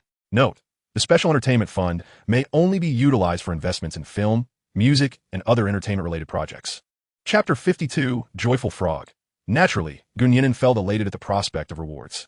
However, rationally speaking, the funds at his disposal would not create significant waves in the entertainment industry. Ultimately, his current stature remained too modest. Yet from another perspective, his assets had surged over 20-fold within 2 months. As the saying goes, with the system in hand, I possess the world. Everything would unfold naturally. The group of 7 enjoyed their day until the sun set, returning to Pearl Island, while the Blue Space luxury yacht offered opulent suites for overnight stays. Aside from Lu En and his daughter, no one had brought a change of clothes. More importantly, Gu Nian'an was concerned that his wife might struggle to sleep in unfamiliar surroundings. Thus, the idea of spending the night on the yacht was abandoned. Upon their return to Pearl Island, Nian'an initially intended to find a guest house for Luan and his daughter. However, due to the overwhelming number of tourists on the island, even as the owner, he could not secure a spare room. As an outsider, it would be inappropriate for him to stay in Nian'an's home. Fortunately, there were vacant bedrooms on the second floor of the company building. The linens were ready, and Luan could easily settle in. Encouraged by Lu Mengdi's strong suggestion, she insisted on sharing a room with Nian'an's daughter, Nian'an, that night. Nian'an and Lu harbored slight reservations. After all, sharing a bed is considered an intimate act from a male perspective, occasionally bordering on excessive intimacy. At this juncture, Ling Qinghuan stepped forward to elucidate. For young women, sharing a bed with a close friend is entirely commonplace. Engaging in late-night conversations and exchanging gossip are joys unique to their gender. Shen Yidan nodded in agreement, affirming that she often enjoyed such moments with Ling Qinghuan. The two rough men, lacking comprehension of these nuances, took the girl's words at face value and thought little of it. Additionally, Nian'an engaged in extensive discussions regarding investment matters with Shen Yifei. Tomorrow, Shen Yifei's manager would arrive at Pearl Island to finalize the contract. With all tickets sold out, they would rely on the blue space to transport them. The night passed without incident. The following morning, the young couple rose early. After a simple breakfast, they picked up the Shun sisters and navigated the blue space towards San'anport. Meanwhile, Nian'an guided Lu and his daughter around the area. By 9 o'clock, Nian'an met Shen Yifei's manager at San'anport, Yu Xiuli, a seasoned manager with over 20 years of experience. When Shen Yifei encountered her troubles, she had merely uttered a few words in her defense before being dismissed from the entertainment industry. As fellow souls adrift, they sought solace in one another. Simultaneously, Yu Xiuli harbored a simmering anger. With the studio still in its preparatory phase, she resolved to retaliate fiercely against the entertainment world once she achieved success. Upon meeting Nian'an and his wife, a sycophantic smile spread across Yu Xiuli's face. Even though the investment was already a settled matter, she relentlessly promoted Shen Yifei. Yet, this was of little consequence to Nian'an and his wife. Ling Qinghuan had chosen to invest out of her long-standing friendship with Shen Yidan. Nian'an, similarly, was merely inclined to support Ling Qinghuan while hoping to earn some profit. Upon arriving on the island, they commenced the final negotiations regarding the investment agreement. From Nian'an's perspective, the entertainment industry was fraught with darkness, and few could maintain their integrity. In this arena of fame and fortune, many appeared to ascend, yet were, in truth, descending into an abyss of despair. To circumvent various unnecessary troubles, he intended to don a disguise. Thus, the rewards he had previously secured would finally prove useful. Darling, why does Party A's name have to be that of a foreign company? Ling Qinghuan inquired, puzzled. Huanqi Frog, the name is rather amusing. This is a shell company I registered overseas after our marriage, Nian'an explained. With a registered capital of merely $500,000, should any issues arise, we can remain carefree. Ling Qinghuan's understanding dawned, and she subtly nodded in agreement. In the business realm, the practice of using shell companies to mitigate risk is far from uncommon. This company, hereafter referred to as the company, was a reward Nian'an received the first time he shared a bed with Ling Qinghuan.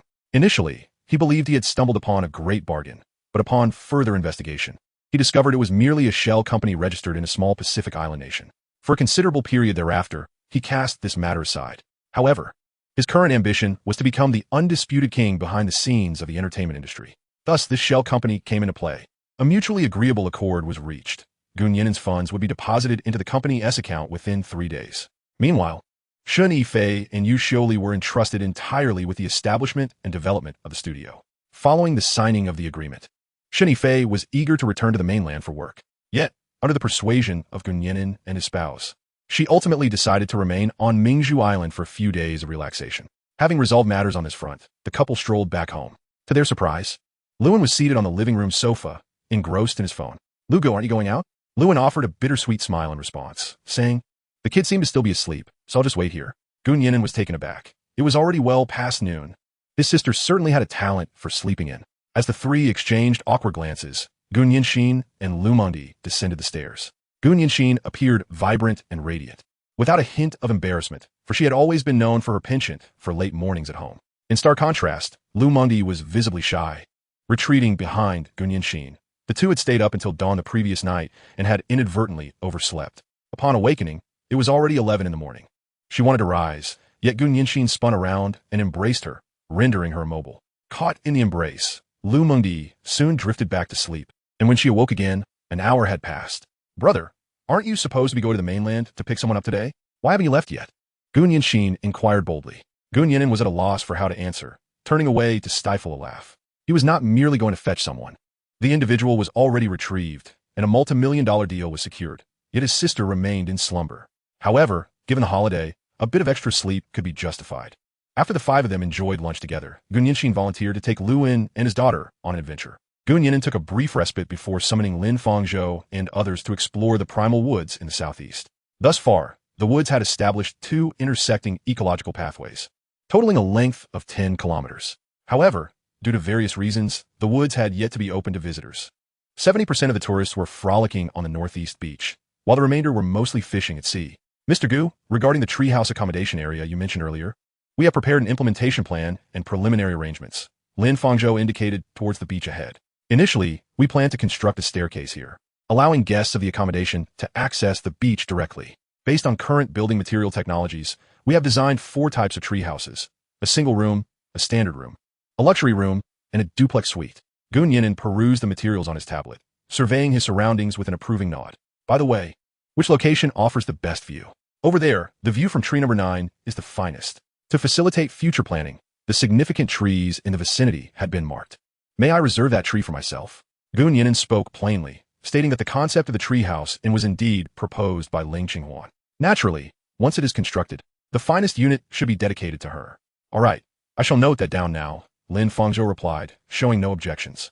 Chapter 53. The award ceremony has a rival arrived? Before one could blink, the National Day holiday had come to an end. Gu Nianxin and Lu Mengdi returned to school to resume their classes, and the bothersome director had been dismissed.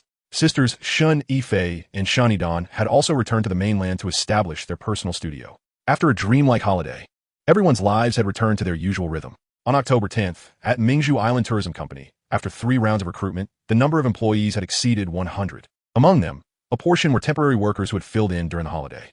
Following its conclusion, Gu Nian'an allowed everyone the freedom to choose whether to remain with the company. The majority opted to stay, as they recognized the bright future of Mingzhu Island. During the National Day holiday, the entire company was bustling with activity. Some worked tirelessly for several days and nights without respite, proving their dedication. As a humble yet earnest employer, Gu Nian'an understood that the time for recognition and reward had arrived. With only a few unable to attend, the rest of the employees gathered in the company courtyard. Previously, Gu Nian'an had obtained the visitor data from the holiday. Mingzhu Island welcomed a total of 119 tourists over 7 days, averaging 300 visitors daily. The total revenue from tourism reached over 7 million yuan, with the tourism company generating 71 million yuan. While the figure of over 10 million during the week was impressive, after accounting for costs, the earnings were hard-earned. This made Gu Nian'an acutely aware of a pressing issue: the need to develop additional revenue-generating projects to maximize tourist spending potential. In essence, it boiled down to this: I shall provide superior service, and you shall be willing to spend more. However, those discussions could wait. Today, he summoned all employees not for brainstorming. Clearing his throat, Gu Nian'an stood in the center of the courtyard, his voice resonating to reach every employee's ears. During the National Day holiday, everyone has worked diligently. On behalf of the company, I extend my heartfelt gratitude for your hard work. Of course, gratitude cannot be expressed solely through words. I have prepared a token of appreciation for everyone. After the meeting, please head to the finance department to collect your red envelopes from Manager Cui. Each person shall receive 888 yuan. As the company expanded, its structure became increasingly formalized. When selecting a financial director, Gu Nian'an unhesitatingly appointed Cui Cancan. He acknowledged that he had favored a familiar face, yet it was the best choice he could conceive. The moment Gu Nian'an made this announcement, the atmosphere became lively. Wow, President Gu is generous. Xiaoan is the most handsome. I love you, Xiaoan. After a week of hard work, the reward of nearly 3,000 in red envelopes was indeed substantial, coupled with their salaries. Their earnings surpassed those from jobs in the city. All right, take your time with the envelopes. None shall be missed. Gu Nian'an clapped his hands, signaling for everyone to quiet down. Recently, several colleagues in the company have exhibited commendable qualities of courage, professionalism, and kindness. Should we reward such colleagues? Indeed, the employees responded in unison. Well, I shall now present the first award. The Heroism Award goes to Hu Daong. A resounding cheer erupted. The moment his name was announced, everyone recognized his deserving nature. On the eve of National Day, a couple of tourist lovers had a quarrel on the island. In a fit of anger, the young man, unable to cope, jumped into the sea in a desperate attempt to end his life. It was at that moment that Hu Daong bravely leaped into the water and rescued him. Thus, this award is truly his due. Daong, the general manager has called your name. Come up. Hu Daong emerged, gently pushed forward by the crowd. His skin was dark, and he appeared to be in his 20s, with eyes reflecting a childlike clarity and shyness. Among the many islanders, he was notably reserved and seemed timid when interacting with outsiders. He wore a vest uniform of the travel company and old sneakers. Typically, the island inhabitants preferred flip-flops or sandals, but with the influx of tourists, they collectively donned sports shoes or dress shoes to uphold the image of Mingzhu Island. G manager, who Daong called out in a voice barely above a whisper. Daong, come and receive your reward. Gu Nian'an turned and handed him a banner inscribed with the words, Selfless Valor, Fearless Hero, Life-Saving Champion. The moment Hu Daong beheld the 12 characters, tears welled in his eyes. Aside from 3 years of junior high, he had spent his life on Mingzhu Island, believing that his existence should be as mundane as that of his father and grandfather. Yet, a singular act of heroism had bestowed upon him such an esteemed honor. To borrow a phrase from an outdated song, at this moment, he felt as though he had reached the pinnacle of life. In addition to the banner, there was also a bonus of 20,000 yuan in cash from the company. Here, take it. Gu Nian'an presented a thick, red envelope. What? Hu Daong was taken aback, and the atmosphere in the room ignited with excitement. That was a sum many would earn over 6 months of toil. Manager, I can't accept this. I did nothing worthy of such a reward. Hu Daong repeatedly declined. Take it. Gu Nian'an maintained a stern expression, adopting a fearsome demeanor. If you refuse, how can the others feel comfortable accepting their awards? They might even blame you. Only then did Hu Daong reluctantly accept the money. Manager, I'll return it to you later, he whispered to Gu Nian'an. The money is yours. Do not think of repaying me, Gu Nian'an earnestly advised. Use it to show gratitude to your parents, buy your father some fine cigarettes and liquor, and perhaps a couple of new outfits for your mother. Hu Daong, with a vague understanding, nodded, though it was unclear whether he truly comprehended the situation. Regardless, the awards ceremony proceeded. This time, Gu Nian'an honored 12 employees who had recently demonstrated exceptional performance, distributing a total of 210,000 yuan in bonuses. After the meeting concluded, Gu Nian'an returned to his office to attend to paperwork. The others, having collected their red envelopes, returned to their respective duties. As the workday drew to a close, Gu Nian'an, feeling somewhat idle, began to wander around the company. Upon reaching the finance office, he casually inquired, Sister Cui, has everyone collected their red envelopes? Cui Zanzan glanced at the roster and shook her head. Only Hu Daong has yet to collect his. It seems he has taken a half-day leave and left the company. This matter puzzled Cui Zanzan as well. Who doesn't like money? Everyone else eagerly rushed to claim their envelopes. Yet Hu Daong appeared unfazed. Even when reminded about the money, he seemed indifferent. Oh, Gu Nian'an nodded in acknowledgement, not dwelling on it further. Perhaps he had taken his advice and was off to buy gifts for his parents. As the clock struck 7:30 in the evening, Gu Nian'an found himself inexplicably cheerful. He snatched up Aunt Chen's chores, insisting on cooking dinner for Ling Qinghuan. Just then, the doorbell rang. Aunt Chen was in the backyard collecting laundry, leaving Ling Qinghuan alone in the living room. Darling, I'll get the door, she said, putting down her phone and slowly making her way to the entrance. Gu Nian'an, having set down his spatula, planned to wash his hands before leaving the kitchen. Peering through the peephole, Ling Qinghuan saw a sturdy, dark-skinned man with a hunch. It was evident he was a local islander, and without further thought, she opened the gate. Hello, are you looking for Shawan? She asked. Hu Daong shook his head. He was not adept at conversing with women, especially not with a beauty like Ling Qinghuan. I'm here for you, he stammered. Ling Qinghuan exclaimed, Ah, this is a gift for you. Don't mention it to Gu Zong, he said through clenched teeth, handing her a black plastic bag before hastily departing without further ado. Alone in the night, Ling Qinghuan was soon joined by Gu Nian'an. Wife, who was that? He inquired. Ling Qinghuan shook her head, indicating she did not know. She opened the plastic bag to reveal an assortment of candies, cookies, and milk. A man came by and said this was a gift for me, and that I shouldn't tell you, she confessed candidly. Gu Nian'an gasped. What? A rival in love. Chapter 54. The mountain crumbles before him, yet he remains unfazed. A burst of melodious laughter filled the office, injecting a sense of vitality into the atmosphere. The laughter emanated from Cui Zanzan, directed at Gu Nian'an. Sister Zanzan, a little laughter is fine, but don't overdo it, Gu Nian'an sighed. The events of the previous night had left him in a cold sweat. He had genuinely believed that a former suitor of Ling Qinghuan had come knocking. However, upon scrutinizing the contents of the plastic bag, he discovered it was filled with mere snacks. While the quantity was considerable, the value was indeed quite low. Ling Qinghuan could not provide a description of the visitor, leaving Gu Nian'an no choice but to review the surveillance footage from outside their door. As he gazed at the screen, he caught sight of Hu Daong's figure. That young man, how could he utter such words? Ha ha ha ha. Cui Can continued to laugh uncontrollably. Let us not mock him. He means well. Gu Nian'an understood that by refusing gifts, Hu Daong would turn his attention to Ling Qinghuan. This indicated that he was a person of gratitude, which is commendable. I wasn't laughing at him. I was laughing at you all along. Cui Cancan's words struck straight at Gun Yinan's core. Alas, Gun Yinan lay motionless on the table, as if devoid of life. At that moment, Lin Fangzhou entered his office. Knock knock. General Manager Gu, do you need? Before he could finish, he noticed Gun Yinan's lifeless demeanor. Lin Fangzhou looked at Cui Cancan in confusion. She stifled her laughter with a wave of her hand and quickly exited the general manager's office. Brother Lin, what brings you here? Gun Yinan forced himself to muster some energy and resumed the matter at hand. General Manager Gu, here are several design drafts for the treehouse. Would you like to take a look? Lin Fangzhou suppressed his curiosity and handed over the tablet. Wonderful, wonderful. Gun Yinan began to peruse the design drawings with great interest.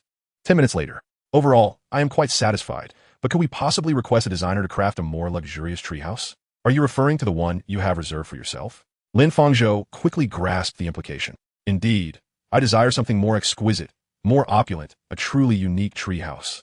As he spoke, Gun Yinan suddenly entertained the idea of designing it himself. Although he was not an architecture major, he had absorbed considerable knowledge from his parents since childhood. Moreover, this was a gift for Ling Qinghuan. Designing it himself would demonstrate greater thoughtfulness. As for safety concerns, he could always hand it over to professionals for revisions after completing the drawings. No need for that. I shall design it myself. Please send me these images for reference. He revised his request. Understood, General Manager Gu. Lin Fangzhou promptly forwarded the images. By the way, General Manager, the expansion plan for the guest house is nearly complete. Given the current popularity of Mingzhu Island, the accommodations are indeed insufficient. Thus, Gun Yinan decided to invest 30 million to construct 30 new guest houses, including 20 collective housing units and 10 individual villas to cater to diverse traveler needs. The land will be provided by the town government, which significantly reduces construction costs compared to other locations. After reviewing the plan once more, Gun Yinan casually remarked, too slow. Is this still considered slow? Lin Fangzhou had begun to grasp Gun Yinan's character and knew he was impatient. He had specifically instructed the construction team to compress the timeline to within 5 months while ensuring quality. 30 houses completed in 5 months is already an extraordinary pace. 2.5 months to finish before the Spring Festival and welcome guests. Gun Yinan declared his requirements. 2.5 months? Lin Fangzhou found it hard to believe, as if he had heard a fairy tale. One construction team would certainly not suffice. We shall hire several more. Money is absolutely not an issue. I will invest more if necessary. Lin Fangzhou's lips moved, yet ultimately he swallowed his words. Understood. I shall attend to it immediately. With that, he turned and exited, resuming his diligent work. However, it wasn't long before he returned to the general manager's office in a fluster. Gu, someone is looking for you. Gun Yinan furrowed his brow. It was rare to see Lin Fangzhou so flustered. Brother Lin, the essence of manhood lies in composure. One must possess the fortitude to remain unflinching even when faced with calamity. He teased with a grin. I apologize, Mr. Gu. Lin Fangzhou realized his breach of decorum and hastily straightened his attire. So, who's come to see me? Academician Nian'an from the Huaxia Academy of Sciences. What? Huaxia Academy? An academician? Upon hearing this, Gun Yinan sprang to his feet, visibly anxious. The Huaxia Academy of Sciences represents the pinnacle of scientific prowess in all of Huaxia. Those who attain the status of academicians are the C'Armée de la C'Armée, the very backbone of our nation. Why would such a luminary seek me out? Lin Fangzhou could not help but roll his eyes at him. Mr. Gu, what happened to remaining unflinching in the face of adversity? After a moment of contemplation, Gun Yinan speculated the purpose of the visit. Is academician Nian'an here regarding the super fishery? Lin Fangzhou shook his head. That seems unlikely.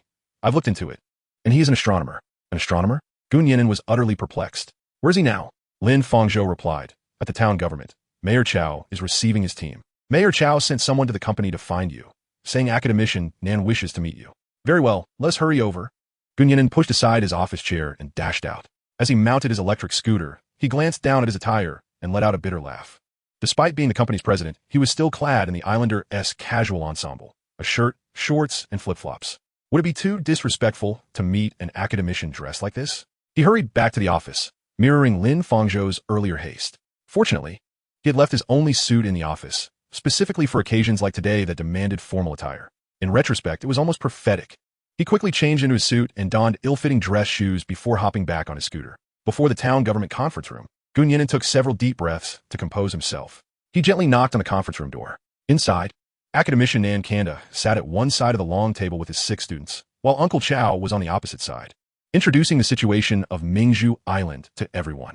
Overall, The atmosphere between the two parties was quite amicable. As the knocking echoed, the laughter subsided. Uncle Chow smiled and explained, "That must be Mr. Gu." He then turned to the door and called out, "Please come in." Gu Nian'an pushed open the door and slowly walked into the conference room. A glance around revealed 7 unfamiliar faces within. Among the 6 individuals, aged between 20 and 30, they appeared to be students. Seated prominently in the center was an elderly gentleman, his hair a silvery hue and adorned with thick glasses. The elder exuded an indescribable warmth, and upon seeing Gu Nian'an, he offered a gentle nod accompanied by a smile. He was Nan Kongda, an academician at the Huaka Institute, a researcher at the National Astronomical Observatory, and a doctoral advisor at Tsinghua and Peking universities. Gu Nian'an approached her uncle and bowed slightly to the gathered assembly. "Academician Nan, this is Mr. Gu from Mingzhu Island Tourism Company." Her uncle acted as a bridge for communication. "Mr. Gu, this is Academician Nan from Huaka Institute, and these are his remarkable students." Gu Nian'an shook hands with each individual, though her curiosity remained unabated. After an exchange of pleasantries, they took their seats. Nan Kongda cleared his throat, evidently eager to speak. Gu Nian'an focused intently on him, resembling a diligent student in class. "Mr. Gu," Nan Kongda began, his voice warm and inviting. Reminiscent of a senior addressing a younger family member, "I must express my embarrassment. As we meet for the first time, I have a favor to ask of you." Gu Nian'an was taken aback, repeatedly gesturing with her hands. "Academician Nan, you are too kind. You are a pillar of our nation. I am but a mere individual. Should you require any assistance within my capabilities, I shall not hesitate to oblige." The flicker of doubt in Nan Kongda's eyes dissipated. "Mr. Gu is a forthright person, so I shall speak plainly. My team is currently planning the construction of a low-latitude astronomical observation station. After thorough research, we have selected Mingzhu Island as our scientific base, with the site being finalized on a hill in the southeastern part of the island. Coincidentally, the usage rights to this hill have been allocated to the tourism company. Presently, the land is included within the designated area for treehouse accommodations. My purpose here is to acquire that land. Mr. Gu, as this project is not profitable, we may not be able to offer substantial compensation." Nan Kongda acknowledged the significant investment of millions that the tourism company had already committed to the land. He felt somewhat ungracious in his sudden request. However, unbeknownst to him, the moment he finished speaking, Gu Nian'an made her decision. "Academician Nan, although I am a humanities student, I hold great respect for scientists." Gu Nian'an spoke calmly. "You have made unparalleled contributions to society, our country, and all of humanity. As a mere businessman, it is indeed an honor to assist you. You may have the land without any compensation. Should you require anything further, I shall unconditionally cooperate." As an academician at the Huaka Institute, acquiring this land was not a formidable challenge for Nan Kongda. He could simply follow the proper procedures, and the state would facilitate the acquisition. Yet he chose to come personally to Mingzhu Island, opting for a discussion with Gu Nian'an. This was an act of respect. Having received such respect, he felt compelled to reciprocate in kind. "Mr. Gu, are you truly sincere?" Nan Kongda inquired, his heart swelling with joy. However, once he regained his composure, a new wave of concern washed over him. As the saying goes, the free is often the most expensive. His concern lay in the possibility that Gu Nian'an might demand compensation beyond mere monetary recompense. Of course, pearls are not so genuine. Unable to restrain himself, Gu Nian'an made a jest that enlivened the atmosphere within the conference room once more. "Does President Gu have any other conditions?" Out of scientific rigor, Nan Kongda posed a question. Gu Nian'an pondered internally whether to voice his inquiry. After a prolonged silence, he finally spoke. "Academician Nan, may I inquire if this project is confidential?" Upon uttering this, he added, "Let there be no misunderstanding. What I mean is, if the project is not classified, may I invest some funds?" Nan Kongda was so taken aback that his spectacles nearly slipped from his nose. To put it plainly, the project on Mingzhu Island was primarily devised for the graduation theses of his students. It was not classified, and the funding was indeed minimal. In the past, similar projects had them struggling to secure sponsorship while enduring the whims of capitalists. Today, they encountered someone willing to offer financial support unprompted, not classified, merely a standard observatory. Nan Kongda, too, spoke candidly. "If it is not classified, do you require sponsorship?" Gu Nian'an breathed a sigh of relief. "Of course, we do need it," he admitted, feeling somewhat reluctant to deceive the young man. "However, our project is solely for research purposes and generates no profit." Gu Nian'an declared with great conviction, "My dream is to support the advancement of scientific endeavors. Profit is of little consequence." Prior to this meeting, Mayor Zhou and Director Chow had sung his praises. Coupled with Gu Nian'an's striking features and dignified countenance, Nan Kongda's team harbored no doubts about his intentions. "So, what kind of observatory do you plan to establish?" Gu Nian'an inquired. Seeing the genuine interest in this young man, Nian'an retrieved the materials he had brought along. Gu Nian'an may not have understood the technical data, but he noted a particular line in the proposal. Mingzhu Island's low latitude, expansive vistas, distance from urban areas, minimal light pollution, and lack of air pollution make it suitable for the construction of an astronomical observatory. He silently committed this information to memory, already concocting an alternative business plan in his mind. According to the proposal, the main structure of the observatory would only occupy 2 acres of mountainous land. However, to avert unnecessary disruptions, development of the surrounding forested areas would also need to be suspended. After reviewing the proposal, Gu Nian'an nodded thoughtfully. Academician Nan, I am unsure of the exact funding required for your project, but I will do my utmost. My wife and I are willing to provide an unconditional sponsorship of 5 million yuan for this project. Would that suffice? Upon hearing this, not only was Nian'an astonished, but several doctoral students also dropped their jaws in disbelief. Although Sun Shu was equally stunned, his familiarity with Gu Nian'an led him to recognize that the latter must have his own plans. President Gu, is what you said true? A scruffy-faced student in his 30s stood up, gazing at Gu Nian'an with an almost desperate yearning. Nian'an served as the nominal mentor for the project, but the actual leader was this very student, Tian Wangxing, one of Nian'an's doctoral candidates. Scientific research has always been a costly endeavor, yet 5 million could cover the entirety of this project's expenses. As the person in charge, Tian Wangxing was on the verge of tears due to excitement. Gu Nian'an nodded affirmatively, assuring that he could manage this modest sum. Of course, this project was still in its infancy and would not be finalized in a short span of time. After a morning of discussions, they established a general intention to collaborate. Before parting, Gu Nian'an invited several of them to stay on the island for a few more days. Although they were initially eager to return to school and complete the necessary procedures, upon learning that the payment would take a few more days, they collectively decided to remain. The unexpected delight left them yearning for confirmation before they could feel at ease. Upon returning to the company, Gu Nian'an summoned Lin Fangzhou and the others to his office. I have an announcement. He began, please do not be overly excited. The Treehouse Hospitality Project is being entirely suspended. The original site is no longer viable, and we must select a new location. The team gasped, what? Gu, how could this be so sudden? Lin Fangzhou was the first to express his discontent. We have already invested over 2 million in this project. The costs for site selection, design, and preliminary infrastructure have already been incurred. Terminating the project will result in substantial losses for the company. Calm down, Gu Nian'an reassured them. It is not a matter of abandoning the project. We are merely relocating and altering our approach. He was not disheartened by the loss of 2 million. Rather, he discerned a more significant business opportunity within. I have allocated that mountainous terrain to Academician Nan for the establishment of an astronomical observatory. It is a worthy sacrifice for the advancement of science. This revelation sparked a new idea in his mind. As he articulated his vision, Lin Fangzhou and the others listened intently, their expressions brightening with each word. What a brilliant concept. Even I am intrigued. Lin Fangzhou, who had previously been resistant, was the first to voice his support. The others' faces transformed from worry to hope, and they eagerly expressed their endorsement of this new plan. Although the treehouse hospitality concept was novel, it was not uncommon domestically or internationally. However, Gu Nian'an's innovative idea could potentially be one of a kind in the world. From a commercial perspective, they had unearthed a significant selling point for Mingzhu Island. Of course, Gu Nian'an, as the primary shareholder of the company, remained the ultimate decision-maker, and the thoughts of others could not sway his resolve. Their role would be to refine his vision, adding the finishing touches. Very well, it is settled. Prepare yourselves accordingly. Gu Nian'an remained eager. My timeline remains unchanged. The new hospitality establishment must commence operations within 2.5 months. Understood, Gu. The team responded, diving back into their work with renewed fervor. Chapter 56. The Rise of Shun Yifei's Studio in mid-October. In the capital, Shun Yifei's studio buzzed with energy. Sister Feifei, is everything you said true? The girls encircled Shun Yifei like stars around the moon. Can we truly make a comeback? Su Linger asked incredulously. It had not been easy for them to consider a return to the entertainment industry after their departure. Not only was it challenging to find a company willing to accept them, but any new work they released would likely face retaliation from the entertainment sector. Yet now, the opportunity to return seemed tantalizingly close. Yes, that is what the boss indicated, Shun Yifei affirmed with a nod. He has given us the freedom to pursue our endeavors, and he will manage the public relations aspect. She recalled the earnest demeanor of Gu Nian'an when she made that statement, which seemed far from mere boasting.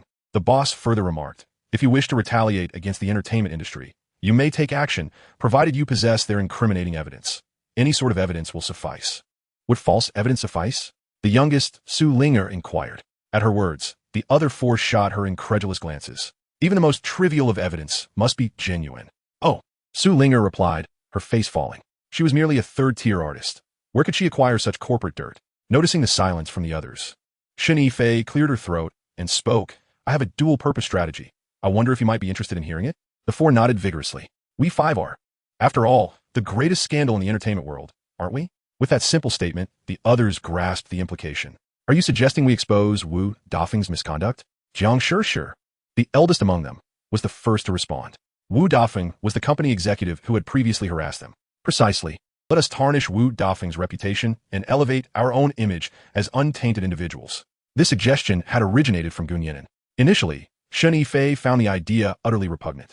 However, upon deeper reflection, it emerged as the optimal choice for maximizing their interests. Fei, I disagree with this approach. Jiang Shishir articulated her concerns. First, the entertainment industry is vast. We cannot compete against them in terms of public opinion. Even if our claims are valid, they can easily suppress the narrative with a mere flick of their fingers. Moreover, should we proceed with this, they will undoubtedly retaliate fiercely. We could be blacklisted, or worse, face financial ruin or imprisonment.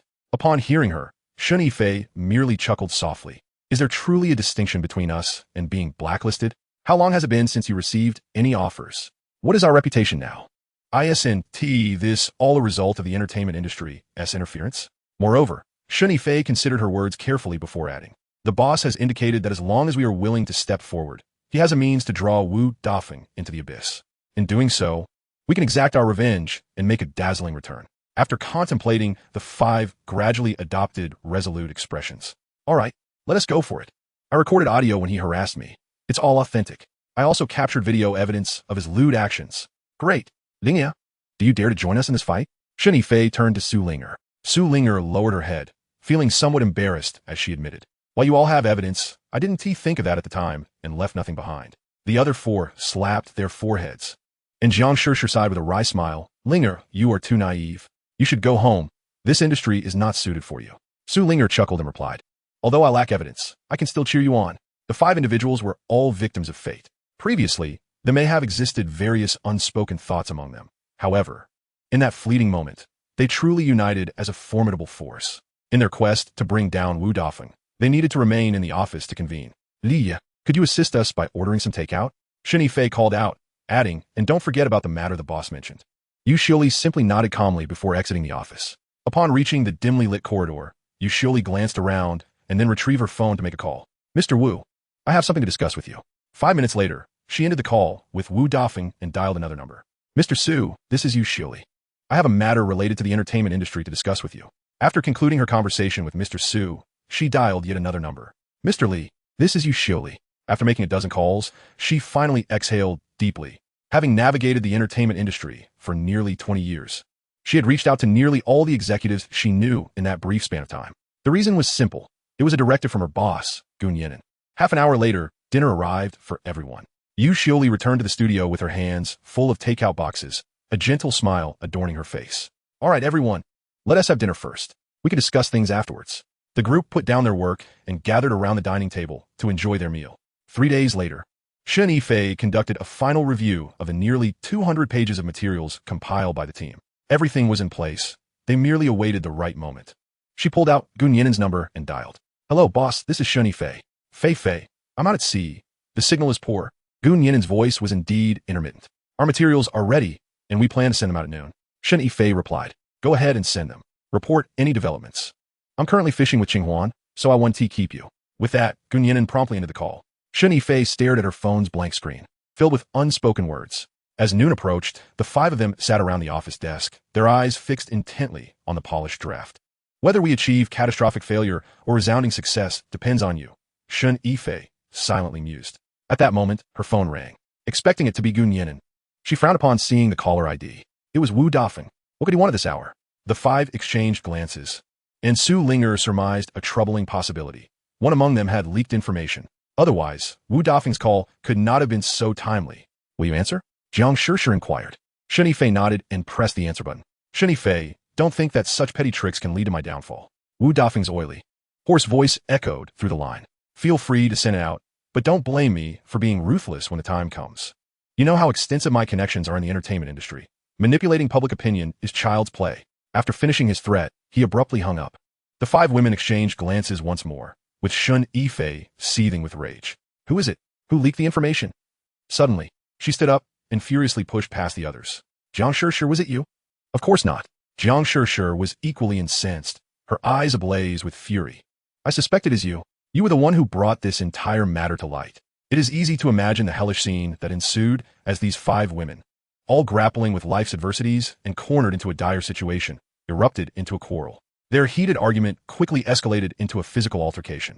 Witnessing the former goddesses of the stage now embroiled in such chaos, the youngest among them, Su Ling'er, shed tears of indignation and sorrow. Seizing an opportunity, she broke free from the fray and furiously pressed the send button. I refuse to believe it. How can Wu Dafeng possibly drive me to despair? Silence.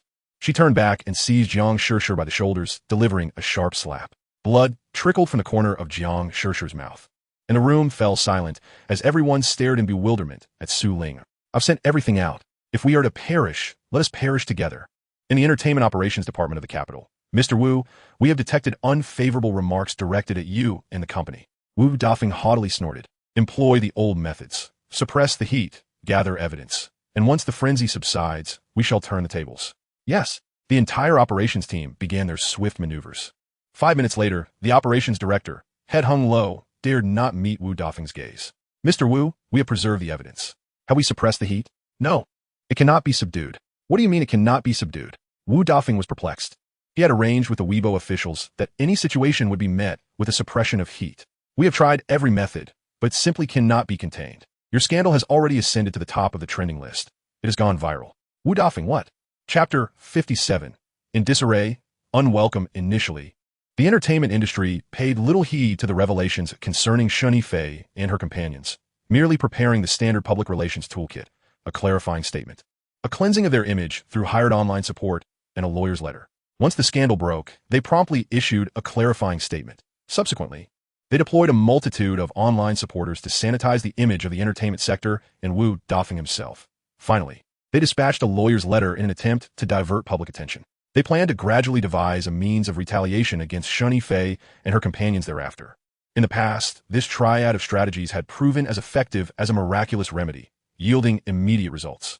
However, this time, they seemed to have encountered formidable resistance.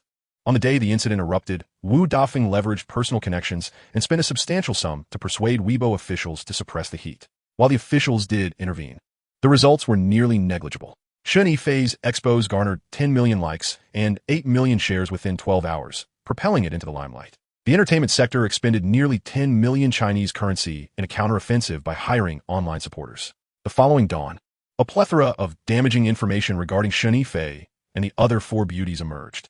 Yet, owing to the impeccable conduct of the 5, the allegations were predominantly fabricated, and the rumors quickly fell apart under scrutiny. Under the guise of entertainment, they sought to diminish their opponent's bravado, yet unexpectedly, they were met with a devastating backlash the following dawn. Shun Yifei's article garnered an overwhelming number of likes and shares, surpassing 18 million by noon the next day. Marketing accounts, sensing the shift, eagerly joined the fray. Under the influence of the entertainment industry, those who had previously disseminated disparaging content were compelled to retract their posts. Nonetheless, Shun Yifei's article steadfastly remained at the pinnacle of trending topics. The entertainment sector even informed Weibo's officials, offering a substantial sum of 50 million to have Shun Yifei's article deleted or obscured. Naturally, Weibo, motivated by profit, was inclined to comply. However, fate intervened with a server malfunction, rendering the deletion impossible. 36 hours after the eruption of the incident, the expos had amassed 45 million likes, 38 million shares, and over 1.8 billion views. The entertainment industry issued a legal warning, yet Shun Yifei's side remained unresponsive. Tempted by the immense traffic, influencers from the most obscure to the most renowned claimed to have been subjected to sexual harassment by high-ranking executives within their companies. This included both men and women, providing a rather shocking spectacle for the onlookers. The veracity of these claims varied, and inevitably, numerous entertainment companies found themselves embroiled in the fallout, triggering a seismic shift within the industry. As the fervor proved impossible to quell, the entertainment sector began to collaborate with other companies, plotting a concerted effort to eliminate the root cause, Shun Yifei. In truth, due to a well-placed informant, the top 10 entertainment companies in Huaxia had been alerted to the situation in advance. They had previously adopted a wait-and-see approach, hoping to capitalize on the ensuing chaos. However, as their interests were now jeopardized, they felt compelled to take action. Yet their efforts were in vain. Following the publication of the expos, Shen Yifei's studio vanished from the digital landscape. Despite the major entertainment companies dispatching personnel to scour the offline world, they could not locate her whereabouts. Driven by a desire for vengeance, the entertainment sector invested heavily to uncover her last known location. On October 16th, all employees of Shen Yifei's studio boarded a flight to Pengcheng. Reports emerged of sightings of Shen Yifei at a port in Pengcheng. Subsequently, over 20 individuals seemingly evaporated from existence. Major hotels in Pengcheng held no records of their stay. Neither the airport nor the train stations registered any entries or exits. Within 72 hours of the incident's outbreak, the article's likes and shares both exceeded 1 billion, shattering previous records on Weibo. Despite the entertainment companies employing every conceivable tactic, they remained at a loss. Indeed, Nian'an had utilized system-rewarded traffic promotion. Unlike ordinary bots, these promotions consisted of high-quality engagements, ensuring that every promoted content was viewed by a real individual. With a staggering 1 billion netizens across Huaxia, Nian'an possessed 1 billion promotional opportunities. Naturally, he could not squander such invaluable resources all at once. Whenever the entertainment companies attempted to diminish the article's visibility, he strategically deployed a mere 10 to 20 million of those promotions. Consequently, public sentiment swiftly pivoted back in favor of Shen Yifei and her associates. Thus, despite substantial financial investments, the entertainment companies achieved little in terms of impact. The Huaxia entertainment industry had descended into utter chaos, with Nian'an orchestrating the tumult. 80 hours after the incident erupted, the entertainment industry, with a heavy heart, lowered its sword and issued a statement, officially relieving Wu Dafeng of all his duties and pledging to assist the police in investigating his unlawful actions. Nian'an was acutely aware that the overwhelming public pressure had compelled the authorities to take action. Observing their elder brother capitulate, other entertainment companies hastily followed suit. In just 3 days, the stock price of the entertainment company had nearly halved, resulting in a staggering loss of 18 billion yuan in market value. Scandals are commonplace. Every entertainment company has its share of dirt. However, the inability to clear one's name or suppress the heat of the controversy signifies two possibilities. Either the entertainment entity lacks capability, or it has crossed paths with an unnameable behemoth. Regardless of which scenario it is, trust from capital investors would be severely diminished. From this moment on, Shen Yifei and her companions had achieved a resounding victory. As for the possibility of being ostracized by the industry for their actions, such notions were laughable. From this point forward, the 5 golden flowers would carry an immense traffic of attention. Rather than being shunned, they would garner respect that others could only dream of. On Mingzhu Island, within a luxurious villa, Sister Feifei, why is the boss so handsome and so wealthy? Jiang Shishir clung to Shen Yifei's arm, nuzzling against her. 3 days prior, over 20 members of the studio had fled to the Pengcheng dock in a panic.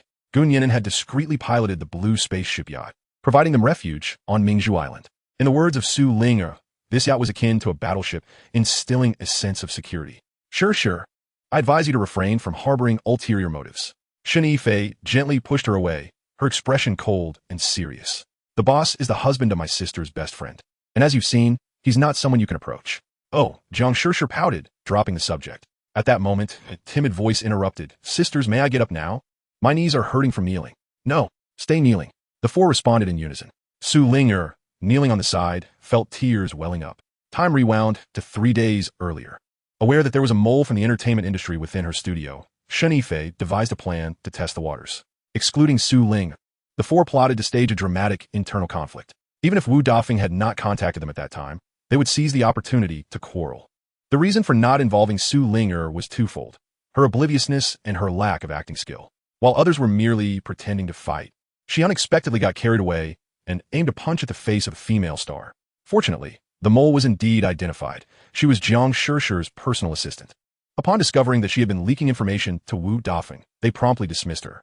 At this moment, Su Ling was also facing her punishment, kneeling on a soft mat. She was to give each of the 4 a 1-hour massage. Will you dare to slap my face again? Jiang Shishir asked, her cheeks puffed in indignation. I won't. I promise. Su Ling replied with a forced smile.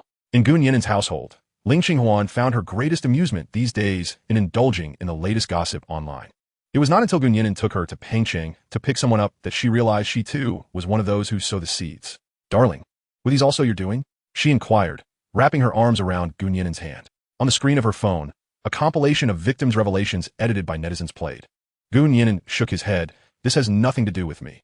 It is merely their own sentiments expressed. All I did was to subtly amplify their voices. Oh, Ling Qinghuan nodded, but her expression soon changed. Darling, could you step out for a moment? I wish to change my clothes. Gu Nian'an looked up, meeting her pitiful gaze. He said nothing further, slowly exiting the bedroom, ensuring to close the door behind him. 5 minutes later, a voice from within the bedroom called, Darling, I'm ready. When Gu Nian'an re-entered, he found Ling Qinghuan still donned in the same set of pajamas as before. Could it be that she possessed multiple sets of identical sleepwear? It's getting late. Shall we retire for the night? All right. Gu Nian'an turned off the lights and lay beside Ling Qinghuan. Darling, can we head to the city early tomorrow? I wish to buy some new clothes, Ling Qinghuan said gently. Once more, they were to accompany Gu Nianxin for the weekend in the city. Of course, you may choose whatever time you wish. Holding the blue space number in hand afforded such indulgence. After speaking, Gu Nian'an, as was his custom, placed his hand on Ling Qinghuan's waist, gently drawing her close to sleep. However, unexpectedly, Ling Qinghuan lifted her small hand, pushing his away, softly murmuring, I'm sorry, darling. I don't like this. The moment those words left her lips, Gu Nian'an's body became as rigid as a corpse long deceased. Tears welled up and spilled from his eyes. In that instant, he even forgot how to breathe. Ling Qinghuan did not like it. Chapter 58. The unusual Ling Qinghuan as the night deepened. Gu Nian'an found himself unable to sleep. Accompanied by the soothing sound of waves, he pondered the meaning of Ling Qinghuan's words over and over again.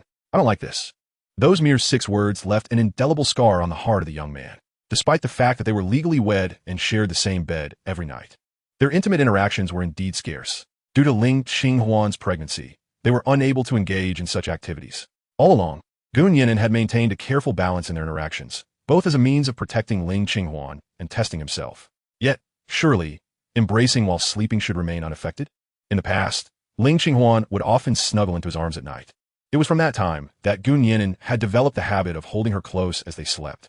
But today, everything had changed. Reflecting on the past 2 months, Gu Nian'an had never felt as aggrieved as he did now. Of course, he did not dismiss the possibility of misunderstandings. However, by the time he regained his composure and sought to clarify his confusion, it was too late. Qinghuan, are you asleep? No response followed. Only the gentle, rhythmic sound of Ling Qinghuan's breathing echoed in the pitch-black room. That night, Gu Nian'an hardly managed to close his eyes. Darling, did you not sleep well yesterday? Ling Qinghuan gazed at the dark circles beneath his eyes, her heart aching profoundly. Gu Nian'an wished to express something, yet the concern reflected in the other's eyes rendered her speechless. It's nothing. Perhaps I simply napped too long yesterday and am not tired tonight. He possessed a hint of masculinity, reluctant to reveal his vulnerable side to his beloved. Upon hearing this, Ling Qinghuan gently linked her arm with his as a gesture of comfort. Feeling the familiar warmth, Gu Nian'an's troubled heart was once again soothed. However, in the next moment, for reasons unknown, Ling Qinghuan abruptly released his arm, her expression flustered as she ascended the stairs. I need to change my clothes. When she descended again, she had donned a light blue sun protection jacket. Gu Nian'an found this puzzling, as it was an overcast day with limited ultraviolet rays. Moreover, they were still at home. A wave of subtle sadness washed over him once more. As the clock struck 9, the two departed, boarding the blue space vessel bound for the mainland. The vessel was spacious enough, with designated parking spots on the deck, allowing Gu Nian'an to drive their SUV directly onto it, thus facilitating their journey. An hour later, they arrived at Sanimport. After completing the docking procedures, they drove into the city. Renowned as a tourist destination, Sanan boasted several large shopping centers and countless luxury boutiques. Under Ling Qinghuan's guidance, they ventured to a particular mall in the city center. Darling, is there anything you wish to buy? Ling Qinghuan was aware that once she began shopping, it would not be a fleeting affair. Thus, she sought to appease Gu Nian'an, hoping to spare him from boredom later. I don't believe so. At that moment, Gu Nian'an was hardly inclined to shop. Furthermore, men differ from women. Even if their wardrobe contained only 2 shirts, a man would not perceive a lack of clothing. Very well then, would you accompany me on my shopping spree? Ling Qinghuan gently caressed her chin, sensing that Gu Nian'an's mood was rather low today. What could be troubling him? Did he dislike shopping, or was there a vexing matter at hand? Ling Qinghuan began to reconsider her intentions. Of course, let us go. Despite the lingering questions in Gu Nian'an's mind, he had promised to accompany her, and thus could not renege. Hand in hand, they entered a high-end clothing store. Gu Nian'an recognized it as Ling Qinghuan's favorite brand. Welcome to Prama. How may I assist you both? The sales associate greeted them enthusiastically, having recognized the limited edition bag Ling Qinghuan carried, suggesting she was a valued customer of the brand. Ling Qinghuan pondered briefly before stating, I would like to see the new men's collection. Certainly. Ladies, please follow me, the sales associate replied, understanding her request and leading them to the men's section. Gu Nian'an seemed oblivious to Ling Qinghuan's words, lost in thought as he was drawn aside. Darling, do you like this jacket? Ling Qinghuan inquired, and only then did Gu Nian'an snap back to reality, noticing the denim jacket she held in her hands. The scene was quite delightful, but are you teasing me? Observing his adorably bewildered expression, Ling Qinghuan couldn't help but smile broadly. Of course, this is the men's clothing section. It looks nice, I like it. Gu Nian'an recalled that there was indeed no such style in his wardrobe. All right, I'll get it for you. Ling Qinghuan thrust the jacket into the sales assistant's hands, who appeared quite taken aback. Please help me choose his size. Thank you. After saying this, she turned to Gu Nian'an and added, pick out a few more items. Today it's my treat. Ling Qinghuan chuckled and wrapped her arm around Gu Nian'an's. Noticing he wanted to say something, she interjected, I'm paying. These are my gifts to you. Gu Nian'an nodded, understanding that Ling Qinghuan wasn't too short on such trivial amounts of money. Soon, Gu Nian'an became a mere clothes hanger devoid of sentiment. He found himself enjoying all the garments that Ling Qinghuan selected, experiencing a fresh novelty when he tried them on. Half an hour later, they had chosen 5 jackets and 2 shirts. Seeing Ling Qinghuan still brimming with enthusiasm, he quickly interjected, Wife, I have enough clothes. Let us pick out something for you. Only then did Ling Qinghuan pause, and the two turned towards the women's clothing section. Husband, do you think this dress is pretty? Ling Qinghuan pointed to a moon-white spaghetti strap tulle dress. In Gu Nian'an's memory, the young lady adored wearing long white dresses. She always appeared so refreshingly pure and ethereal. It's lovely. Do you want to try it on? Gu Nian'an finally wore a smile that seemed fitting. Sure, she exclaimed, beginning to remove her sun protection jacket. However, as she unzipped it, Ling Qinghuan's expression suddenly changed. She quickly zipped it back up and returned the tulle dress to its place. Haha, I just remembered. I think I already have a similar one. She laughed, attempting to brush off the incident. Is that so? I've never seen you wear it. Gu Nian'an noticed something odd once more. Really? Maybe I bought it a long time ago and forgot to wear it. Ling Qinghuan chuckled and dragged Gu Nian'an toward the checkout counter. The sales assistant, trailing behind, appeared puzzled. That tulle dress had only been launched last week. Having finished here, let us buy our items and check out other places, Ling Qinghuan suggested. All right. Gu Nian'an instinctively reached for his phone to pay. Ling Qinghuan swiftly snatched it from him and stuffed it back into his pocket. Remember, I'm treating today. Ultimately, it was Ling Qinghuan who settled the bill. 7 pieces of clothing cost a staggering 16,000. To be honest, Gu Nian'an had never purchased such expensive clothing before. Before he could fully process this, Ling Qinghuan pulled him into a large maternity and baby supplies store. This time, her goal appeared particularly clear. Hello. Do you have any pregnancy oil? The sales assistant quickly deduced that Ling Qinghuan was a pregnant woman, around 3 to 4 months along, and led them to the counter displaying the pregnancy oils. Pregnancy oil, Gu Nian'an suddenly realized. He seemed to understand why Ling Qinghuan had been acting so unusually. The two strolled leisurely through a maternity store, perusing items such as cribs and strollers, which they could indeed begin preparing for. However, they had yet to devise a strategy, fearing the purchase of subpar products, so they merely ambled about. Upon leaving the store, Ling Qinghuan's spirits visibly lifted. At that moment, Gu Nian'an suddenly grasped her small hand, prompting her to turn back in surprise. Darling, what's the matter? She inquired. Gu Nian'an, unusually hesitant, lowered his head, struggling to articulate his thoughts.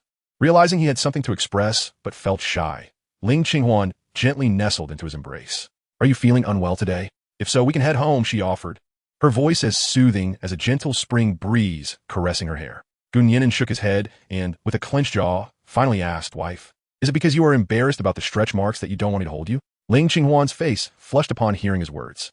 Since the 2nd month of her pregnancy, she had developed some stretch marks, which had only intensified and spread in the past week, particularly around her abdomen, waist, thighs, and chest. Gu Nian'an's guess was indeed accurate. She felt compelled to present herself as perfect before him. The thought of him touching or seeing the deep red lines on her body was unbearable. Consequently, in recent days, she had subconsciously begun to shield certain areas of her body, deliberately avoiding direct physical contact with him. I don't have any, Ling Qinghuan stammered, her eyes darting nervously. Gu Nian'an exhaled with relief, yet his heart ached for her. He embraced her tightly, allowing her fragrance to envelop him. You call me silly, yet you're the one being ridiculous, he teased gently. Ling Qinghuan felt slightly reprimanded but also comforted. His tone was tender, tinged with a hint of sadness. I'm sorry. I just think they look quite unsightly, she admitted candidly. Gu Nian'an playfully mimicked her accent, saying, Silly girl, don't hold back. Ling Qinghuan couldn't suppress her laughter. Where did you learn that dialect? From teacher Xiaoling. Am I not speaking it correctly? Gu Nian'an blinked his innocent eyes. Perfectly. Exceptionally so, she replied, bursting into laughter. Gu Nian'an playfully tapped her head. In the future, if something is troubling you, just say it. We are one. so the rest don't need to hide anything. I worry about you and lose sleep over it. Feeling slightly bashful, Ling Qinghuan nodded. I was afraid you might be disgusted. They really do look unattractive. If I find them unsightly, what does that make me? Gu Nian'an retorted, even chastising himself. You're very much human. Ling Qinghuan giggled, covering her mouth. Thank you. Though it doesn't feel like a compliment, he said. With the air cleared, the bond between them deepened. Ling Qinghuan pondered for a moment before deciding against continuing their shopping. They collected their purchases and returned home. As Gu Nian'an gently set down the shopping bag, a captivating sound echoed, sending a delightful shiver through him. This enchanting sound belonged to Ling Qinghuan, the last sweet girl of Sichuan and Chongqing. What is the matter? She inquired. Could you assist me in applying some pregnancy oil? There are areas I cannot reach. Her gaze resembled a clear spring, devoid of malice. Yet, her flushed cheeks and glistening lips stirred the imagination. Of course, lie down on the bed, and I will wash my hands first. Ling Qinghuan nodded and entered the bedroom. Just as she had removed her outer clothing, Gu Nian'an entered the room. Both spouses, cheeks flushed, shared a silent understanding, refraining from speech. Gu Nian'an did not exit, but instead waited quietly nearby. After changing into loose-fitting attire, Ling Qinghuan obediently lay on the bed. Ahem, I found a tutorial. Does this look correct? She asked, handing over her phone. After a brief glance, she nodded. I was following the same tutorial. What a coincidence. Here I come. Gu Nian'an poured the pregnancy oil into his palm, warming it between his hands. Shall we begin with the abdomen? He asked. Yes, Ling Qinghuan replied, lifting her shirt, her expression radiating a sweet shyness. The moment his large hand made contact with her skin, both of them trembled slightly. Gu Nian'an swallowed hard, suppressing any distracting thoughts as he followed the online instructions to gently apply the oil. At that moment, Ling Qinghuan felt that Gu Nian'an's hands were both large and rough. Yet they brought her an overwhelming sense of security and comfort. Initially, neither spoke, and the air was filled with the faint fragrance of the pregnancy oil. Eventually, Gu Nian'an broke the silence. What would you like to eat for lunch? It seemed appropriate to discuss mundane matters, as that was all they could do. Spare ribs. Perhaps cola spare ribs? Ling Qinghuan suggested, swallowing hard, unsure if her hunger or shyness was the cause. All right, and what soup would you like? It's too late. Shall I just make a seaweed and egg drop soup?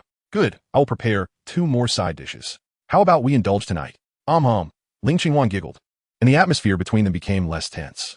After applying the oil to her abdomen, Gu Nian'an moved to her waist, arms, and legs. As his hand rested on her thigh, Ling Qinghuan instinctively flinched. It tickles. Can you endure it?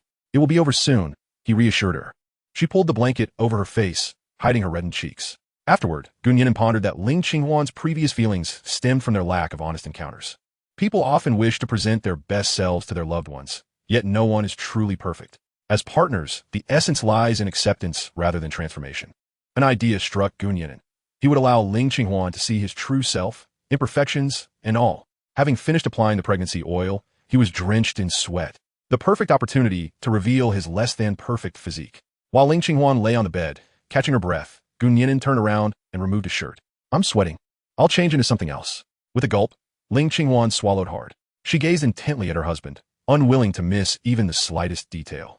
Though it was merely a matter of changing clothes, Gu Nian'an deliberately and subtly showcased her physique. A full minute elapsed before he managed to don his attire. His perfect figure was etched in Ling Qinghuan's memory. Darling, are you trying to entice me? Ling Qinghuan felt a rush of warmth flooding her cheeks. Gu Nian'an, huh? Before he could fully comprehend, the system's voice resonated in his mind. The host cares for his wife, reward received. Aquatic breathing technique, advanced stretch mark lightning essence. Cash 15 million yuan. Cash has been deposited into host account 7960 with legal funding sources. The host may use it with confidence. Gu Nian'an. In the evening, Gu Nianxin returned home.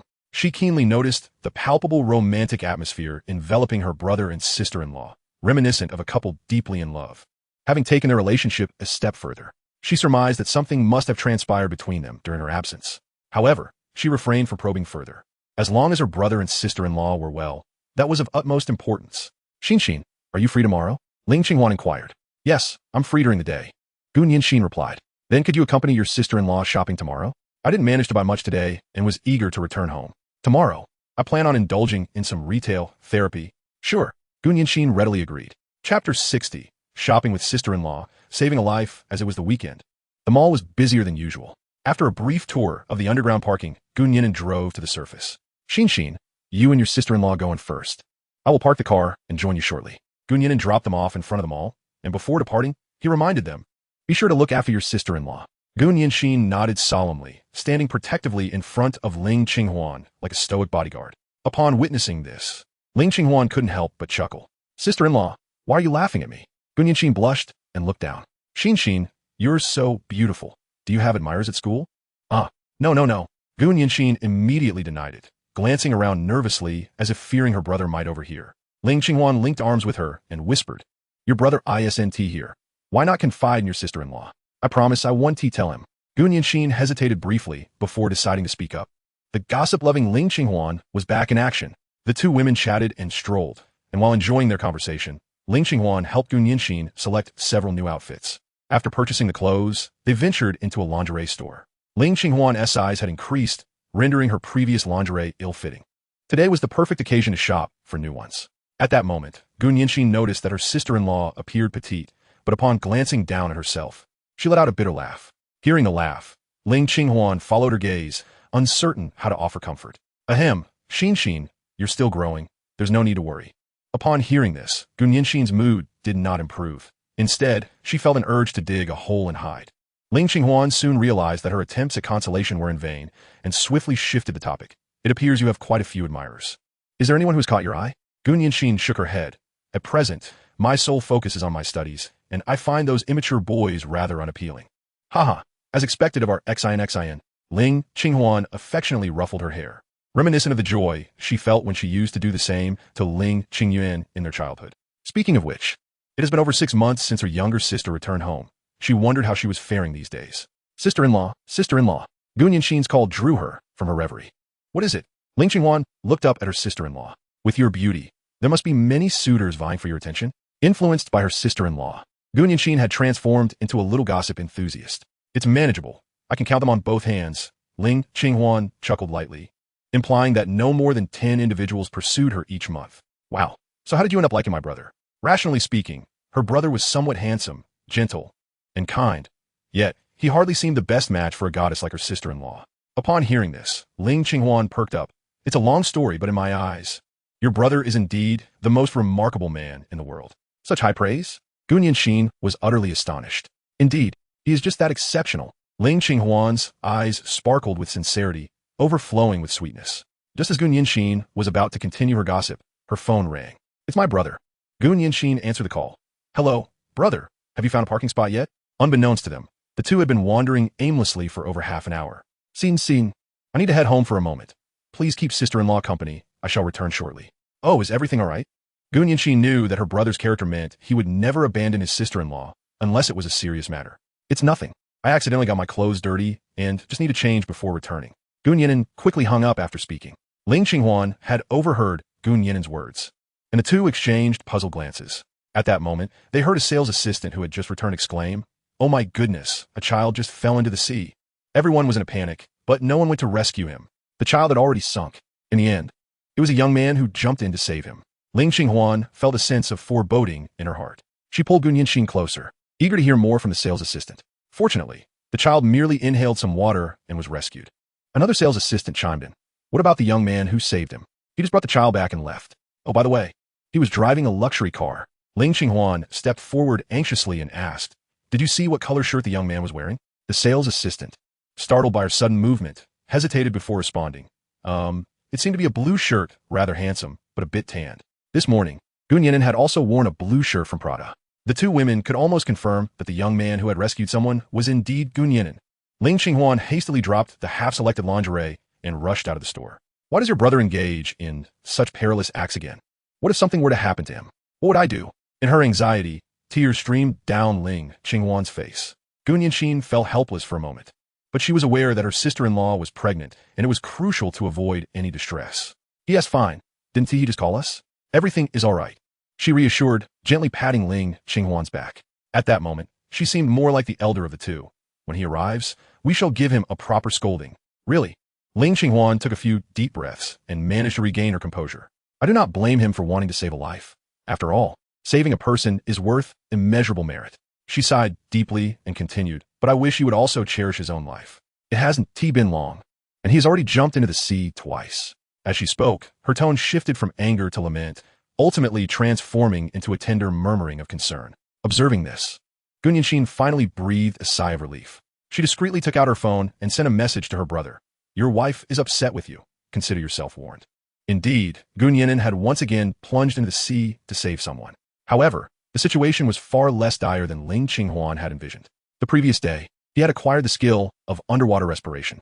While washing up, he had tested it in the bathtub with remarkable results. At the moment of entering the water, his nasal passages would produce 2 bubbles. When breathing, the water would pass through the bubbles, filtering out the oxygen. Naturally, such an extraordinary skill had its limitations.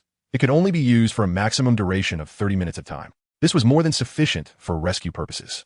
Conversely, it would weigh heavily on his conscience if he possessed such an ability and chose not to use it. Drenched, Nian'an returned home, quickly rinsed off, changed into clean clothes, and hurriedly set out again. On the way, he received a message from his sister. Oh no, I hope my wife doesn't know anything. Nian'an's mind was racing. He found a place to park and went to the flower shop on the first floor of the mall, selecting a large bouquet of roses. When a woman is upset, gifts of money or flowers can resolve most issues. Since Ling Qinghuan was not in need of money, Nian'an opted for flowers. After confirming their locations, he jogged over to her.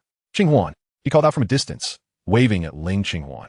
Though she had many things she wished to say to him, upon seeing him and the bouquet in his hands, all that filled her mind were thoughts of embracing, kissing, and cherishing each other. Nian'an, you big rascal, she exclaimed, wrapping her arms around his waist in a mock scolding that was far from intimidating and instead radiated sweetness. Truly, she was the last of the sweethearts from Sichuan and Chongqing. Nian'an, unable to bear the display of affection between the two, averted her gaze to distract herself. At that moment, she noticed a woman standing behind a nearby pillar. The woman wore a cap, sunglasses, and a mask, dressed in a blue long-sleeve shirt and a white skirt. Nian'an furrowed her brow, pointing at the woman in accusation. Are you secretly filming us? Chapter 61. The Arrival of the Sister-in-Law. On Mingzhu Island, Shun Yifei and others basked in the sun on a beach that remained undisclosed to the public. With the internet abuzz with news about them, they dared not venture into crowded areas. It had been 6 days since the scandal broke. Wu Dafeng had been taken by the police for questioning, and other entertainment companies had ceased their rampant claims, realizing the formidable backing behind Shun Yifei's studio. Yet, the identity of this benefactor remained a mystery. Fei, yesterday there were 3 movie offers for television dramas and 9 variety show invitations for you. You surely approached her with a thick stack of documents. Would you like to have a look? Shun Yifei took the files, perused them briefly, and set them down. What did the boss say? Although Nian'an claimed not to involve himself in the studio's affairs, Shun Yifei instinctively inquired. The boss said, when you encounter suitable film crews, you can invest in them, and he'll provide the funding. Upon hearing this, all 5 women sat up from their lounge chairs, astonished by the revelation. The wealth of Nian'an was evident from the luxurious blue space number. With their current popularity, if they could also invest in projects, they would become unstoppable. Noticing their unabashed expressions, Yu Shuli kindly cautioned, I advise you to temper your aspirations. The boss merely wishes to retain control. She urged them not to misinterpret their influence or lose sight of their priorities. Shun Yifei picked up the stack of documents again, scrutinizing them carefully. 15 minutes later, she sighed heavily, clearly uninterested in the offers. Each film crew seemed merely intent on capitalizing on her fame. The others had received numerous similar offers in recent days, all seeking to leverage the current hype. Realizing it was time to share the boss's plans, Yu Shioli remarked, Are you all enjoying your time on the island? Indeed. Su Linger chuckled. The scenery is beautiful, the seafood is delicious and affordable, and the locals are friendly. Among the 5, she was the youngest and most spirited, her laughter reminiscent of a child's innocence. The others nodded in agreement. Their stay felt more like a vacation than an escape. The boss suggested an idea. An idea like your input. Yu Shioli distributed 5 project proposals. The Poem of Her and the Sea, a healing-themed female ensemble slow reality show. The proposal was concise at 6 pages, yet the content was exceptionally comprehensive. In Shun Yifei's words, with a few adjustments, it could serve as a complete program proposal. Moreover, she had a vague sense that this show would become a massive hit, perhaps even a cultural phenomenon. Is this your idea or the boss's? The 5 women gazed at Yu Shioli with curiosity. In a bid to avoid overshadowing her employer, Yu Shioli repeatedly waved her hands, exclaiming, How could I possibly have such ingenuity? All of this was conceived by the boss. Mingzhu Island, his hometown, inspired him to promote the island's tourism resources. Thus, he devised this program to gauge your willingness to participate. Should you express interest, you would be prepared to invest. In unison, the 5 asked how much. The amount of investment would provide a rough estimate of the show's potential caliber. 300 million, positioning it as a top-tier variety show. 300 million, a grand production. Upon hearing this figure, the 5 could not contain their astonishment. Shun Yifei, having seen her share of the world, managed to remain composed, while the others, having previously been second or third-tier stars, had never been involved in such a significant endeavor. That being said, Nian'an harbored her own thoughts. The 500 million awarded by the system could only be allocated to investments in the entertainment industry. But what if the variety show or film were to be filmed on Mingzhu Island? The scene set by the crew could potentially become part of the island's infrastructure in the future. At that time, the 5 blooming flowers would seamlessly return to the entertainment circle. Mingzhu Island would gain popularity, and infrastructure would be upgraded in the process. A threefold benefit. Nian'an had always excelled in such matters. The 5 blooming flowers exchanged a glance and resolutely declared, "I will participate." In the city of Nian'an, at a shopping mall. "Are you secretly filming us?" Upon hearing Nian'an's words, the masked woman was startled, quickly stowing her phone away and fleeing. Nian'an and the others regained their composure and swiftly turned to Nian'an. "Brother, that woman was filming us." The moment I shouted, she ran away. Without further thought, Nian'an pursued the flustered figure. Though he could not fathom what was so interesting about him and Ling Qinghuan, it was evident that the woman had something to hide. Clad in high heels, the woman could not escape swiftly. Nian'an, with his long strides, intercepted her within 10 paces. "Excuse me, were you filming us just now?" Not wishing to intimidate her due to her being a woman, Nian'an tried to maintain a semblance of decorum. "No," the woman began, but quickly altered her response. "I'm sorry, I don't understand Huaxiao language." Furrowing his brow, Nian'an inquired in English, "Were you filming us just now?" The woman shook her head in denial. "Then why did you run away?" He pressed further. This time, the woman found herself at a loss for words. At that moment, Nian'an also supported Ling Qinghuan as they approached their brother. "I have reasonable grounds to suspect you were filming us. I will call the police now." With that, Nian'an took out his phone to report the incident. Wait. Both Ling Qinghuan and the woman spoke simultaneously. Taken aback by their voices, Nian'an halted his actions. "Sister, what are you doing here?" Ling Qinghuan recognized her sister. Nian'an removed her mask and sunglasses, revealing beauty that rivaled her sister's. However, her expression did not seem entirely natural. "Sister, I wanted to surprise you." Nian'an thought, could this be the legendary little sister-in-law? Nian'an added, "Let us warmly welcome the new character." At their home in the city, "Sister, please have a seat. Would you like something to drink?" Nian'an inquired in a somewhat awkward Sichuan dialect. Ling Qinghuan politely nodded. "I'll just have some water. Thank you, brother-in-law." Nian'an also approached and sat beside Ling Qinghuan. "Brother, I would like some ice-cold orange juice." Nian'an nodded and headed toward the kitchen. After a brief wash, Ling Qinghuan stood before her younger sister, arms crossed. "Little sister, weren't you in America? Why have you come to Nian'an?" From San Francisco in the United States to Nian'an in China, the names are similar, yet the distance exceeds 10,000 kilometers. Moreover, didn't you inform your mother and father?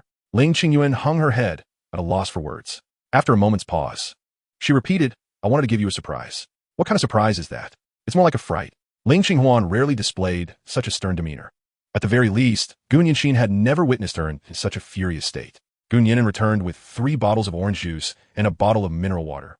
Placing them on the coffee table, he gently placed his hands on Ling Qinghuan's shoulders, soothingly saying, calm down, little sister had good intentions. You sit down first. I'll prepare some fruit, and we can all chat leisurely." The more Ling Qinghuan listened, the more she appreciated her brother-in-law, realizing why her mother and brother held him in such high regard. While the couple conversed, Nian'an took the initiative to approach. "Hello, I'm Nian'an.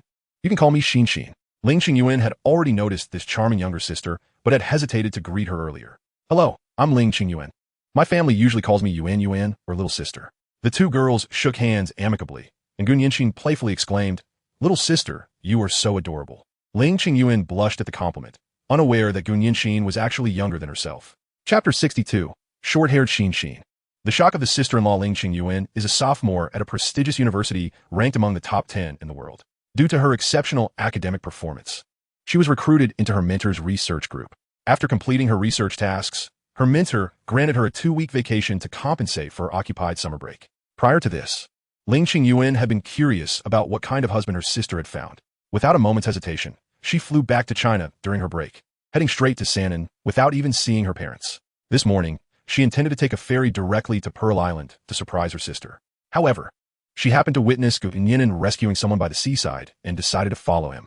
Just as she prepared to snap a few photos to send to her sister during Nian'an's meeting with Ling Qinghuan, she inadvertently came off as a stalker. Upon learning that her sister hadn't skipped school, Ling Qinghuan's attitude softened considerably. "What are your plans now? Going home or out to have fun?" When not speaking in Sichuan dialect, Ling Qinghuan was quite the sweet girl. "Now that I'm here, I must explore Pearl Island." On her way back to the country, Ling Qinghuan had come across numerous videos related to Pearl Island. You may not know, but Pearl Island has become quite popular even in America. The couple exchanged surprised glances. No way. Really? I'll find the videos to show you. Ling Qinghuan unearthed a video from her favorites. Aptly titled, the video was released during the National Day holiday and has garnered 2.01 million views on foreign platforms. It was shared by a foreigner residing in Huaxia, primarily showcasing his experiences on Pearl Island. The comment section is filled with camaraderie from fishermen around the globe, which sparked Gun Nian'an's aspiration to internationalize Pearl Island. However, he quickly dismissed this notion, deciding instead to take one step at a time. As the time approached noon, Gun Nian'an ventured into the kitchen alone to prepare lunch. Fortunately, the ingredients had been prepped in the morning, requiring only a simple cooking process. Meanwhile, the three girls engaged in lively conversation in the living room. The first-time meeting between Gun Nian'an and Ling Qinghuan was anything but awkward. As peers, they occasionally exchanged whispers followed by fits of giggles. Gun Nian'an occasionally peered out to observe the trio, marveling at his sister's sociable nature. It seemed there was no one she couldn't befriend. Before long, Gun Nian'an presented a visually appealing and aromatic spread of 5 dishes and a soup. Ling Qinghuan's mouth watered at the sight. This was her first proper huaxiao meal in half a year. Sister, your life seems exceptionally delightful, she exclaimed. Not one to be modest, Ling Qinghuan beamed with pride. While she might be unaware of others' lives, she was certain her own was filled with happiness. During the meal, Gun Nian'an suddenly said, Brother, I want to get a haircut this afternoon. All right, I'll take you after our break. Have you decided which salon to go to? Yes. Gun Nian'an thought little of it and resumed his meal, only to feel his sister's gaze still fixed upon him. Out of pocket, he pondered, considering that haircuts often cost over $100 and his sister might be short on funds. Gun Nian'an shook her head and diverted her gaze. In the afternoon, he escorted his sister to a nearby hair salon. Brother, why don't you go back and keep sister-in-law company? I'll call you when I'm done. Sure. Just give me a ring when you're ready. Based on past experiences, Gun Nian'an sensed something unusual about his sister today, but could not pinpoint what it was. Before leaving, he cast one last glance at Gun Nian'an. She is so well-behaved. Perhaps I'm overthinking it. Once her brother departed, Gun Nian'an exhaled in relief. At that moment, she was approached by the stylist, who asked, Beautiful lady, do you have a hairstyle in mind? Gun Nian'an smirked slightly. 2 hours later, Gun Nian'an estimated it was time to call his sister. Just then, he heard the sound of the door unlocking. The trio turned their attention to the entrance, where Gun Nian'an entered, adorned with a wine-red cap. Her cheeks were flushed, and she avoided meeting her brother's gaze. Ling Qinghuan, assuming her hair had been butchered, stepped forward to console her. It's all right. XNXN, hair grows back quickly. If it's really bad, I can bring in a stylist to fix it. Feeling shy, Gun Nian'an shook her head. No need, sister-in-law, my hair isn't ruined. That's a relief. Now take off your hat so I can see. Ling Qinghuan sighed in relief.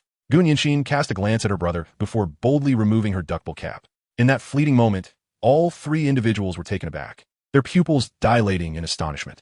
Ling Qinghuan, positioned closest to her, observed the transformation most clearly and involuntarily exclaimed, What a gem from Sichuan and Chongqing.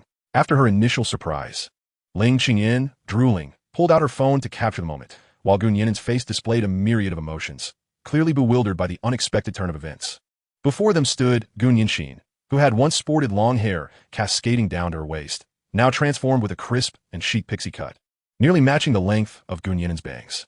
Her features, already striking, appeared even more pronounced with the shorter hairstyle. The softness of her visage diminished, yet her heroic aura soared to new heights. She was no tomboy, but rather an exceptionally handsome young woman. Gun Nian'an pondered who among them was more attractive at that moment, himself or his sister. Noticing his brother's mouth moving as if he wished to say something, Gun Nian'an preemptively clarified, I've decided to focus on my studies lately and don't wish to spend too much time on my hair. So I cut it short. There's no other intention behind it. Logically, this explanation should have sufficed. However, Gun Nian'an, fearing misunderstanding, foolishly added, I really mean it. To the eyes of the other three, this was clearly a sign of guilt. Xin, it's all right. Ling Qinghuan reassured her with a comforting pat on the shoulder before swiftly returning to Gun Nian'an's side. Ling Qingyan, unabashedly eager to stir the pot, chimed in with encouragement. Sister Xian, you look incredibly handsome, truly. Gun Nian'an, still grappling with shock, muttered incoherently with his eyes closed, but no one could decipher his words. Brother, you must believe me. I genuinely have no other intentions. Gun Nian'an grasped his hand, trying to explain.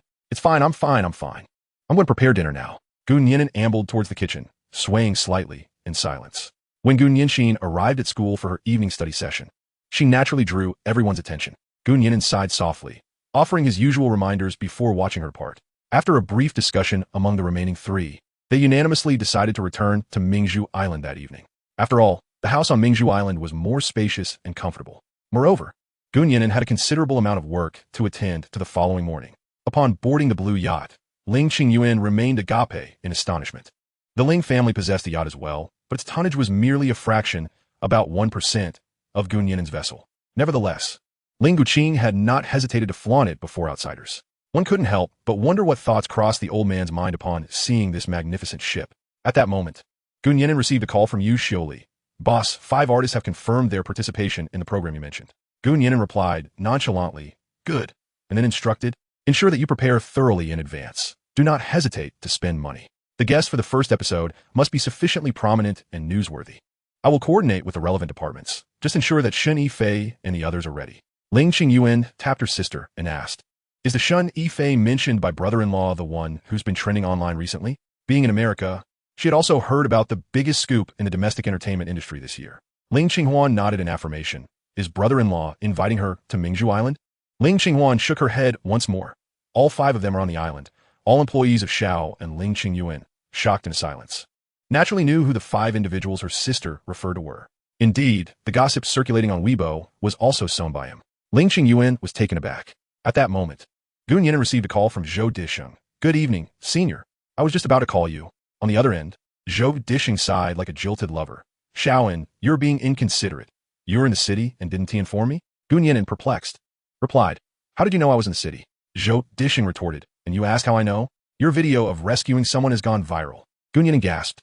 Oh no, I didn't save some high official's child again, did I? The word again was quite cleverly chosen. Zhou Disheng continued. This time it's not a high official, just an ordinary citizen's child. After a moment's reflection, he added, but your rescue video has gained significant attention.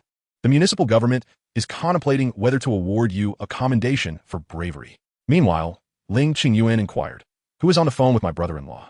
He seems to hold him in high regard. Ling Qinghuan replied nonchalantly, the mayor of San'an City. Ling Qingyuan was astonished. Chapter 63, Provocation and Impulse as Night Fell. At the Gu residence on Mingzhu Island. Darling, you haven't applied the pregnancy oil yet today, have you? Gun Yinan approached Ling Qinghuan, holding a bottle. The latter suddenly realized. All right, I almost forgot.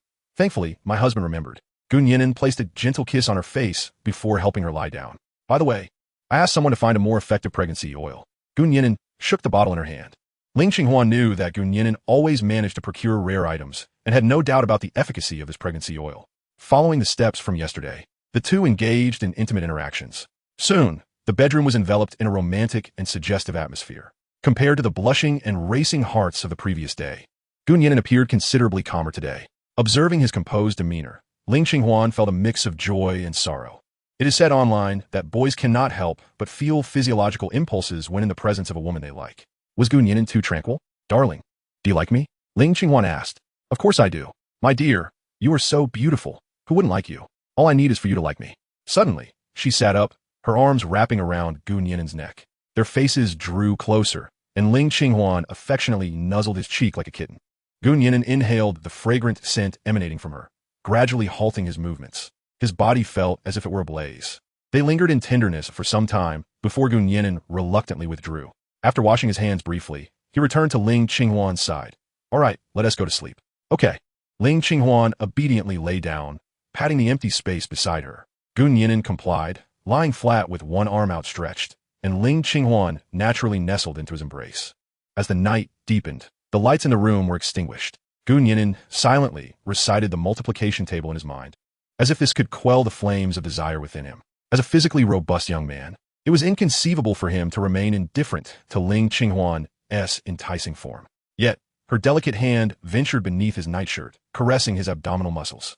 Confronted with such an almost provocative touch, Gun Yinan felt parched and on the verge of losing control over his body. Ling Qinghuan, sensing his accelerating breaths, innocently inquired, Darling, do you feel unwell? Gun Yinan could only grit his teeth and respond, No, I feel quite well. Very well. Realizing the implications of her actions, Ling Qinghuan retracted her hand, unknowingly grazing an area that should not have been touched. Gun Yinan's breath hitched, and the silence in the bedroom was palpable. After a considerable pause, Ling Qinghuan asked, Darling, is this uncomfortable for you? Shall I assist you? She understood that this situation arose from her own actions. And while her heart ached for Gun Yinan, there was also a sweetness in her heart. Gun Yinan barely nodded. He had indeed reached the threshold of endurance. Ling Qinghuan smiled sweetly and began to take action. The night passed in silence. By dawn, the stretch marks on Ling Qinghuan's body had gradually faded until they vanished entirely. The following morning, Nian'an awoke earlier than usual, his spirit more invigorated than ever, akin to a vigorous bull, full of energy for any endeavor. Naturally, Ling Qinghuan delighted in witnessing this version of him. However, his employees seemed less fortunate in receiving the fruits of his exuberance. Nian'an had always been an impatient individual, seeking speed and quality in all matters. Now, he was even more formidable, having arranged the upcoming 6 weeks of work within a mere morning. Lin Fangzhou and his colleagues typed furiously, barely keeping pace with his rapid thought process. Currently, 3 major projects were underway on the island: the construction of the astronomical observatory, the development of the stargazing resort area, and the planning of the Poems of Her and the Sea program. Each endeavor complemented the others, each with its distinct purpose, yet fundamentally aimed at advancing the overall development of Mingzhu Island. The astronomical observatory had officially commenced construction, with completion anticipated before the Spring Festival. The resort was also being constructed in an orderly fashion, with prioritized areas to be completed within 2 weeks, subsequently serving as a filming location for the program. After bidding farewell to Lin Fangzhou and the others, Nian'an welcomed Yu Xiuli and Shen Yifei. "Boss, your planning is commendable, but we have engaged professional planners to refine it. To prevent any misgivings from a boss," Yu Xiuli offered some clarification. Nian'an nodded in appreciation. "Well done, after all. I am not a professional." This remark, however, sounded somewhat pretentious in the ears of the 2 women. "By the way, who do you plan to invite as guests for the first episode?" Yu Xiuli tentatively inquired. "We have extended invitations to the kings and queens of music, and their company is currently deliberating." Xiangjiang, Superstar Entertainment Company. Superstar Entertainment is one of the oldest entertainment companies in Huaxia. In earlier years, it nurtured 2 phenomenal stars, King Yin Leking and Queen Yifei. In recent years, the company has gradually declined, yet it still manages to maintain its position among the leading entertainment firms by drawing upon its past successes. Sister Fei, what is your opinion on the announcement regarding her poem with the sea? The manager is reluctant to allow Yifei to participate in this program, especially since Shen Yifei has recently garnered significant attention, which has adversely affected numerous entertainment companies. Individuals like her are likely to face retaliation in the future. Amin, did you attend the meeting concerning Shen Yifei's studio a couple of days ago? Yifei gazed at the program proposal with a glimmer of longing in her eyes. "No, I was on leave that day." Amin pondered and inquired, "What was discussed in the meeting?" Yifei recalled her boss's expression from that day and smiled as she replied, "The boss advised us not to provoke Shen Yifei, as she has found a formidable backing. If possible, we should try to get closer to her, as it may enhance our own visibility." Following the rise of Shen Yifei's studio, entertainment companies have become increasingly curious about the force behind her success. One such company, Superstar Entertainment, invested heavily and leveraged numerous connections to uncover Shen Yifei's financial backer, a shell company registered in the Marshall Islands, known as Name Omitted. The individual in charge is named Honda Nason, whose identity remains unknown. Upon hearing this name, Yifei realized a crucial fact. Superstar Entertainment cannot afford to offend Shen Yifei, nor her wealthy patron. "Who is Honda Nason? Is he well known?" Amin asked the manager. Yifei shook her head. "Honda Nason is not even a real person. He is merely a character from an animated series." Amin exclaimed, "What? The company has spent millions, yet cannot uncover the true identity of the individual. What does this signify?" It suggests that both parties exist on entirely different levels. "So, you will indeed participate in her program, correct?" Yifei nodded affirmatively. "I have heard that the show will be filmed on Pearl Island, and I am quite looking forward to it." "Pearl Island? Where is that?" "Pearl Island has not yet reached a level of widespread recognition." Yifei recalled something, a gentle smile gracing her face. "It is a paradise for anglers worldwide. My husband even urged me to accompany him there. By the way, could you contact Shen Yifei's team and see if we can bring an additional person along? They need not appear on camera. Just arrange a fishing itinerary for him." Yifei and her husband have been married for many years, and their love for each other runs deep.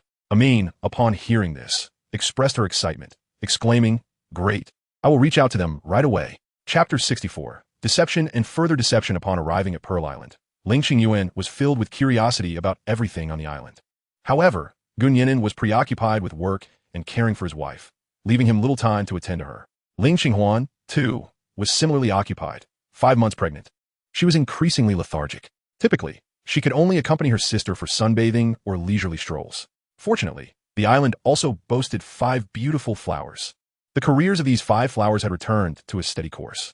Yet, in preparation for her poem with the sea, everyone chose to remain on Pearl Island. They claimed it was for location scouting, but in reality, it was merely an excuse for recreation. After all, whether for future tasks or hosting guests, It would be beneficial to become familiar with the environment of Pearl Island, wouldn't it? As the sister-in-law of the boss, Ling Qinghuan naturally garnered much affection from everyone. The young lady experienced a sense of boundless freedom, akin to soaring birds in the sky and fish leaping in the vast sea. More importantly, being in the company of the 5 beautiful flowers allowed her to hear many tantalizing secrets unknown to those outside their circle. Each day, during moments of leisure, as soon as she took her seat, the 5 would gather around her, one feeding her fruit, another providing a massage, while the remaining 3 divulged juicy gossip. Ling Qinghuan couldn't help but exclaim, life for ancient emperors must have been no different. As November arrived, most regions of Huaxia had already succumbed to the chill of winter. However, on Pearl Island, the sun continued to shine brightly, vibrant and lively.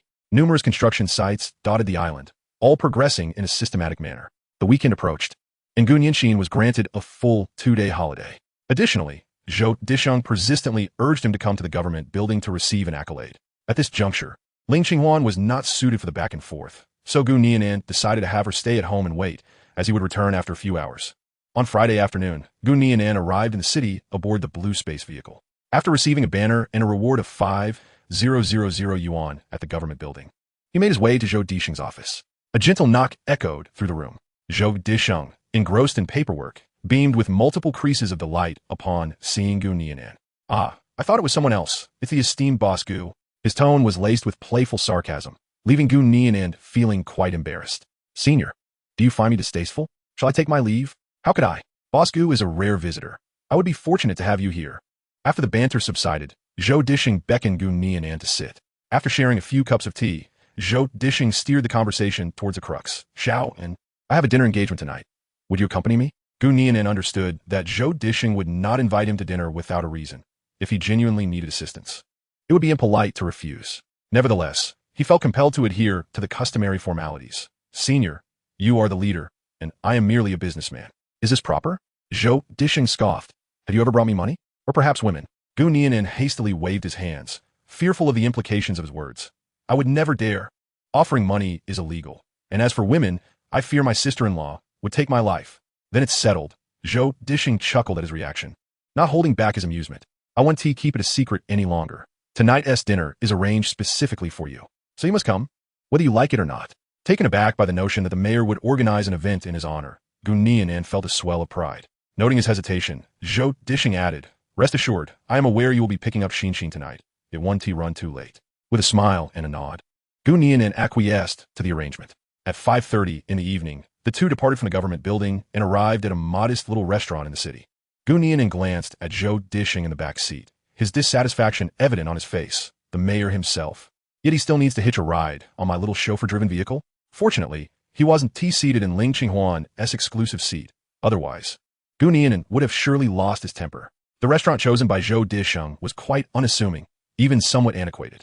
However, intuition informed Gu Nian'an that this establishment was undoubtedly a culinary gem known only to seasoned gourmets, as evidenced by their greasy, time-worn menu.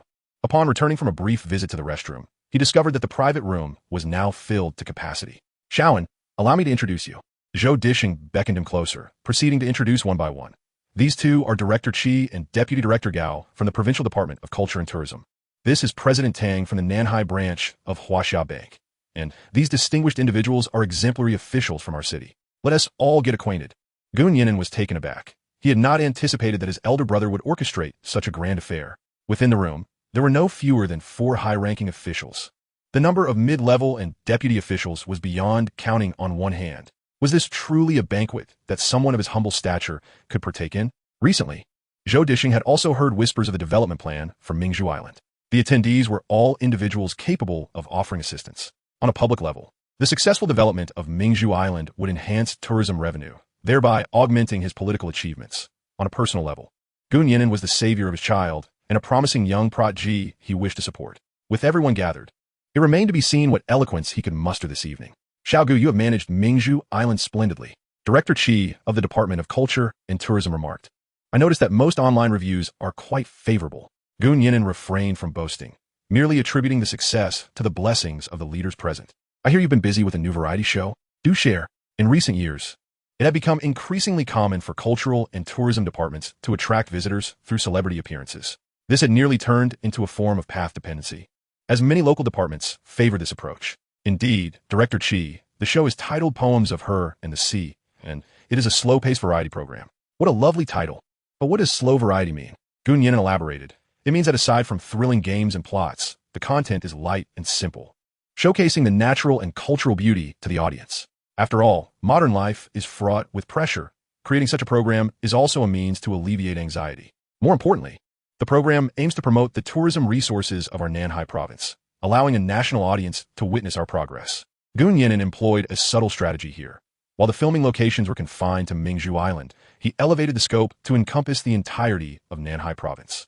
It was merely a case of speaking appropriately to the audience.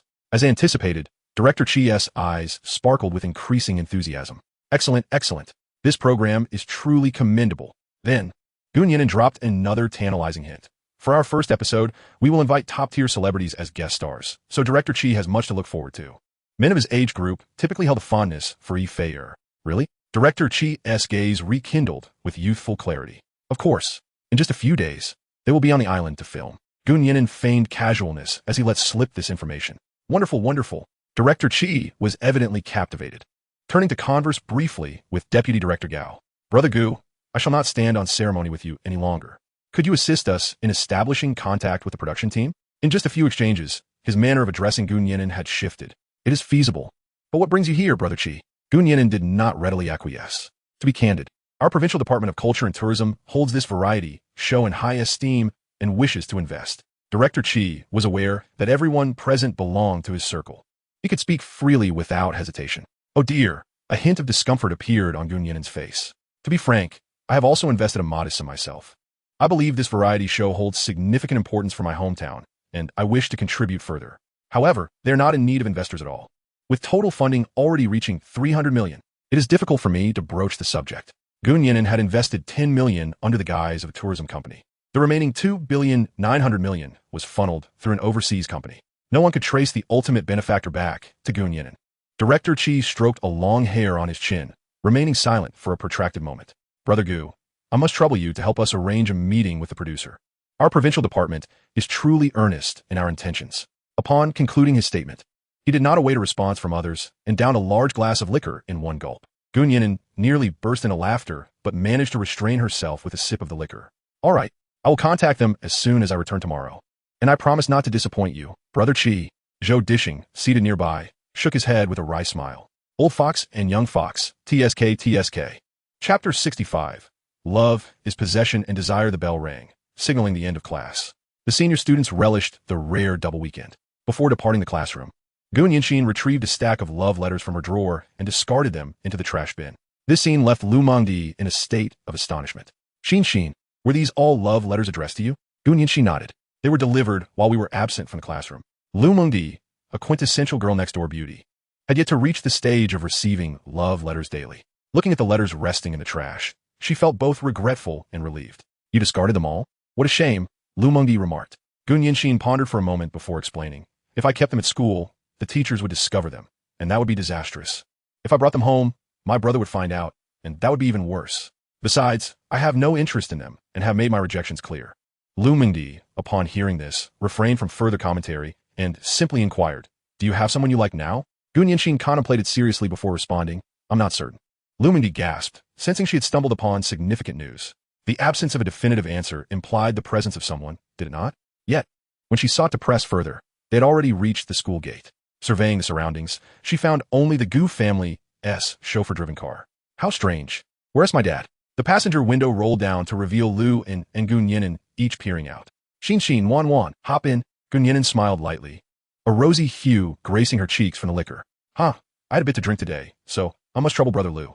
After explaining, she inquired, Mengdi, would you like to spend the weekend on the island?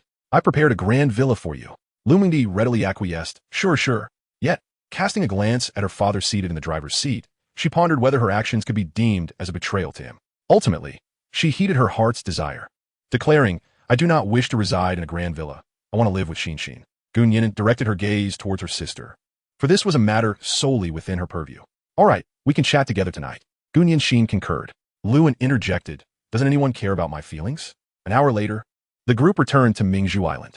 Luan felt too awkward to occupy the grand villa alone, so he settled for a night in the staff dormitory. Meanwhile, Lu Mingdi encountered Ling Qinghuan at the Gu residence for the very first time.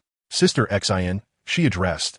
Even though Ling Qinghuan was the eldest among the trio, she had a habit of referring to Gu Nianxin as Sister Xin. What is the matter? If you have something to say, tell your sister.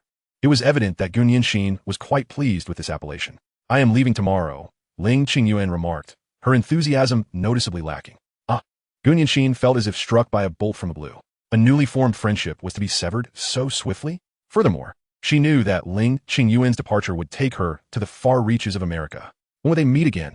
Gu Nianxin took the initiative to embrace her younger sister. Overwhelmed with emotions she could hardly articulate. Sister Xin, you aren't crying, are you? Ling Qinghuan teased. Gu Nianxin sniffled and shook her head. I'm not crying. What is there to cry about? All right, our sister Xin isn't crying. She is the bravest, right? Indeed, experience proved invaluable. As Ling Qinghuan's few words were enough to console Gu Nianxin. Thank you for the compliment. At that moment, Ling Qinghuan shifted the subject. And our sister Xin is so handsome. Surely you received a plethora of love letters last week? How did you know? Upon uttering those words, Gu Nianxin glanced around, relieved to find her brother absent. Mengdi, it was to you who said something, was it? She directed her accusation at Lu Mingdi. Not me, I'm innocent. Lu Mingdi shook her head, yet her gaze remained fixed on Ling Qinghuan. She thought, hasn't Xin realized she's been led by the nose all along? Gu Nian'an, having taken a hot shower, finally washed away the odor of alcohol. It was now deep into the night, and Ling Qinghuan had yet to sleep, waiting for his return. He paid no heed to the three young ladies downstairs and promptly retreated to the master bedroom. Ling Qinghuan lay in a delicate silk nightgown, reclining on the expansive bed. The gown barely reached her knees, and, with her various movements, it edged perilously high. Gu Nian'an gazed at her, spellbound, his body frozen in place. Darling, what are you looking at? Whether it was a figment of his imagination or a deliberate tease, her voice tonight was exceedingly alluring. Stop staring, come over and sleep. Ling Qinghuan chuckled softly, gracefully beckoning him with a wave of her hand. Gu Nian'an obediently lay beside her. Under the influence of alcohol, his expression appeared somewhat dazed. Darling, what are you thinking about? At this moment, the lights in the bedroom had yet to be extinguished, and the two were immersed in admiration of each other's beauty. I found myself pondering how my wife could be so exquisite. Gu Nian'an finally regained her composure and replied with a smile. Is that so? I find it hard to believe. Though her lips uttered disbelief, her countenance radiated sweetness surpassing that of honey. She understood that Gu Nian'an, after a few drinks, was even more endearing than usual. I speak the truth. I am utterly captivated by you. Gu Nian'an's straightforward confession sent a jolt of exhilaration through Ling Qinghuan's heart. Really? She inquired, both of him and herself. Indeed, more genuine than pearls. Gu Nian'an gently caressed her flawless jawline, feeling the warmth of her sweet breath against his chest. So fervent. As she inhaled his scent, Ling Qinghuan's mind became a blank slate. She realized she was about to succumb once more to this love. Darling, isn't this quite difficult? She posed the question again. Gu Nian'an nodded. He was indeed at his limit. Though conditions are constrained, I will assist you. She tilted her head, placing a tender kiss on Gu Nian'an's chin, then nimbly nestled under the covers, exhaling fragrant words. Love often evokes a sense of indebtedness. Ling Qinghuan was willing to do anything to bring joy to her beloved. Yet love is also about possession and desire. Once Gu Nian'an tasted it, he became addicted. The night passed in silence. When Gu Nian'an awoke, Ling Qinghuan was still deep in slumber, naturally prone to drowsiness, and having stayed up late the previous night. It was uncertain how long she would sleep today. Gu Nian'an gently kissed her forehead and slowly withdrew his hand from beneath her head. As he stealthily exited the bedroom, he finally felt free to exhale. It appeared that the three young women had spent the night together. Gu Nian'an did not comprehend, but offered his respect. After a brief wash, he had no time for breakfast and summoned his employees to the office. In the general manager's office, Lin Fangzhou, Cui Cancan, and Yu Xiuli, 5 dazzling flowers gathered. A discerning eye could tell that what Gu Nian'an was about to discuss was related to the program's recording. I have delightful news to share, Gu Nian'an proudly announced, his expression betraying no modesty. Last night, through my relentless efforts, we secured an investment of 25 million. This sum was jointly sponsored by the Cultural and Tourism Department of Nanhai Province and the Cultural and Tourism Bureau of Sanan City. Furthermore, these two entities have agreed to provide all necessary support for our program. The gathering gasped in astonishment. Securing investments is a commonplace commercial endeavor, not worthy of surprise. Yet this investor was none other than the Provincial Cultural and Tourism Department, and the amount was a staggering 25 million. Yu Xioli sensed that the program's return on investment might be swifter than she had anticipated. By the way, how is the construction of your seaside cottage progressing? Gu Nian'an inquired. Reporting to the boss, everything is ready. We can begin filming at any time. Lin Fangzhou responded, exuding enthusiasm. Gun Yinan nodded, clearly satisfied. He then turned his gaze toward Shui Can, saying, Sister Can, there's another piece of good news that you will surely wish to know. What is it? Gun Yinan appeared to be contemplating something deeply, taking several deep breaths. Before he spoke, tears already shimmered in his eyes. The onlookers were perplexed and turned their gazes toward Shui Can. Su Ling, in her usual irreverent manner, whispered from behind, could they possibly be involved? Instantly, all 8 individuals shot her a disapproving glare. Aware of her indiscretion, she shrank her head and fell silent. Gun Yinan decided to reveal his thoughts. Addressing Shui Can, I have discussed with the Municipal Bureau of Culture and Tourism. The Eastern Sightseeing Dock will officially open next month. Shui Can was elated at this news. And before she could fully comprehend it, tears cascaded down her cheeks. This is wonderful. Finally, my godparents have waited for this day. Wishing everyone a happy Labor Day. An additional chapter would be added today, so stay tuned. Chapter 66. Bidding farewell to the youngest sister, even a doctor could be deceived. Meiju Island boasts 2 docks. Chronologically, the Western Dock has been operational for 30 years, while the Eastern Sightseeing Dock was designed and constructed by Gu Yixing and his wife. Unfortunately, before its completion, both passed away unexpectedly. In the subsequent years, due to financial constraints, policy issues, and practical challenges, the Sightseeing Dock remained in a state of neglect. However, after the establishment of a tourism company, Gun Yinan took up his parents' legacy and resumed the restoration of the Sightseeing Dock. Last week, the dock and its surrounding facilities were finally completed and ready for use.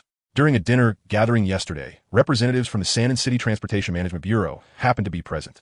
Gun Yinan brought up this matter, and fortunately, it was not a complicated issue, significantly benefiting the development of Meiju Island's tourism industry. Thus, the Bureau of Culture and Tourism, the Transportation Management Bureau, and Gun Yinan reached an agreement at the dinner.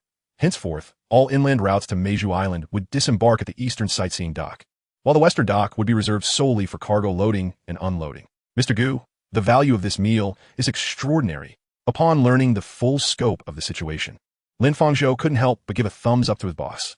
A single meal had secured a 25 million investment and resolved the dock issue. Mr. Gu, how terrifyingly impressive. After outlining the recent work arrangements, Gun Yinan returned home, where it was already 11 a.m. Ling Qinghuan had just awakened from her slumber. The first thing she saw was Gun Yinan, and a blush instantly crept across her cheeks. She distinctly recalled how her hands had ached all night long, and her mouth felt nearly dislocated. This man was simply formidable in every regard. Awake? Are you hungry? Gun Yinan's expression remained calm, devoid of any embarrassment. Ling Qinghuan instinctively shook her head. Not hungry, not at all. I dare not be. Immediately after, her stomach let out a distinct growl of protest. You seem to be disobedient. Tonight, you will be punished, Gun Yinan remarked thoughtfully, leaving Ling Qinghuan on the verge of tears. She couldn't shake the feeling that her husband had taken a darker turn, seemingly inclined to tease her. Yet, being teased by him appeared to be rather agreeable. Just as she worried about what punishment awaited her that evening, Gun Yinan hesitated to speak. All right, enough of the jesting. Rise and freshen up.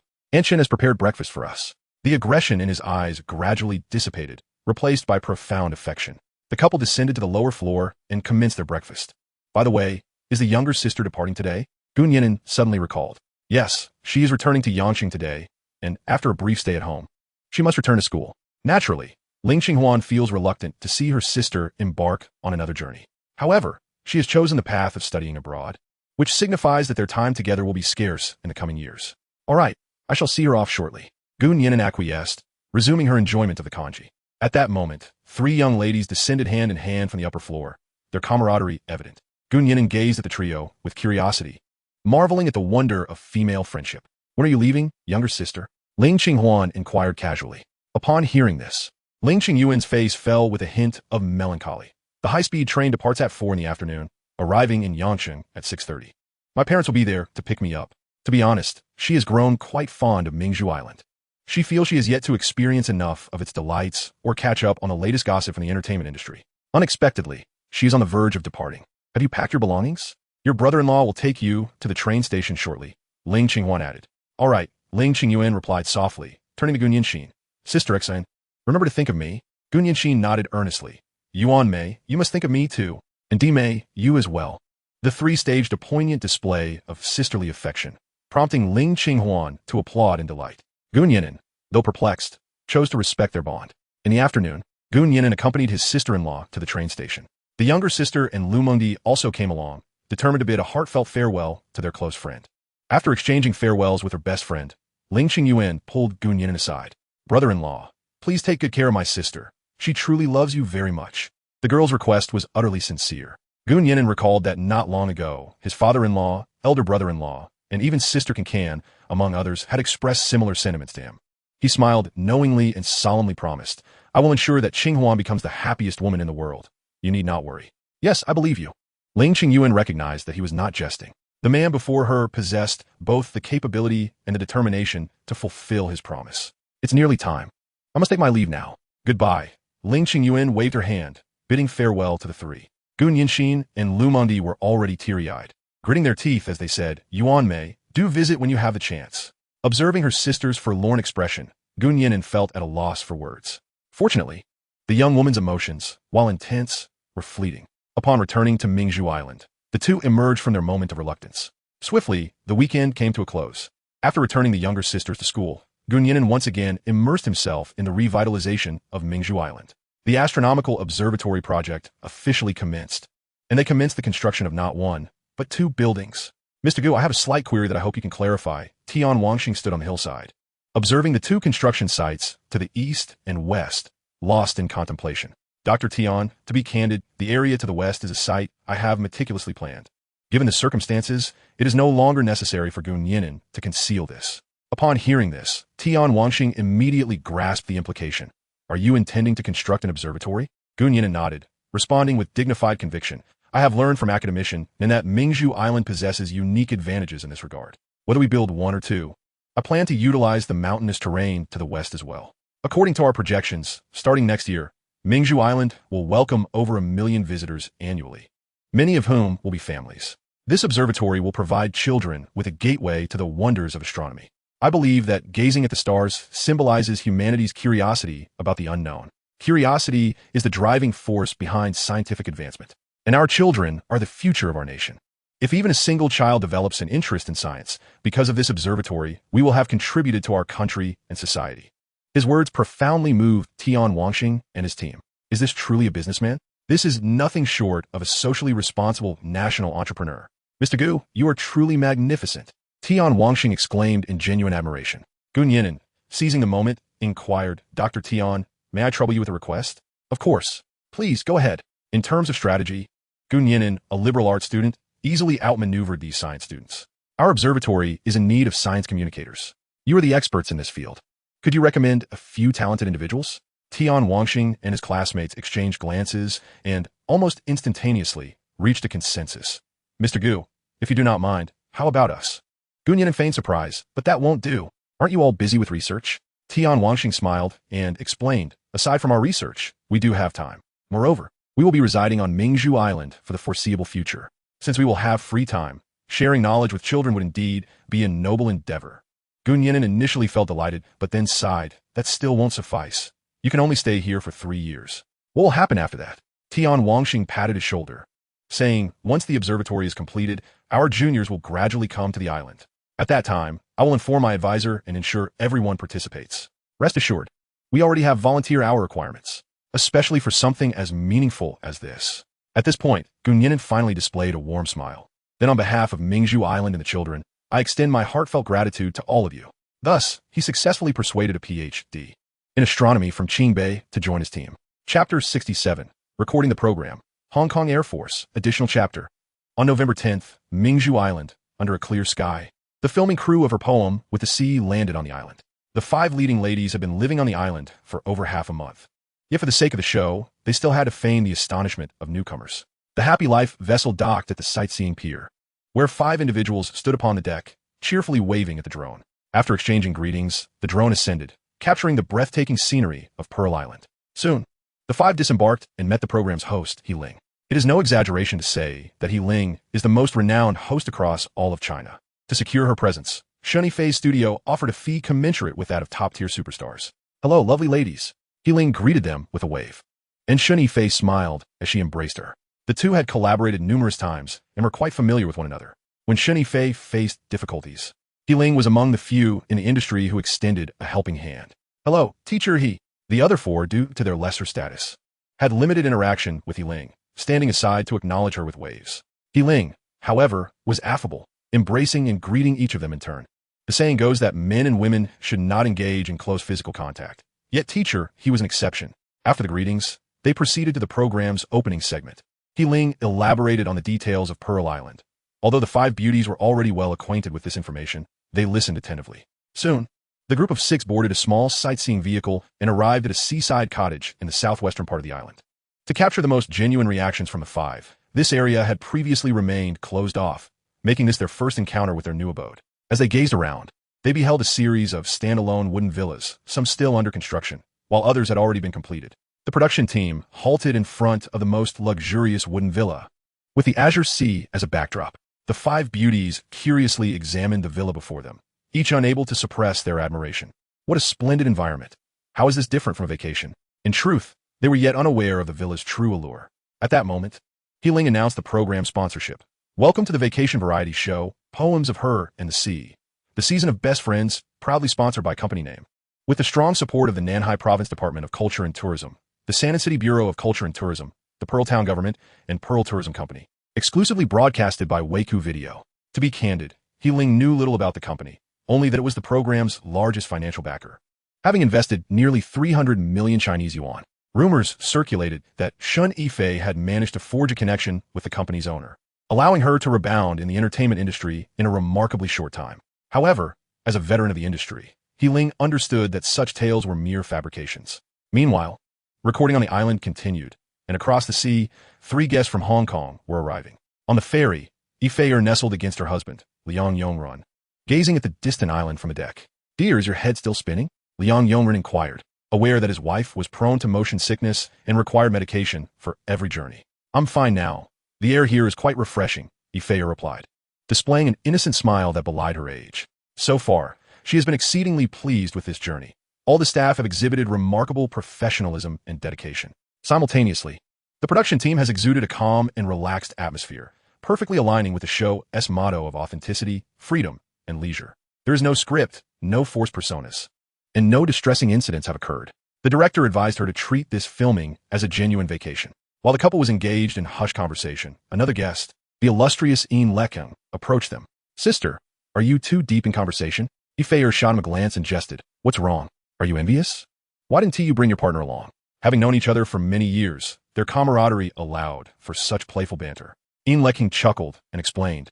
The production team didn't invite her, and she has been quite busy lately, so she didn't come. In front of the camera, he refrained from revealing the truth, which was that his wife, accustomed to the comforts of the metropolis, had no desire to visit the remote Pearl Island. Yifei zupli remarked, "I have a feeling she will soon regret not coming here." "Let us hope so, as I am eagerly anticipating this journey," Ling Qinghuan concluded, noticing the couple still engrossed in each other's company, and he smiled as he departed. Before long, the group of flying guests arrived at the Pearl Island sightseeing dock. Unlike the familiar Five Blossoms, they were entirely unacquainted with Pearl Island. However, as they surveyed the dock, they were met with a splendid first impression: the azure, crystal-clear sea, the fine golden sands, the spacious and immaculate roads, and the lush, verdant vegetation. A row of staff stood at the dock. Among them a tall young man, holding a sign for the production team. As the three disembarked, Nian'an swiftly approached, "Welcome, Sister Fur, Brother Ren, and Brother Ling to Pearl Island." Upon seeing his sun-kissed skin, the trio assumed he was a local staff member and politely responded. After their greetings, Nian'an took his leave with a sense of accomplishment. The three then followed the assistant director onto a sightseeing vehicle, heading toward the seaside cottage. Along the way, they discovered that the area was even more beautiful than they had imagined. Moreover, the main road was remarkably pristine. Describing it as spotless would not be an exaggeration. To ensure the island's cleanliness, Nian'an had organized a special team comprised of the elderly, disabled individuals, and uneducated women from the island. This demographic, due to various circumstances, had long been in low-income or even no-income situations. Now, they were employed by the tourism company to consistently clean the island's litter. Their earnings were certainly higher than what they could find in other jobs. After all, Nian'an is unlike other business owners.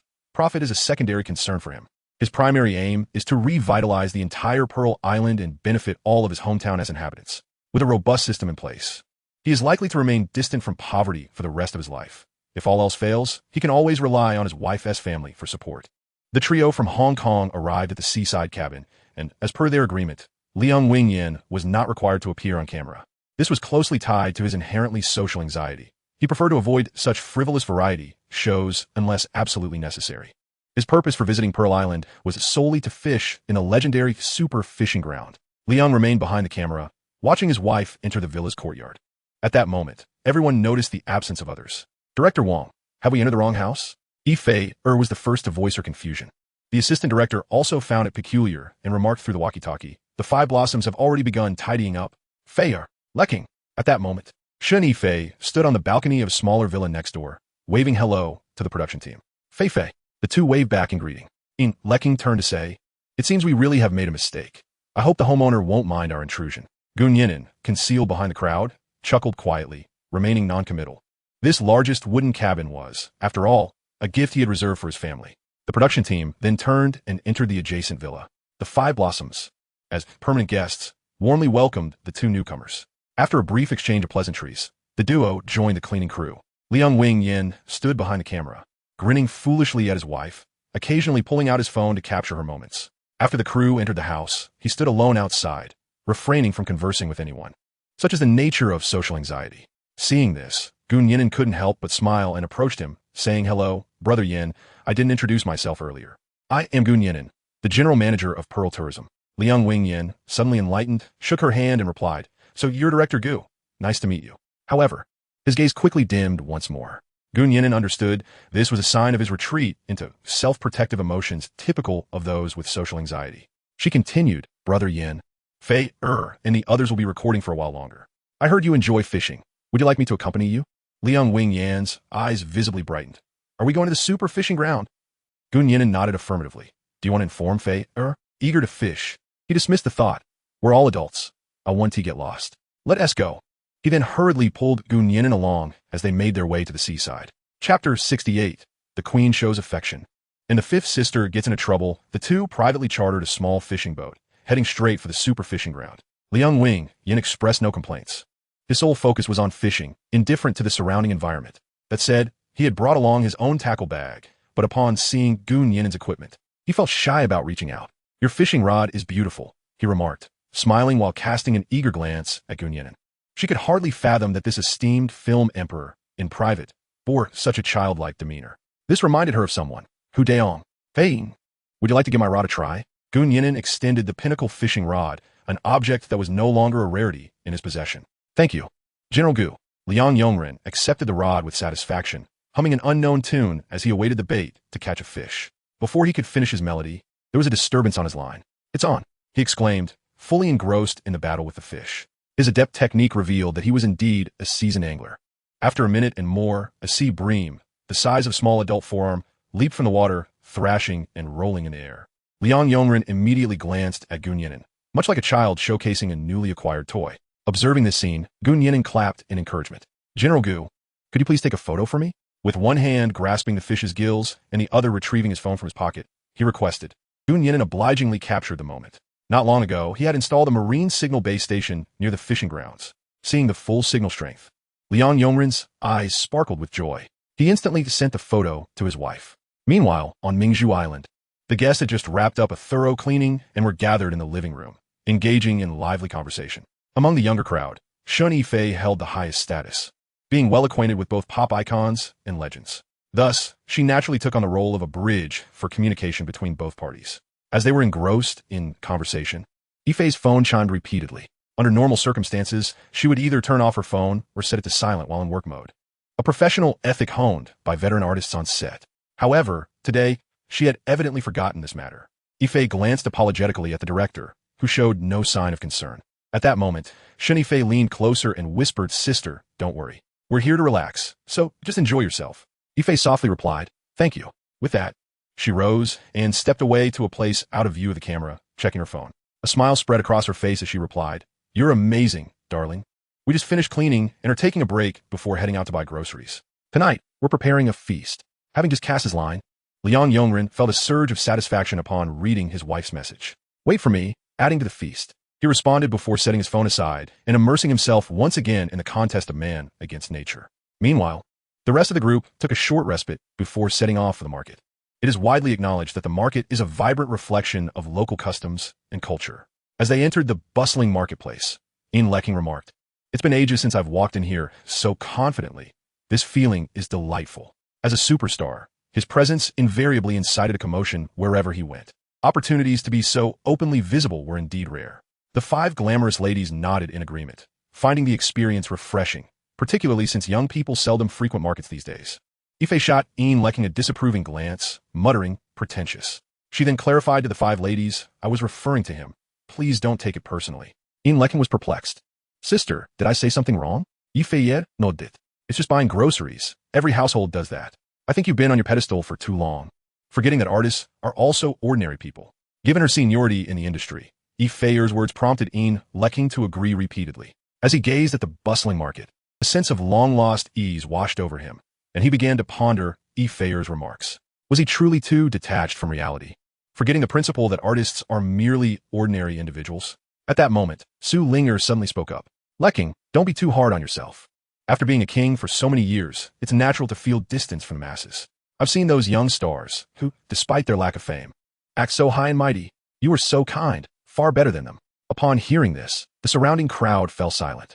Shen Yifei instinctively looked to the director for support, while the other 3 beauties shot Su Linger disapproving glances, signaling her to be quiet. The king and queen exchanged glances, recognizing a hint of helplessness in each other's eyes. Su Linger's intentions were not malicious. She merely wished to comfort Lecking. However, her words carried undertones of disrespect towards her seniors and a tendency to belittle her peers. Though her motives were good, it would have been better had she refrained from speaking. The director was taken aback by her comment, but quickly regained composure, instructing the cameraman to pause the recording. Shen Yifei subtly gestured, and the others understood, pulling Su Linger aside for a stern talking to. Among them, Jiang Shishi's reaction was the most intense. Unbeknownst to others, she and Su Linger shared a bond as they were both disciples of the same teacher. Witnessing her junior's blunder left her frustrated. While her impetuousness in the studio was often overlooked by her elder sisters, this was a live recording, and they were facing none other than the illustrious king of Hong Kong. How could she speak so thoughtlessly in such a scenario? After a long moment of contemplation, Lecking finally let out a bittersweet laugh. The little sister is right. I have indeed been disconnected from the masses for too long. Being an actor requires life experience. But once one becomes detached from the crowd, they also lose touch with life. Even a simple visit to the market serves as a reminder of that. He smiled, but Shen Yifei could not ascertain whether he was truly upset and chose to remain silent. Instead, Lecking approached Su Linger gently and said, Little sister, you reminded me of something important.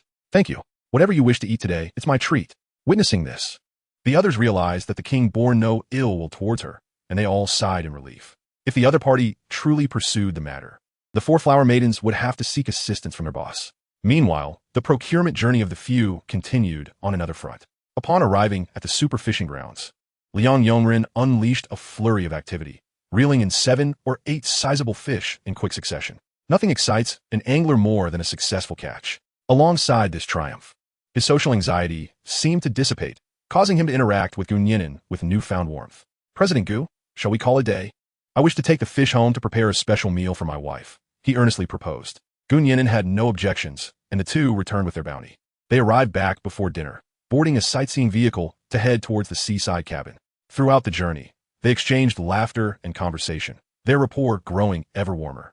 Liang Yongren extended an invitation for dinner, but Gu Nian'an graciously declined, stating, My wife is pregnant, and I wish to return home to keep her company. President Gu is indeed a good man, Liang Yongren remarked, respecting the decision. Men who cherish their wives often share a mutual understanding. As they conversed, the vehicle suddenly slowed and came to a halt. Gu Nian'an looked ahead in surprise. 5 or 6 young women clad in bikinis were striking poses in the middle of the road, taking photographs. Upon noticing the approaching vehicle, they showed no inclination to move aside. Excuse me, ladies, could you please make way? The driver politely inquired. However, the women seemingly ignored him, not even glancing in his direction. The driver contemplated honking to disperse them, but Gu Nian'an intervened, saying, They are tourists. Let them take their photos. He cannot guarantee that the sound of the horn would not invite negative reviews from Mingzhu Island. Very well, the driver conceded, appearing quite troubled. Subsequently, the women continued their antics, posing in various provocative stances and shouting, drawing the attention of passers-by. Meanwhile, Gu Nian'an and Liang Yongren, both devoted family men, dared not lift their heads, hoping the women would soon move along. President Gu, we're not far from the cabin. Shall we walk back? Liang Yongren suggested, eager to escape this troublesome scene. Gu Nian'an surveyed the surroundings and shook his head in resignation. There are too many people. I worry you might be recognized. The thought of being identified amidst such a crowd triggered Liang Yongren's social anxiety once more. He adjusted his fisherman's hat, deciding to remain silent until he reunited with his wife. After about 10 minutes, the women finally ceased their antics, clearing the path. The three passengers on the vehicle sighed in relief and hastily returned to the seaside cabin. Chapter 69. The Mysterious Boss and Collaboration Invitation. As night fell at the seaside cabin, Ling Qinghuan returned with 8 large sea fish, much to Yin Qing's envy. It seemed that men of a certain age could not resist the allure of fishing. From what Yin Qing knew, Ling Qinghuan's skills were not superior to his own. If Liang could catch so many fine fish, how well could he fare? With this thought in mind, Yin Qing cheerfully approached the director, asking Director Wang, "Do we have any plans to go out to sea in the coming days?" The director merely offered a mysterious smile, replying, "There may be something tomorrow. Teacher Yin can look forward to it." "There may be" is rather ambiguous. I assenti it. Yin Qing wished to pursue the inquiry further, but the director vanished in the blink of an eye. Reluctantly, he returned and busied himself in the kitchen. Today marked the first day of the program's recording, and it was only fitting to prepare a sumptuous feast in celebration. Among the 5 leading ladies, only Jiang Shishir possessed culinary skills, and her prowess was commendable. Therefore, this evening, she and Yifei would take charge of the cooking, while the others assisted. In no time, 8 delectable dishes, replete with color, aroma, and flavor, graced the dining table. Noticing her husband attempting to slip away, Yifei quickly urged him to stay. "Darling, let us share a meal together. There is no need to worry." She felt a twinge of helplessness regarding his social anxiety. After all, they were both well into their 50s, and he still harbored a fear of strangers. However, to label him as merely timid would be an oversimplification. As a celebrated actor, he emanated a melancholic yet captivating charm. In summary, he was utterly irresistible to Yifei. At that moment, Shun Yifei extended an invitation. "Ringu, our boss mentioned that if you were willing to appear during dinner, he would compensate you at the maximum rate for 3 days. Ling Qinghuan was taken aback, staring blankly at his wife. He understood that she was referring to the highest remuneration possible. For 3 days of recording, he would receive 3 million. Such a sum was astonishing, and the prospect of earning 3 million simply by sharing a meal? At that instant, he was undeniably intrigued, for the ease of such earnings was remarkable. What truly swayed him, however, were Shun Yifei's subsequent words. "Our boss also expressed that he enjoyed spending time with you this afternoon and looks forward to the next opportunity to go fishing together." The notion of a next time conjured the image of a dashing young man in Ling Qinghuan's mind. Just as he was about to respond, Shun Yifei gestured for silence. Ling Qinghuan nodded, suppressing his astonishment, and walked directly in front of the camera to make his appearance. The moment he entered the frame, the aura of dejection that had clung to him dissipated entirely, replaced by sheer charisma and radiance. Yifei seemed to sense something remarkable and cast a curious look at her husband, who merely shook his head imperceptibly. Given that the other party wished to maintain confidentiality, it was inappropriate to discuss this matter in front of the camera. Meanwhile, Gujia, after the couple had dined, they reclined on the sofa, allowing their meal to settle. Nian'an began recounting his experiences from the day. "Sigh, I shouldn't have stopped the driver from honking, but I suspect that even if he had, they wouldn't have yielded. They might have even hurled insults at us. We waited there for about 10 minutes, which almost made me miss the opportunity to prepare soup for you." Ling Qinghuan responded with a smile. "Wait, were you enjoying the view of the beauties? Darling, do you find bikinis appealing?" At these words, Nian'an shivered. The echo of her earlier remark, "I'm not fierce, you can rest assured," reverberated in his mind. In that moment, he felt as though he was doomed. No, I didn't even look at them, haha. This bitter laugh was both a rebellion against reality and a testament to his reverence for life. Had he truly not noticed? Or was he simply too afraid to admit it? Unbeknownst to him, Ling Qinghuan's small hand had already crept onto his thigh, poised to deliver a decisive blow at any moment. Noticing his prolonged silence, Ling Qinghuan was on the verge of awakening her mischievous side. At the very moment she uttered the word labor, Nian'an deftly countered, "I didn't look, for I am certain they cannot compare to your beauty." Ling Qinghuan, taken aback by his words, swallowed the retort that was on the tip of her tongue and instead inquired, "Is that true?" Nian'an exhaled a sigh of relief. "Fortunately, you remain the sweet girl." He shifted the conversation, saying, "But I am uncertain." Ling Qinghuan erupted once more. "What do you mean by uncertain?"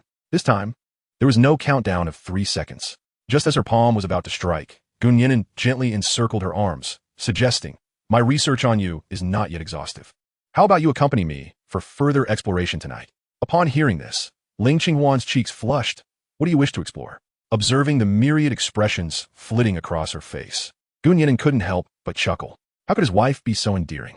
He wondered if he might be teasing her too much. Silently, he took Ling Qinghuan's hand, and they ascended the stairs in perfect harmony. The matter was too intricate to articulate. Perhaps it would be best for him to guide her step by step. Assuring her of his teaching prowess, Ling Qinghuan lowered her head and murmured an "oh." She surmised that she was about to engage in another physical education lesson. Since it was still early, she decided to treat it as a post-meal digestive activity. No, it should be considered a light snack. Upon returning to the master bedroom, Gu Nian'an assisted her in sitting on the edge of the bed and then turned to lock the door. The room was soon suffused with an intimate ambience. Just as teacher Gu prepared to commence his lesson with Ling Qinghuan, an untimely phone call pierced the air. "Darling, it seems your phone is ringing," Ling Qinghuan said, reclining against the quilt and stifling a giggle. Gu Nian'an sighed and retrieved his phone, discovering it was a call from that rascal Lin Fangzhou. His demeanor was well known among the staff. Please do not disturb during off hours. Given the timing of Lin Fangzhou's call, it could very well be a matter of urgency. He answered the phone. "President Gu, I apologize for the interruption." "No problem. Is there an urgent matter at the company?" Gu Nian'an replied, though inwardly he mused. "It better be urgent, or I'll deduct your salary." Meanwhile, in the dormitory, Lin Fangzhou's frame trembled as he responded, "President Gu, indeed there is an urgent matter. We have received a collaboration invitation from Xingqiao Entertainment. They wish to open a large bar on the island. They plan to send representatives tomorrow. Would you like to meet with them?" Gu Nian'an had heard of Xingqiao Entertainment. They operated the largest nightclub in Nian'an, with annual revenue exceeding 100 million Huaxia yuan. Presently, the tourism sector on Mingzhu Island had begun to flourish, although the entertainment offerings were somewhat lacking. In Gu Nian'an's view, taverns and bars could certainly be established, as the profits were indeed substantial. However, nightclubs were best avoided due to the chaos they often incited and the myriad complications they entailed. After careful consideration, he concluded that this matter was worth pursuing.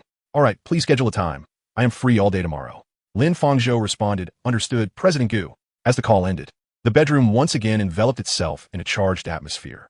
Ling Qinghuan, having overheard their conversation, inquired with curiosity, "Darling, do you intend to open a nightclub on the island?" Due to her preconceived notions, she believed nightclubs were not a commendable place. Gu Nian'an shook her head in denial. "However, I had previously intended to open a few quaint taverns. Xingqiao Entertainment also possesses experience in this regard. We shall see." Ling Qinghuan nodded slightly and chose not to elaborate further. "Ahem, class is in session, Ling Qinghuan." Gu Nian'an casually tossed her phone aside and slowly climbed onto the large bed. Ling Qinghuan also shyly smiled in response and nestled under the covers. The following morning, the production team returned to the scenic pier. Ifeir gazed at the tranquil sea, yet her mind was plagued by memories of the nausea she experienced while seasick. But as the saying goes, fate is fate. She must accept her destiny with equanimity. After last night's dinner gathering, the production team had everyone draw lots to determine the day's activities. On Pearl Island, the options were limited to a few mountain climbing and sea activities. As the undisputed leader among the group, Ifeir represented everyone in the draw. Even if she drew a sea activity, it did not necessarily mean she had a board boat. Sunbathing by the shore, playing beach volleyball, or engaging in water fights were all delightful alternatives. However, Ifeir's luck was uncertain, as she drew the option for the super fishing ground. This time, whether she wished to or not, she had to take a boat. Under the allure of a substantial reward, Liang Yongren also joined the recording of the program. On one hand, he genuinely relished the thrill of fishing at sea. On the other hand, he worried about his wife's health. Noticing the couple's worried expressions, Shen Yifei proactively approached them, saying, "We reported Sister Feier's condition to the boss." Before she could finish her sentence, Yifei, displaying her understanding, interjected, "I'm fine, just don't let it delay the recording." Shen Yifei chuckled and shook her head, believing the diva underestimated her boss's capabilities. "Our boss prioritizes his Sister Feier's health, so he has lent us his private yacht." The couple understood this gesture as goodwill and expressed their gratitude with smiles. However, in reality, Yifei's seasickness would not improve merely due to a change in environment. Unless, of course, the vessel was large enough to provide a sense of stability akin to walking on solid ground. After a brief wait, a colossal ship approached from the west. "Darling, I believe you 1T gets seasick anymore," Liang Yongren exclaimed, removing his sunglasses to gaze at the blue space vessel, his eyes filled with astonishment. Chapter 70, Xingqiao Entertainment. Negotiations fall through. Gu Nian'an arrived at the company punctually, invigorated after a night of spring breezes. Just as he settled down, Lin Fangzhou entered the office. "President Gu, Xingqiao Entertainment has scheduled a meeting with you at 3 o'clock this afternoon." Gu Nian'an nodded in acknowledgement and began attending to his daily tasks. Before long, noon arrived. Gu Nian'an stretched leisurely and returned home, content with his current life, embraced by a beloved wife, a child soon to be born, a sister excelling in her studies with a promising future ahead. And with capable assistants like Lin Fangzhou, his hometown was gradually flourishing through his efforts. Life was indeed delightful aboard the blue space vessel. The 5 illustrious ladies have all sailed on this grand vessel. Thus, no matter their astonishment, they are well aware of the circumstances. In contrast, The trio from the fragrant harbor feels akin to an outsider in a vast garden, their minds consumed solely by overwhelming awe. Last night, Ling Qinghuan had already informed his wife about Gun Yinan's situation. Of course, his knowledge was limited. He was aware that Gun Yinan was a local from Mingzhu Island, publicly the head of a travel agency, yet clandestinely the employer of Shun Yifei, an individual who singularly vanquished the 10 most formidable entertainment companies in Huaxia. Such a person has risen to the pinnacle of the entertainment industry. Through their previous interactions, Ling Qinghuan discovered that Gun Yinan was amiable and devoid of any arrogance. Indeed, although Gun Yinan had lent the blue space to the production team, most areas of the ship were off limits to outsiders, for it was his personal property. With private quarters being particularly secluded, the illustrious couple of the entertainment world lounged in deck chairs, sipping beverages while awaiting a catch. Ling Qinghuan exchanged a meaningful glance with his wife. She promptly understood and switched off the microphone clipped to her collar. "My dear, upon our return, please report to the boss to strengthen future collaborations with Shun Yifei Studio." Matters between the couple were typically deliberated together. However, this time, Ling Qinghuan made a decisive resolution. Yifei nodded vigorously, surveying the deck with a wry smile, commenting, "The profits of our company in a year probably wouldn't suffice for a few refuels of this vessel. In truth, the blue space does not require refueling. Superstar Entertainment stands as the preeminent entertainment company in the fragrant harbor. Yet when compared to the owner of this grand ship, the disparity is as vast as that between a firefly and the luminous moon." Unbeknownst to Gun Yinan, he has unwittingly earned the trust of Superstar Entertainment. In the near future, the company will bestow upon him an unexpected gift. As afternoon approached, Gun Yinan yawned and returned to his office. "Mr. Gu, the representatives from Xingqiao Entertainment are nearly here. I have already dispatched someone to greet them," reported Lin Fangzhou before turning to leave. 20 minutes later, he returned to Gun Yinan, though his expression was far from pleasant. "Mr. Gu," he began, "speak plainly." "Mr. Gu, Vice President Yi from Xingqiao Entertainment has arrived, accompanied by several assistants," Lin Fangzhou replied, his head bowed. "Oh, please invite them in," Gun Yinan instructed, having donned a shirt and trousers for the day's important dealings. "Mr. Gu, Vice President Yi is a woman, and so are her assistants." Lin Fangzhou's words left Gun Yinan puzzled. In this world, one is either male or female. What significance did this hold? Was there something about her that set her apart? Just as he pondered this, the receptionist had already ushered Yi Ro and her companions to the office door. "Knock, knock. Mr. Gu, Vice President Yi has arrived." The receptionist's face bore a peculiar flush, igniting an unsettling premonition within Gun Yinan. Suppressing his unease, he calmly responded, "Very well, let them in." The receptionist nodded and stepped aside, ushering Yi Ro and her companions into the room. This time, Xingqiao Entertainment had dispatched 5 individuals, aside from Yi Ro, the vice president. The rest were ostensibly her assistants. Upon first glimpse of the newcomers, Gun Yinan's brow furrowed into a frown. The first 4 to enter his office were young women, each adorned in strapless tops accompanied by sheer cover-ups. Although the colors of their tops varied, the fabric was scant. Their lower halves were clad in either short skirts or low-waisted, form-fitting trousers. Moreover, their faces were heavily made up, rendering their features indistinct. As they stepped into the office, Gun Yinan felt as if he were in the presence of courtesans.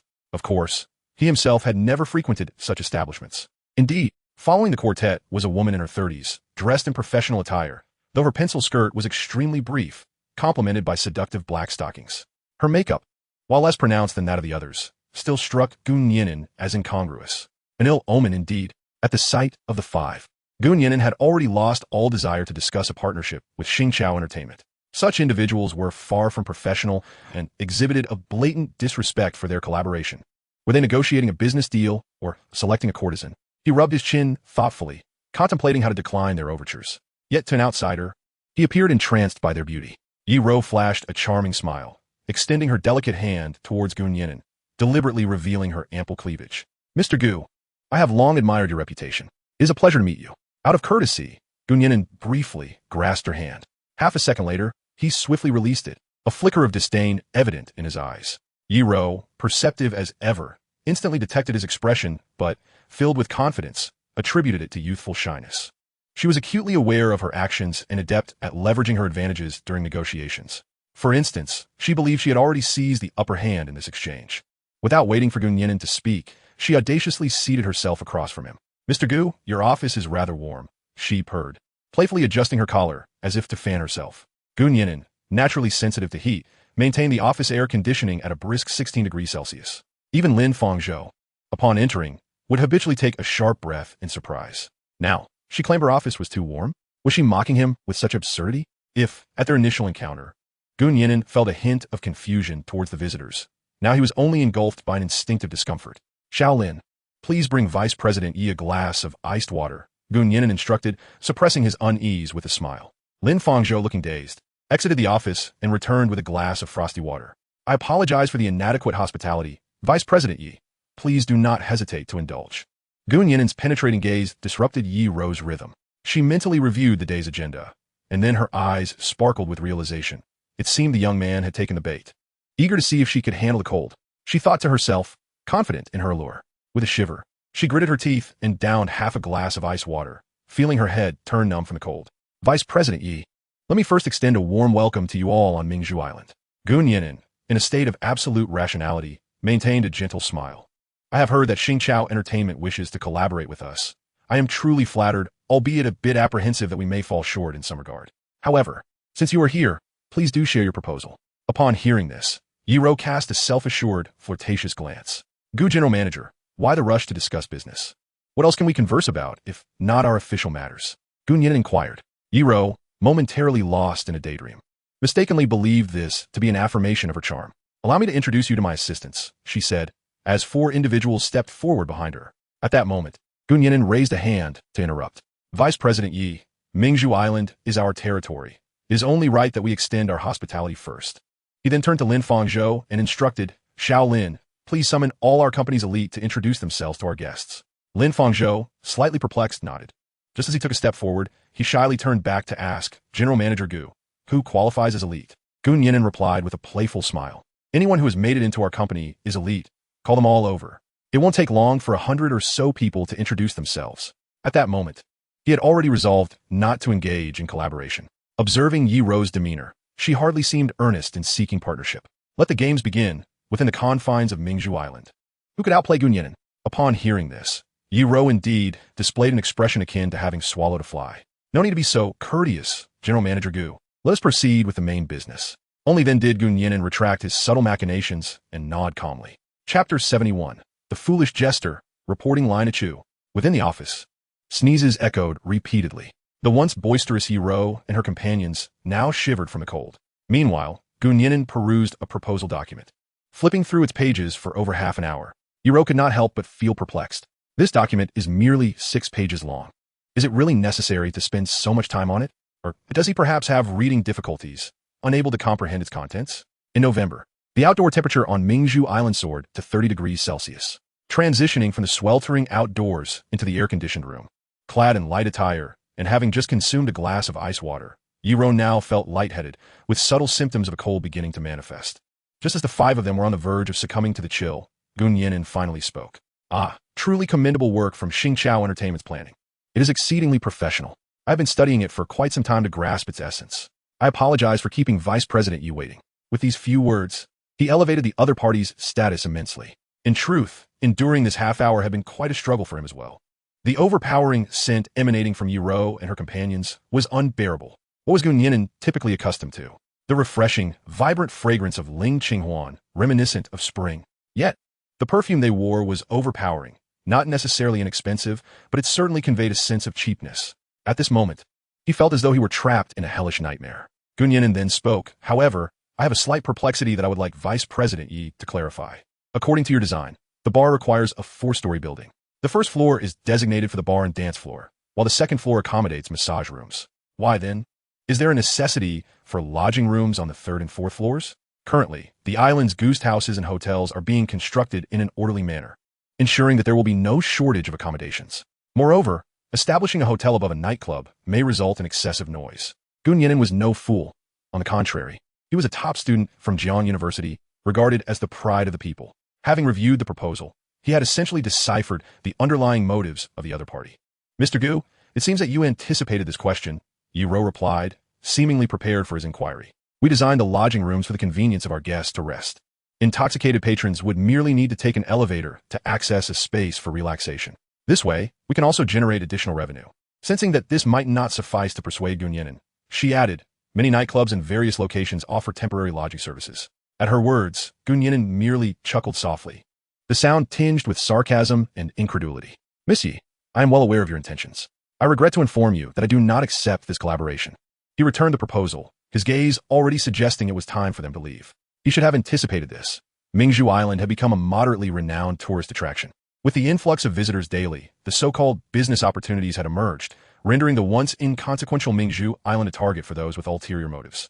Mr. Gu, I believe this is not a rational choice, Yi Ro exclaimed, abruptly standing, her ample bosom swaying in tandem. According to our estimates, opening this establishment on Mingzhu Island would yield an annual profit of no less than 8 figures. This does not even account for certain hidden revenues, which could amount to tens of millions a year. Mr. Gu, we have heard that you are the true decision-maker on Mingzhu Island, which is why we are here to discuss this business with you. After her fervent speech, Gu Nian'an's refusal to collaborate transformed into a perceived affront to their sensibilities. He glanced at his watch. It was nearly time to return home to prepare soup for his wife. He raised his voice. Miss Yi, do not forget your position. He emphasized the word miss pointedly. Mingzhu Island is my hometown, and I am wholeheartedly devoted to its development. Therefore, I advise you to abandon these misguided intentions. Furthermore, I do not lack financial resources. If I were to pursue profit without limits, you would not even be worthy of an audience with me. Your terms fail to sway me. I urge you to leave before my patience wanes. His voice was resolute and unwavering, devoid of any hesitation. At that moment, Yi Ro finally discerned the disdain and aversion reflected in his eyes. Gu Nian'an held no respect for her or her colleagues. The more one lacks something, the more fervently one desires it. Yi Ro craved the respect of others. Now, unable to elevate herself in Gu Nian'an's eyes, she could only drag him into the abyss. She took a deep breath, suppressing her dissatisfaction, and softly said, Mr. Gu, I have another important matter I wish to discuss with you. I kindly ask for this opportunity. Gu Nian'an, without much thought, merely nodded slightly. Yi Ro did not speak directly, but instead looked at Lin Fangzhou with her watery eyes. This matter I would like to discuss privately with Mr. Gu. I hope Mr. Gu can accommodate me. Lin Fangzhou understood that she was trying to dismiss him. Whether he should leave or not depended on Gu Nian'an's wishes. Upon hearing her words, Gu Nian'an roughly guessed Yi Ro's intentions. He recalled the adorable yet slightly jealous expression of his little fairy from the previous night, which stirred a twinge of sympathy within him. Miss Yi, I am married, and you should know who my wife is. Gu Nian'an revealed the platinum wedding ring adorning his left hand. Yi Ro was certainly aware that his wife was the heiress of the Si-Hai group. In her eyes, Gu Nian'an was merely a worthless son-in-law who had married into a wealthy family. Such individuals often became her easiest targets, for they found no dignity within their families, let alone love.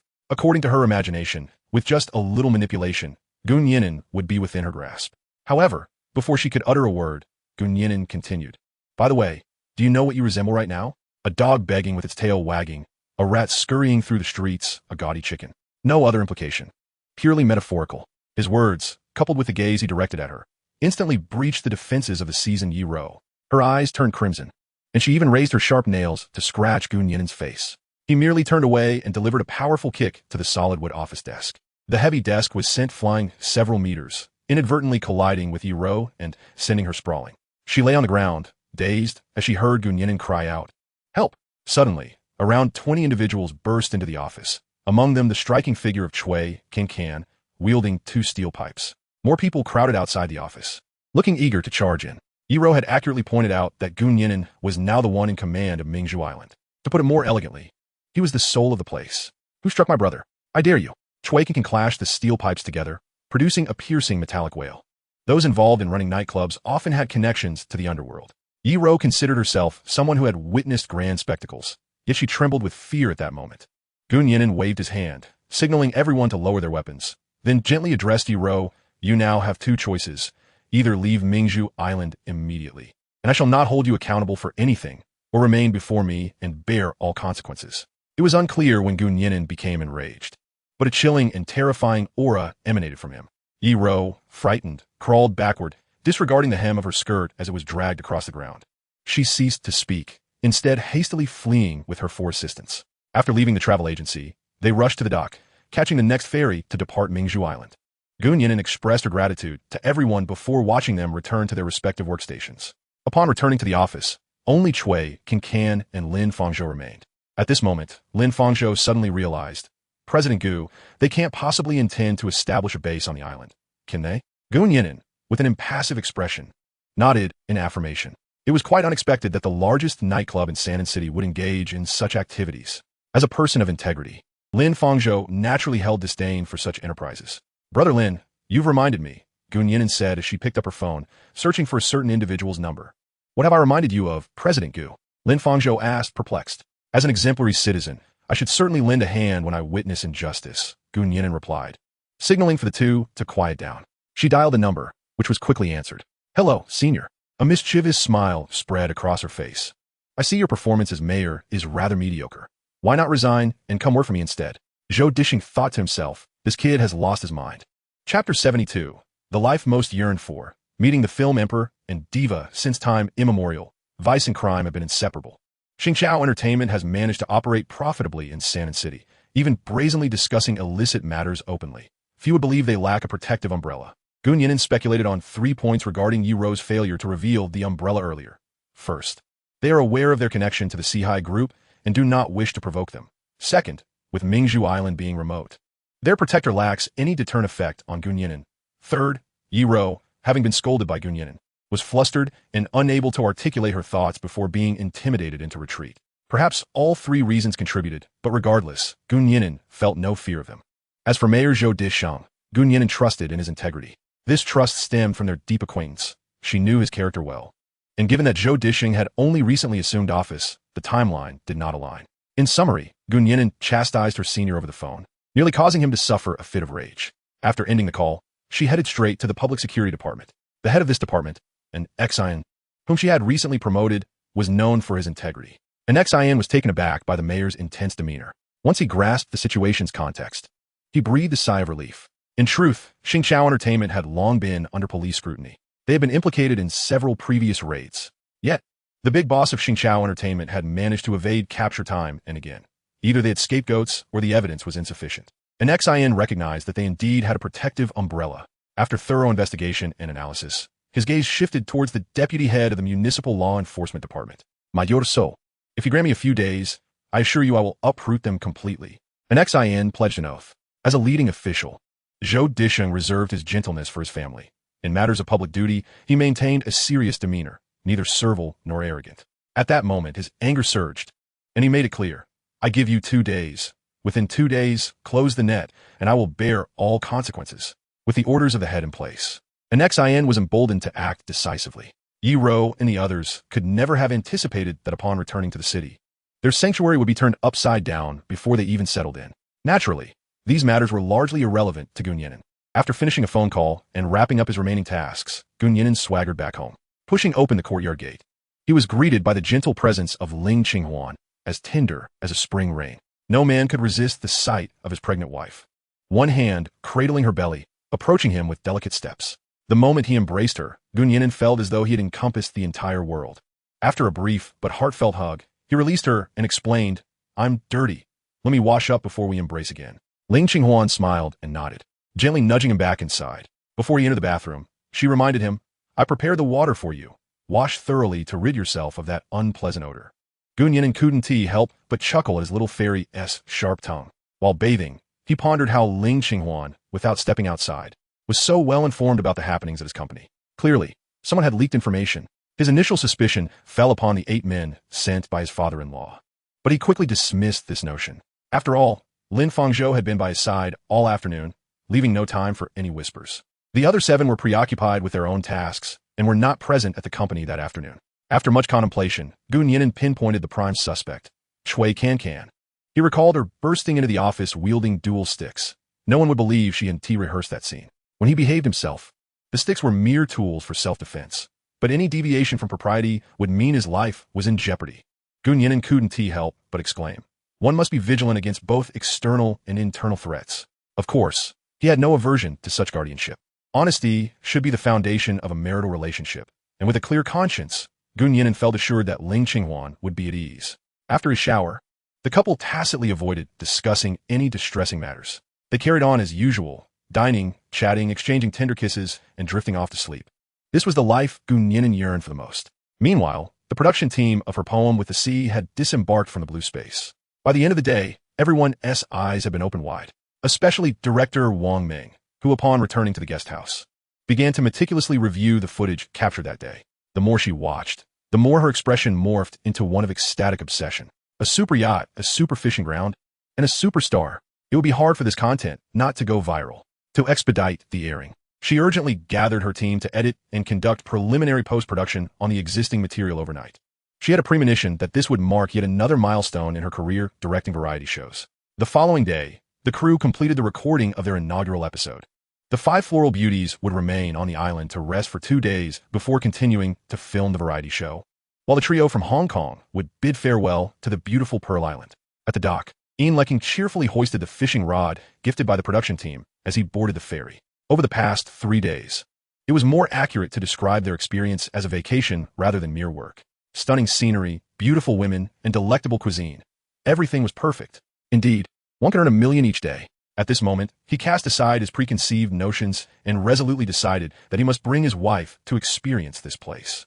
Just as Ian Lecking was about to share his insights, he turned around and wondered, where's sister and brother-in? Meanwhile, the illustrious couple of the pop world arrived at Gun Yinan's office. Cui Can beamed as she served tea to the two. In truth, she was an ardent admirer of Ling Qinghuan. To be precise, there is not a single woman of a certain age who is not captivated by him. Of course, this admiration stems solely from a fan's affection for an idol, devoid of ulterior motives. By the time the couple arrived at the company, it was already afternoon. Gun Yinan had long slipped home to prepare soup for his wife. Upon hearing this, the couple dared not rush him and settled into a quiet wait in the office. Outside, they were known as a couple adored by millions. Yet, within these walls, they were acutely aware of their position. Artists are merely tools for capital gain. Perhaps each person harbors varying thoughts on this matter, but from the perspective of the entertainment industry's operational system, this holds true. Fortunately, Gun Yinan was not the lofty figure they had envisioned. After preparing the soup for his wife, he hastened back to the company. Following a brief greeting, Gun Yinan got straight to the point. May I inquire what brings you both to me? The couple exchanged glances, and Yi Fei spoke first. Mr. Gu, we are sincerely grateful for your hospitality over the past few days. It is no exaggeration to say that these days have been the most relaxing we have experienced in years. Compliments are a customary prelude to any meeting, and I am someone who speaks candidly, so I hope you do not take offense. My husband and I find the scenery of Mingzhu Island enchanting and wish to purchase a residence here, allowing us to return and unwind whenever we please. We wonder if you could assist us in this endeavor. Upon hearing this, Gun Yinan felt a tinge of confusion. It is well known that residents of Xiangjiang have a penchant for acquiring real estate, and most typically invest in major cities both domestically and abroad. It is indeed rare to find individuals looking to purchase property in a remote locale like Mingzhu Island. However, Gun Yinan was aware that Mingzhu Island was poised to become a renowned tourist destination in the coming years. Acquiring a property now could potentially yield substantial profits in the future. Most houses on the island were built by locals for their own residents, so any transaction would depend on them. At this point, Gun Yinan shifted his tone. If you do not mind, I happen to have a few properties available. The couple initially felt disheartened, but soon brightened at the prospect. Their intention to buy a house was fundamentally to be closer to, and perhaps even to curry favor with, Gun Yinan. To purchase directly from him would be even more advantageous, and they would gladly accept any price he might set. Unexpectedly, Gun Yinan stated, "You may explore the eastern side. Take whichever house you like as a gift from me. Consider it a gesture of friendship." The couple exchanged glances, momentarily at a loss for words. Before they could respond, Gun Yinan continued, "Let us not dwell on trivial matters. It is time to discuss more significant issues. I believe you have more to say." Upon the utterance of those words, both individuals were once again taken aback. How could he possibly know that we had something to discuss? Chapter 73 broadcast of the program, surge in tourist numbers. Gun Yinan and Ling Qinghuan, the married couple, engaged in a lengthy conversation. By the time the trio departed the office, twilight had descended. Gun Yinan received a script from their hands, a film project with a total investment exceeding $1.5 billion, currently in search of actresses for the roles of the second and third female leads. This was the sincerity that Superstar Entertainment had bestowed upon the company.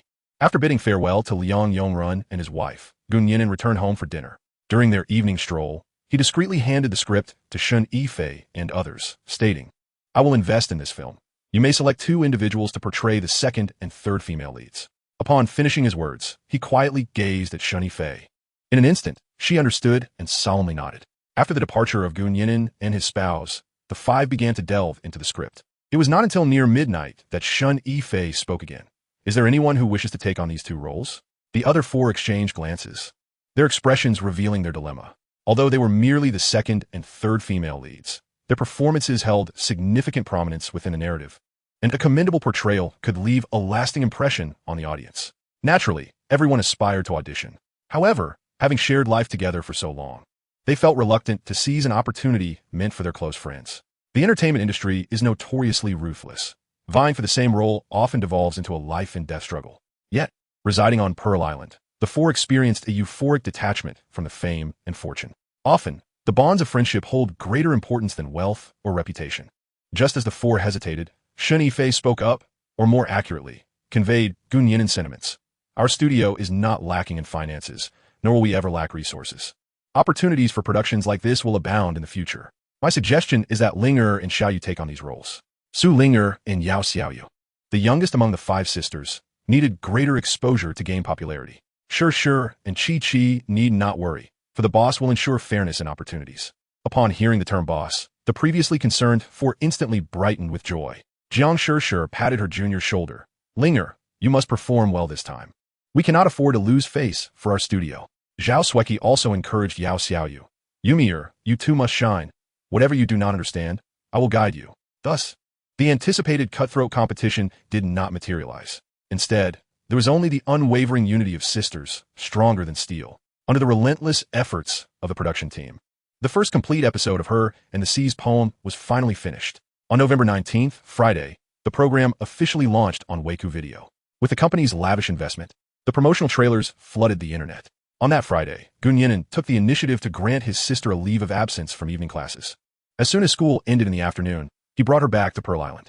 At 8:30 in the evening, the first episode of Her and the Sea's poem, Best Friend season, aired promptly. The entire family, along with Aunt Shun, gathered before the television to watch the program. Not only they, but the entire Pearl Island, and indeed some residents of Nian'an City, have succumbed to the allure of their mobile phones, tablets, or the flickering screens of televisions. Gu Nianxin, a native of Pearl Island, is profoundly familiar with every scene depicted in the program. Yet, experiencing the beauty of her hometown through the television for the first time evokes a novel sensation. As she watches the 5 golden flowers in the trio from Xiangjiang frolic on the island, the word that springs to mind for nearly all viewers is healing. The entire episode is devoid of awkward game interactions or heart-stopping competitive matches. Instead, it offers a glimpse into the leisurely, free, and beautiful life that countless modern individuals yearn for. The 5 golden flowers already possess a remarkable appeal, and with the first episode featuring A-list celebrities, the program garnered attention even before its premiere. Once aired, its viewership soared.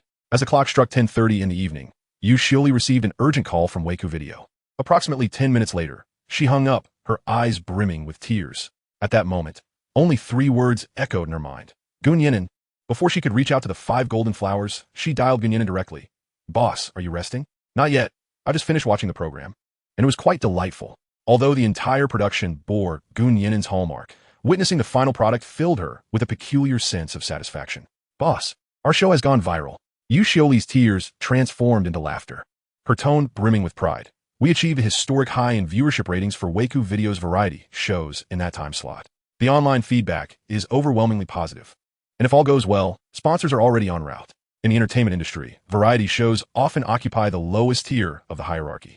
However, this does not imply that creating a successful variety show is a simple task. On the contrary, timing, location, and human factors must all align perfectly. Thus far, it appears that Gu Nian'an has succeeded, and so has Shen Yifei's studio. All right, you can handle the business matters. My only stipulation is that we maintain quality over quantity. Gu Nian'an remained remarkably composed. Understood, boss. I just received collaboration offers from major entertainment companies. Yu Xiuli continued. They are willing to send their top-tier artists at a reduced rate to participate in our program. A slight smile graced Gu Nian'an's lips. Even in entertainment? Yu Xiuli couldn't help but chuckle at this remark, her laughter escaping despite her efforts to suppress it. After apologizing profusely, she explained, they aren't involved. I've already made it clear that our studio will never collaborate with them. Boss, what are your thoughts on the guests for the next episode? Gu Nian'an pondered for a moment before her amusement became unmistakable. Isn't Su Ling always saying there are incompetent yet arrogant young stars in the circle? Let's bring them out for a spin. Upon hearing this, Yu Xiuli was overjoyed. Her boss, who claimed ignorance of the entertainment industry, was surprisingly shrewd. This would undoubtedly amplify the program's topicality.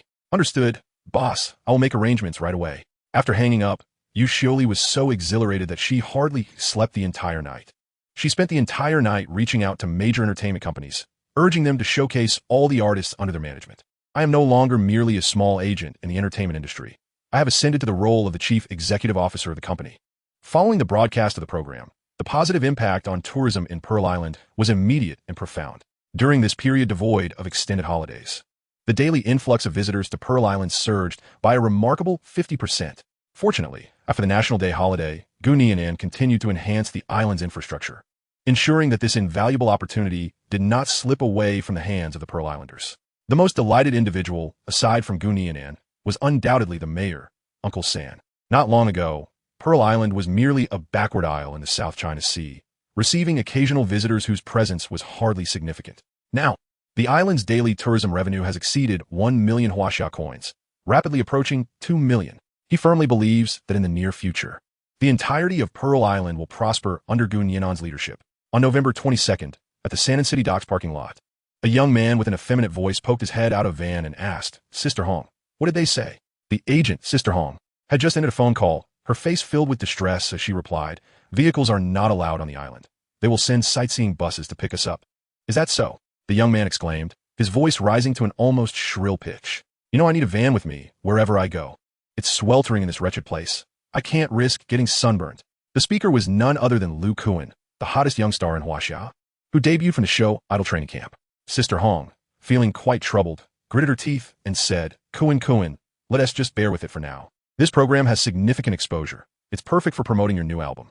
It's only 3 days. Once that's over, I'll arrange for you to take a break. Besides, none of the other guests have a van, so bringing one would disrupt the flow." Sister Hong believed she had appealed to reason and sentiment. If this foolish person before her still refused to understand, it would only lead to discomfort for everyone involved. Hearing this, Ling Qinghuan seemed to make a momentous decision. "All right, I'll listen to Sister Hong." Chapter 74, Super Reward. Ling Qinghuan causes a stir on Pearl Island. At a seaside cottage, Director Wang remarked, "Everyone has arrived except for Ling Qinghuan." Wang Ming impatiently nodded, "Forget about him. We will officially start shooting in 5 minutes." "Understood." Director Wang. The staff acknowledged before retreating. Wang Ming knew that Ling Qinghuan would undoubtedly miss the start of the shoot. Due to personal reasons, he had not been able to board the same ferry as the other guests. Out of courtesy, Wang Ming chose to wait for him before commencing. After all, the next ferry would arrive in an hour. However, the entire production team waited for an hour, and still, he did not arrive. He even missed the next ferry. This time, Wang Ming could no longer tolerate it. Among the young artists on the island, only Ling Qinghuan, who had just risen to fame a few months prior, was late. This was purely a matter of attitude. Wang Ming took a sip of coconut juice and turned to face the monitor. She picked up the intercom. "Members of the indoor team, prepare yourselves. We shall commence in 30 seconds. With the director's authoritative command, all were ready. And the show officially began filming. This episode featured the youthful guests Chun Yiwen, Shangguan Mengjia, and the new generation of singing and dancing sensation Zhang Kai. The room was filled with handsome men and beautiful women, all youthful, allowing for a more uninhibited interaction among them. They all tacitly chose not to mention the tardy Ling Qinghuan. Earlier, at Mingzhu Tourism Company, Nian'an had just settled into his office when he received astonishing news. Mingzhu Island welcomed over 100,000 visitors. Reward: 1 seawater purifier, 100 shares of Longtang Superconducting Technology Company, Limited, and a cash prize of 1 billion yuan, along with a dedicated research fund of 5 billion yuan. The cash has been transferred to the account ending in 7960. The funds are legally sourced. Please use them at your discretion. Upon hearing this, he couldn't help but marvel at how exceptional the system was. This time, the cash reward alone amounted to 1 billion yuan, plus a generous 5 billion yuan research fund. At this rate, it wouldn't be long before he surpassed his father-in-law in wealth. Nian'an, I haven't had my fill of living off someone yet. Simultaneously, he received his first corporate share reward. It was a company he had never heard of, yet the mere mention of superconducting technology already highlighted its advancement. The last reward pertained to entertainment, and now it was technology. Reflecting on past side missions, Nian'an felt he was indeed excelling in both cultural and sporting arenas. He intended to grasp tourism, entertainment, and technology with equal fervor. Furthermore, Nian'an sensed that the seawater purifier might be the most remarkable reward among them. Seawater purifier. When placed in seawater, it can improve the marine environment, unlimited range. With a sudden exclamation, Nian'an sprang to his feet. As human civilization progressed, the oceans had ceased to be pristine. Waste, oil spills, microplastics, and even some creatures dared to discharge nuclear waste into the sea. Having grown up on an island, Nian'an held a profound affection for the ocean. He was acutely aware that if the marine environment continued to deteriorate, humanity would ultimately be the only victim. As per protocol, the seawater purifier was already en route to Mingzhu Island. Nian'an eagerly anticipated the day when the world's oceans would be purified. After a brief inquiry, he discovered that Longting Superconducting was located in Yanqing. How fortuitous, for the headquarters of the Sea High Group was also in Yanqing. Darling, do you wish to go to Yanqing? Ling Qinghuan asked, somewhat surprised.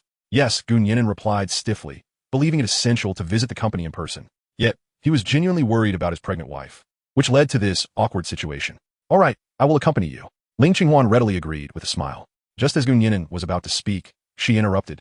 Let us take the blue space vehicle. It's both comfortable and safe. As I lay down to rest, upon waking, I will find myself in the enchanting city of... Upon hearing this, S face illuminated with a radiance known as happiness. As had aptly stated, compared to high-speed trains or airplanes, this is undoubtedly the superior choice. Were it a regular vessel, would have to fret over the weather and sea conditions. However, for the majestic 6,000-ton, such concerns are trivial.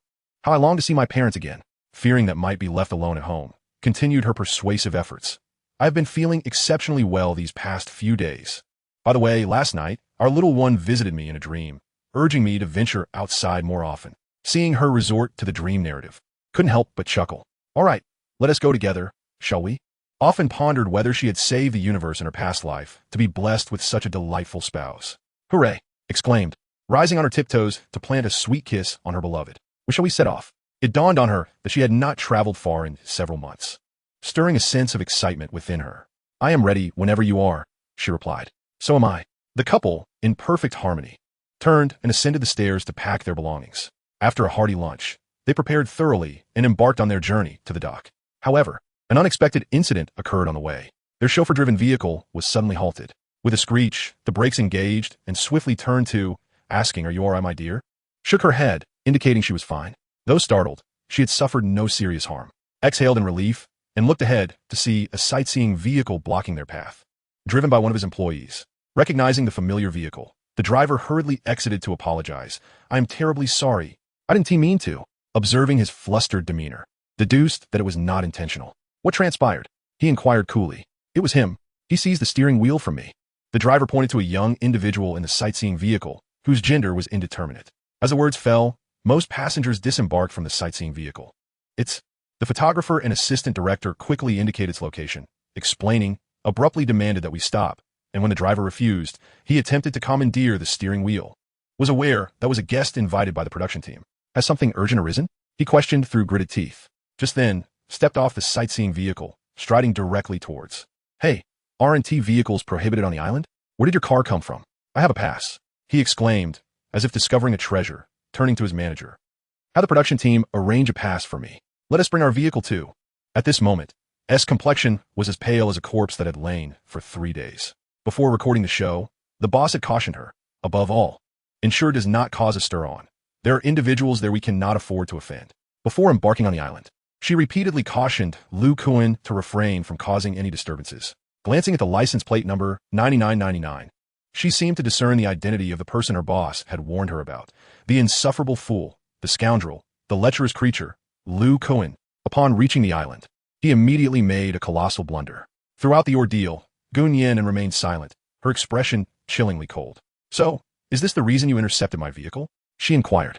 "Well, somewhat," Ling Qinghuan nodded, then asked, "Where did you procure this permit?" He remained oblivious to the fury that had turned Gu Nian'an's eyes crimson. She turned back, casting a reassuring glance at Ling Qinghuan before stepping out of the car. "You're Ling Qinghuan?" she asked in a frigid tone. Ling Qinghuan, puffed with pride, nodded, completely unaware that he had ignited a firestorm.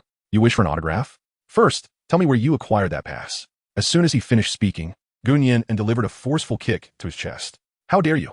he exclaimed as he was sent flying several meters, nearly tumbling into the sea. "Inform Wang Meng that Ling Qinghuan will not be attending." Gu Nian'an instructed the assistant director, who had never witnessed her furious demeanor during his time on the island. He could only comply meekly. "Furthermore, disseminate all the footage you have recorded. Notify Yu Xioli that I intend to blacklist Ling Qinghuan." Unlike other companies that merely engaged in idle threats, Gu Nian'an's blacklisting was resolute. After speaking, she returned to the driver's seat, started the vehicle, and departed in a flash. Chapter 75. Ling Qinghuan is blacklisted. The little princess returns home due to personal reasons. Ling Qinghuan formally withdrew from this season's recording. Upon hearing this news, the crowd exhibited little reaction. The 5 golden flowers had heard of Ling Qinghuan's eccentricities and harbored no fondness for him. Had it not been for his company's substantial financial backing of the production team, Yu Xioli would not have selected him as a guest. For the flying guests, Ling Qinghuan's absence meant greater opportunities for them to showcase their talents. They were quite pleased with his non-attendance. feeling that their wishes had indeed come to fruition. Just as everyone believed the recording could continue without incident, Wang Ming signaled to pause the filming. Noticing Yu Xiuli and the director engaged in a discussion, Shen Yifei curiously approached. Sisterly, is there something amiss? Yu Xiuli, her expression grave, nodded and pulled Shen Yifei aside. Fei, you need to see this video. Shen Yifei focused her gaze. The ocean, the sightseeing vehicle, and Ling Qinghuan. Ling Qinghuan has already landed on the island? She began to say, but was interrupted by Yu Xiuli. Moments later, the monitor displayed footage of Ling Qinghuan demanding to stop the vehicle and subsequently attempting to seize the steering wheel. How could he behave in such a manner? Shen Yifei was stunned by the scene. However, as the camera shifted, she was further horrified, her legs weakening. Is this the boss's car? Yu Xiuli nodded, adding, the boss's wife is also in the car. In an instant, Shen Yifei felt the world spinning around her, her head swirling. In a public sense, the couple Nian'an extended their hand during her moment of utmost helplessness, avenging her grievances and bestowing upon her a debt of gratitude that could be likened to a rebirth. On a personal level, Ling Qinghuan, a cherished friend and confidant of his sister, also bore the child of his employer. How could Ling Qinghuan possibly expect her not to be incensed when he placed Ling Qinghuan in perilous circumstances? At this juncture, Shen Yifei's expression was chillingly severe. What did the boss say? A ban. I have already dispatched individuals to gather incriminating evidence against him. In contrast to Shen Yifei's agitation, Yu Xiuli appeared more composed. Although Ling Qinghuan had only recently entered the industry, his unsavory reputation was no secret. With sufficient financial backing, it would not be a daunting task to bring him down. And what of the boss and the boss lady? This was the foremost concern for Shen Yifei. They are unharmed. They have already set sail. Upon hearing this, Yu Xiuli let out a quiet sigh. Ling Qinghuan was someone I invited.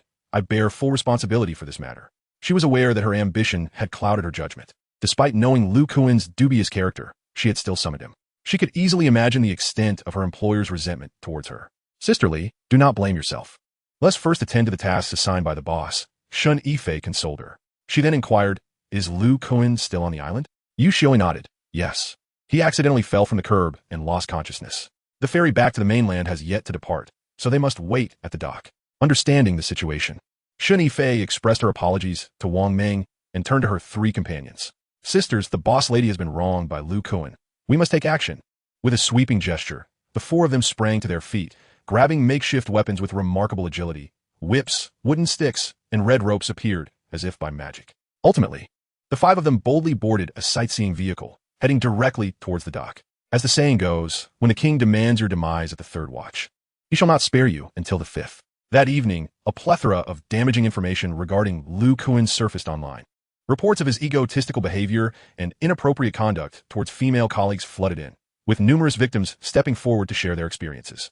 Radiant Entertainment, the company to which Ling Qinghuan belonged, exerted its utmost efforts to suppress the growing scandal. However, a scene reminiscent of recent events unfolded, rather than diminishing. The uproar spread across the internet in mere hours. Inside Radiant Entertainment, President Long Yaoi occupied the foremost seat in the conference room, arms crossed, casting uneasy glances at those assembled. What shall we do? In former days, he had been an imperious tyrant, yet now his words were laced with anxiety and trepidation. Following the incident, Hong Jie promptly reported the situation back to the company. Long Yaohui's immediate reaction was one of utter fury. He lamented, the people of Mingzhu Island are remarkably fierce, aren't they? Was it truly necessary to resort to violence over simply halting a vehicle? Subsequently, he received a phone call from Yu Xiuli. Logically, Radiant Entertainment was a major corporation, and as its president, his status should surpass that of Yu Xiuli. Nevertheless, the repercussions of provoking Shen Yifei were still vividly etched in his memory, rendering him cautious in his dealings with Yu Xiuli. On the phone, Yu Xiuli unleashed a torrent of invectives upon his ancestors. From her tone, it seemed she even contemplated her demise in Yanshan. Long Yaoi, seething with both rage and confusion, could no longer tolerate the tirade and abruptly ended the call, only to receive a video from Yu Xiuli. It captured the moment when Ling Qinghuan seized the steering wheel, causing the Mercedes-Benz chauffeur vehicle to come to a screeching halt. Then, Yu Xiuli's words plunged him into despair. Our boss is in the car, along with his pregnant wife. When it comes to the most enigmatic moguls in the entertainment industry today, Shen Yifei's boss undoubtedly ranks among the foremost. Inside the conference room, the atmosphere was heavy, with everyone hanging their heads in silence. The company had initially placed great importance on collaborating with Shen Yifei's studio.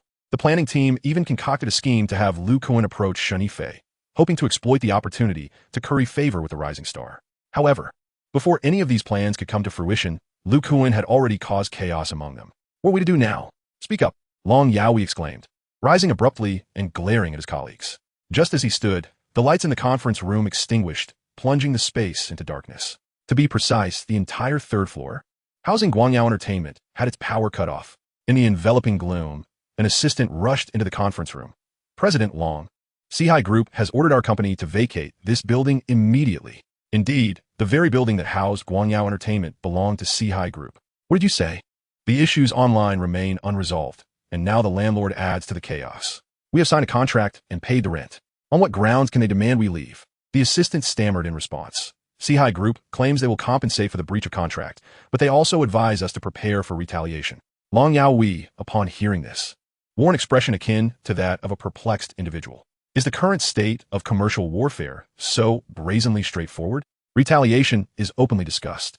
And on what basis do they feel justified in retaliating against us? Just as he was engulfed in confusion, the building security team stormed the floor occupied by Guangyao Entertainment to evict them. The employees, who had been burning the midnight oil, were forced to abandon their work. In truth, the security personnel hardly exerted themselves. After all, no one was willing to work late for a scoundrel. At 9 o'clock that evening, at the Yangchang dock, Mom, Dad, Ling Qinghuan, with Nian'an support, descended the gangway and turned to embrace her parents. Huan, you have suffered. Your father will avenge you. Ling Qinghuan, a formidable force in the business world for decades, had but one weakness, his family. Among them, he cherished his 2 daughters above all. Upon learning that his daughter had narrowly escaped harm at the hands of a despicable actor, his fury ignited, vowing to exact 1,000-fold revenge. I'm perfectly fine. You need not worry, Ling Qinghuan insisted, truly unaffected by the ordeal. If anything, she had merely been preoccupied with browsing the internet, her eyes growing weary from the screen. Conversely, Gu Nian'an remained anxious, feeling he had not fulfilled his duties as a husband. Yang Lirong, as the elder, saw through his inner turmoil and offered comfort. Shaolin, there is nothing to fret about. You have done well. Our elders were unaware of the prevailing opinions, and thus it falls upon you to manage the situation. Gu Nian'an forced a smile and nodded in agreement. Ling Qinghuan bore no ill will towards his son-in-law, giving him a reassuring pat on the shoulder, and remarked, It's getting late. Let's return home to rest. Chapter 76. Night, Zanzan punishes Kong mom. Is my brother not home? The absence of Ling Qinghuan was palpable within the villa. Upon hearing Ling Qinghuan's words, an awkward expression surfaced on the faces of the 3 present. Indeed, your brother is on a business trip and will return in a couple of days, Yang Lirong casually replied. Oh, I see. Ling Qinghuan thought little of it, as her brother was often very busy. Meanwhile, on Mingzhu Island, the approaching sound of helicopter rotors heralded the arrival of 2 aircraft at the island's airport. Ling Qinghuan was the first to descend from the cabin, followed closely by 7 or 8 menacingly clad thugs in suits. Greetings, you must be Mr. Ling. You surely have been waiting for some time. Ling Qinghuan nodded and boarded the sightseeing vehicle alongside Yushioli. The vehicle drove directly to a particular guest house on the island.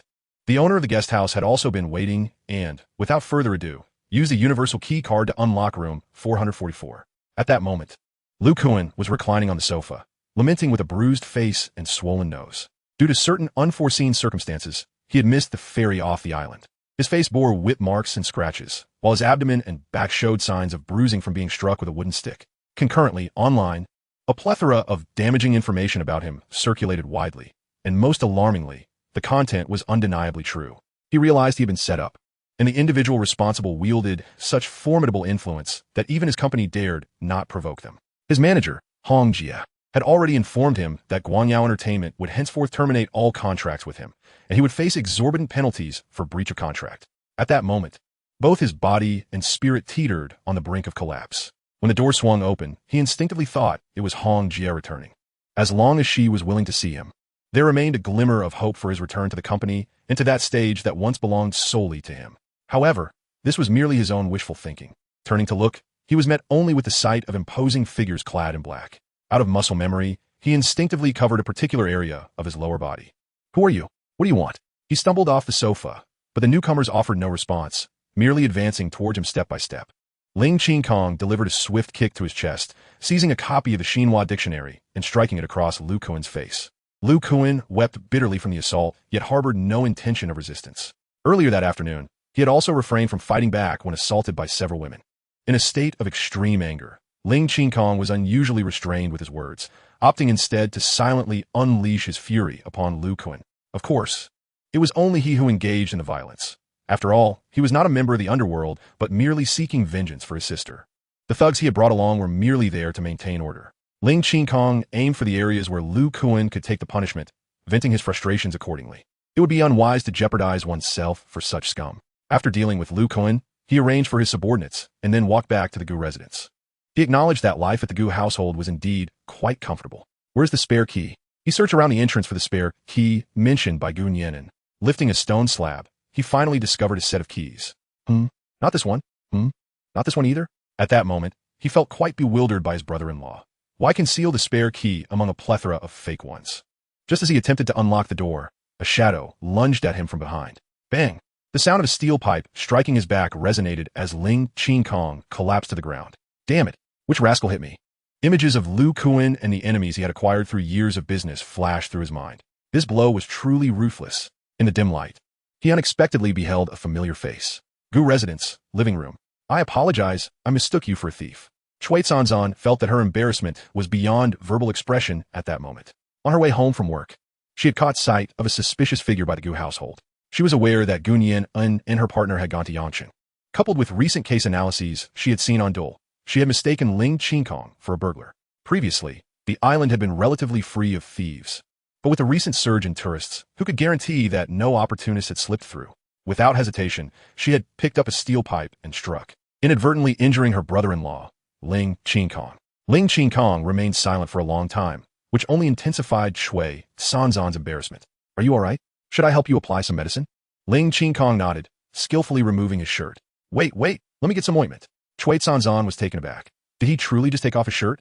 Naturally familiar with the Gu household, she quickly retrieved the first aid kit, extracting ointment and cotton swabs.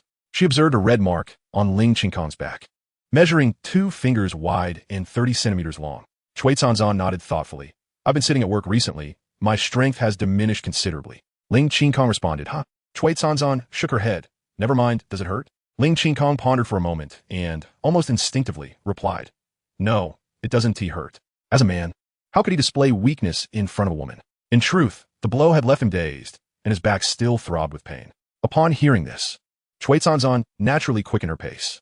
After all, it was rather inappropriate for a man and woman to be alone in a room, especially with him still shirtless. Once the wound was treated, Cui Sanzan returned to the sofa.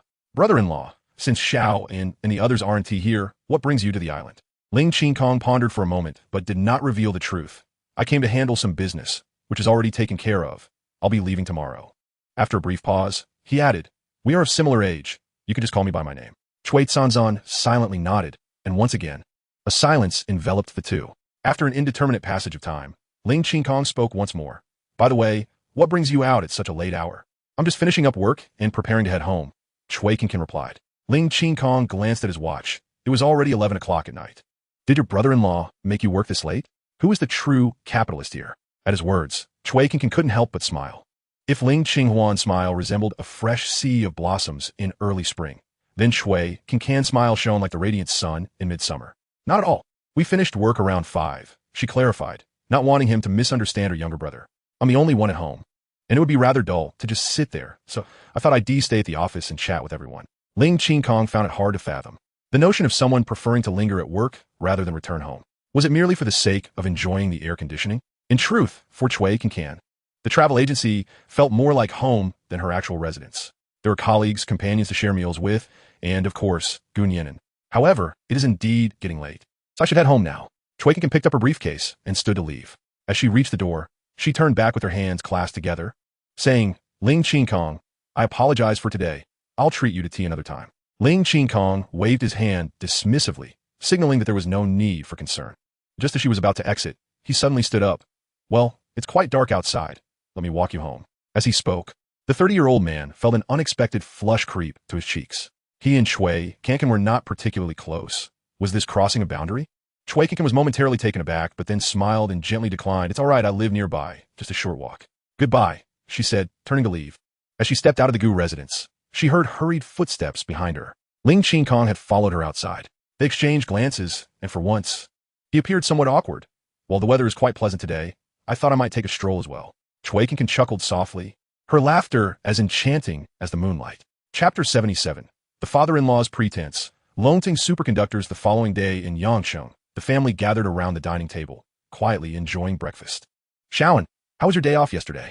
Yang Lirong inquired with concern. The couple was keenly observing the developments on Mingzhu Island. In a mere 3 months, Gu Nian'an had already demonstrated his capabilities.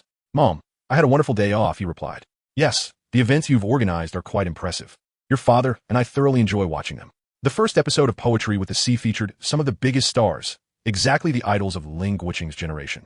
By the way, Guqing, didn't you mention that you had something to ask Xiaoan? As soon as Yang Lirong spoke, both the father-in-law and son-in-law tensed up. Dad, please feel free to ask whatever you wish, Gu Nian'an said, puzzled, wondering if his father-in-law harbored any discontent towards him. Ling Qinghuan cleared his throat and asked, I've heard you've invested quite a bit of money into that program. Will you be able to recoup your investment? Upon hearing this, Gu Nian'an felt a wave of relief. It was merely a business inquiry. Indeed, I invested 300 million, and I've already broken even. Ling Qinghuan promptly spat out his soybean milk in astonishment. So soon, as far as he knows, this program has been in planning for just over a month, and has aired only once. Has it truly recouped 300 million? Is the entertainment industry really that lucrative? Indeed, I secured a sponsorship from the provincial government of Nian'an. Gu Nian'an began to elucidate the process of recouping the investments. The majority of the profits were generated after the first episode aired. We signed a contract for 2.4 billion in advertising fees, and with additional revenue from broadcasting and copyright, we nearly broke even. Regarding his father-in-law, he had nothing to conceal. The more Ling Qinghuan listened, the more he felt this was a fanciful tale. 300 million is no trifling sum. Even he would need a while to earn such a fortune. Furthermore, he understood that while the program's profitability was one aspect, the more significant factor was its potential to stimulate tourism on Mingzhu Island. That would indeed be a long-term cash cow. Well, I always believed in your capabilities. It seems my father-in-law did not misjudge you. In front of his son-in-law, Ling Qinghuan naturally refrained from appearing overly astonished. Men, after all, are often burdened by pride.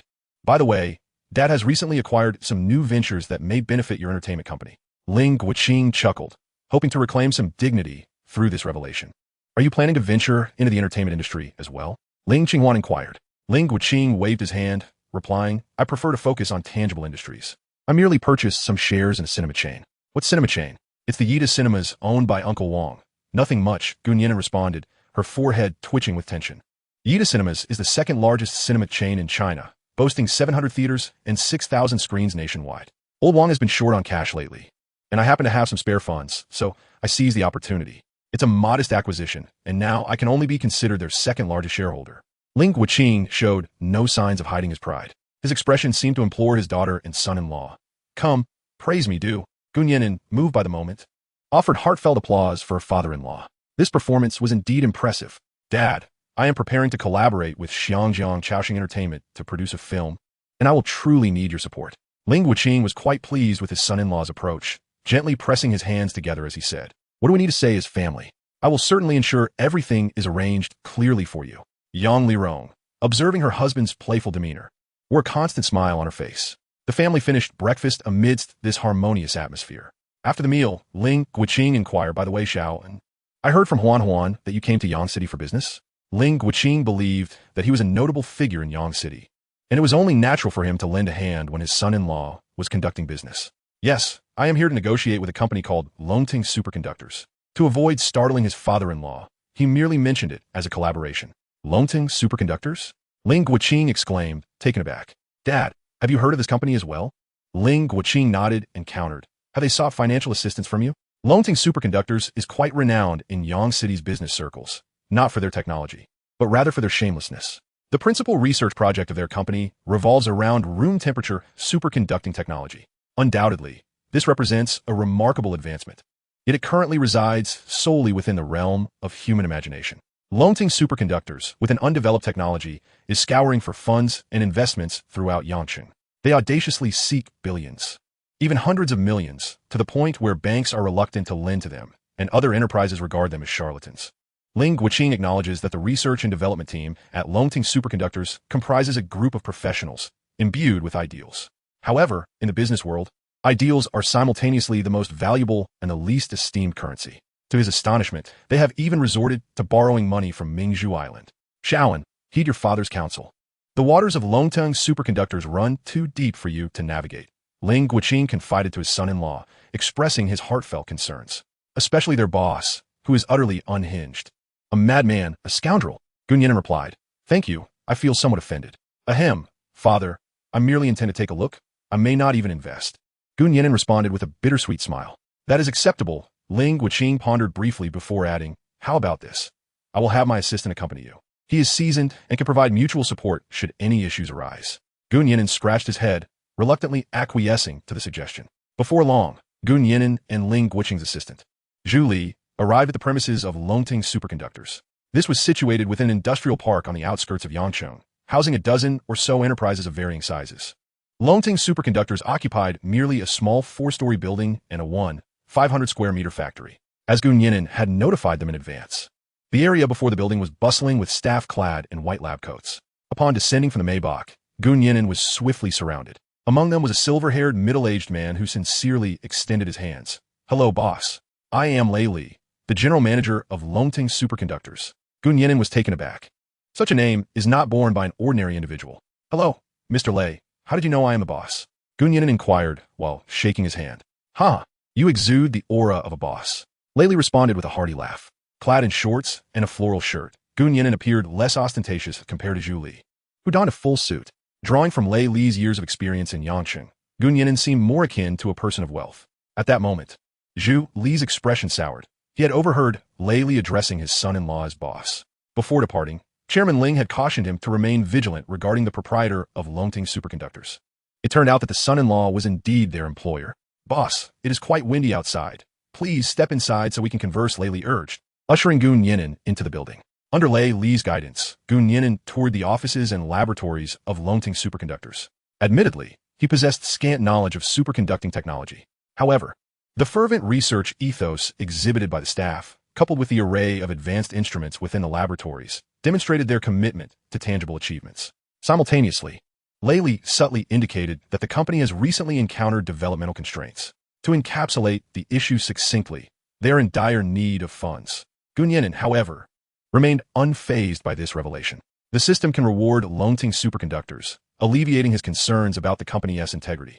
After all, money is no object for him. Chapter 78, The Mad Genius. Longting relocation. When Riley emerged from the office, his expression was one of utter bewilderment, his eyes vacant and devoid of life. The employees quickly pulled him aside, inquiring, Mr. Riley, what did the boss say? With tears welling in his eyes, Riley replied, everyone, stop looking around. Pack your bags. We must prepare to leave. What? The crowd gasped in shock. They had hoped that a change in leadership would rejuvenate the company, allowing them to continue their noble work. Little did they expect that the new owner, just hours after arriving, would seek to dismiss them all. I want to go, exclaimed a young female researcher in her early 30s, tears streaming down her face like a child. I can accept a pay cut. Tell the boss I want to stay. She stammered, suppressing her words. Please, Xiao Song, you are the backbone of our team. Without you, the project cannot proceed, Riley urged kindly. Mr. Riley, didn't he, the boss, just lay us all off? Song Xiaoxue questioned, her confusion echoed by her colleagues. Who said that? The boss praised everyone's talent and promised to invest in us. Riley burst into laughter, realizing the gravity of the situation. The moment the company was acquired, he believed his fate was sealed. To his surprise, the new owner recognized his worth. But where are we supposed to go? The employees pressed. To Nian'an City. The boss has instructed us all to relocate there. A whole building has already been secured in the Sand and High-Tech Development Zone. As Riley elaborated, the confusion in their eyes deepened. Surely, Mr. Riley hasn't truly lost his mind? This was the collective thought among them. I'm serious. The afternoon is free.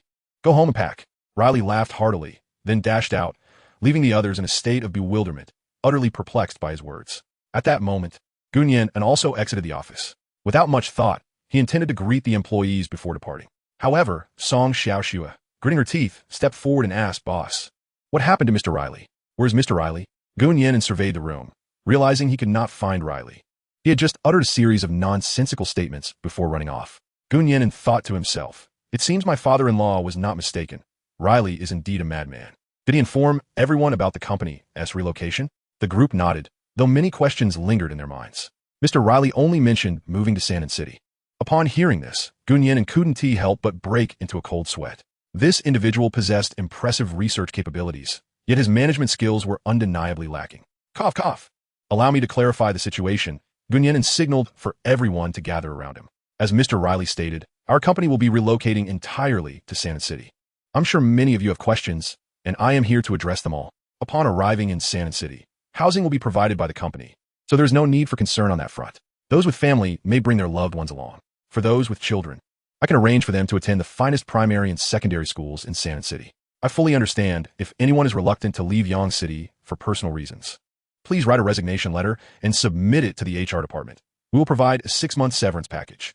As these words echoed in the room, an eerie silence enveloped the crowd, leaving everyone to ponder whether their ears had deceived them. Were the conditions proposed by the new boss perhaps too generous? Is this a business venture or an act of charity? At this moment, Nian'an added, "Oh, by the way, upon arriving in Nian'an, all salaries will be increased by 12, and any previously unpaid wages will be compensated." At this revelation, the crowd could no longer contain their astonishment. Their mouths agape in disbelief. "Boss, are you trying to sell us off?" Song Xiaoxue inquired impulsively. Nian'an scratched his head, looking at Song Xiaoxue with confusion. "How many people are there in our company?" Song Xiaoxue proudly replied, "Including the cleaning staff, there are a total of 73 people.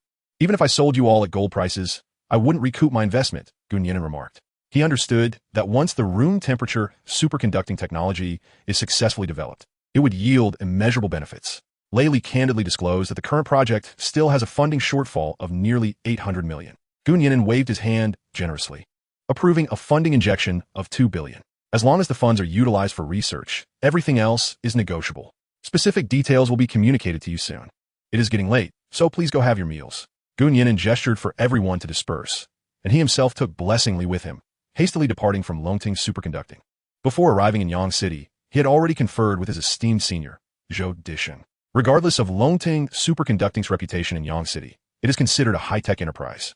Such companies are more than welcome to settle in Nian'an City, and Zhou Disheng would surely be more than agreeable. Moreover, Nian'an did not leverage his acquaintance to request support policies.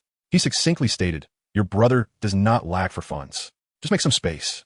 It is a rarity to find such a commendable junior who merely seeks to deliver results without causing trouble. Upon returning home, Nian'an sought out his father-in-law. "Dad, there's a matter that requires your assistance." A rare, flattering smile graced his face. Regarding this issue, Ling Qinghuan had already gathered a general understanding from Blessing Li. He spoke, "Xiao, and as family, we do not speak as outsiders. Since you have chosen this company, I will refrain from saying much more. Developing technology requires substantial investment. Are you in need of funds? I have several hundred million in spare cash here. Take it if you need it." Though he spoke lightly, having just acquired Yida Film and Television, he indeed had little liquid capital at hand. Yet, as the saying goes, a man must save face. "Dad, I have sufficient funds. You need not worry." Nian'an poured a cup of tea for his father-in-law, presenting it before sitting down beside him. "The relocation of Longting Superconducting is quite troublesome. I need to take care of Qinghuan. Could I trouble you to assign someone to help me keep an eye on things?" The relocation of a business is not as simple as Lei suggests. Employees cannot merely pack their bags in the afternoon and set off by night. Numerous formalities must be completed, and the transfer of various instruments requires the expertise of professionals. The local authorities in Nian'an have already reached an agreement, so there are no issues on that front. However, Nian'an finds himself lacking connections in Yangcheng and has no choice but to seek assistance from his father-in-law. "This is not a problem. I will have Zhu Li oversee the matter," replied Ling Qinghuan readily, taking a sip of tea as he awaited Nian'an's next request. Time passed, yet Nian'an remained silent, contemplating an outing with his wife. "Xiaoan, do you have anything to say?" he inquired, puzzled. Nian'an shook his head, stating, "That's all. It's essentially these matters. What about the money? You truly don't want any?" This revelation took Ling Qinghuan by surprise. "Xiaoan, we are family. If you borrow from the bank, you will incur interest, which is unwise. The money I provide you is yours to spend freely. I want to even request the principal back." Nian'an felt deeply moved by these words. Recalling the day he first met his father-in-law, he remembered the underlying hostility he must have harbored. Yet at this moment, he was speaking from the heart. He even felt that his father-in-law treated his older brother-in-law with less kindness than he had shown him. "Dad, I truly don't need your money. I still have some funds," Nian'an gently declined. "How much could you possibly have?" Ling Qinghuan assumed his son-in-law was merely shy about asking. Nian'an refrained from revealing the truth, fearing the amount might shock his father-in-law. "It's sufficient. It's more than enough." Since he had said this, Ling Qinghuan did not press further. He was confident that, even if his son-in-law squandered his fortune, he possessed the capability to help him rise again. After all, what is life about if not providing a solid foundation for the next generation? Chapter 79. 3 years ago, Ling Huan on Mingzhu Island, in a seaside cottage. Chen Yuan and 2 others sat beside the 5 blooming flowers, exchanging pleasantries with great caution, fearful of saying something amiss that might lead to unwanted trouble. They had heard the gist of Lu Kuan's situation, a rising star in the entertainment industry who had collided with a prominent figure, resulting in a rapid descent from grace. However, the most shocking revelation came from each of their companies. Ling Qinghuan's former agency, Guanghui Entertainment, had become a pariah of the industry, reviled by all. It was rumored they had been expelled from Yangcheng overnight and had yet to find new base. Furthermore, the country's largest cinema chain, Yida Cinemas, announced a complete severance of ties with Guanghui Entertainment. Among the trio, the most timid, Qinghuan, contemplated withdrawing from the program. I cannot face this. Can I not also find a way to evade it? Unfortunately, she could not escape. The company feared that her departure from the show at this time would be perceived as her supporting Ling Qinghuan. Ultimately, the company president personally intervened, pleading with her to remain and continue filming. They sought no accolades, only to avoid trouble for the company. At this juncture, Qinghuan could only muster the courage to cater to the 5 individuals, sweetly addressing them as sister with every utterance. However, the 5 did not wish to witness the current predicament unfold. Xiao 1. Shun Yifei has spoken, Xiao Wenzi exclaimed, gracefully sliding to kneel before Shun Yifei. You really don't need to do this, both of you as well. Shun Yifei turned her gaze towards the other 2 individuals. Upon hearing her words, Zhang Kai, startled, dropped to his knees in fear, anxious that failing to show humility would render him the next victim, like Ling Qinghuan. Shun Yifei, exasperated, turned to the director, signaling to pause the recording. She sincerely addressed the trio. Our purpose in this program is to create a relaxed and comfortable atmosphere for the audience. When you are too tense, it detracts from their enjoyment. I consider you as my own, thus I will speak candidly. As long as you respect our boundaries, anyone can be considered a good friend on this show. Our only boundary is our boss. At this moment, Shun Yifei hesitated briefly. Regaining her composure, she continued. Would you like to know why Ling Qinghuan was blacklisted? The 3 nodded in unison, but quickly shook their heads again. Such insider information was hardly meant for individuals of their standing. If I can speak of it, I fear not your gossip. She recounted upon arriving on the island yesterday. Ling Qinghuan, over a trivial matter, seized control of the sightseeing vehicle's steering wheel, nearly causing an accident. To be precise, he almost collided with our boss and his pregnant wife. Imagine if you were in such a predicament. How would you handle it? Until now, the group had only perceived Ling Qinghuan as malevolent, but they were astounded to learn the depths of his misdeeds. This was a matter of life and death. It seemed reasonable to blacklist Ling Qinghuan after all. Sister Fei, Ling Qinghuan is truly a scoundrel. He deserves his fate. Qinghuan chimed in. Indeed, he is utterly inhumane. He deserves it. Shangwan Mengjie also voiced her agreement. The 2 turned to Zhang Kai, who, snapping back to reality, unleashed a torrent of indignation. Ling Qinghuan is, for heaven's sake, simply beyond contempt. His words were met with 7 astonished gazes. Buddy, are you sending out a telegram here? Su Linger couldn't help but jest. The entertainment industry is such that while one is in the limelight, even those who harbor disdain will speak kindly. Yet, in times of downfall, even strangers wish to trample upon you. Shun Yifei had long since grown indifferent to such matters. As she stated, her boundaries were clear, solely concerning Nian'an and Ling Qinghuan. Well, now that we have clarified the situation, she clapped her hands, urging the 2 still kneeling to rise. Just relax. Let's discuss where we shall go for fun later. The 2 rose with relief, smiling broadly. At that moment, the recording had yet to commence, when Yu Xioli navigated through the crowd directly to Shun Yifei. Fei, I just received 2 film offers. Would you like to take a look? Under ordinary circumstances, Yu Xioli would not interrupt the recording unless faced with an urgent matter. Shun Yifei nodded, accepting the tablet to peruse. Both adaptations of novels? Indeed, one is a film, and the other a television series, both scheduled around the same time. We can only choose one. The 2 original works are strikingly different in both content and style. One is a fantastical, mindless web novel, for which the production team has invited Shun Yifei to portray the female lead, Ling Qinghuan. The other is a serious literary piece steeped in deep sorrow, and Shun Yifei has also been invited to play the role of Anna. I wish to choose the web novel for adaptation into a television drama. After a brief glance at the script outline, Shun Yifei made her decision. Why? Yu Xioli asked in confusion. Given Shun Yifei's popularity and acting prowess, taking on a leading role in a film would be entirely feasible. Because the character's name is Ling Qinghuan, I feel a strong connection. Shun Yifei chuckled. It was her first time accepting a role for such an absurd reason. However, just as Yu Xioli was about to say something more, her phone began to vibrate in her pocket. She took it out, and her expression turned serious. It was a call from the boss. Upon hearing this, the living room fell silent. The sound of a pin dropping could be heard. Qinghuan and the others dared not even breathe heavily, fearful of disturbing Yu Xioli's boss. Hello, Li Jia, is Fei beside you? Nian'an inquired directly. Yes, I'll hand the phone to her, Yu Xioli replied, extending the phone. Hello, boss. This is Shun Yifei. Gu Nian'an asked. You just received 2 film offers, correct? Yes, one for a television series and one for a movie, both with a remuneration of 25 million. Shen Yifei candidly responded. You will play Anna and let Jiang Shishi portray Ling Huan. Gu Nian'an's tone was authoritative, leaving no room for doubt. Why? I want to play Ling Huan. Shen Yifei replied, unusually defiant. You are not suited for that role. You are far more appropriate for Anna, Gu Nian'an explained patiently.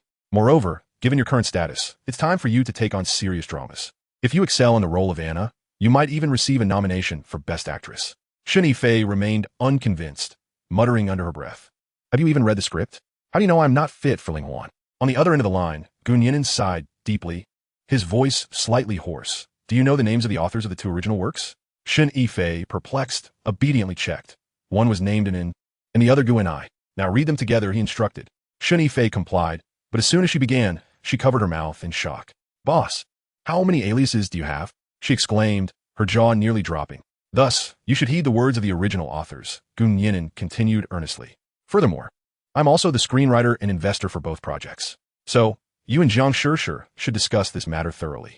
After Gu Nian'an hung up, Shen Yifei was still in a state of disbelief. It was not until Jiang Shishi gave her a gentle push that she managed to articulate her thoughts. Both of these books were written by the boss, both of them. In Yancheng, Gu Nian'an had just received the news that his works were to be adapted into films. For a writer, such an adaptation is undoubtedly a tremendous honor. Trusting in the quality of his creations, he declared his intention to invest, stating that regardless of the budget, he would secure over 30 of the investment share. At this moment, both of his literary pseudonyms were discovered by Ling Qinghuan. Previously, no matter how she interrogated him, Gu Nian'an refused to divulge the truth. Just after hanging up the phone, Ling Qinghuan cast a mischievous glance at him. Dear, what brings you here? Due to the awkwardness, Gu Nian'an's face turned a deep shade of crimson. My husband, does the female protagonist in your book named Ling Huan hold any significance? Ling Qinghuan inquired. Oh, I just thoughtlessly came up with that name. It holds no deeper meaning, Gu Nian'an replied, his head hanging low, a stark contrast to his usual self-assured demeanor.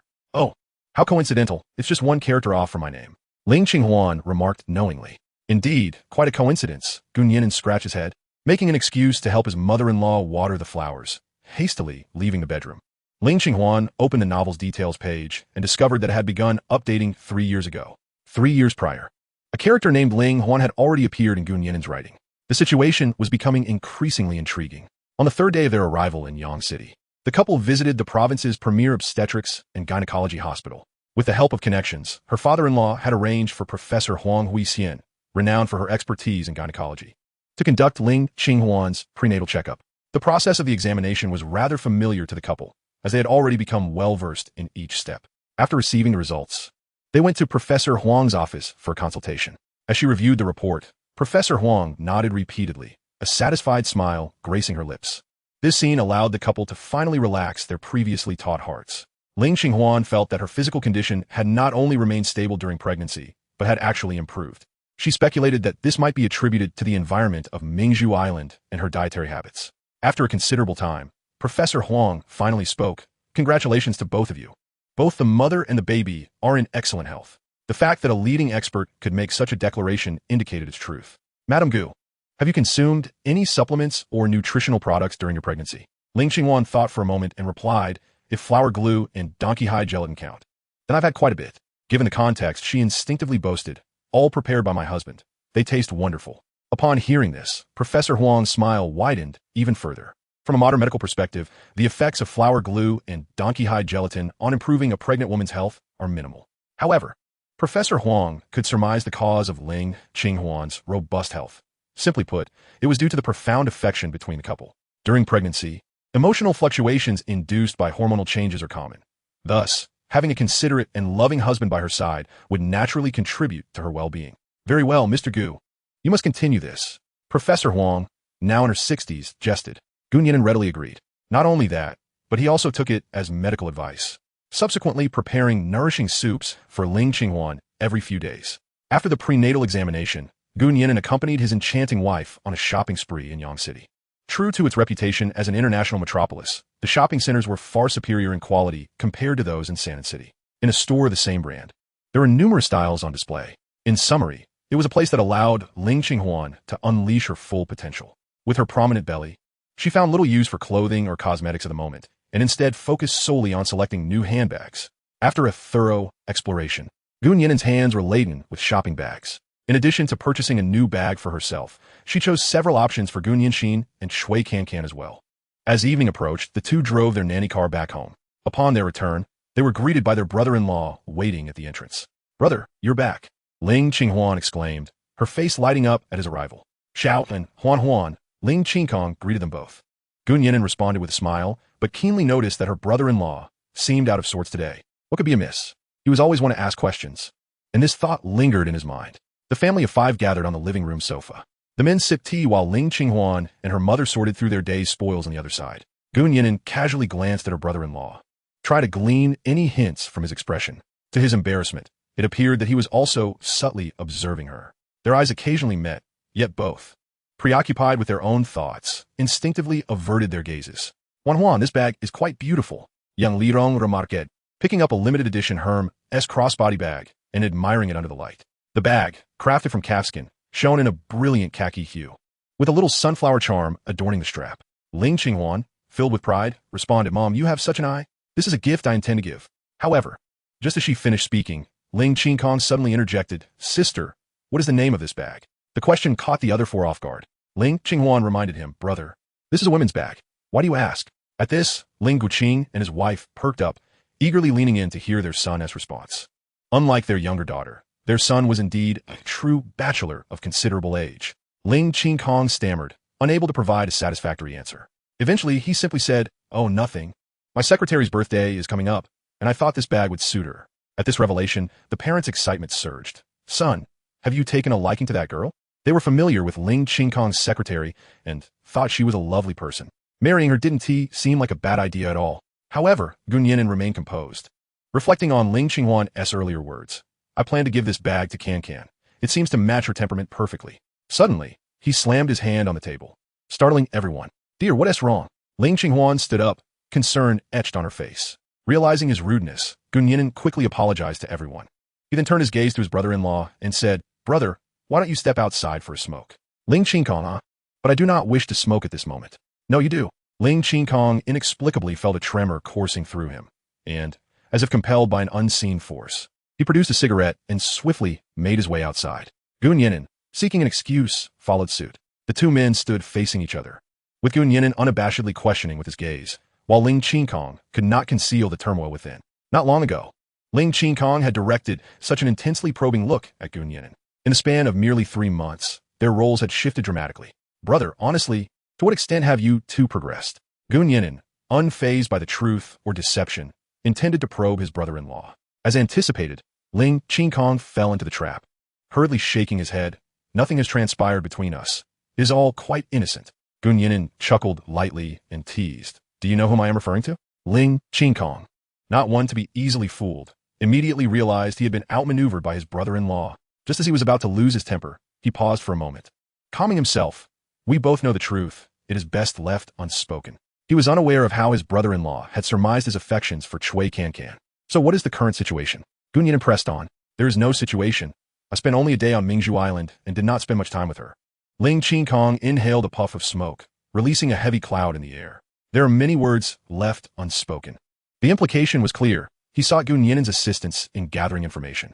"Brother, she is my sister. Regarding your request, I can only assist to the best of my abilities." Gun Yinan, aware of Cancan's past, did not readily acquiesce. "Very well, your intentions are appreciated." Ling Qingkong patted his brother-in-law's shoulder, "Of course. I will be proactive on my end. You need not worry." How could Gun Yinan feel at ease knowing his brother-in-law's intentions towards his sister? Their conversation lasted, but the time it took to smoke a cigarette before they hurried back indoors. The other three, naturally curious about their discussion, were met with a few light-hearted remarks that masked any probing. "By the way, Dad, did you not say that my chauffeur vehicle was quite nice? I have ordered another one for you.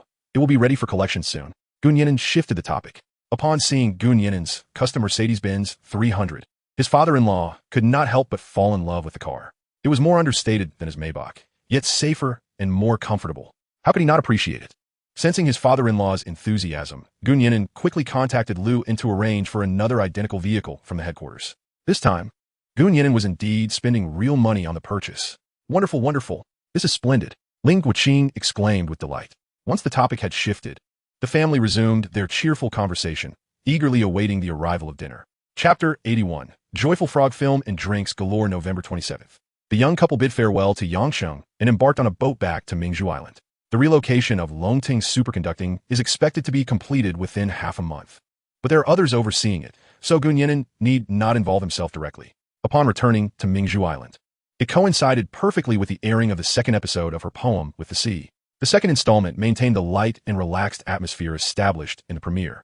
The minor upheavals outside the program have in no way diminished the high quality of its content. Modern individuals undeniably envy the relaxed and carefree lifestyle depicted within the show. Unsurprisingly, the second episode has also become a sensation. Concurrently, the studio has received a plethora of invitations, solidifying the fame of the 5 golden flowers. Moreover, Nian'an's 300 million has officially returned after the airing of the second episode, ensuring that each forthcoming day will yield considerable profits from the program. The following morning, Yu Xiuli approached Nian'an. Boss, Ling Qinghuan was invited by me, and I must take responsibility for this matter. Indeed, she had come to admit her fault to Nian'an. It is not uncommon for invited guests to falter in the entertainment industry. However, for a guest to nearly jeopardize the boss's life, Yu Xiuli might be the first. Nian'an understood that this incident was purely a consequence of Ling Qinghuan's mischief and had nothing to do with Yu Xiuli. Furthermore, since the establishment of the studio, it has been Yu Xiuli who has overseen the operations. Naturally, he would not penalize his capable aide. Moreover, he wished to reward her. Let bygones be bygones. There is no need for Sister Li to feel remorse. Now, I have a very important task to assign to you. Upon hearing this, Yu Xiuli was understandably moved. Boss, please speak. I will exert every effort to accomplish it. In an industry rife with deceit, a boss like Nian'an, who reciprocates sincerity with sincerity, is indeed a rarity. You need not exhaust yourself over this matter. You. Seated in his executive chair, Nian'an wore a smile, exuding an undeniable aura. Yu Xiuli's face reflected her confusion. Indeed, let us transform the studio into a film and television company. From today onward, you shall be known as Yu. This was inherently part of Nian'an's business strategy. The acquisition of shares in Yida Film and Television by his father-in-law undoubtedly expedited the plan's execution.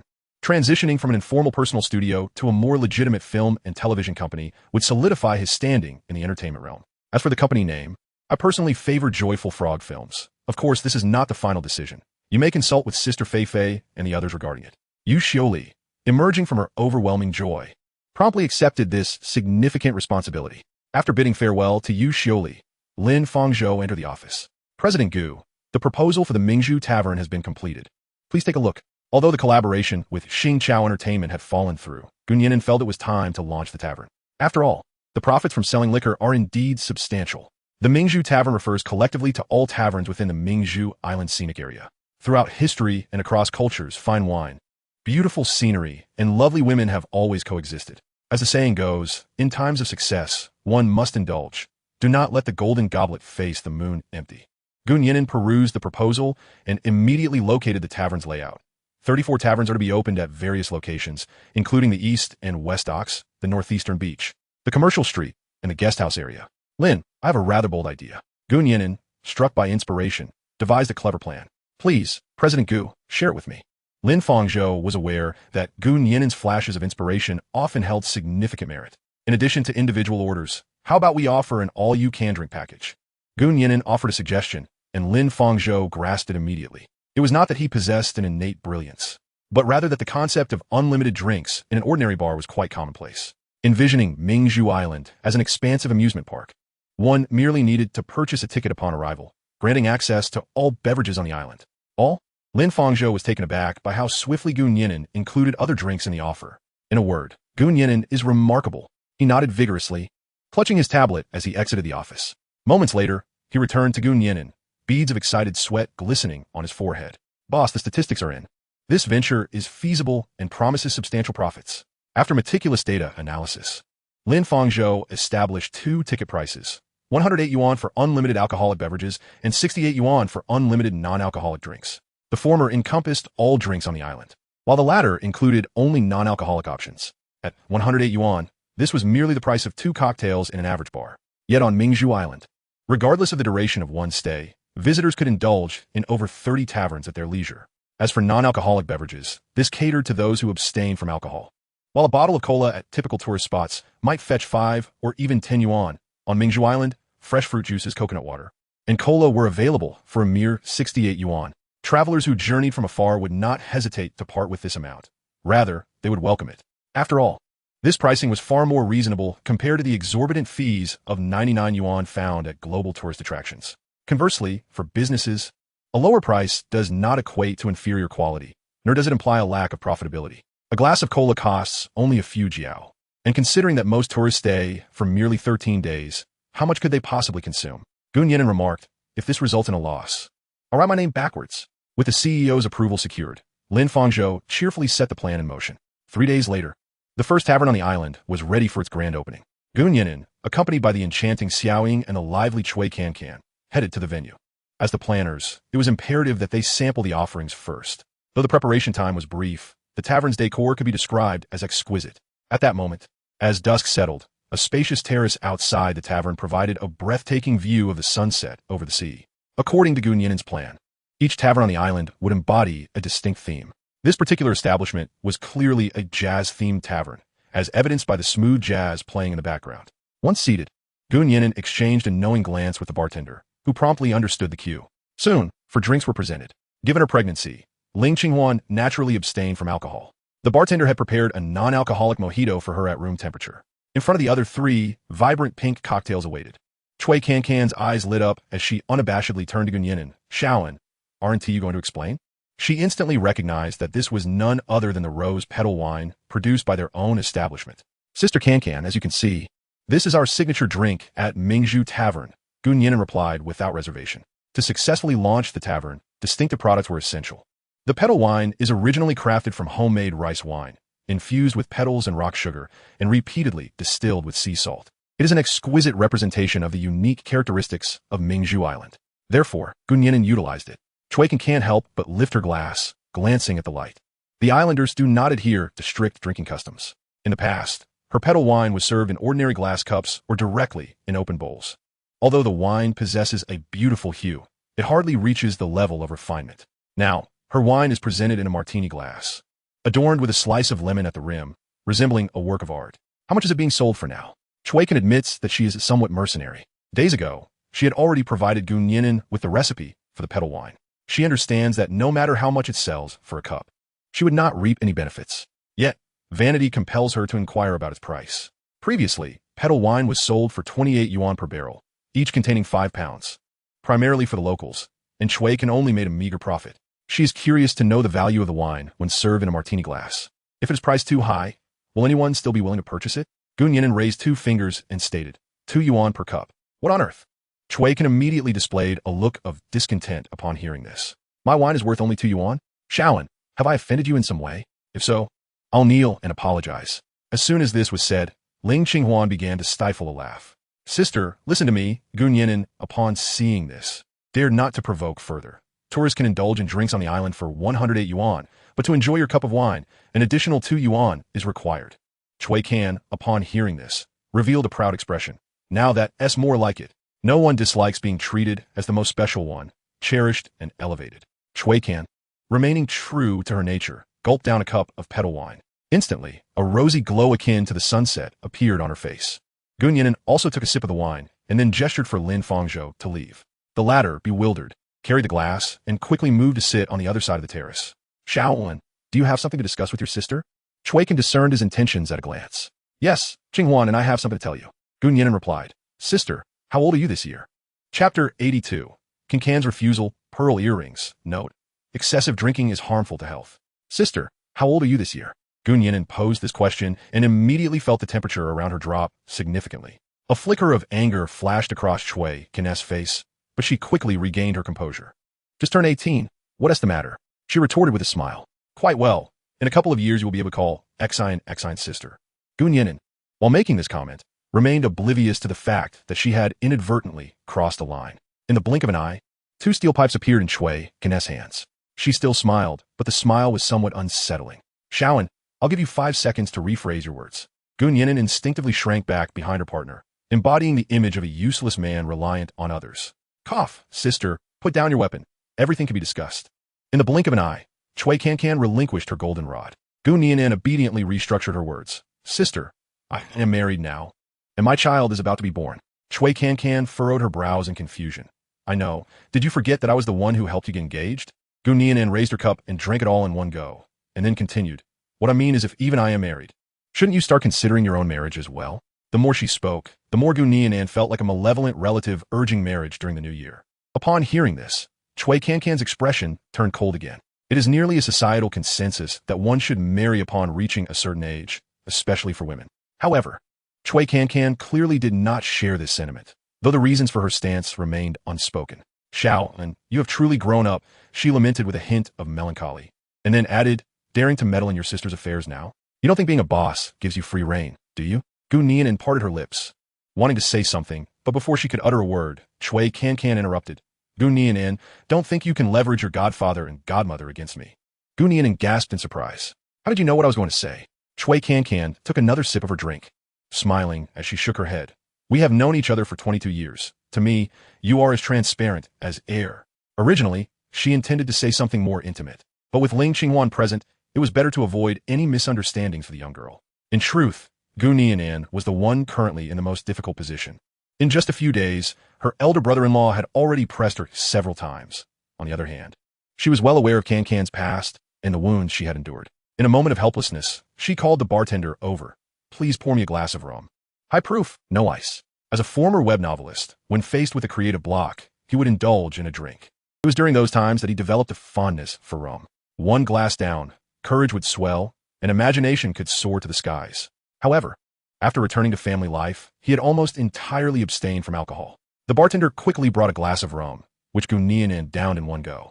This scene left Ling Qinghuan heartbroken, patting his back and urging him to drink more slowly. As the effects of the alcohol set in, Gu Nian'an exhaled deeply and said, "Sister, if I were to say, hypothetically, that I wanted to introduce you to someone, would you accept?" Upon hearing this, Cui Cancan instinctively turned to look at Lin Fangzhou. "Not him. He is not worthy of you," Gu Nian'an stated without mercy. "Lin Fangzhou, even if you introduced me to the best man in the world, I have no desire to talk about marriage right now," Cui Cancan replied, not even asking who it was before politely declining Gu Nian'an's introduction. "What if someone has already taken a liking to you?" Gu Nian'an pressed on.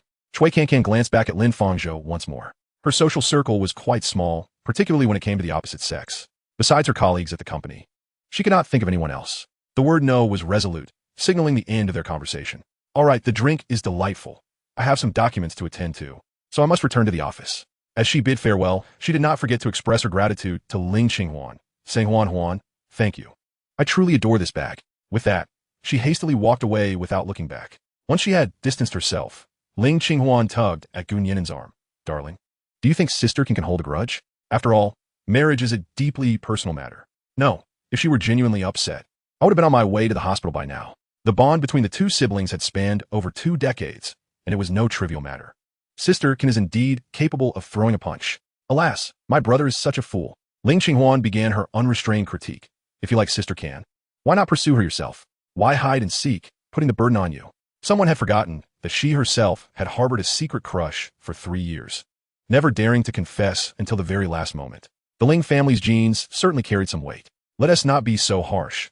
I can understand my brother-in-law as perspective. As a man, Gu Nian'an felt compelled to defend him. "Oh," Ling Qinghuan's lips curled in a smirk, realizing the complexity of the situation. "So, you two have had a crush on someone?" Upon hearing this, Gu Nian'an suddenly let out a dramatic exclamation. "Oh dear, why is this wine so potent? I feel as if I might faint from intoxication." After his theatrical outburst, he collapsed into Ling Qinghuan's embrace. She gently stroked his short hair while stifling a giggle. All right, I won't pry any further. After all, they were already wed with a child on the way. Why should she concern herself with Gu Nian'an's past? Moreover, she could sense that he was profoundly in love with her at present. Gu Nian'an opened one eye, assessing the appearance of his enchanting partner. Really? Indeed, even pearls cannot rival such authenticity.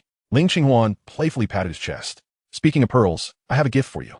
Gu Nian'an slowly straightened up and retrieved a small jewelry box from his pocket. "May I open it?" Ling Qinghuan asked with curiosity. "Of course, it is meant for you." She obediently opened the box to reveal 2 earrings crafted from lustrous pearls. No woman can resist the allure of something that sparkles, and Ling Qinghuan was no exception. She could tell that while these pearls might not be exquisite, they still radiated a profound affection encapsulated within the earrings. "How beautiful! Where did you find them?" Ling Qinghuan knew that Gu Nian'an always had a knack for producing unexpected treasures, such as the engagement ring he had gifted her, or the blue spaceship. The diamond on that ring had been verified by Ling Qinghuan and his wife to be the very large blue diamond they had sold 20 years prior. However, no matter how much Ling Qinghuan inquired, Nian'an could not reveal its origin. Ultimately, with her mother's encouragement, Ling Qinghuan decided not to press further. "I found them on my way to work yesterday," Nian'an replied, half-jokingly. "How could you possibly find such exquisite earrings on the street?" Ling Qinghuan playfully patted his chest again, flipping the earrings over to discover they bore the initials of her name. In truth, Nian'an was not entirely lying. He had indeed picked up those 2 pearls on the beach many years ago. Due to its exceptional beauty, he decided to preserve it. Recently, he conceived the idea of transforming 2 pearls into exquisite jewelry for the enchanting fairy. "Darling, could you assist me in putting this on?" "Of course." Nian'an gently adorned Ling Qinghuan's earlobes with the earrings. Today, Ling Qinghuan remained as unadorned as ever, yet her innate beauty was impossible to conceal. She donned a drifting gown of moonlight white, perfectly complementing the pearl earrings. One word encapsulated her essence: ethereal. At that moment, Nian'an's mind echoed with the voice of the system. "Prepare a small surprise for your wife. Congratulations, host, you have acquired ownership of the Mingzhu dance troupe." Nian'an pondered, "Is that you, Old Su?" Chapter 83. The Mingzhu Dance Troupe. Recent developments on Mingzhu Island. Disclaimer. This narrative is purely fictional. Any resemblance to real persons or events is coincidental. Old Su was once a prominent figure in a real estate conglomerate, now reduced to a state of insolvency. Online rumors suggested that he was a man who relished the pleasures of life. For certain ulterior motives, he established a dance troupe composed entirely of top-tier beauties. Following the collapse of his company, the members of the troupe scattered far and wide. Interestingly, Old Su was also a peer of Nian'an's father-in-law. Naturally, the Mingzhu dance troupe awarded by the system bore no connection to Old Su's ensemble. The following morning, Nian'an arrived at the office. Based on the information provided by the system, he made a phone call. After a few rings, the call was answered. "Hello." A vibrant female voice resonated from the other end. Yet, even through the phone, Nian'an could detect a hint of sorrow in her tone. "Greetings. May I speak with Gao Meng of the Mingzhu dance troupe?" "This is Gao Meng. May I ask who is calling?" The woman's voice trembled slightly. She had already sold her house to repay the debts incurred by the dance troupe, yet she remained uncertain if any obligations lingered. "Hello, I am Nian'an. Yesterday, I acquired your dance troupe." For some reason, Nian'an felt that his words sounded peculiar. "Ah, it is you, Mr. Gu. Greetings." Gao Meng promptly straightened herself, adopting a more formal demeanor.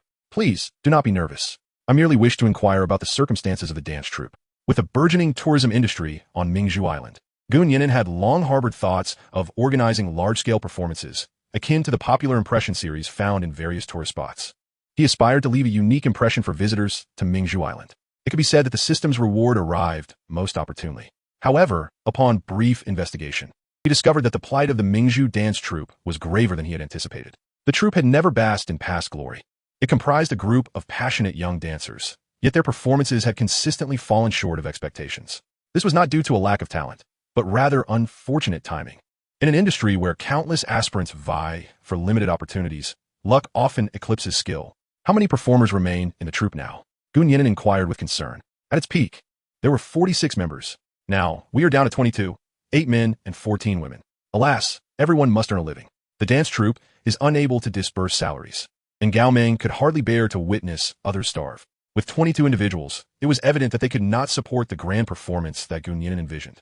However, the presence of some was better than none, and as long as he was willing to invest, he had no fear of attracting talent. "Do you know where Mingzhu Island is?" "Yes, it's in Nian'an City, Nanhai Province." Gao Meng replied promptly. Although the dance troupe was named Mingzhu, it had previously had no connection to Mingzhu Island. It was only after the recent surge in tourism to the island that she took notice of the small isle located 1,000 miles away. "Well then, bring everyone to Mingzhu Island," ordered Boss Gu. "From now on, you may reside on the island, and accommodations will be arranged." "Understood, boss." Gao Meng responded eagerly. After all, they had no better options available. Yet soon her voice faltered. "Could you reimburse the train fare first? Santa is quite far, and the brothers and sisters are struggling to make ends meet." Upon hearing this, Nian'an sighed, gently rubbing his forehead. "What an unusual organization this is. Just look at the plane tickets. Whatever the cost, I will cover it." "All right, thank you, boss." Gao Meng cheerfully hung up the phone and hurried to share the good news with her companions. By early December, Lin Fangzhou entered the office holding the revenue report for the month. "Boss Gu, compared to October, last month saw a 25 increase in foot traffic and a 259 increase in revenue. The most popular attractions are the super fishing ground, the Eastern Crescent Beach, and the commercial street and marriage registration office. The national holiday in October had drawn more visitors in November than in October, which was unexpected for Nian'an. Notably, 458 of the tourists arrived on the island after the 20th. The 20th of November marked a pivotal moment for Mingzhu Island's tourism industry, as the first episode of The Poetry of Her and the Sea aired that day, leading to a significant rise in daily visitor numbers. Excellent. Everyone deserves credit. This month's bonuses will be doubled. Nian'an was generous with his employees. As he often said, if a problem can be solved with money, then let us resolve it with money. By the way, contact the City Traffic Management Bureau and request additional ferry services to and from the island daily. We can cover the expenses, they just need to arrange the routes. Understood, boss. Lin Fangzhou noted this in his memo. Also, boss, the 3 restaurants have been completed. We can begin preparations for the next steps. According to Nian'an's plan, the 3 large restaurants on the island were now constructed. The next step was to finalize the staff, including managers, chefs, and servers. The manager serves as the face of the restaurant, while the chef embodies its soul. Nian'an possessed the means to acquire managerial talent. As for the servers, most could be trained to meet the requirements. However, finding a skilled chef was a challenge. Especially for the main restaurant within the scenic area, continuous innovation and improvement were necessary to cultivate a stellar reputation. I shall keep a close watch on this matter, striving to recruit talented individuals within the span of a fortnight. Although Nian'an spoke casually, he indeed lacked the necessary connections. While it may be unethical to poach existing talent from renowned establishments at a premium, it remains the most expedient approach. After all, one needs to earn a living, does one not? By the way, I wish to construct a grand theater. Please make a note of it. Nian'an remarked nonchalantly. Approximately 1,000 to 2,000 seats should suffice. However, the environment, equipment, and props must be of the highest caliber. Upon hearing this, Lin Fangzhou transformed once again into a relentless writing machine, a theater with a capacity for 2,000 top tier. Having finished his notes, he finally regained his senses. Wait a moment, Mr. Gu, what on earth do you intend to build this for? Nian'an responded with utmost certainty. Naturally, a theater is intended for performances. Would one use it for playing football? Lin Fangzhou, your reasoning is indeed sound. I find myself at a loss for rebuttal. However, based on your specifications, constructing this theater will not come cheaply. Out of professional integrity, he felt compelled to issue a warning. Nian'an replied nonchalantly, Do I strike you as someone in need of money? Lin Fangzhou shook his head, yet inwardly echoed the same sentiment as Shun Yidong. How tiresome it is to converse with you affluent individuals.